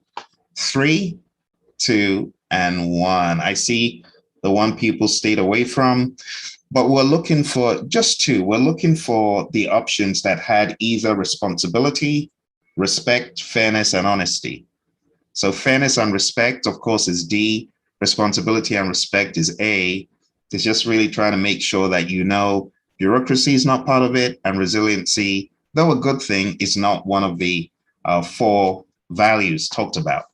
So if we go back to the book, reading page 21, it says, professional standards and methodologies are often based on principles. In some professions, principles serve as rules of laws or rules and are therefore prescriptive in nature.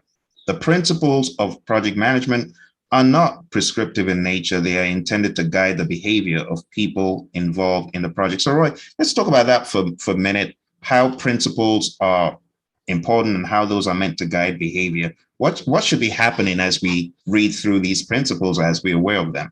Yeah, it's actually incredibly important that we do focus on the values and the principles of how we act. And that's really the key, is if we remember that getting work done and doing work properly is based on the human beings, it's human centric, then we need to make sure that we have things that are going to be driving or encouraging our good behaviors. And that's where principles and values come from. So if we truly live our values and principles, then getting work done is going to be better, because we're going to build better teammates, better relationships. All that good stuff happens. And these are pretty straightforward kinds of principles when you think about it, right? Responsibility and respect and fairness and honesty. These are great principles. And we have very similar principles in the Agile space as well.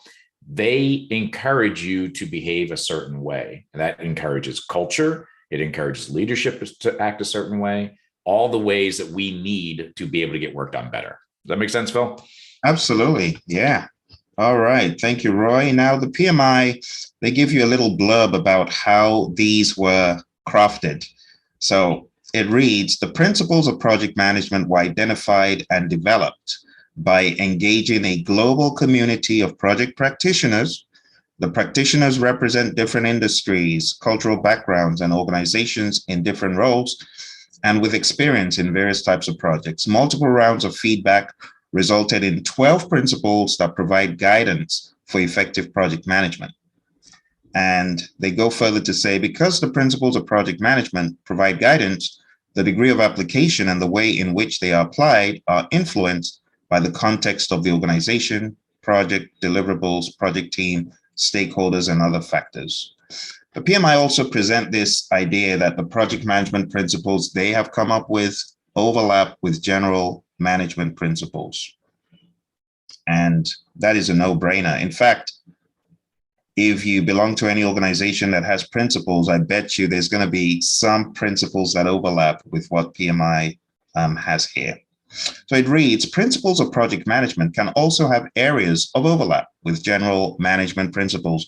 For example, both projects and business in general focus on delivering value, right? So that's not a new idea. The methods may be somewhat different in projects as opposed to operations, but the underlying principle associated with focusing on value can apply to both. And this figure 3-1 indicates the overlap. All right, so getting into the actual principles, we went through them at a high level last week. This is the principles on the screen. Going through your book, what you realize is each section, 3.1 all the way to 3.12, is a principle. So we're going to go through the principles one by one, and we're really going to try to, get our arms around it. Okay. So what is a principle? Did we answer that question, Roy? What is a principle? No, I don't think we did. I think it's actually a very important question, and we want to think about it this way. So there are values and there are principles, and values are those things that are kind of your standards, right? Your high level standards, your ethics, if you want to say it that way, and values kind of drive your principles. Principles are those things that govern how you behave, right? They're your belief system, your policies, your internal beliefs of how you want to behave and how you want others to behave around you. So values drive principles, principles drive behaviors, and behaviors, that drives great work, right? And great relationships with people that you work with, right? Does that make sense, Phil? Absolutely, Roy. And here on page 21, the PMI gives some, background. It says, in some professions, principles serve as laws or rules. So as Roy said, you want to have those driving how you behave. Yep. The more you know them, the more it just becomes part of you. Yeah, and Phil, just a quick thought. If you truly think about it, can you actually get work done really well without those principles? You look at the principles of respect and honesty and things like that. You could have a lot of policies and procedures and tasks and all these kinds of things, and you can still get work done. But the reality is, once you start bringing in those principles, you get work done a lot better.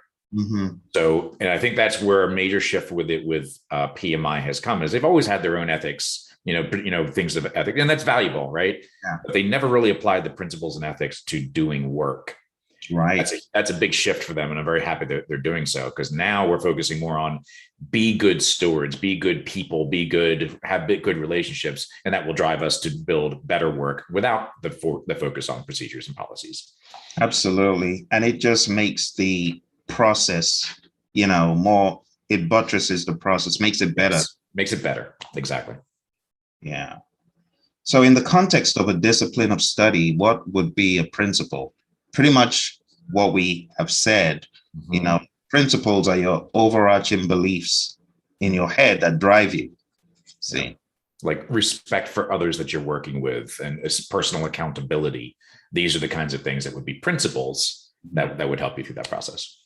Absolutely. And Roy, just to, kind of juxtapose both worlds, I've said this before, but the way PMI have written these principles is different from the language. So let's look at the language here. For example, it says, be a diligent. So it's more like verb driven. Do this. Yes.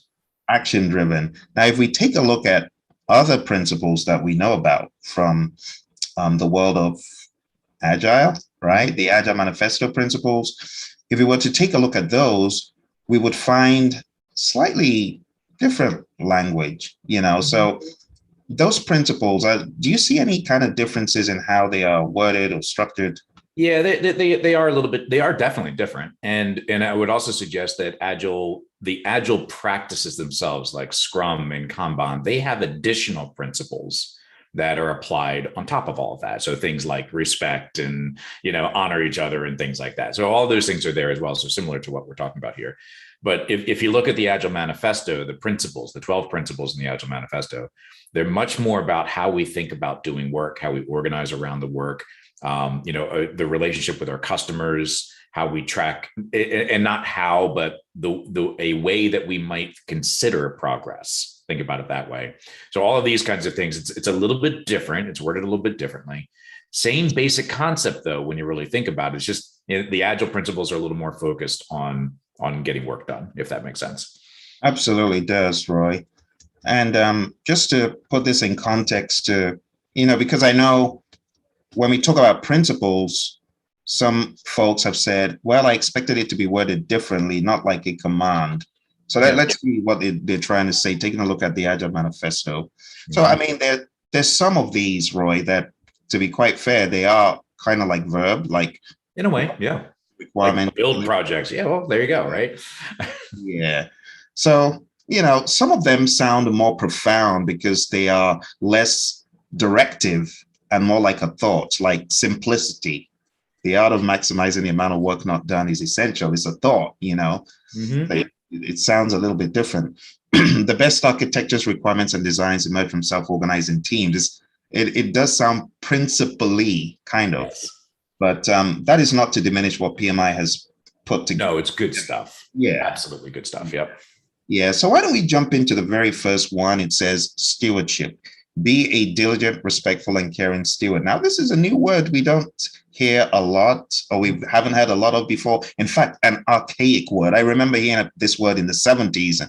Okay, I heard this word like way back. I never heard it again until, now. And they talk about being a diligent, respectful, and caring caretaker, if you want to put it that way, or custodian of the resources. They talk about integrity, care, being trustworthy, and being committed. And we're going to look at these as we go through today. But it reads in the 7th edition, stewards act responsibly to carry out activities with integrity, care, and trustworthiness, while maintaining compliance with internal and external guidelines. They demonstrate a broad commitment to financial, social, and environmental impacts of the projects they support. So let's talk about these one by one. Roy, what comes to mind when you take a look at this principle? Yeah, so a lot of this, is restating also what happens in the Agile space. But you're looking at things like servant leadership. I kind of also get a little bit of feeling that the word steward is a little bit project manager-ish, right? A little more focused on the project manager. But we would encourage that this is not just about the project manager. It's anyone on the team, any leader, anyone involved in doing work should have these concepts as well and behave in these ways. So very much about the servant leadership concept, trusting your team, caring for your team, committing to your team, a little Scrum Master-ish as well. So not a bad blend. It's fun, right? Absolutely. And I hear this kind of mutual accountability thing. And I really like that idea you brought, Roy, because when project managers read this, they may have a tendency to focus it on them. Yes. But you've dropped wider thought that it's not just about you. Like servant leadership is everyone should maintain that posture. Exactly, Phil. And we want to have that concept that anyone on the team should be exhibiting these same behaviors. If we're talking about self-organizing, empowering the team, decentralized decision making that we encourage so much in the Agile community. It's not just about the project manager. It's not just about the Scrum Master. It's about everyone involved in getting work done. They should all have these principles, right? Absolutely. So let's look at them one by one on what PMI says. If you got your book to hand and you want to open it along with us, feel free to do that. But there's some key things I want to, I have highlighted this book. So it reads, in terms of integrity, stewards behave honestly and ethically. That's really what they're talking about, being ethical and honest. And then care, they're saying stewards are fiduciaries of the organizational matters in their charge, and they diligently oversee them. So you're going to find this talk on page 26, right? And then on page 27, they go into trustworthiness, and it reads, stewards represent themselves, their roles, their project team, and their authority accurately, both inside and outside of the organization. So being honest and truthful, that's what they're talking about. And then lastly, compliance, it says, stewards comply with laws, rules, regulations, and requirements. I highlighted here compliance with guidelines intended to protect them, their organization, and their stakeholders. So Roy, let's talk about compliance from a hybrid or agile lens. That's not a bad word. It's still something we need to do, right? Yeah, it does sound a little bit harsh, but it is a perfectly reasonable way of phrasing it. We still have to be, as this says, good stewards, good corporate citizens, and making sure we're following good guidelines and standards so that we don't cause harm. So in compliance with policies and regulations, it helps us get there. It's only when it's draconian. And the word oversight bothers me a little bit, right? But you know how we are with that, Phil. But the basic idea is that yes, of course, we have to be good corporate citizens. So follow the rules wherever they're appropriate, right? Absolutely, yeah. So to drill a little bit deeper, stewardship, again, integrity, care, trustworthiness, and compliance. Talking about integrity at a very high level, behaving honestly and ethically, being a role model. Again, we should be role models for each other. I think that's a major takeaway. Care, when we say fiduciaries, that means you're taking care of the resources. You are diligently working with the resources. And I say resources like budgets, talking about physical resources. You're diligently overseeing it, right? Not cutting any corners. Trustworthiness is all about being accurate in your representations, intentionally being loyal, protecting from breach of trust. And compliance, as we said, it sounds a little bit harsh, but this could actually save our entire organizations sometimes, right? Complying with laws, rules, regulations. In fact, in the PMI Code of Ethics, they tell you it is your professional responsibility to seek out these laws and rules and regulations that pertain to the work you're doing. All right. So any thoughts about any of the things we've talked about under stewardship? It's quite a straightforward concept for those who have been through Agile training or been through Scrum training. We talk about servant leadership, very similar, but really to anchor that point Roy raised, this is not just for the project manager. Everyone on the team should be thinking in this vein. Okay. Good. All right. Let's take a look at a very simple, were you listening to what we said question? Here we go. The first principle about stewardship includes what? And here's the poll. This one is a single one this time. Let me relaunch it. There we go. This is a single answer one. So read it carefully.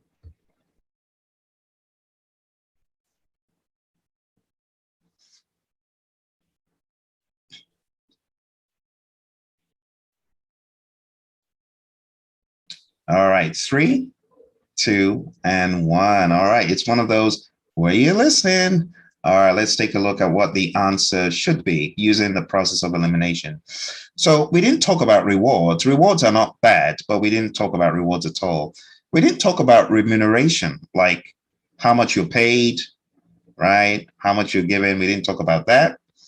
And it can't be all of the options as a result of A and B being canceled.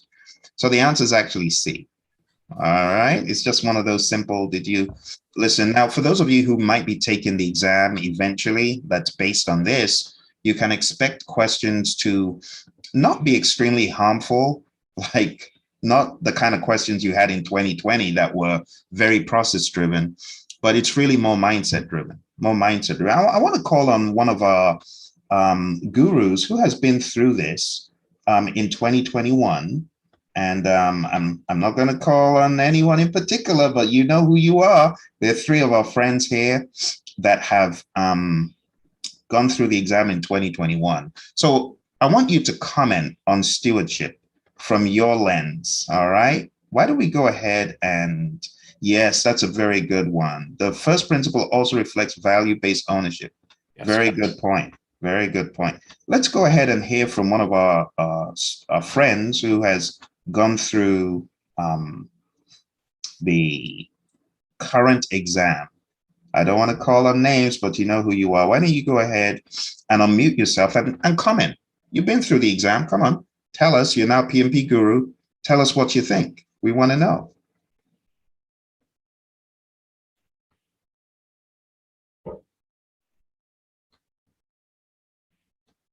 You can go ahead and unmute yourself and comment. I've opened up the conversation. Who's going to bail the cat? Come on now. I can see. Jiro, you want to give us a little idea here? And I think the trustworthiness and care plays a big role.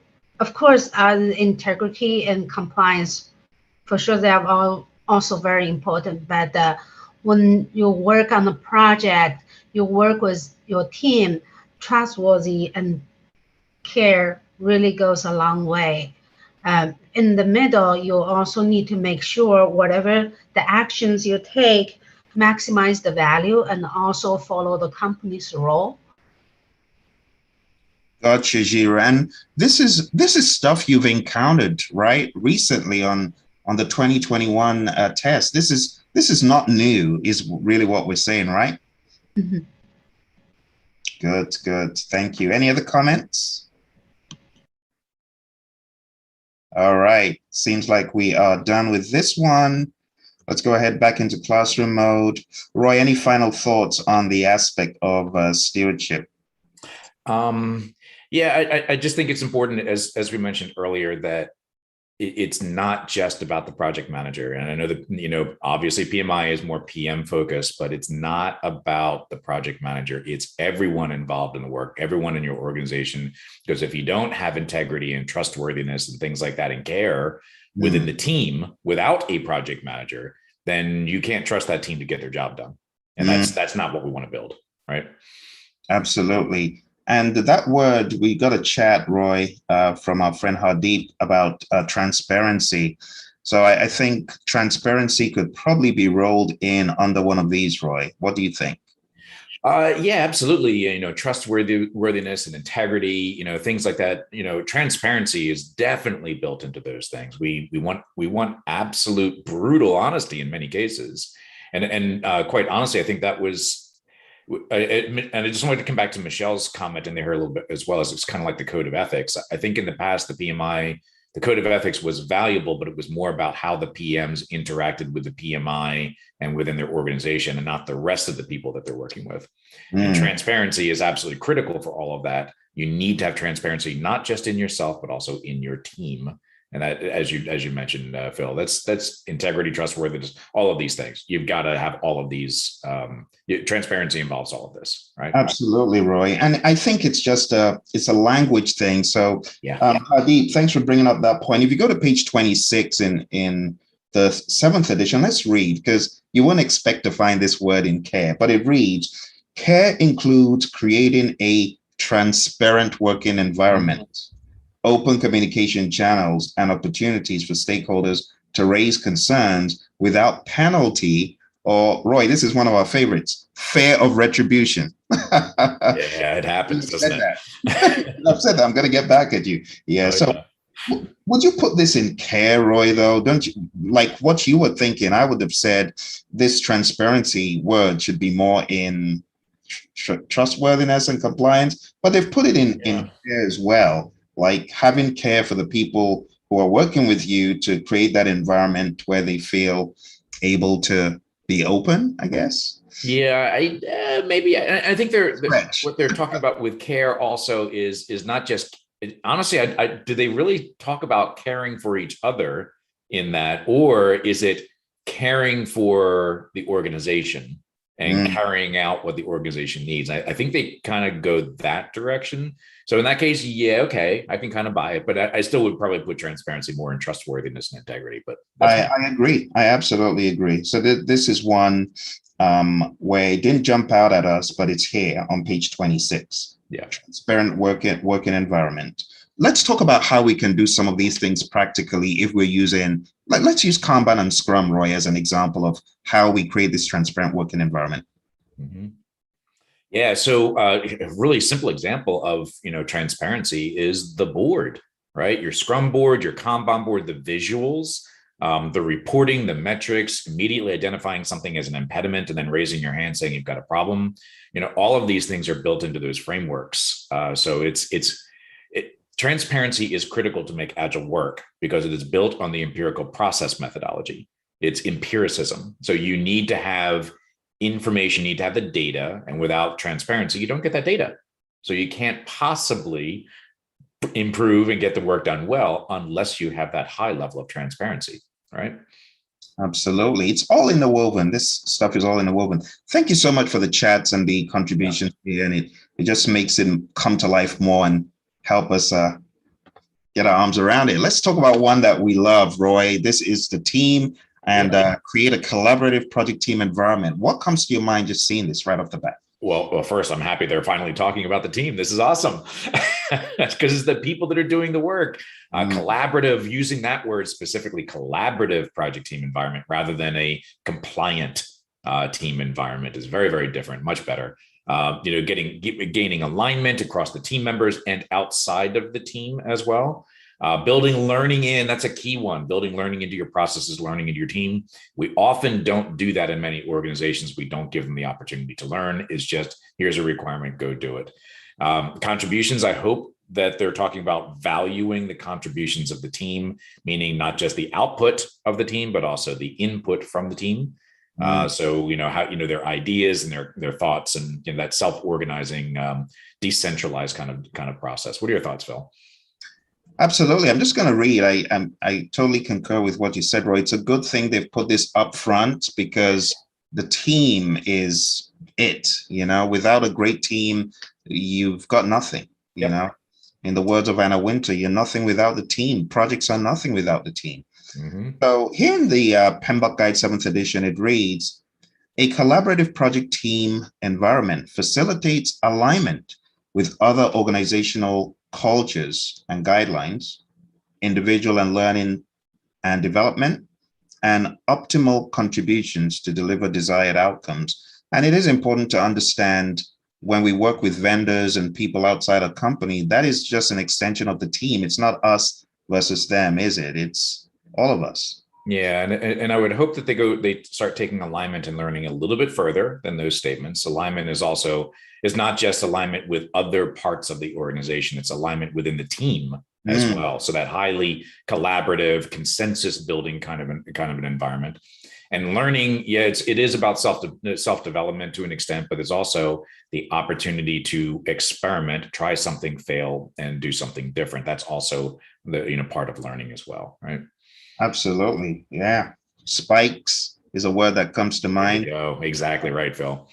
Yeah. So let's see what we have on page 29 here. So on page 29, it talks about team agreements, and that's part of the alignment that we could talk about, how you get the team aligned. It says team agreements represent a set of behavioral parameters and working norms established by the project team and upheld through individual and project team commitment. And then it talks about organizational structure as being one of the things to take note of when working with the team. Project teams use, tailor, and implement structures that help coordinate the individual effort associated with project work. And there's a stream of things to think about: roles, functions, or authority, roles and responsibilities, and so on. And then it talks about processes, project teams defining processes that enable completion of tasks. Hello, my awesome project managers. How you doing? I hope you're doing well. Remember, it's the big run up to December 31st for many of you. For those of you taking the exam beyond the 31st, this will help you as well, because today we're going to be focusing on a very important topic, which is bound to come up in the new exam. I'm talking about the world of, drum roll, please. Ta-da! Agile. The dark arts of Agile. Let's take a look at some of the questions I have for you today from the world of Agile. Agile is a very, very important ingredient, and I'm telling you, you could get questions on your exam. Let's take a look at the very first question we have here. First question. You are working on a project using an Agile project delivery framework. Which of the following characteristics would you expect? I'm going to give you a minute, 12 seconds, as is our custom, and see what you come up with. Let's go.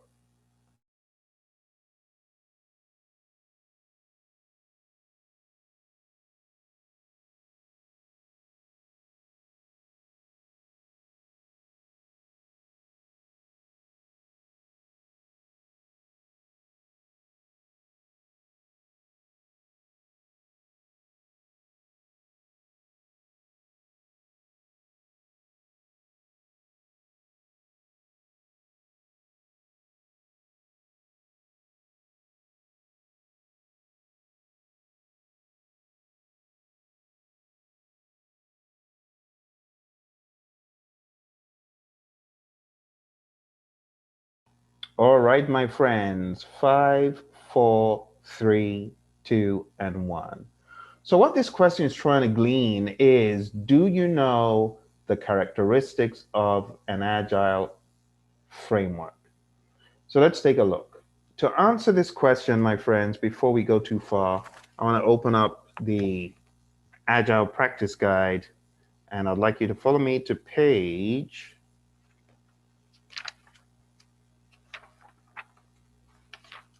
hold on.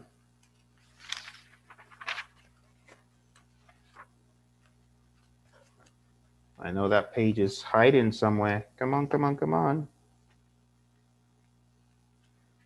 Okay, I'm gonna have to look at my references to see where this page is.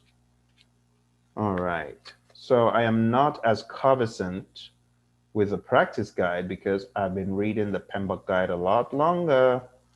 So let me see if I can get that page number for you. A moment. Page 110. Yes, it is. Page 110, my friends. So on page 110, you can see A3-5. This is under Dynamic Systems Development Method. But beyond the DSDM method, this holds true across Agile. In the world of Agile, you can see you have the schedule and the cost as being fixed, but the scope, in other words, the functionality, is the flexible component in the model. So if you take a look here, this question is saying, would you expect scope to be flexible, or would you expect scope to be fixed? And if scope is variable, then what is fixed? Schedule and cost. So the answer is not A, it's not B, because scope is not fixed. See that? In the world of Agile, that's the variable part. So A and B are wrong. So using the process of elimination, you know, in Agile, the scope is not fixed. And it's not just the schedule alone that's fixed. The schedule and scope are not flexible. The scope is, but the schedule is not. So the best answer is fixed schedule and cost. Okay, so the answer is on page 110, and it's C, fixed schedule and cost. This is the reverse of the traditional model where scope is fixed, schedule and cost are flexible. Very good. Let's go on to our next question. Here's your next question. It reads, as the Agile team completes the features, usually in the form of user stories, the team periodically demonstrates the working product. The product owner sees the demonstration and accepts or declines stories. As a general guideline, what should be the frequency of the demonstration? So based on what you know about Agile, what do you think? I'll give you a minute and 12 seconds as usual. 1 minute and 12 seconds. For those of you who are just coming, we are focusing on Agile. Those of you taking the PMP or the CAPM, it is important that Agile is in your crosshairs because you could very well get questions in this vein. All right.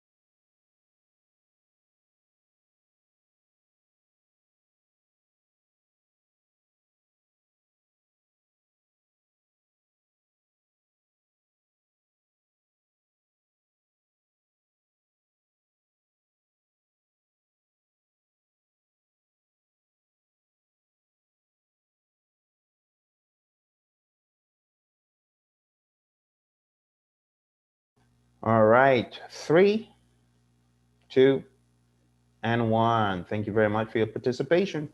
So let's read. So as a general guideline, what should be the frequency of demonstration?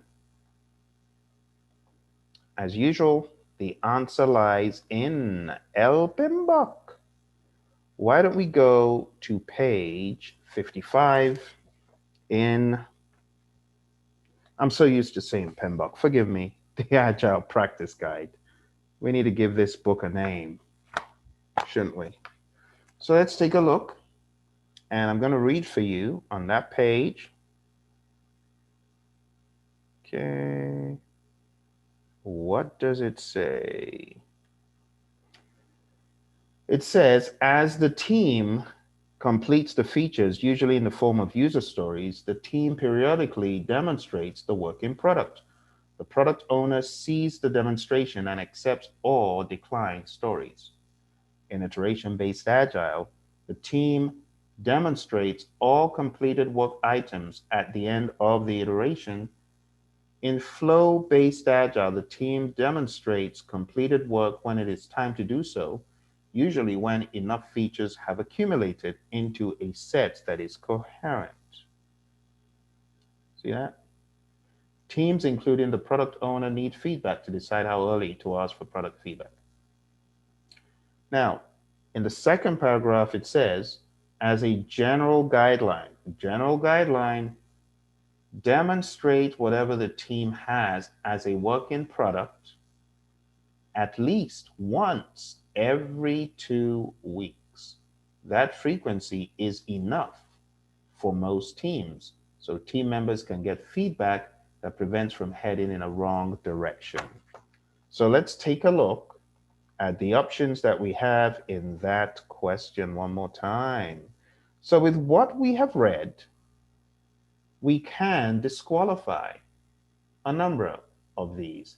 A, the team should demonstrate a working product at least once every quarter. No, that is not correct. Let's go to D.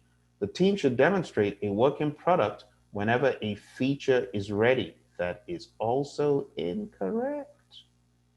Let's go to option C. The team should demonstrate a working product at least once every life cycle. Now, this terminology is not consistent with Agile, and therefore we will not choose option C. Option B, the team should demonstrate a working product at least once every 2 weeks is the best, in line with what we have in the Agile practice guide. Okay, so based on what we saw in the Agile practice guide, the answer is B, page 55, and there's the text. Okay, let's go to our next question. Here's your next question in the world of Agile. Your team is in a period of learning and experimentation to understand the flow of the customer's actions through the product. This will be helpful. Uh-oh, it's trying to show you the answer. I'm not going to let it. This will be helpful to learn a critical technical and functional element. What does this describe? I'll give you a minute, 12 seconds.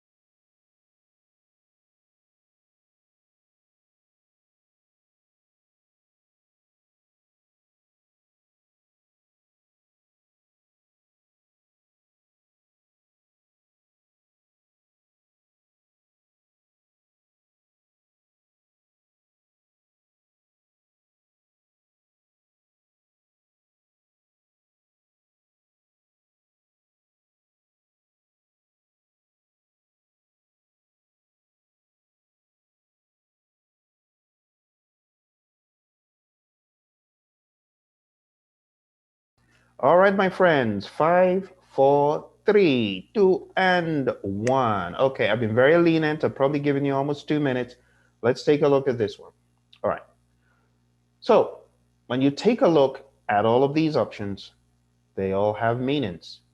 But the answer to this one is option D. I'm just going to tell it to you straight. You go to the Agile Practice Guide on page 56, you can read what exactly spikes are. So if you take a look at page 56, it reads, spikes are useful for learning and may be used in circumstances such as estimation, acceptance criteria, definition, and understanding the flow of a user's action through the product. So pretty much explains exactly what the question was stating, and these are spikes. And that is not a relevant statement. So just chew on these two. All right.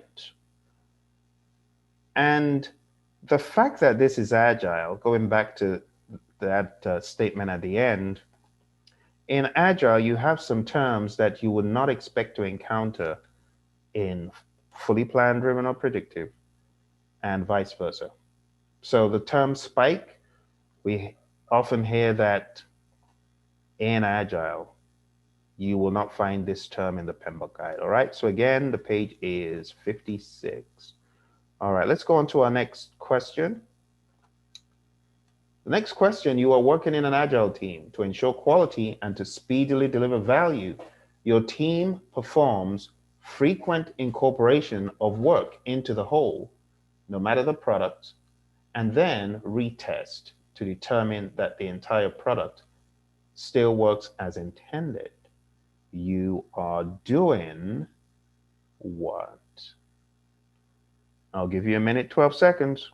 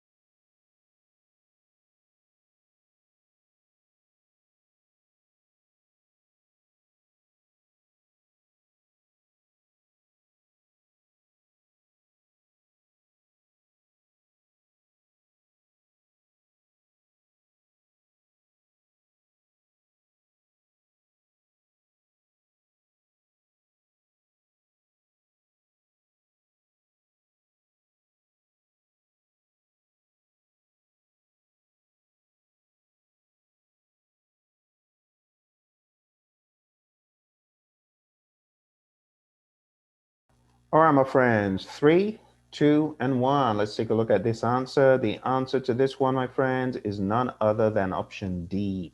That is in the Agile Practice Guide on page 56. You can see it reads, spikes are time box research or experiments, so it's not spikes. TDD, writing automated tests before creating the product. Test at all levels, employ system level testing from for end-to-end information, and unit testing for the building blocks. But the words that are a cutout from the Agile Practice Guide, you can see, is continuous integration.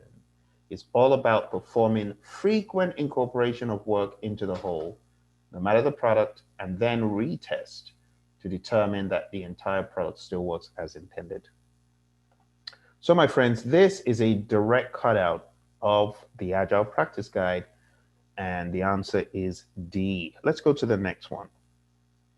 Here's your next question.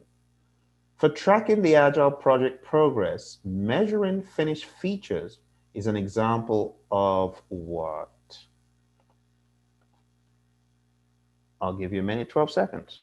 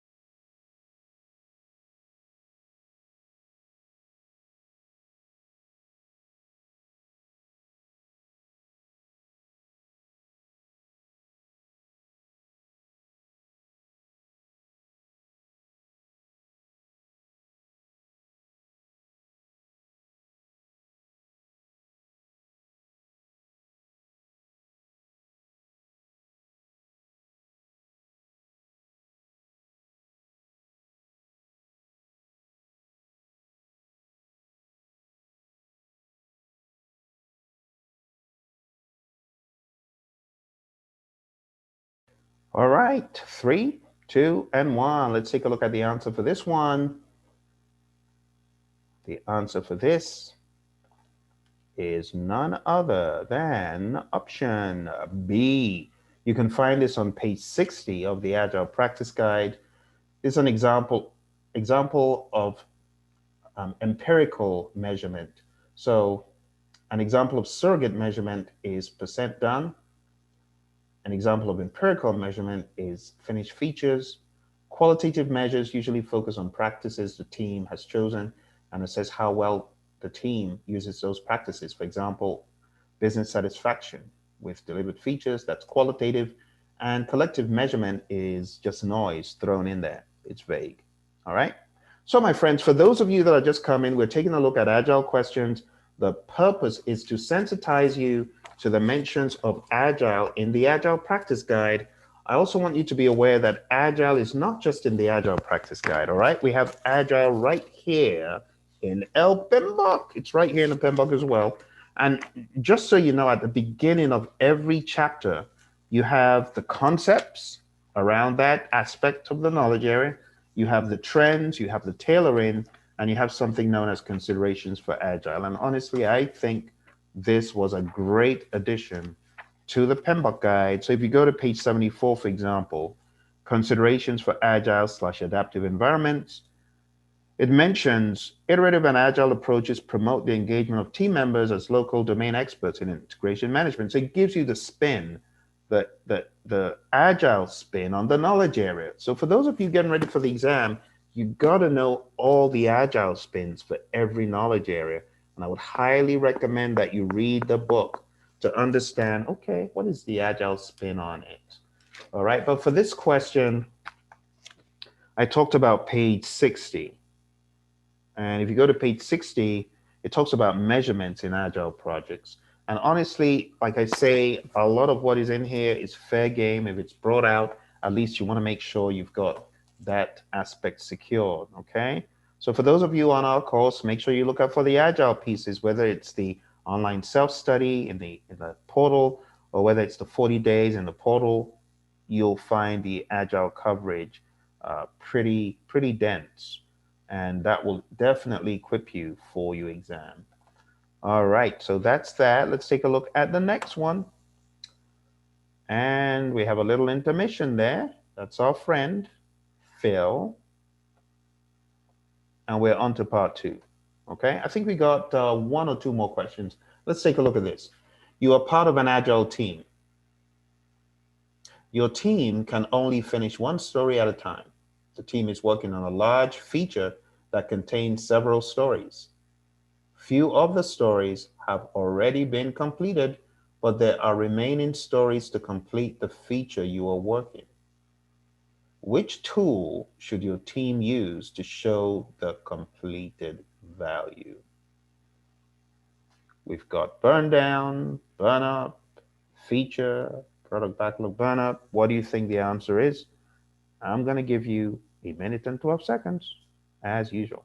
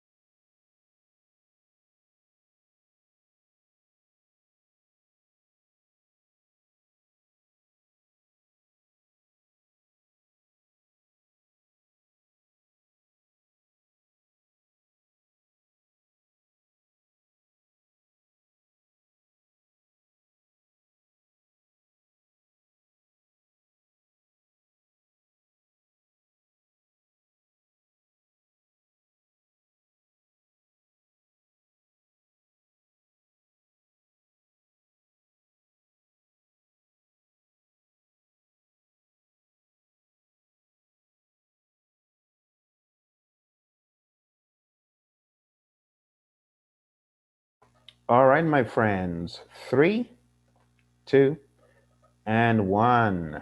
So the answer to this one is, so those of you in the chat messing around, I see you. I got my eye on you.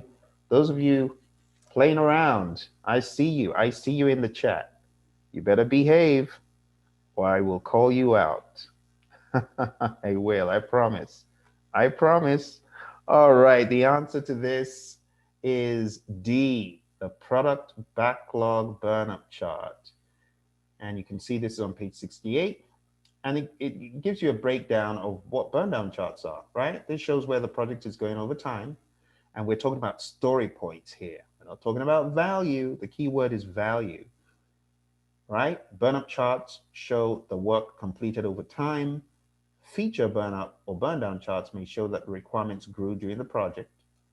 And the one we were looking for, the best one we were looking for is the product backlog burn-up chart. It's very specific to how the question has been laid out. Okay, and you can see an example of that on page 68. Pretty much it was a cutout of page 68, and the best option to show how these features are being completed in a cumulative fashion is figure 5-5. All right, very good. Well, my friends, we have come to that part where we must say thank you all very much for attending.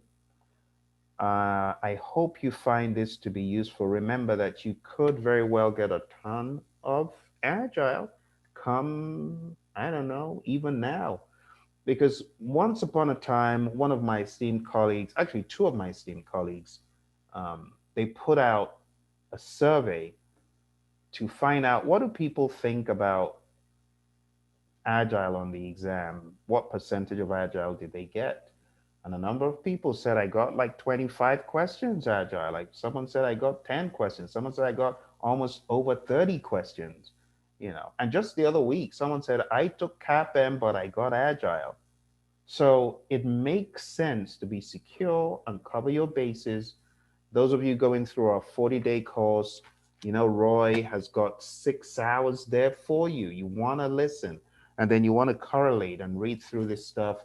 I need you to be bulletproof and ready to smack that thing in the jaw. You got to come with your Agile game. You got to hulk up in Agile. Some of you are lightweights where Agile is concerned.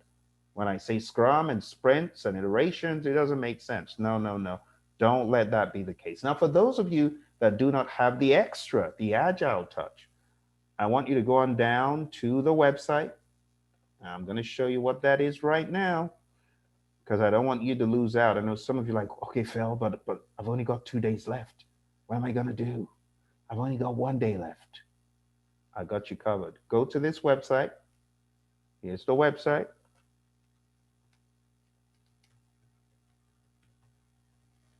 See that? There is the website.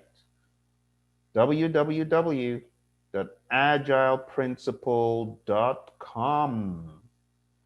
Go to that website, and when you get to that website, you will be able to learn from my buddy and me, and you have quite a substantial coverage of the content that will help you as you prepare for your exam. Okay, so let me show you where that is. You can get it right away on demand, right there. You see it right there. Okay, right now we've got about 14 hours, 21 minutes of dense Agile stuff. I mean, we bombard you from different angles. We take the angle of the people, process, business that's coming down the pike, which is so incredibly detailed. We take every task gotta go. And then we also go from the angle of vanilla flavored Agile. So if I were you, if you're struggling, go on down, sign up, get the essence of Agile. You see, contrary to what people think, Agile is not a methodology. We often hear people calling it a methodology. It's not a framework. No, no, no. It's an overarching way of thinking. So if you have not gone to training to get you bulletproof for this, I would recommend it. And if you're taking the exam beyond 2020, it's a no-brainer. It's a no-brainer. Okay? And don't forget to add this to the mix. Don't forget to add a little titration of what we've got there, and you'll be laughing all the way to the score bank. All right? You'll be extremely glad that you did what your buddy Phil asked you to. All right? Thanks, my friends. And I look forward to your comments and chats. And hey, if you have taken the test and you got a dose of this stuff, I'd like you to comment What was the volume? Was it heavy? Was it light? Was it scanty? Let's know. Hello, my awesome project managers. How you doing?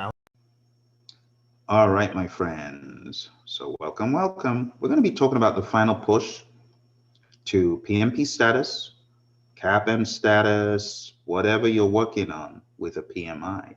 There are certain things that you need to do. The first one that I want to tell you about is you need to be calm, okay? You need to have a calm mindset. One day to your exam, you need to be cool, you need to be confident, you need to be collected, you need to be composed. And also, when you do get into the exam, your mindset needs to be one of composure. So whatever is making you in that turbulent mode, make sure you sort it out before you go into the exam. You also want to be aware and action ready. What do I mean by this? There are always surprises on the exam. You need to have a game plan. What am I going to do if X, and where X represents the unknown? Some people have gone into the exam and they are amazed at how the system is. Some people say it's clunky. Some people say it's cumbersome. Some people say the strikeout tool and the highlight tool is just too much. So they just stick to, let me just answer the questions. You know, it really depends. Some folks find the exam a little bit different from what they thought. So my plan for you is to go in there being action ready, being aware, and being able to roll with the punches.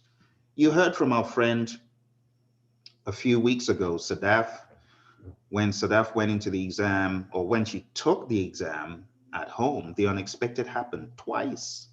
One time the proctor didn't show up. The second time, the computer had issues. See? So you got to be aware and action ready. You got to be ready to roll with any punches, whether it's at home, whether it's in person. You already know my advice about taking the exam at home. I don't think it's the best advice. I think you should take the exam in a test center, especially if you're not able to deal with the technical issues and the confusion. It could really throw you off. It could. Thank you, Johanny. I'm glad the daily drills are working out. Very good. There are going to be some more daily drills this week. We already have 4 sets of the tough question variety, so definitely watch those. Good deal. Good deal. And for those of you who are looking for an exam date in a venue, I want to encourage you to keep looking. And these exam venues open up, and sometimes you just get that same day an opportunity, like Sadaf shared with us. You got to just seize the opportunity and do it. All right, I see more of our friends have joined. So Leora, welcome. And let's see, so Carolyn is here as well, and Chris, Margaret, Shamir, very good. All right, the next thing is about leading yourself. Less is more. And what I meant by lead yourself is, you know, like a day to the exam, you got to shut it down. There's no point burning the midnight oil crazily, waking up like you've been hit by a truck, and then going into the exam. It's just not going to work. Just not going to work. You want to do less the night before for sure. And just be mindful of your resources, okay? Be mindful of any resources you have, such as time, because I tell you, time goes very quick. We had a student who said, Phil, I'm even amazed I passed as I did with 4 ATs. I had 5 questions I did not answer.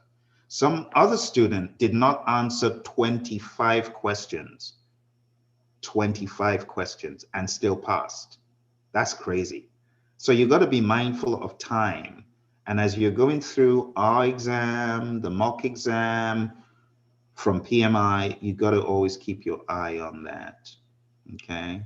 And if you're going into the exam, as Carolyn is saying, if you got malware on your computer, you definitely want to get that cleaned up, because the Pearson thing will not stop.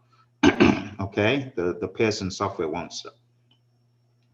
I want to give you a reminder of how the exam could be set up. So you could look at a question as having 3 parts. It has a description of what may have happened or who you are. And that is usually the opening. They kind of open it up by saying you are a project manager. So you get something like this. And I call this the opener. You got the opener. The opener will tell you who you are, all that stuff. A little bit of the history, the background, what you did. And then you got to keep your eye on the next section. The next section will tell you the now. Or you could think of it like this. It will tell you the problem at hand. So this could be the now or the current situation and problem statement.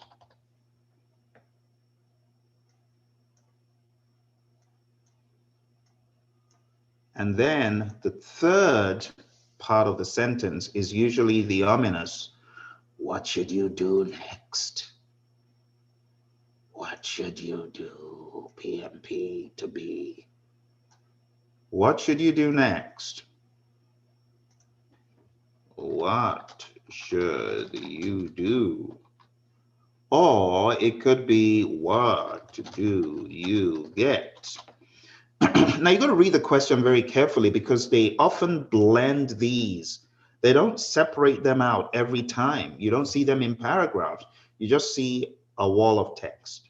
So you got to get used to seeing questions that tell you what you did. So you are the project coordinator working along with the PMO on the business document, most commonly used to formalize project authorization.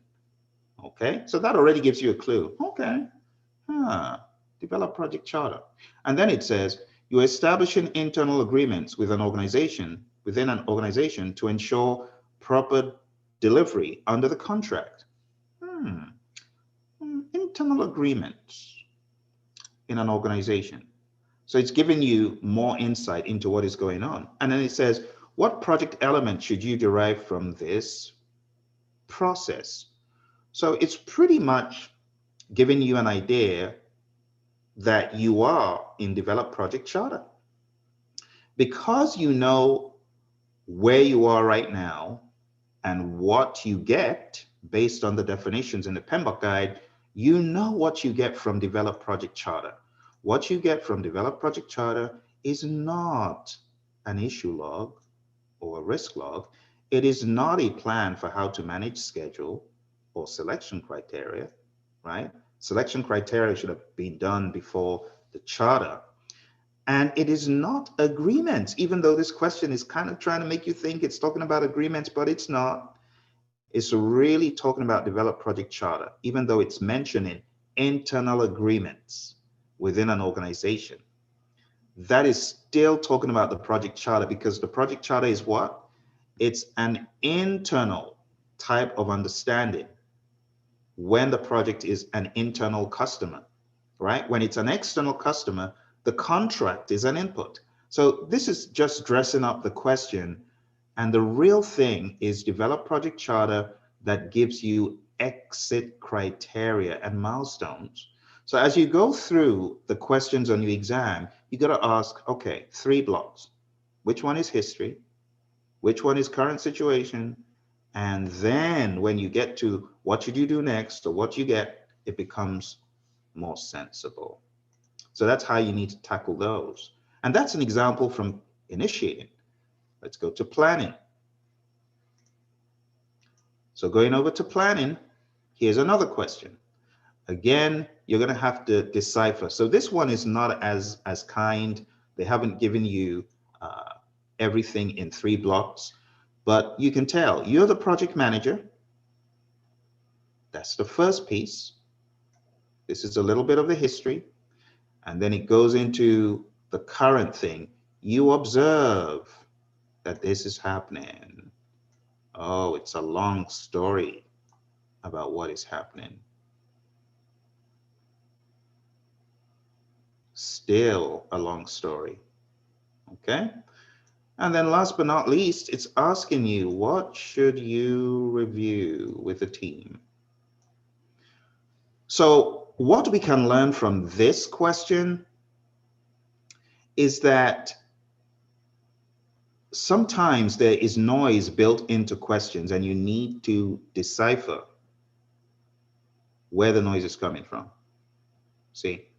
So in this one, it's a bit of a long question. That is some of the noise, but majority of what you need is in the green section. You observe that team members are accepting a significant number of requested changes to service specs with little attention to the contract delivery method. So you can go a step further and think, oh, contract delivery method. Where is the delivery method? So obviously they're not reading the contract delivery method and payment terms. See that? So which plans or documents should you review to understand these better, contract delivery method and payment terms? And taking a look at the options, it is not A, that deals with scope, not procurement. B is a plausible option. C, change management plan and source selection criteria. No, source selection criteria is too late. We've already gone ahead at this point and we have a contract. So source selection criteria does not come into the question. Now, procurement management plan, for you to answer this question, you need to know your definitions. So I'll just say, know all your definitions for page 89. You got to know all your definitions for page 89, you see. So the procurement strategy versus the procurement management plan. If you take a look at the PMBOK guide, you'll find that the delivery method is talked about in the procurement strategy. Payment terms, B is the best option. So there are some questions where there's going to be a little bit of noise, like the first statement, even though it's good history, but this section right here is not really needed. The section that I highlighted yellow is what will give you the biggest clues to the answer, and then you can eliminate. Let's go to executing. Taking a look at executing, here's an example. During the execution phase of a software development project, several stakeholders from different departments joined the team. So this is another type of question. It just goes straight to where you are right now. Boom, it's shorter. So there's no history, but there is a final, what should the project manager do type thing. So with the limited information about understanding what the problem is, this is where your expertise comes in when you're looking at these questions. What is the problem? Several stakeholders from different departments join. Oh, okay. So these are new stakeholders. So what would you update first? You got new stakeholders. New stakeholders. Well, first of all, they haven't told us the stakeholder engagement plan or the stakeholder register. So does it affect how you manage scope? Not really. Does it affect how you manage the project schedule? Not really. What are the two things that you could guess it might affect?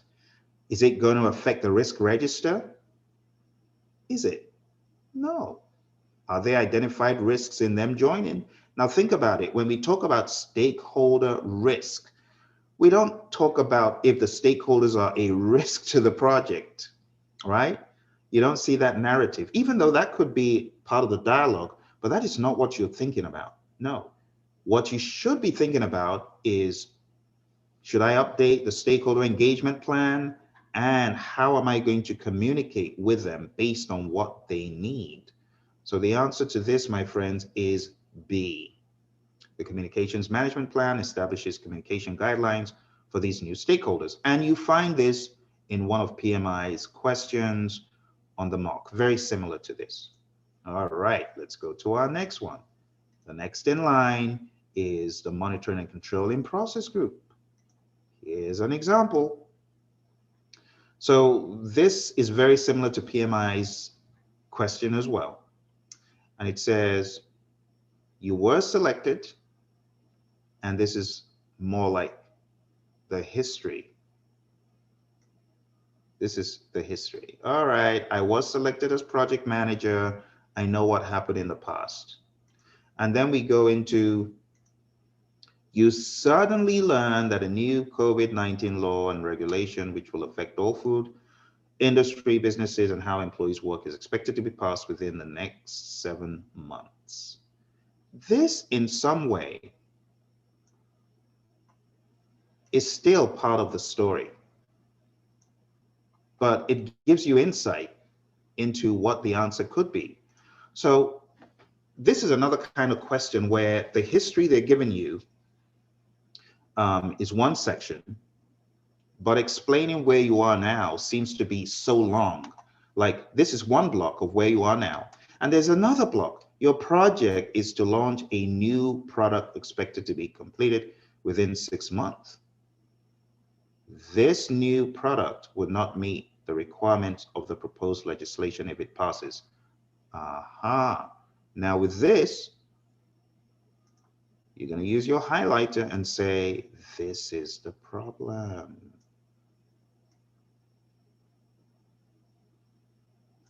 But then there's one last section to this question, and that final section is, what should you do? Boom. So you can see 4 little blocks here. The first block is a history. The second block is unraveling what is happening right now. And the third block goes into even more detail of what is happening right now. And lastly, what should you do? But you want to keep your eye on the highlight. This new product would not meet the requirements of the proposed legislation if it passes. So you need to ask yourself, what is this?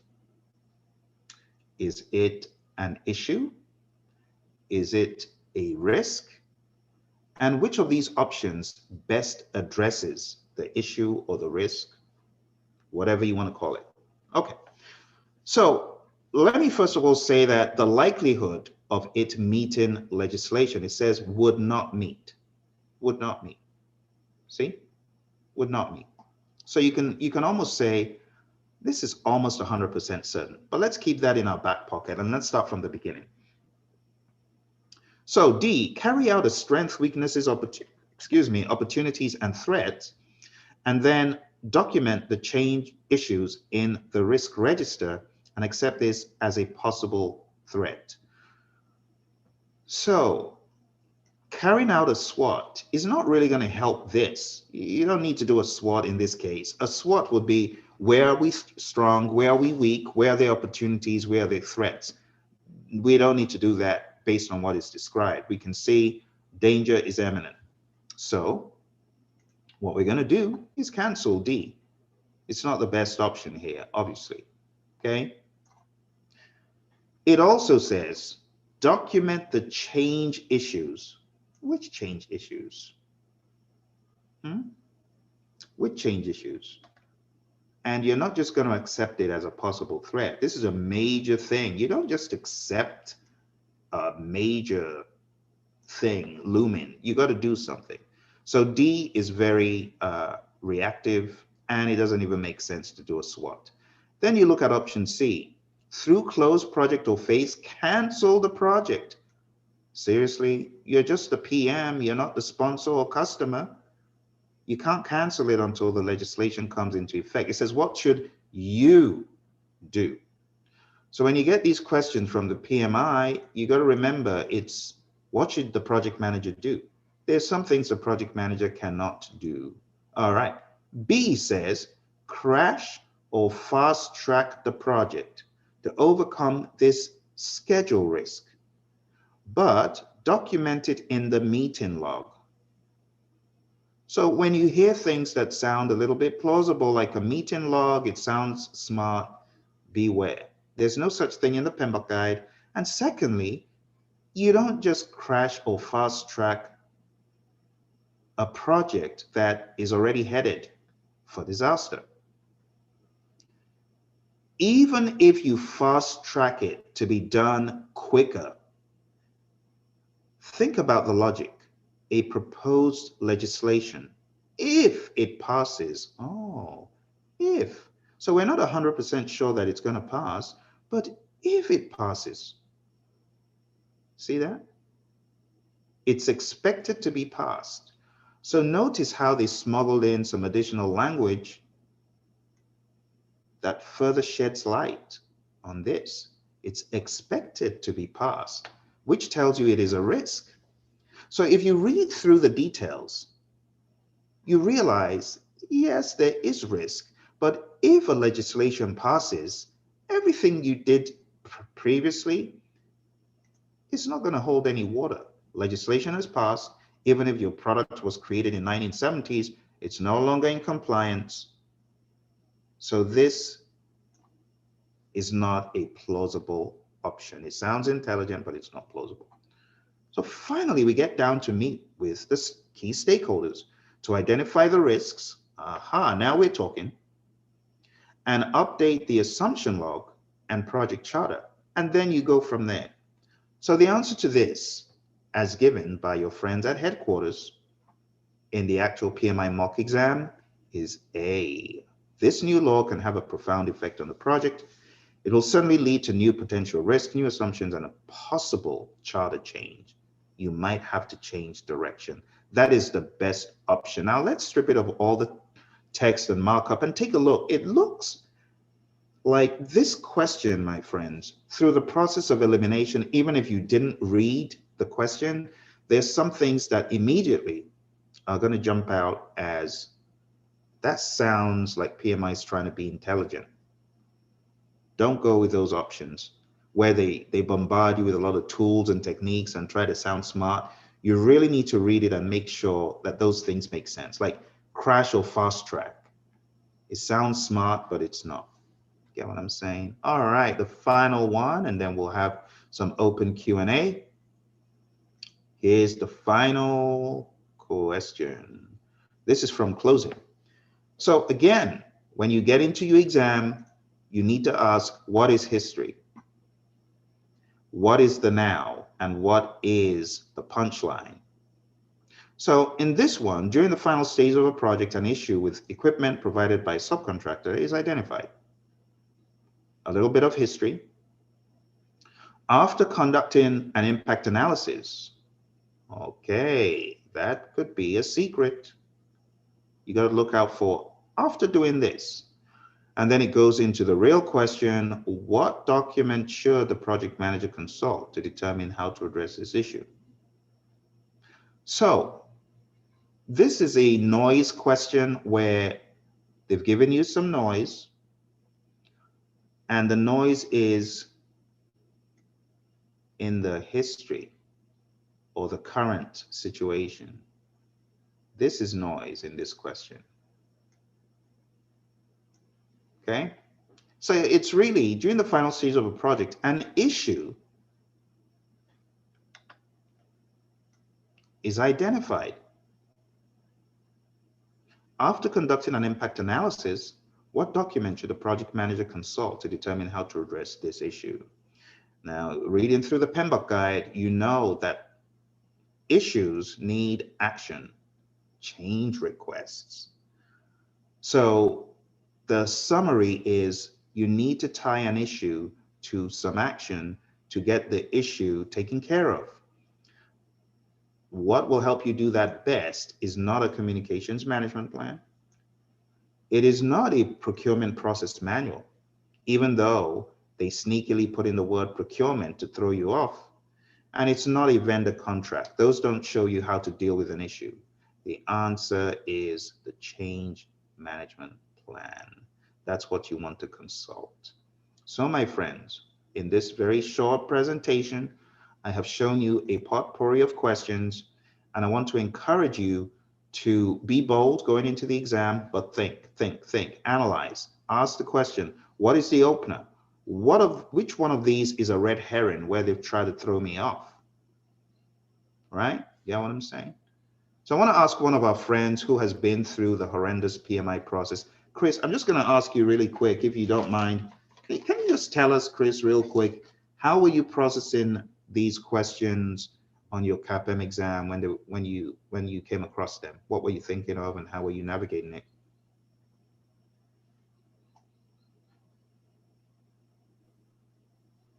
Okay, have to unmute.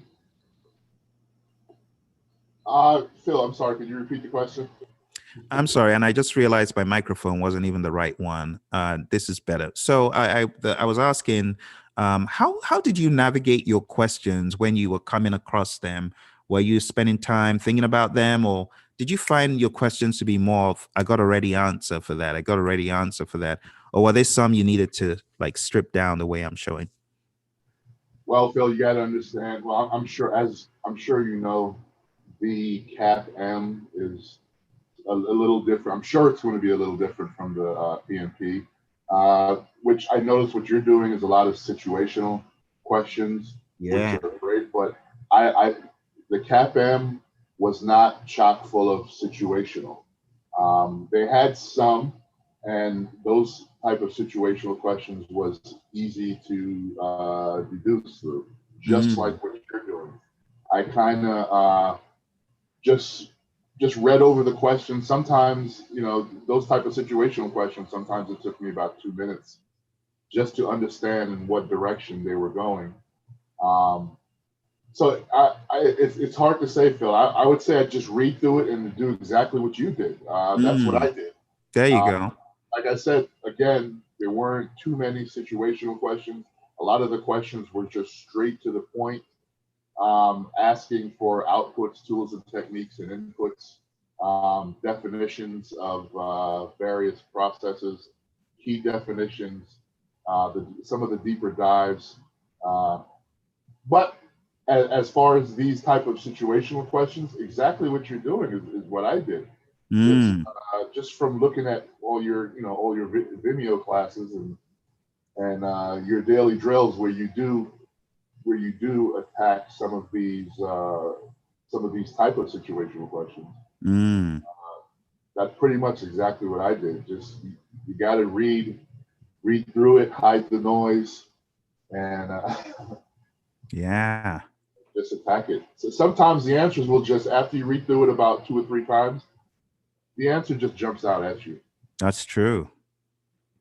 Absolutely. And you're definitely a product of the process. I know that you went through all this content and you've shared these great lessons learned and you showed how your process was. So yeah, you've definitely drunk the Kool-Aid, and it's no surprise the answers jump out, and hopefully that's what everyone else will do, drink the Kool-Aid.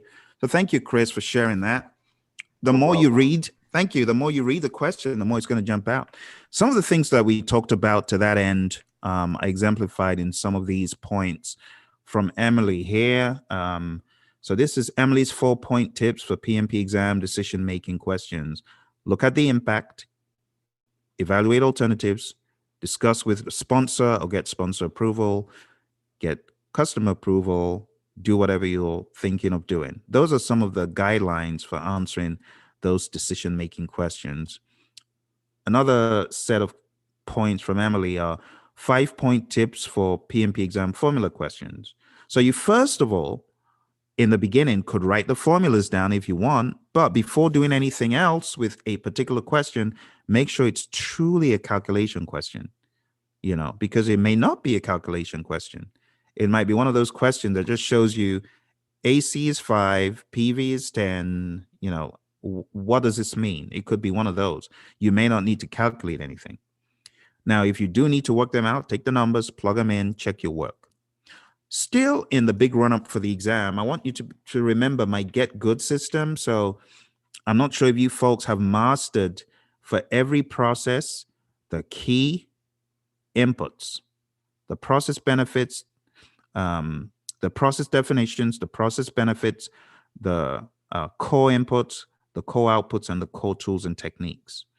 All right. So my get good system is, what am I doing? What am I getting? What am I using? Where's it going and why? You've probably heard me talk about this many times. You got to remember this as you ramp up. For every process, you should know, what am I getting? That's the G. What am I doing? That's the D. What am I using? In other words, the inputs, the tools and techniques. And then what am I getting from this process? And where is it going and why? So what am I getting? But the W's are, where is it going and why? That's the get good system. So you got to remember that. One other thing to remember, my friends, is you heard Chris's lessons learned, those of you that were here on his lessons learned, and he told you you could get agile. So this question, you are in the process of assessing opportunities to deliver value the best way possible. I could throw you a cheap question here. It's a cheapie. And I could ask you, choose a selection in the next 30 seconds. Go for it.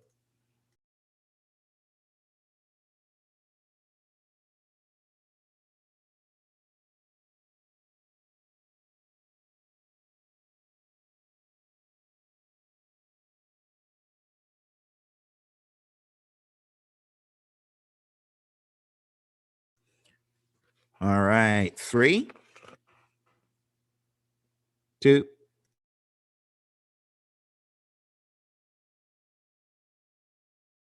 1. Okay. So, my friends, Agile 101. When you're working in the world of Agile, you deliver value in increments. That's really what it is. These increments are known as sprints. So the best answer in this case is a sprint. They're not delivered as part of a storyboard. A storyboard is more like a tool to show you what the customer wants.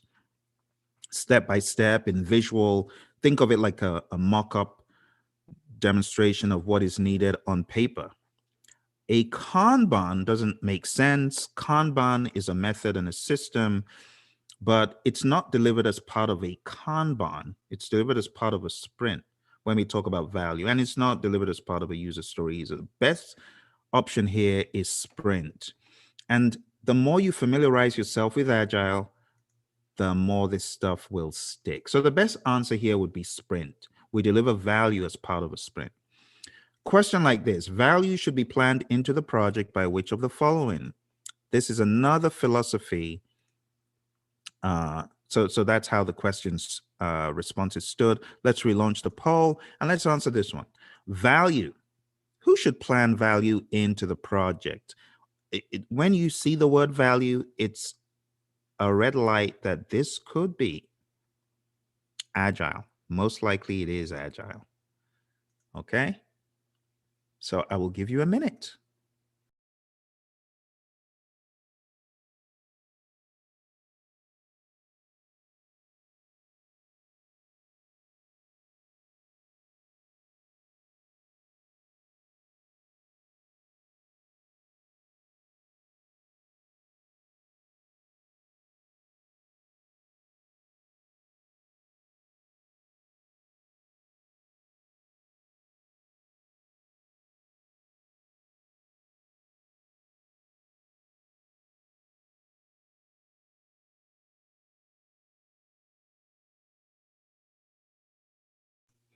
All right, my friends. 3, 2, and 1. Let's end the poll. Share the results. Very good. Well, I see majority of folks chose team. That is very correct. So when we talk about value in the world of Agile, it's a team effort. Okay, here's another one. Oh, and I showed you the answer. Silly, but you get the idea. You should be planning value all throughout an Agile project, all throughout. When you hear the word value, it's code for Agile, and you got to be assessing the business value all throughout. Okay, that value is a key word. Okay, good. So, my friends, I want to spend more of the time talking about any questions that you have, because I know for many of you, it's come down to the wire. You're doing the big run up, the big finish. So feel free to unmute yourself and ask any questions. Any concerns?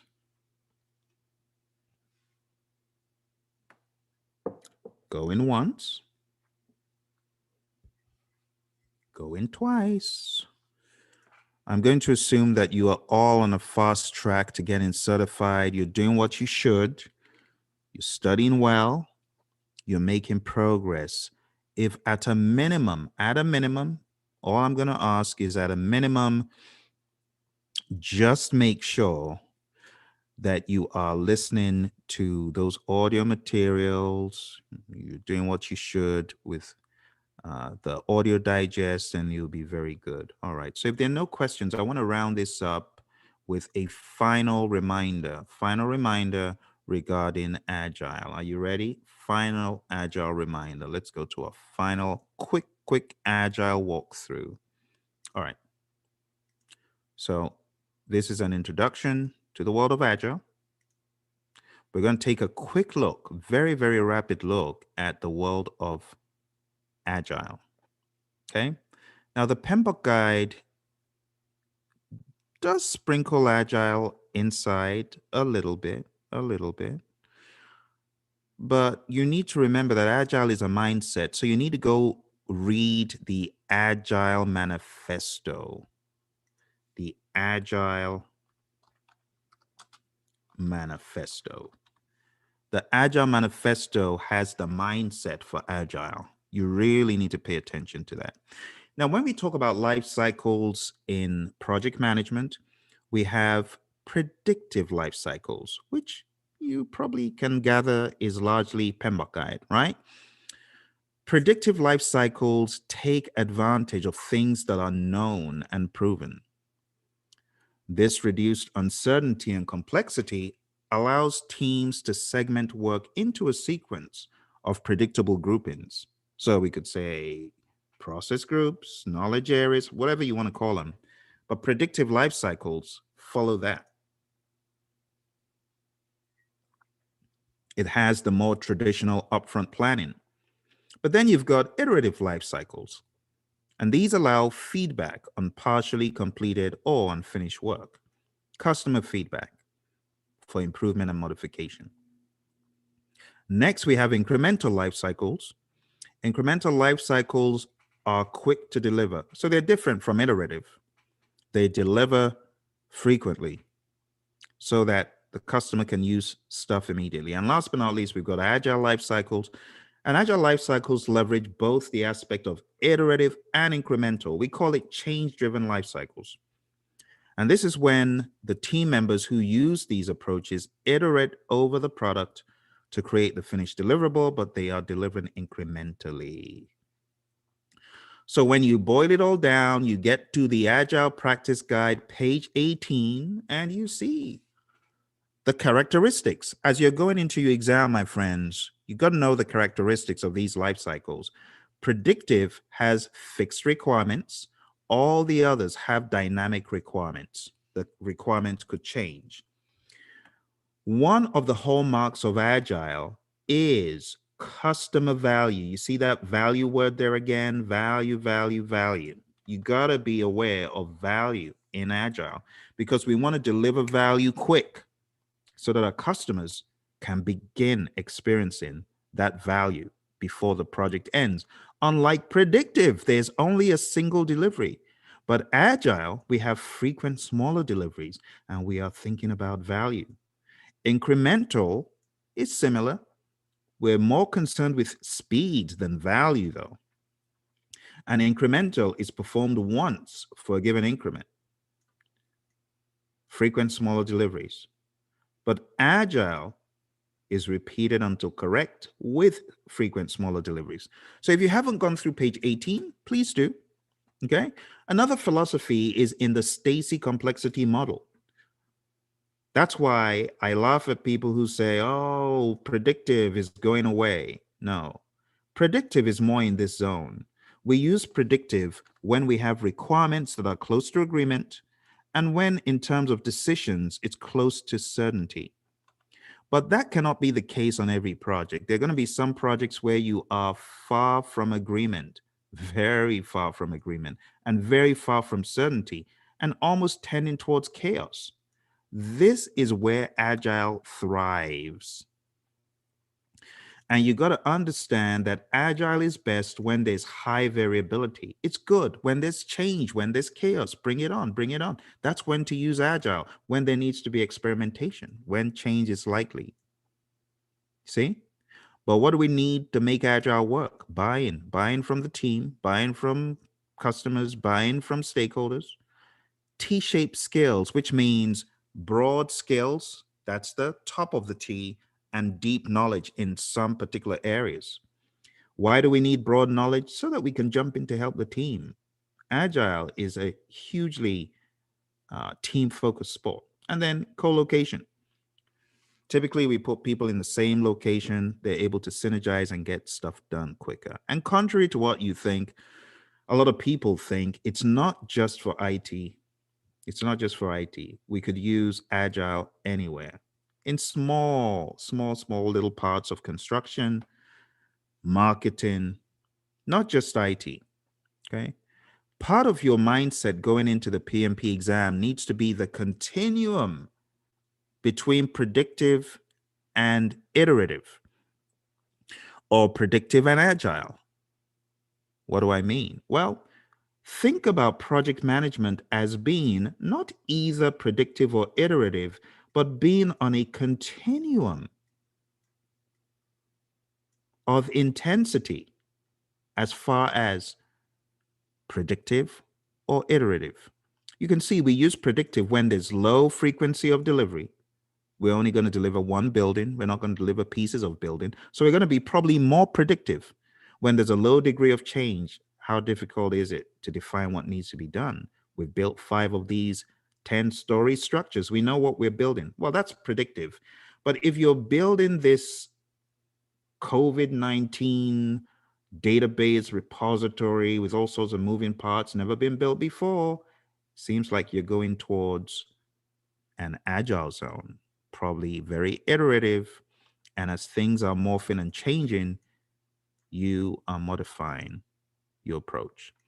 The PMP exam may already begin to include language such as hybridized projects, such as the ones I'm showing on the screen, where we have agile followed by predictive rollout, or we have agile and predictive sandwiched together like that, or we have a hybridized approach where a tiny little sprinkle is predictive in an agile project, or a tiny little bit is agile in a predictive project. So just get ready to face more agile heavy language on your exam, especially in the dying hours. Just so you know, we are in the dying hours of the current exam. We're in the dying hours of it. Any questions about what I've shared so far before we go to the big run up to end this meeting? Any questions? Concerns? All right. Let's move to end this meeting by taking a look at 3 things. 1, we'll take a look at the Agile Manifesto. 2, we'll take a look at the Agile Manifesto principles. And 3, we'll take a look at Scrum. All right.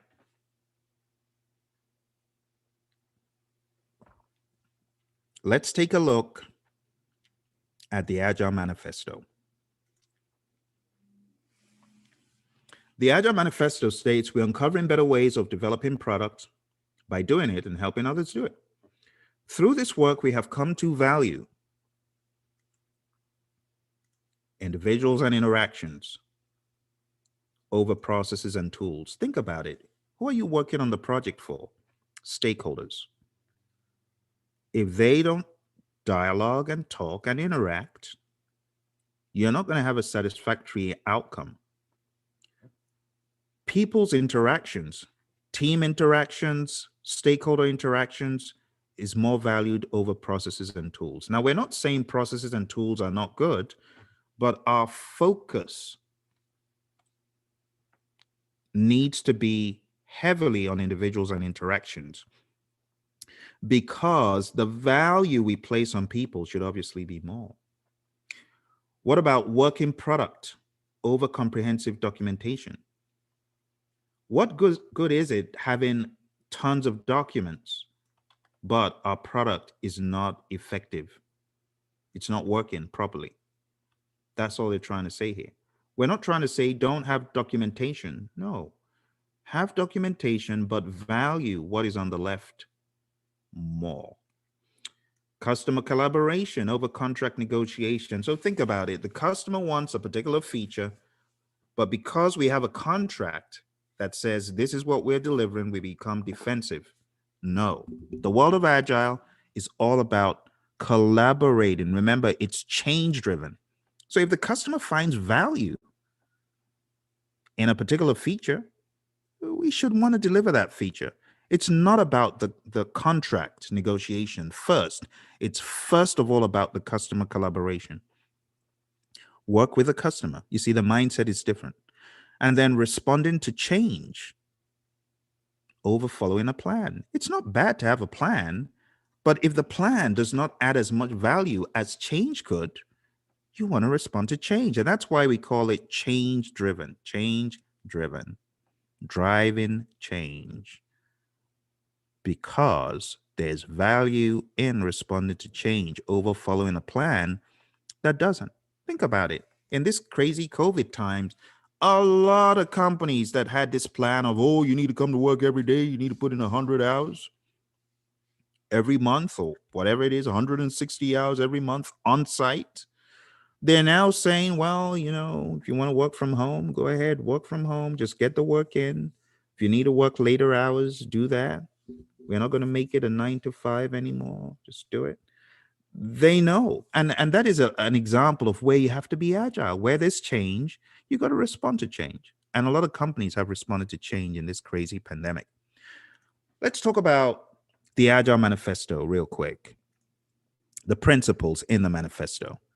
So you'll see that narrative of customer, collaborate, team, the soft, squishy parts of project management that we talk about, you see them accentuated. Someone says, Phil, what's the philosophy behind this? Well, the philosophy can be shown in this slide. I call it the project success slider slide. If you take a look at this slide, it says, these are factors that contribute to success on the project. Now, the goal of the exercise is to move the sliders in the direction where you think this will lead more to success. So if I take my deliver on time slider and I say, oh, I'm going to give it a 4, then I have to reduce one of the other ones. So if I say deliver on time is super important, I'm going to bump it up to a 4, then maybe I have to move meet customer needs to a 2. If I move deliver on budget 2 points up to a 5, then I'm going to have to move meet quality requirements to a 1. And that's the idea of the exercise. And it's really to find out, what do students think is most important on a project? Well, in the world of Agile, it might surprise you. The most important ones in Agile are these: meet customer needs, meet quality requirements, and make sure your team is satisfied. Why? Because if your team is satisfied, think about it, they will most likely deliver on time. They will most likely deliver on budget, because a lot of budget is all about resource cost. We're not saying every single time, but if you take care of team satisfaction, meeting customer needs, meeting quality requirements, some of these will implicitly be done. Now, you also want to note this says deliver all planned scope. No. In the world of Agile, we're not seeking to deliver what is not valuable anymore. Think about it. Let's say in this crazy pandemic time, you were working on building a war room where 50 people will be gathered in that room and they'll be troubleshooting on the project and coming up with solutions. Well, everybody's remote now, but think about sticking to your guns and saying, no, we have to do it. It was planned. We have to deliver all the planned scope. Well, what a waste. There's no one in the war room. You get what I'm saying? So delivering all planned scope is probably not in the interest of an Agile project. You need to shift, you need to move. So going back to the principles, my friends, you'll observe our highest priority is to satisfy the customer through early and continuous delivery. It makes sense. You want to give the customer what they need early. Deliver valuable product. Number 2, welcome change in requirements, even late in development. Agile processes harness change for the customer's competitive advantage. You want your customer to be in that competitive advantage position. And that's why you welcome change. Number 3, deliver working product frequently from a couple of weeks to a couple of months with a preference to the shorter time scale. Why? We want to get you this book quickly. Oh, it has 20 chapters, but you can start reading one chapter at a time. So let's deliver chapter 1 to you right now, and chapter 2 when it comes out, and chapter 3. And that's what your friends at Amazon do. All through the day, they're delivering. You may not see it, but they're delivering hundreds and hundreds of updates to their software, to their plans. That's what being agile is about. So the customer can begin experiencing value. Number 4, business people and developers must work together daily throughout the project. What does that describe? That is really describing the daily stand-up. And why do we want them to work continuously? We want them to work daily throughout the project so that we can find things, impediments that need to be fixed quick. See? And the key word is daily. On the predictive projects, we typically say, okay, we'll have a weekly meeting. And then by the time you get to the weekly meeting, you've got a sky-high amount of impediments. No, in Agile, we want to know what those impediments, those blockers are quick. Number 5, build projects around motivated individuals. This is one of the tenets of Agile. If your team is motivated, if you give them the environment that they need, they will get it done. You got to give them the power. You got to give them what they need. It's like the manager who said, let me get out of your way so you can do your job. As opposed to thinking the project manager needs to run after people and knock them on the head with a stick. No, no, no. Agile is different. So we want to get people motivated, want to get them pumped, want to give them what they need, and get out of their way, let them do their job. Number 6, the most efficient and effective method of conveying information to and within a development team is face-to-face conversation. Why? Because if you think about Professor Emeritus Albert Mehrabian's experiment at UCLA, what did he find out? 7% of communication is typically the words, the tone of voice, 38%, the body language, a whooping 55%. Wow. So that means if I don't see the body language, I'm missing 55% of the message, pretty much. And that's why in the world of Agile, we seek to co-locate where possible. All right. Number 7, working product is the primary measure of progress. Having a deliverable that works, that is what we're going to measure progress by. It's not about nebulous milestones that never get done, but it's about working product. Number 8, Agile processes promote sustainable development. The sponsors, developers, and users should be able to maintain a constant pace indefinitely. So for this one, my friends, I want to go grab my PMBOK guide real quick. And I want to talk about something in the PMBOK guide. Thank you, Johanny. I'm glad you're finding it useful. Actually, let's see if we can get this in the Agile practice guide first. The Agile practice guide. So there's certain tools and techniques that work. This is on page 62. Let's zoom in so you can see it. Page 62. You see that? You see these two images here? They are very similar. One is a burn down chart and one is a burn up chart. The burn down chart shows how you're burning through the hours, getting the work done. The burn up chart shows how you're raking up a huge number of hours, getting the work done. Pretty much the same thing. One shows burning down, one shows acquiring all of those points to burn up. And these are story points, okay? And the whole dialogue here, I'll just read some of it. It says, I'll just read from the beginning on page 62. Because learning is such a large part of the project, the team needs to balance uncertainty and provide value to the customers. The team plans the next small part of the project.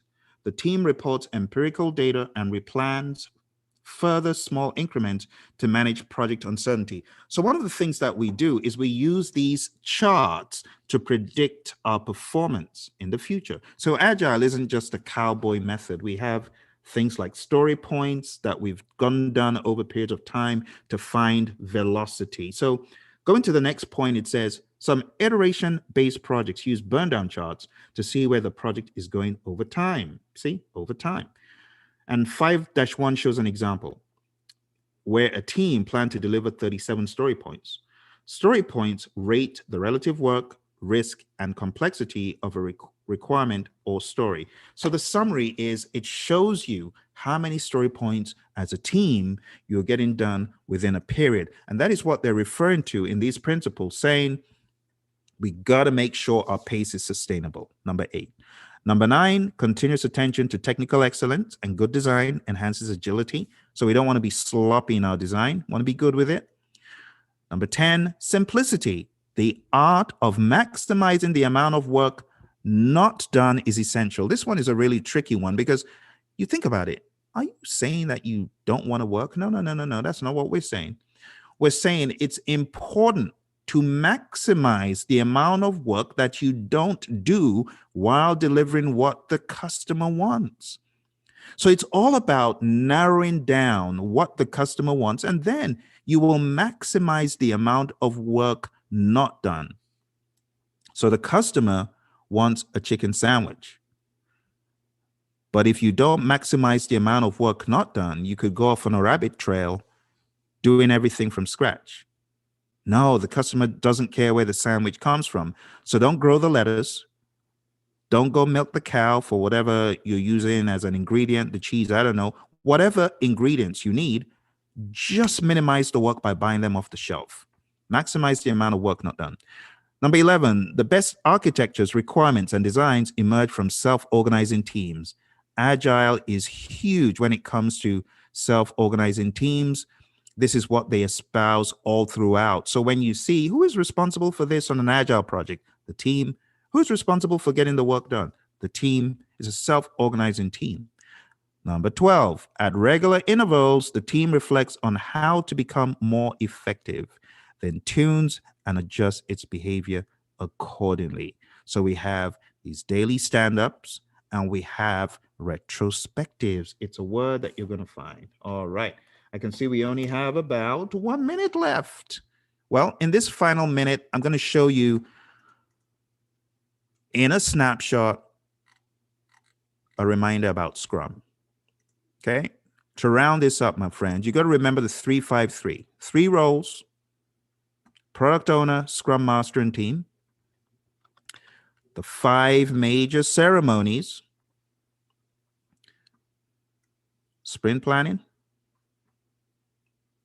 sprint review, sprint retrospective, the sprint itself, and the daily Scrum. The 3 artifacts that we talk about: the product backlog, the sprint backlog, and the PSI, the potentially shippable product increment. Now, this does not mean we must ship every time we get a potentially shippable increment. It just means it should be ship ready. It should be operable. Now, let's go through the story very quickly. I'll just highlight the areas. So we start off with a product backlog of what the business wants. Let's say we're working on a sprint for enterprise excellence. They create a product backlog of what they want.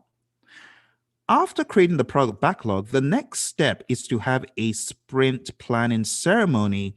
And in the sprint planning ceremony, you're going to create a sprint backlog, which is a subset of the product backlog. So you're just going to take a tiny little sliver of whatever it is in the product backlog, and that is going to be what you work on in the sprint. Now, as you're working on the sprint, which is anywhere from, we say, 1 to 6 weeks or 1 to 3 weeks, whatever it is, you're changing the Scrum guide to make it sound 1 to 3 weeks. But whatever your sprint, you are going to have a daily stand-up meeting, which is a daily Scrum, to answer the question, what did you do yesterday to help our sprint goal? What are you doing today to help our sprint goal? And what impediments are prohibiting you from getting to our sprint goal? Now, while you do the sprint from 1 to 6 weeks, or whatever the duration is, you are going to have a backlog refinement ceremony somewhere within those 1 to 3 weeks. And you're going to refine the backlog for the next sprint. Because guess what? As soon as you get done with this sprint, you're going to continue There's no break. You're going to continue the next sprint. You get done on Friday, you continue on Monday. All right. Now, as you get done with the sprint and you are done with your potentially shippable product increment, you will have a sprint review where you demo the product for the customer. You will also have a sprint retrospective at the end where you take a look at what went well and what didn't go well within the team. This is not open to outsiders per se. It's really more for the team to find out improvement opportunities. And we have a term we call Agile Vegas. In other words, what happens in Vegas stays there. So we're not trying to air our dirty laundry and put a whole bunch of things into a document and share that with the world. No, no, no. If you've got something that needs to be improved as a team, we don't air the dirty laundry, and we're not big on documentation, remember? So we're more big on the dialogue and the interaction that happens in a retrospective. And with that, my friends, we are done with today's session. Are there any questions? I'll make this video available. You'll probably see it on the group or somewhere. And I'll see you next week. But are there any questions before we go? Hello, my friends. It's your buddy Phil here, Project Management Trainer and Coach. I know lots of you are getting ready to take this exam in 2021 and be one and done with it. I commend you. Keep going down that path of success. But one thing you need to do, you need to fix that exam date. And fixing that exam date is only going to propel you to success in a timely, intentional, and sensible fashion, because some folks are just thrashing all over the place without focusing their energy and effort on that exam date. You gotta focus on one date, my friends. Now, for me, I focused on an exam date, but I kept on moving it until I got fed up on myself. And I said, look here, Phil, you are going to take the exam on the 25th of June, 2005. So I pushed myself into the exam room, almost kicking and screaming, but I knew I had to do it. I had to fix down the date, and that's what I did. And at the end of the day, success. Anyway, for those of you taking the exam, you've probably heard me say, if you're focusing on this channel quite a bit, that you should take a look at the Scrum Guide. And what I want to do today is take a look at that Scrum Guide. I want to give some commentaries as I go through it, and I want to sensitize you to ideas about the exam. So think about this as the Scrum Guide 2020 version from our awesome friends Ken Schwaber and Jeff Sutherland. But what I'm doing is I'm putting a PMP spin on it, okay? If you want a straight version of the Scrum Guide without any PMP commentary, look on this channel and you'll be able to find a couple of them, one that repeats and one that is just about 25 minutes or so.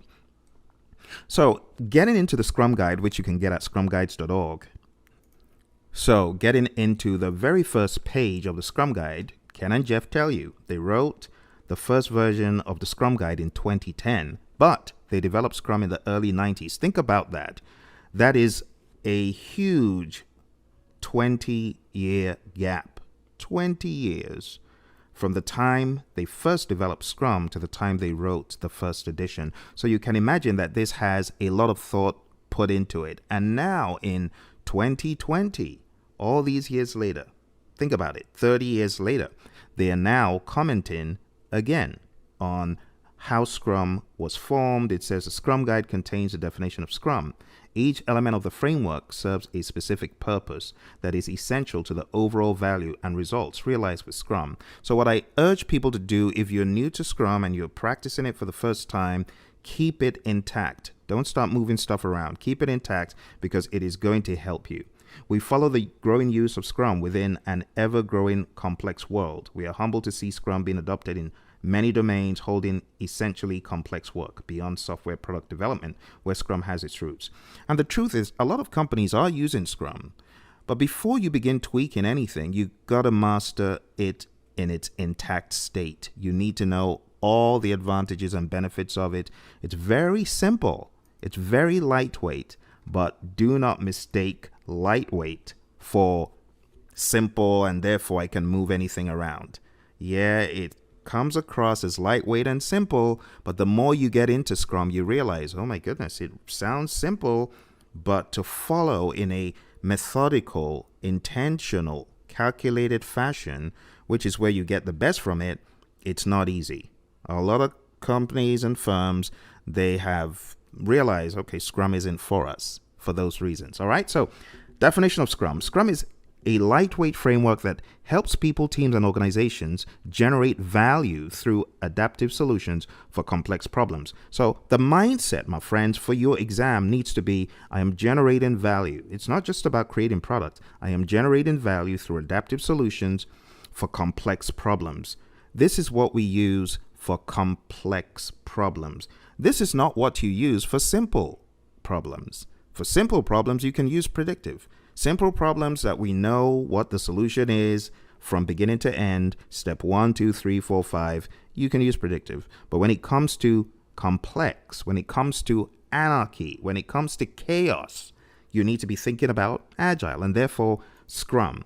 Now, if you haven't heard me say it before, out of the companies that use Agile or say we are Agile in our thinking, they employ Agile thinking, well, out of those companies, 70% of those companies say they use Scrum. Think about it.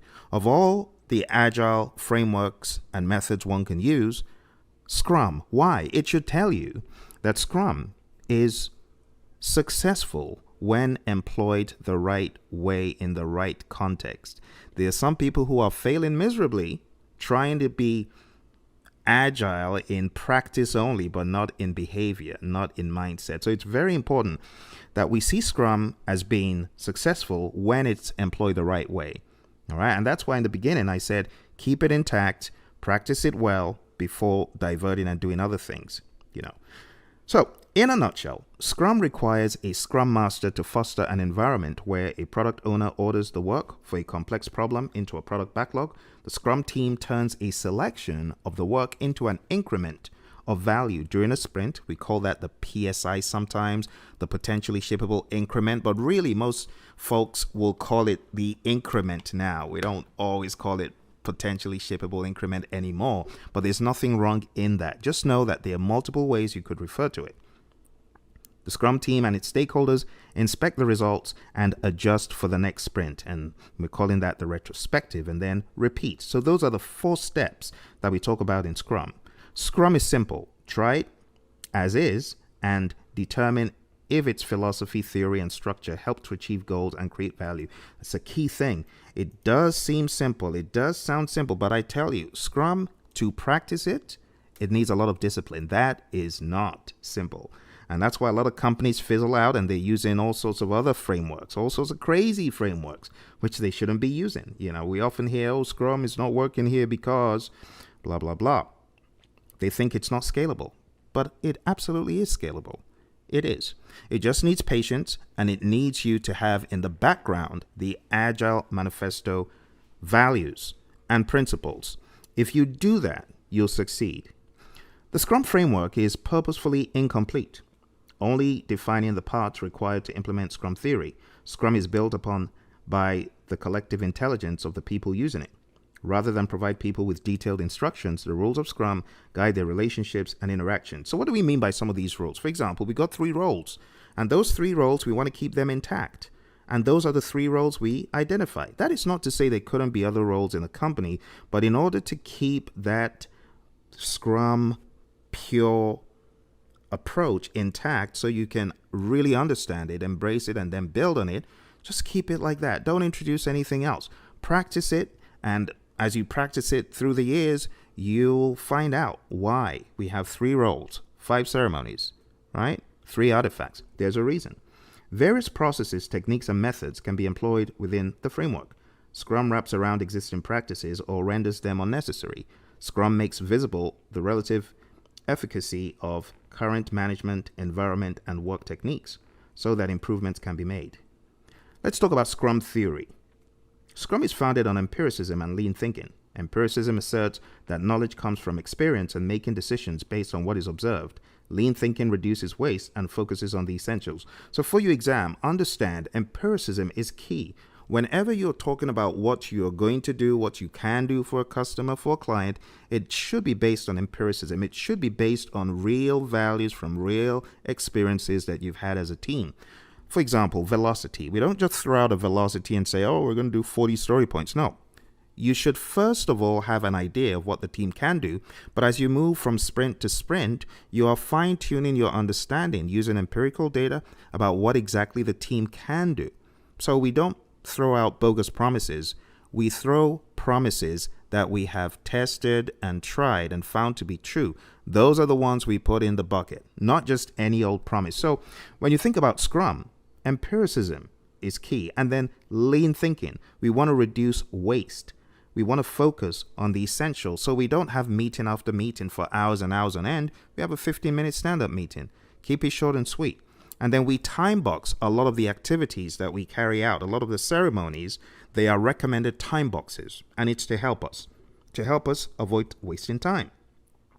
Scrum employs an iterative incremental approach to optimize predictability and to control risk.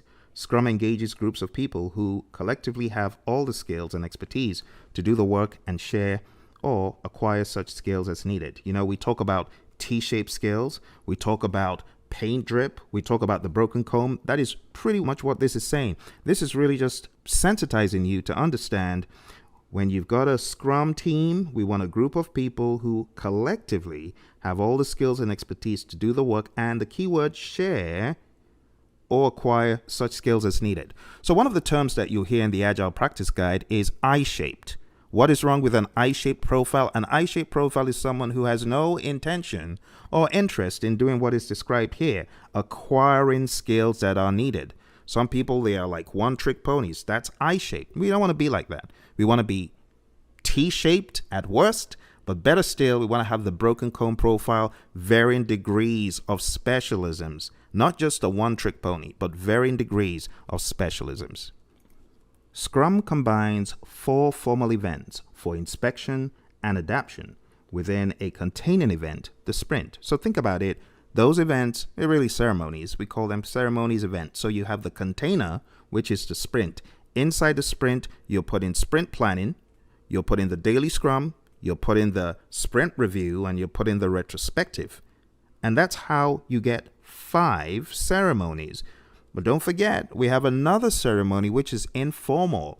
And I can see why Ken and Jeff wouldn't put this as a formal ceremony, because this should be a way of life. It's something that the product owner should be thinking about and doing all the way through, whether we have the development team along with him or her or not. And it's the backlog refinement ceremony, which is not a formal ceremony, because something that should happen all throughout. Now, when it is taught, we typically tell you this happens in the middle, somewhere in the middle of the sprint, and that's okay. But it's not a formal ceremony, because with or without the development team working with the product owner has the responsibility of refinement. It's something that should be done all throughout. So let's talk about transparency. The emergent process and work must be visible to those performing the work as well as those receiving the work. So when you think about that for your exam, you need to be thinking about the information radiator. You need to be thinking about displays, osmotic communication, and things like that help people understand, where are we? What are we doing? What's coming down the pipeline? What is close to the end zone? What do we need to do to move this close to the end zone? That's the idea. So with Scrum, important decisions are made based on the perceived state of its 3 formal artifacts. And I've told you about these artifacts. We have the product backlog, the sprint backlog, and the increment, also called potentially shippable increment by some folks even till today. Artifacts that have low transparency can lead to decisions that diminish value and increase risk. Transparency enables inspection. Inspection without transparency is misleading and wasteful. Let's talk about inspection itself.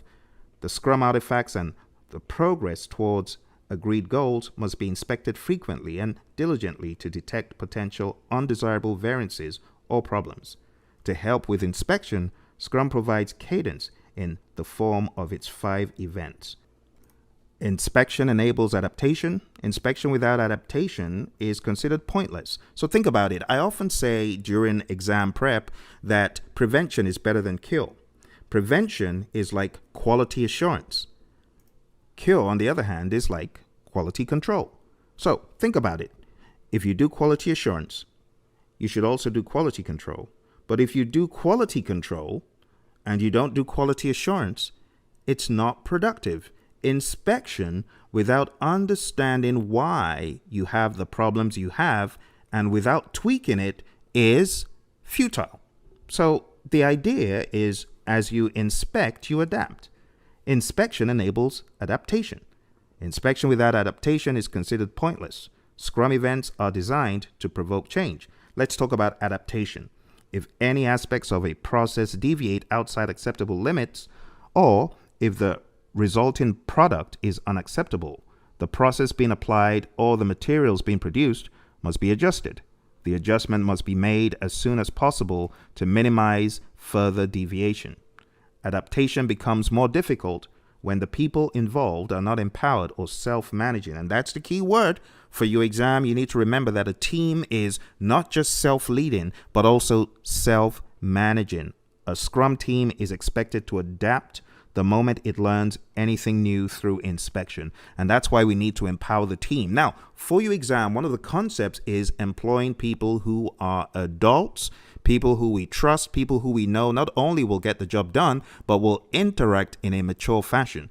And that's why we say once you've got a team flying at ultimate altitude, don't bring them down by causing the team to disband. You know, we talk about the 5 stages of team development: forming, storming, norming, performing, and adjourning. The adjourning stage is a poor stage. It's a bad stage because companies that enable teams disband, that's the adjourning stage. And after all that synergy and time and effort has been spent in getting the team to synergize, now you're separating the team. Well, another team has to be formed and they have to go through those 5 stages again. What a waste of time.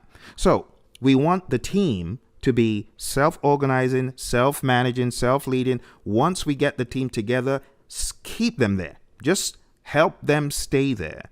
A Scrum team is expected to adapt, and to adapt, everyone needs to be on the same page. Now, for your exam, one of the things we talk about is getting the team to consensus, getting the team to be moved towards a common goal, a common decision. And to do that, you need to remember we have things like voting, fist of 5, just straight voting, thumbs up, thumbs down, and of course the Jim Highsmith decision spectrum. Don't forget that for your exam. But adaptation is key. And in order to adapt, we need a team that can adapt. Let's talk about Scrum values. Successful use of Scrum depends on people becoming more proficient in 5 values. And those 5 values are commitment, focus, openness, respect, and courage. So at the base of Scrum, what Ken and Jeff have done in this edition is condition our mind to what we should be thinking and how we should be behaving even before touching any of the artifacts or going into any of the ceremonies.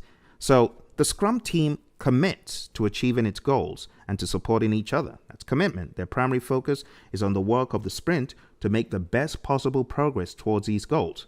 The Scrum team and its stakeholders are open about the work and the challenges. So think about those 2 sentences first. We're committing to the goals, and then we're focusing on the work of the sprint, and then we're being open and honest. We're being transparent, and that is important. So the Scrum team and its stakeholders are open about the work and the challenges.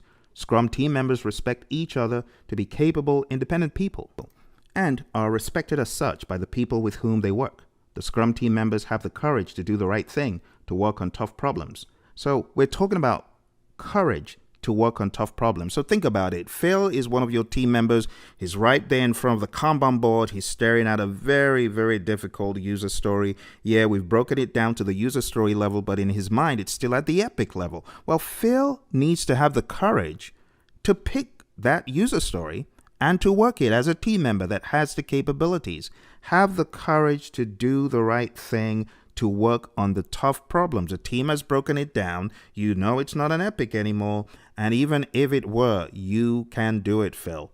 So if you have any issues with it, have the courage to say, hey, team, I don't think we've broken it down sufficiently. Courage all the way. So commitment, focus, openness, respect, and courage. These values give direction to the Scrum team with regards to their work, actions, and behavior. The decisions that are made, the steps that are taken, and the way Scrum is used should reinforce these values, not diminish or undermine them. The Scrum team members learn and explore the values as they work with the Scrum events and artifacts.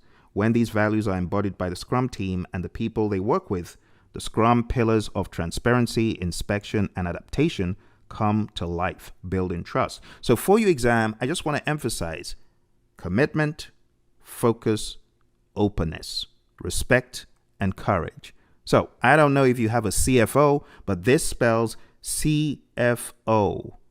RC. CFOs respect courage. It's an easy way of remembering it. Let's talk about the Scrum team. The fundamental unit of Scrum is a small team of people, a Scrum team. The Scrum team consists of one Scrum Master, one Product Owner, and developers. Within a Scrum team, there are no sub-teams or hierarchies. It is a cohesive unit of professionals focused on one objective at a time, the product goal. So I want you going into your exam to think about it like this. We may not see the word developers being used on the PMP exam every single time. You may not. But you might have the word development team. You might find the word team. Now, you got to balance it and weigh it. In what context? Are we talking about the Scrum team?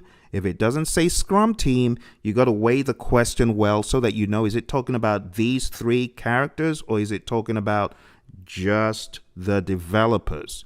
Okay, so you got to weigh it and you got to be very comfortable with the lingo.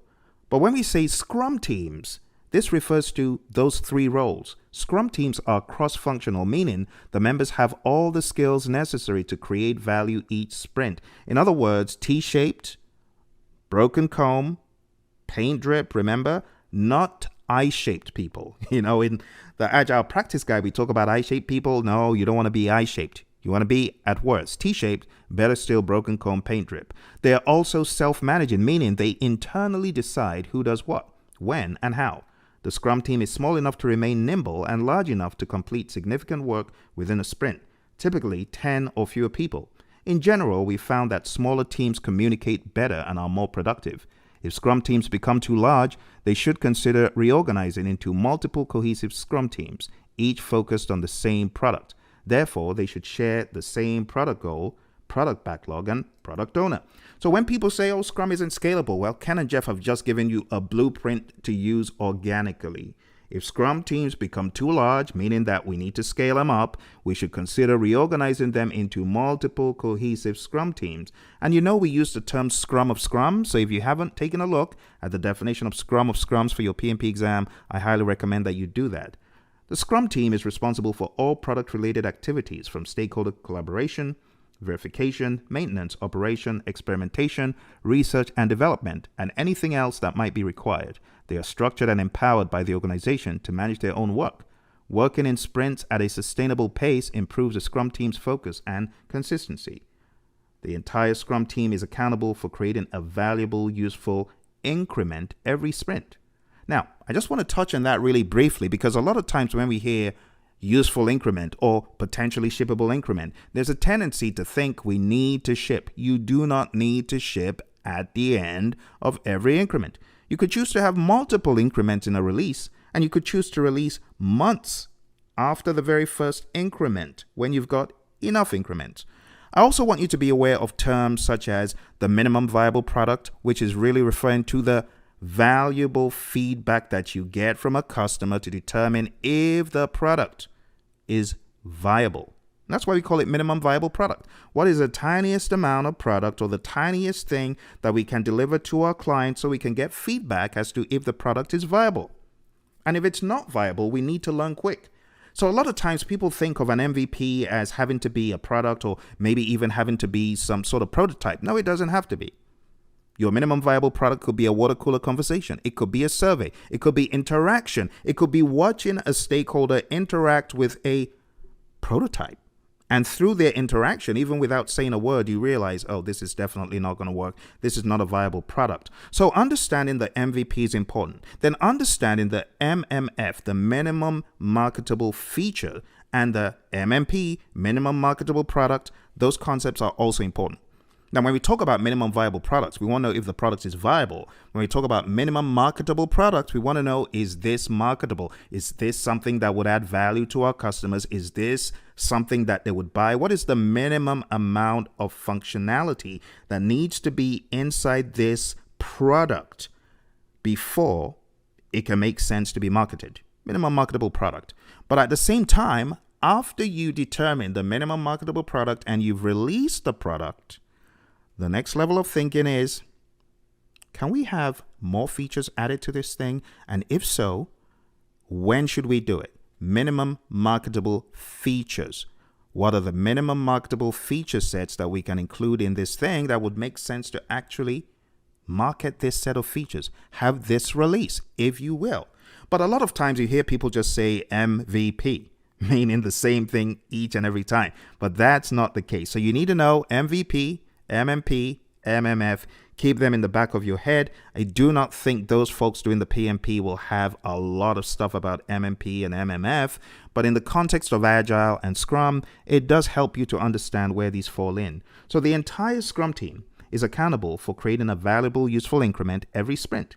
Scrum defines 3 specific accountabilities within the Scrum team: the developers, the product owner, and the Scrum Master. Let's talk about them one by one in our next episode. I hope you enjoyed this first episode of the Scrum Guide with PMP exam commentaries. If you found this to be useful, my friends, I would like for you to give this a big old thumbs up, share with your friends, and I look forward to seeing you on the next episode. Hey, but before we go, I have some questions for you. What are the 5 ceremonies in Scrum? I'll give you 10 seconds.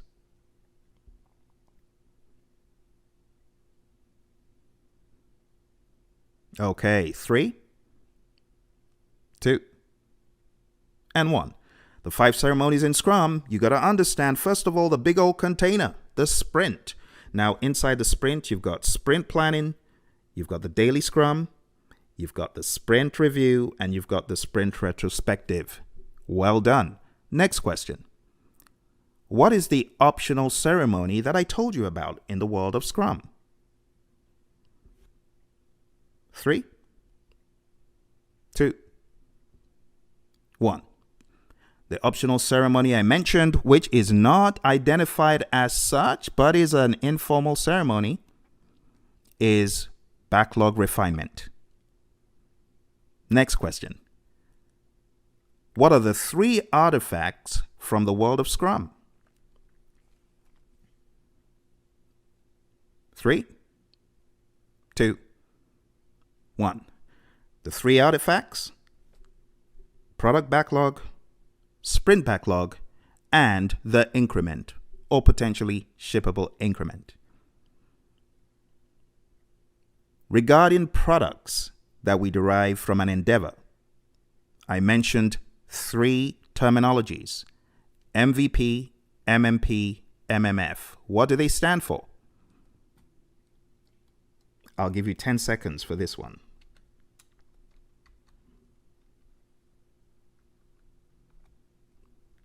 3, 2, 1. The 3 terms: MVP, minimum viable product; MMP, minimum marketable product; and MMF, minimum marketable feature. I advise you to know these really well, and I'm going to define it one more time for you. When we talk about an MMF, it's a small self-contained feature that can be developed quickly and that delivers significant value to the user. The full term minimum marketable feature is not widely used in practice. However, the concept lines up nicely with the first principle behind the Agile Manifesto. Our highest priority is to satisfy the customer through early and continuous delivery of valuable software. The concept supports the idea that software you release to your customer, even if you're doing it frequently, should provide some added benefit and allow your customer to accomplish something they weren't able to before. The term marketable describes the idea that the feature provides value to the customer, because value can be defined in a variety of ways, including increasing or protecting revenue and reducing or avoiding cost. The MMF concept is applicable to both external products intended for sale outside the organization and internal products for use inside the organization to support the delivery of the organization's product and services. Now, MVP is also known in the Agile community incorrectly as other things. So some people say MMF is the same as MVP. No, it's not. MMF is about delivering value to customers, whereas MVP is about learning more about the ultimate product. Like I told you, the key thing is feedback. An MVP could range anywhere from not having any MMFs to having a single MMF to having several MMFs. They are not the same concept. You could find out if a product would fit the use and be viable to the customer by asking questions. You may not even have a single feature. And all of this great stuff is from the Agile Alliance. You want to take a look at the definition for MMF. It's right on point. Now, let's read the definition for MVP. A minimum viable product is a concept from lean startup that stresses the impact of learning in new product environments. Eric Ries describes MVP as that version of a new product which allows a team to collect the maximum amount of validated learning about customers with the least effort. The validated learning comes in the form of whether your customers will actually purchase your product. A key premise behind the idea of MVP is that you produce an actual product which may be no more than a landing page or a service with an appearance of automation, but which is fully manual behind the scenes that you can offer to the customers and observe their actual behavior with the product or service. Seeing what people actually do with respect to a product is more reliable than asking people what they would do. The expected benefits of the MVP. The primary benefit of an MVP is you can gain understanding about your customers' interest in your product without fully developing the product. The sooner you can find out whether your product will appeal to customers, the less effort and expense you spend on a product that will not succeed in the market. So the idea is use MVP when you're talking about viability of a product. Use the term MMF when you're talking about minimum marketable features that you deliver after the product has been produced. Subsequent releases, that's the idea. Now, we also have the term minimum marketable product. Now, minimum marketable product, we know the product is viable, but what is the minimum marketable product? The key word being marketable. It's another concept that encourages businesses to create a minimum offering which is based on the idea where less is more. Companies that do not think about the minimum marketable product are going to go off on a rabbit trail trying to create everything under the sun in the first release of a product and therefore will not be first to market. In other words, they're going to be left behind. That is not what we want. We want to understand that every product has early adopters. The question is, can we get this out, the minimum amount of product to get to our early adopters, to get the raving fans to use it and to build some momentum before we start thinking about MMFs that are going to be put on top of that MMP. All right. I hope that explained this concept to you because I went through it pretty quick during the training. Now, let me ask you one more set of questions. What are the 3 roles in Scrum? 3, 2, and 1. Product owner, Scrum Master, and developers. Sometimes we refer to them as team. But remember, collectively, product owner, Scrum Master, and developers, or product owner, Scrum Master, and team, we refer to them as the Scrum team. In which Scrum ceremony does the customer inspect the deliverable? 3, 2, 1. The answer is sprint review. What are the 3 questions asked in the daily Scrum? 3, 2, and 1. Now, this one I haven't taught in this section, but I'm going to give you an inkling into the next session we have. The 3 questions are as follows. These questions are pretty clear in a book written by Ken Schwaber, Agile Project Management with Scrum. He writes, each team member should respond to 3 questions only. 1, what have you done since the last daily Scrum regarding this project? 2, what will you do between now and the next daily Scrum meeting regarding this project? And 3, what impedes you from performing your work as effectively as possible? Now, there have been so many variations of this work. This has been asked as, what did you do yesterday? What are you going to do today? What are the impediments in your way? Another way we've heard it most recently is, what have you done since our last daily scrum to propel the team forward to achieving its sprint goal? You see the difference here? We are focusing on what has been done to move us towards the goal of the sprint. And then the next question is, what are you going to do between now and our next meeting to move us closer to our sprint goal? And last but not least, what, if any, are impediments that are in your way? And that, my friends, brings us to the end of this very quick review of the world of Scrum from a PMP exam prep lens. This is just the very first episode. We're going to have other episodes. So again, share this with your buddies. If you like it, I'd like you to let me know. Thank you very much and talk to you soon. Your project charter, buddy.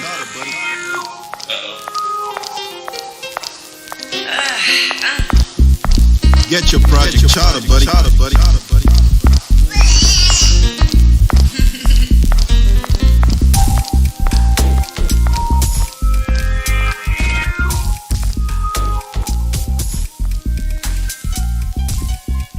Get your project charter, buddy.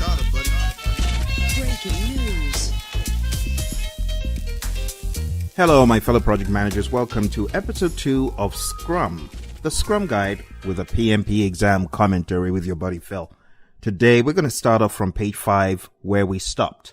The last sentence we read was, the entire Scrum team is accountable for creating a valuable, useful increment every sprint. Scrum defines 3 specific accountabilities within the Scrum team: the developers, the product owner, and the Scrum team. Let's talk about the developers. Developers are the people in the Scrum team that are committed to creating any aspect of a usable increment each sprint.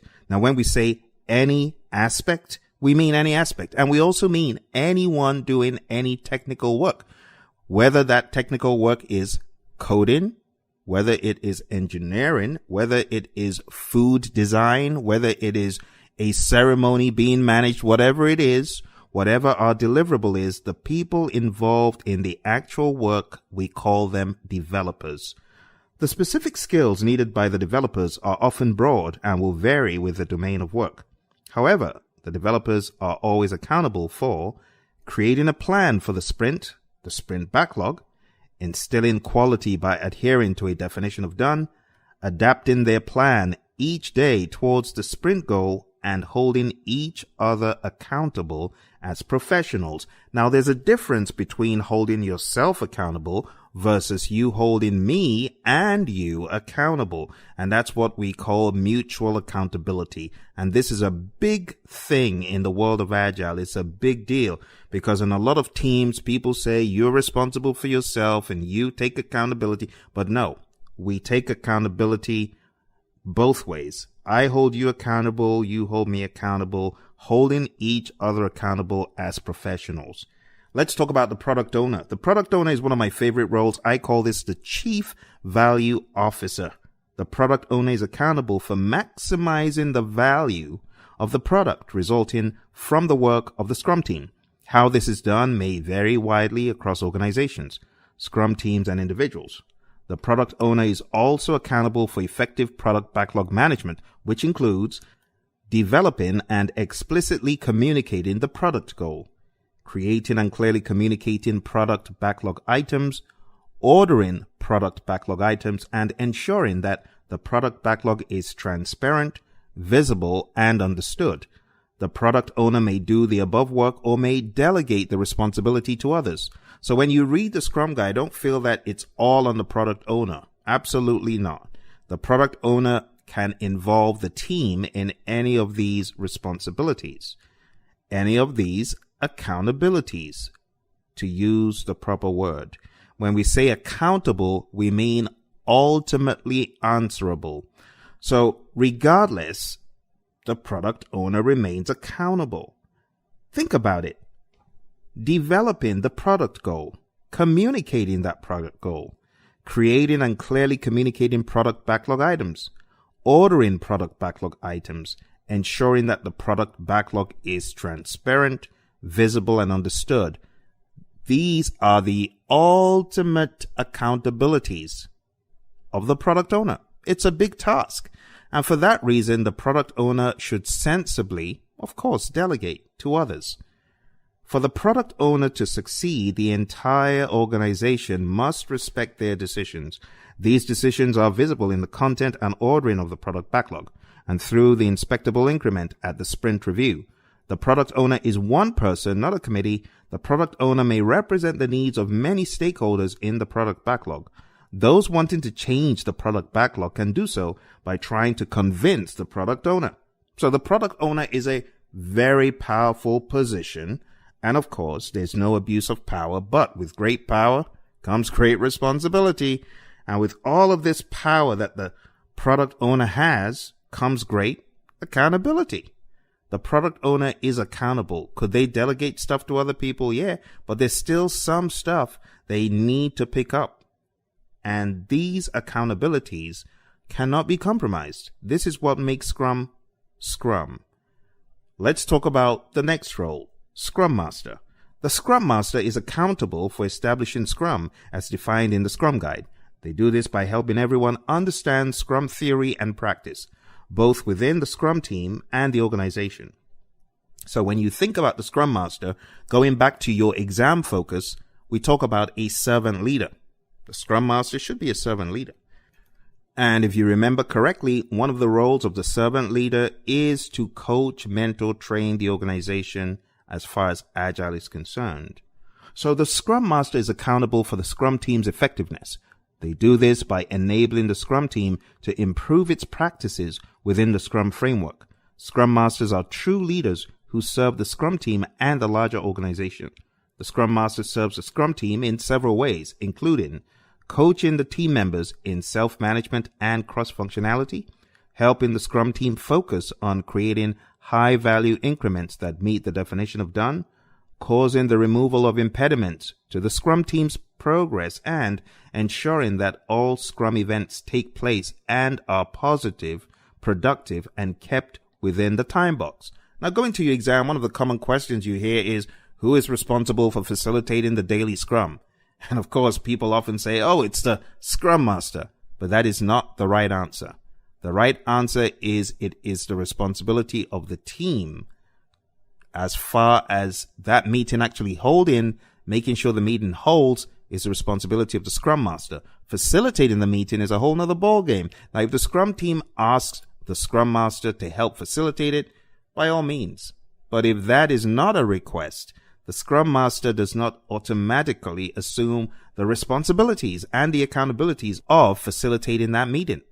There are many things that we can leave to the team, except the team requests it. Okay? So, let's talk about them one by one. Coaching the team members, helping the team to focus, causing the removal of impediments, and ensuring that all Scrum events take place and are positive, productive, and kept within the time box.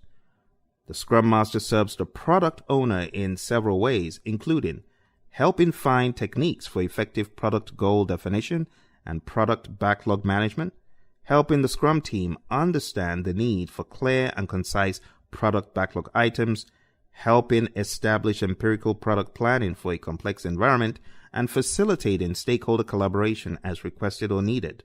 So the Scrum Master works side by side with everyone, including the product owner, to ensure that the product owner gets the best outcome, to make sure the team gets the best that they can get from all the associations. So when you think about the Scrum Master, this is not a replacement for the project manager in the world of Agile. No, it's very different. The Scrum Master serves. The Scrum Master is not at the center of attention. Instead, the Scrum Master helps people that need to perform their work get it done more effectively. The Scrum Master serves the entire organization as well. So let's read. The Scrum Master serves the organization in several ways, including leading, training, and coaching the organization in its Scrum adoption, planning and advising Scrum implementations within the organization, helping employees and stakeholders understand and enact an empirical approach for complex work, and removing barriers between stakeholders and Scrum teams. Now, do remember to balance this up with whatever you can find in the Agile Practice Guide. Remember, the Agile Practice Guide talks about these roles differently. When we talk about the Agile Practice Guide's account of the 3 roles on a team, an Agile team, you got to remember that there's a different spin. So let's take a look at this account in the Agile Practice Guide. So on page 40 of the Agile Practice Guide, it says, in Agile, 3 common roles are used: cross-functional team members, 1, 2, product owner, and 3, team facilitator. Now, you do know where this is going. Cross-functional team members really means developers in the world of Scrum. Product owner is product owner. Team facilitator really means Scrum Master. Now, when we take a look at the details, it says cross-functional teams consist of team members with all the skills necessary to produce a working product. Product owner, the product owner is responsible for guiding the direction of the product. Product owners rank the work based on its business value. And then it says team facilitator. The third role typically seen on Agile teams is a team facilitator, a servant leader. This role may be called project manager, scrum master, project team lead, team coach, or team facilitator. Phew, there's a lot of information here, but we're not going to cover all of it. But I want you to be aware as you prepare for your exam, the world of Scrum is different from the broader world that PMI describes, but of course, very similar in name. But you need to know, when am I speaking pure Scrum and when am I speaking PMI Agile speak? It is going to help you for the exam to understand the world of the PMI and the world of Scrum as pure as it is accounted for in the Scrum Guide. But in my mind, understanding Scrum really well is going to help you, because the Agile Manifesto comes to life when you read the Scrum Guide. It's no surprise, because Ken and Jeff were part of the co-creators of the Agile Manifesto. The values and the principles, they co-signed them. So of course, we expect to see those Agile Manifesto values and principles in the very essence of Scrum. Let's move on to the next section, Scrum events.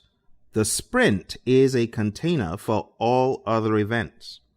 Each event in Scrum is a formal opportunity to inspect and adapt Scrum artifacts. These events are specifically designed to enable the transparency required. Failure to operate any events as prescribed results in lost opportunities to inspect and adapt. Events are used in Scrum to create regularity and to minimize the need for meetings not defined in Scrum. Optimally, all events are held at the same time and same place to reduce complexity. So here's the idea.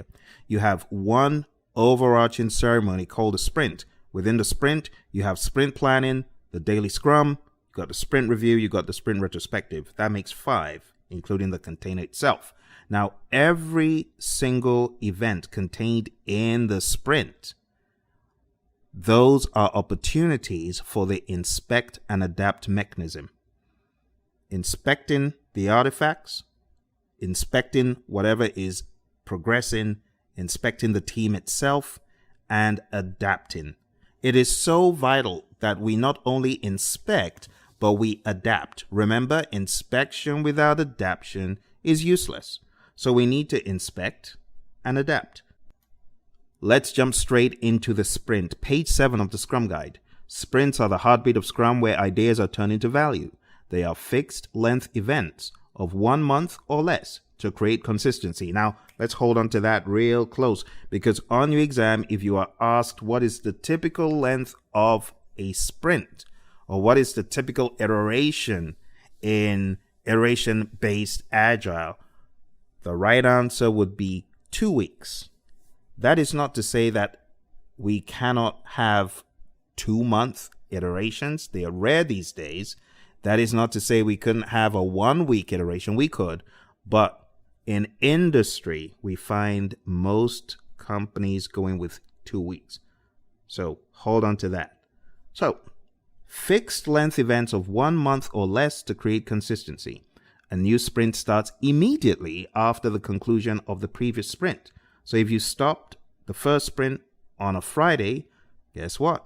On a Monday, you're coming into a new sprint. That's the idea. All the work necessary to achieve the product goal, including sprint planning, daily scrums, sprint review, and sprint retrospective, happen within sprints. During the sprint, watch this, no changes are made that would endanger the sprint goal. So hold on. Once we get into the sprint, we're going to lock that sprint down, and we're going to make sure that we do not endanger the sprint goal. At that point, we do not want to encourage needless change. If change needs to happen, it better be for a good reason. And of course, it needs to go through the product owner. So if the product owner shuts it down, ain't going to happen. During the sprint, quality does not decrease. Remember, technical excellence and good design enhances what? Agility. So in the spirit of the Agile Manifesto, we are not going to allow quality to decrease. We're not going to sacrifice quality for speed. No. The product backlog is refined as needed, and scope may be clarified and renegotiated with the product owner, as Moise learned. Sprints enable predictability by ensuring inspection and adaptation of progress towards a product goal at least every calendar month. When a sprint's horizon is too long, the sprint goal may become invalid. Complexity may rise and risk may increase. Shorter sprints can be employed to generate more learning cycles and limit risk of cost and effort to a smaller time frame. Each sprint may be considered a short project. So hold on to that thought, because I really want you to think about this. The reason why we decide as short sprints as possible is to limit risk. It's a risk coping mechanism. In fact, when you take a look at the entire framework, the entire Scrum framework, what you realize is everything is a risk coping mechanism. The cadence is a risk coping mechanism. The 3 artifacts keeping them lean and mean, again, it's a risk coping mechanism. It's to make sure we don't waste time. It's to make sure we keep it lean and mean. So the way we do what we do in Scrum is all geared at risk coping mechanisms. So shorter sprints. We want to learn quick. We want to minimize risk, limit the cost and the effort so that we can get as much value as possible without putting everything else at risk. So taking those baby steps, it's helping us. It's a risk coping mechanism. Various practices exist to forecast progress, like burn downs, burn ups, or cumulative flows. Now, these are in your Agile practice guide for your exam. Know the difference between a burn down chart, a burn up chart, and a cumulative flow diagram. All is useful. It's all going to help you to better understand whatever they're talking about on the exam.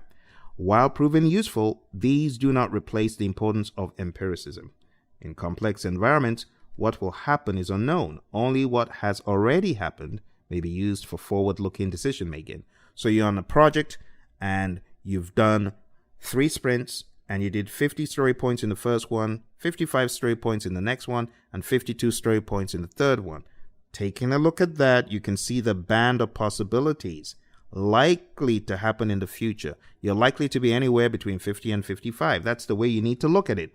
So you promising anything that is far above the mid-range is foolish. And that's why we espouse empiricism, because it helps us to predict what the future will be using these useful values from our own experiences. A sprint could be canceled if the sprint goal becomes obsolete. Only the product owner has the authority to cancel the sprint. Let's talk about sprint planning. Sprint planning initiates the sprint by laying out the work to be performed for the sprint. This resulting plan is created by the collaborative work of the entire Scrum team. The product owner ensures the attendees are prepared to discuss the most important product backlog items and how they map to the product goal. The Scrum team may also invite other people to attend sprint planning to provide advice. Sprint planning addresses the following topics. Topic 1. Why is this sprint valuable? The product owner proposes how the product could increase its value and utility in the current sprint. The whole Scrum team then collaborates to define a sprint goal that communicates why the sprint is valuable to stakeholders. The sprint goal must be finalized prior to the end of sprint planning. Topic 2. What can be done this sprint? Through discussion with the product owner, the developers select items from the product backlog to include in the current sprint. The Scrum team may refine these items during this process, which increases understanding and confidence. Now, let's stop right there, because the overarching idea is that we do not wait, but we are proactive to do this in backlog refinement as well. So coming into a Scrum sprint planning session, the idea is as much as could have been done is done. And as much as we could get those stories to be independent, negotiable, valuable, estimable, small, and testable, we want to have done that before coming in here. By the time you come in here, it's getting too late. All right, so we want to make sure the INVEST acronym holds true as early as possible. Is it possible we come into sprint planning not having done some of it? Absolutely. But as much as we can do before we get in, we want to do it. Selecting how much can be completed within a sprint may be challenging. However, the more the developers know about their past performance, their upcoming capacity, and their definition of done, the more confident they will be in their sprint forecast. Topic 3. How will the chosen work get done? For each selected product backlog item, the developers plan the work necessary to create an increment that meets the definition of done. This is often done by decomposing product backlog items into smaller work items of 1 day or less. How this is done is at the sole discretion of the developers. No one else tells them how to turn product backlog items into increments of value. Now, when I teach this to my students, I often tell them, remember the mnemonic about fries and how I avoid them. So the mnemonic goes something like this. Phil eats fries seldomly on Tuesdays. Phil eats fries seldomly on Tuesdays. Now, what does this mean? P, product. That's the product level. You decompose the product level down into the epic level. That's what the E stands for. The F stands for features. The S stands for stories, user stories. And T, which is not in the product backlog, but could be looked at as something you put as a sprint backlog decomposed item, is tasks. Tasks do not live in the product backlog. If they're going to be anywhere, they're in the sprint backlog. So here's the idea. No one else tells them how to turn product backlog items into increments of value. They know how to do this by doing it over and over again, getting good at it. It is not prescribed or talked about in the Scrum Guide. It is outside of here. The sprint goal, the product backlog items selected for the sprint, plus the plan for delivering them are together referred to as the sprint backlog. Sprint planning is time-boxed to a maximum of 8 hours for a 1-month sprint. For shorter sprints, the event is usually shorter. So you can infer that if you're working on a project and this is your very first sprint planning session, of course, the way you do things is not going to be as advanced as later on. You're also going to find that you might be spending a lot more time in the initial sessions, but as you proceed, the product owner should already have their A game with some valuation having gone on, some prioritization having gone on. There should also have been some meetings of backlog refinement to get the backlog in shipshape.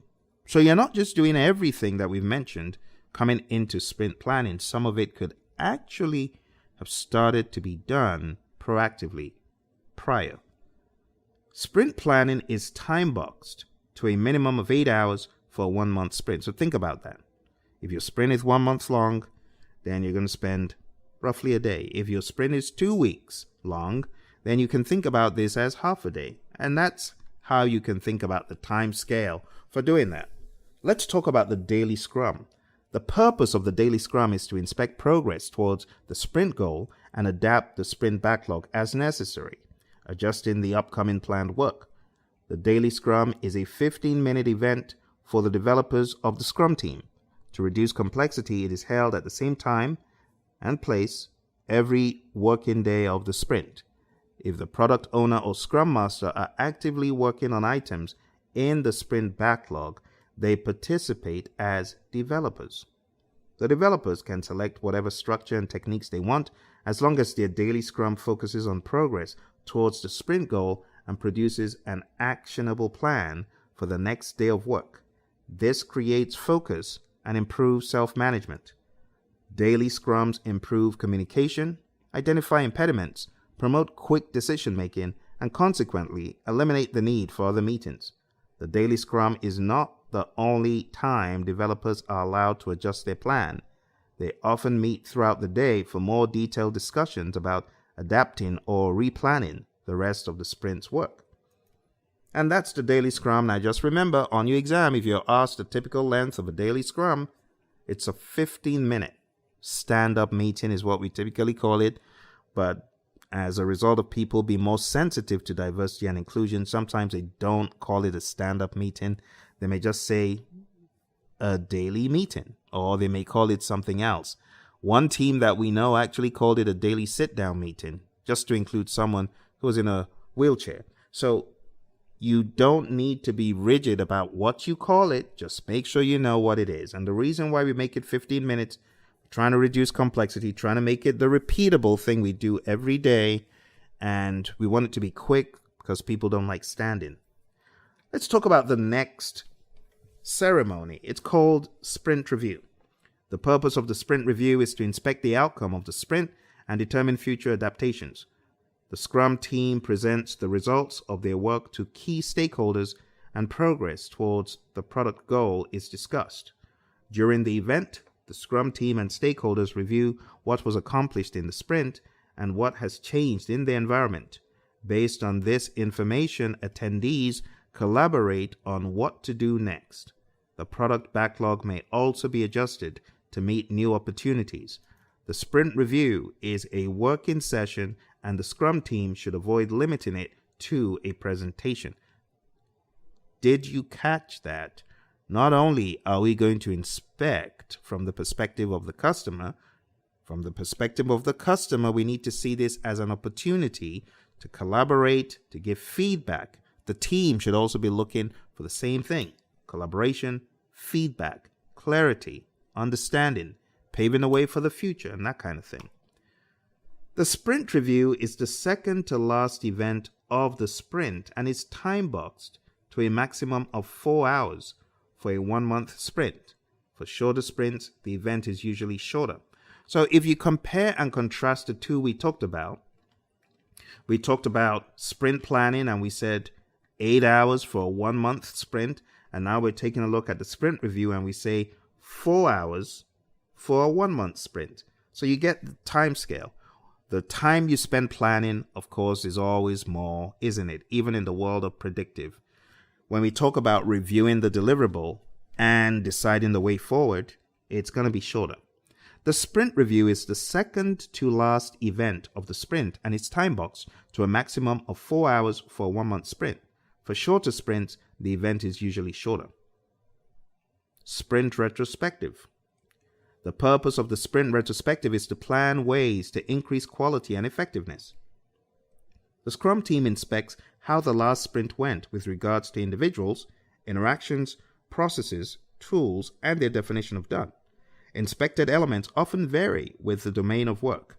Assumptions that led them astray are identified and their origins explored. The Scrum team discusses what went well during the sprint, what problems it encountered, and how those problems were or were not solved. The Scrum team identifies the most helpful changes to improve its effectiveness. The most impactful improvements are addressed as soon as possible. They may even be added to the sprint backlog for the next sprint. The sprint retrospective concludes the sprint. It is time boxed to a maximum of 3 hours for a 1-month sprint. For shorter sprints, the event is usually shorter. So again, a recap on the dynamics of time. Sprint retrospective, 3 hours for a 1-month sprint. Sprint review, 4 hours for a 1-month sprint. and sprint planning 8 hours. So you've got an idea, not to be rigid with it, but at least an idea that these events are either a full day, if we're talking about a 1 month sprint and sprint planning, or half a day, pretty much, if we're talking about sprint review or sprint retrospective. Just remember, the review likely takes longer than the retrospective. So the review is 4, the retrospective is 3. Not to be rigid about it, but just to get you into that groove of the economies of scale. All right? So 8, 4, and then 3. The retrospective being the smallest, sprint planning being the largest for 1 month sprint. Is it possible we spend more time or less time? Absolutely. And that's why I tell people don't rigidly cram these for your exam, but just have an idea of the relative time scale. So, my friends, there is one more thing I want you to be aware of when we talk about the retrospective. And that is what my buddy Roy and I typically call this. We call it Agile Vegas. Why do we call the sprint retrospective Agile Vegas? Because whatever happens in Vegas needs to stay there. If it doesn't stay there, there could be grave consequences. We don't want people going around babbling and talking about what was talked about behind closed doors. No, we want to keep it close to the vest. We want to keep it secret. Let it be the team's own secret. But we don't need to air our dirty laundry by taking all these long lessons learned lists and reports and sharing that with everyone else. No, we don't want to do that. And that is why the retrospective is very peculiar. It is not a lessons learned ceremony. No, it is a retrospective where we're allowed to think out loud, come clean and be honest and not expect any repercussions. That's the idea behind it. So, my friends, we have come to the end of this particular section. And in our next section, we're going to talk about the artifacts. We are currently on page 10. We've just got a little bit of a ways to go before you know we're going to be done with this. But as usual, I need to ask you a few questions. So, can you name the 3 Scrum artifacts?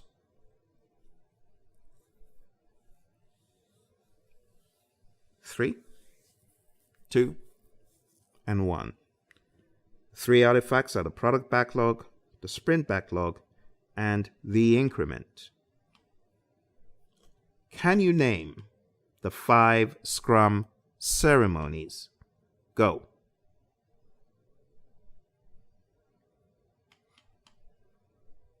Three, 2, and 1.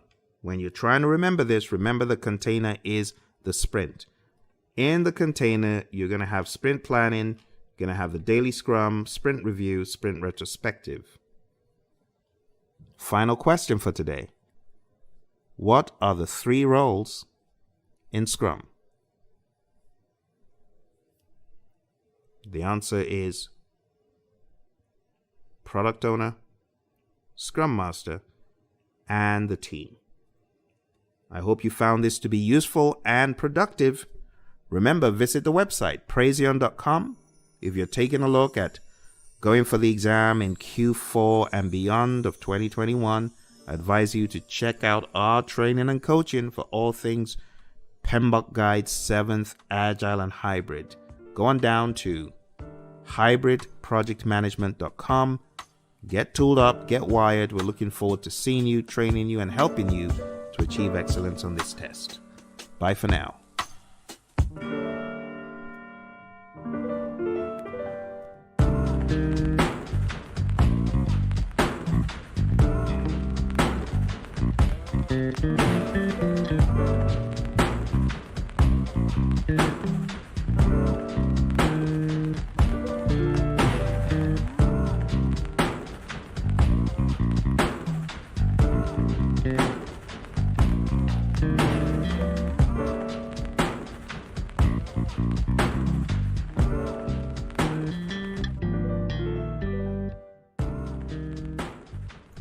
Hello, my friends. Welcome again to the Scrum Guide with PMP exam reviews.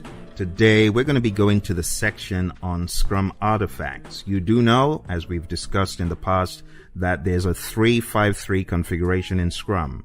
3 roles, 5 ceremonies, and 3 artifacts. The artifacts are the product backlog, the sprint backlog, and the increment. Scrum's artifacts represent work or value.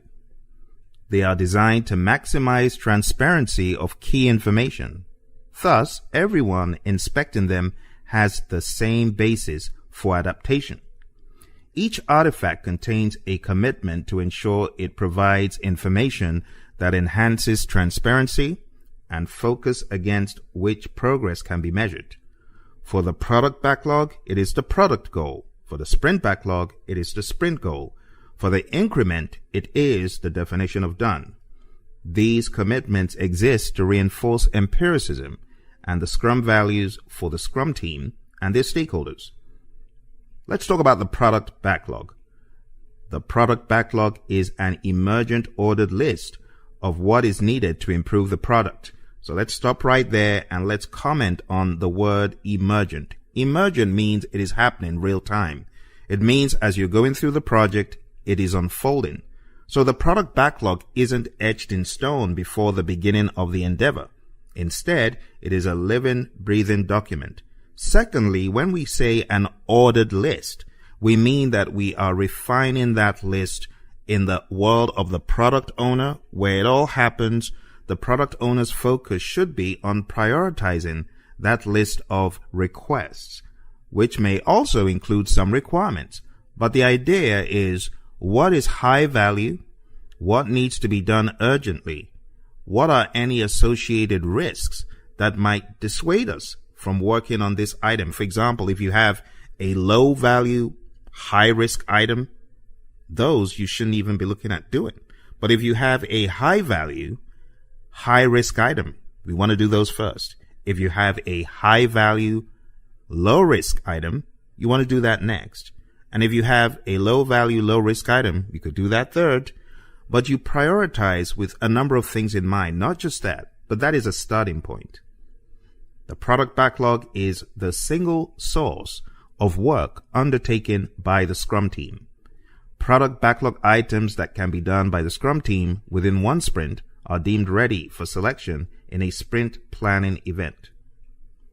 They usually acquire this degree of transparency by refining activities. Product backlog refinement is the act of breaking down and further defining product backlog items into smaller, more precise items. This is an ongoing activity to add details such as a description, order, and size. Now let's stop right there and comment on the unofficial ceremony known as backlog refinement. Now they have not coined it as a ceremony on page 10. Instead, you see the mindset of Ken and Jeff seeing that this should be an ongoing activity. Refining the product backlog shouldn't be a one-time thing that we do in the middle of the sprint. Instead, the mindset is it is an ongoing activity to add all those details, to refine the backlog, to refine the order and the size. The developers who will be doing the work are responsible for the sizing. The product owner may influence the developers by helping them understand and select trade-offs. Let's talk about commitment where the product backlog is concerned. Page 11. Commitment product goal. The product goal describes a future state of the product, which can serve as a target for the Scrum team to plan against. The product goal is in the product backlog.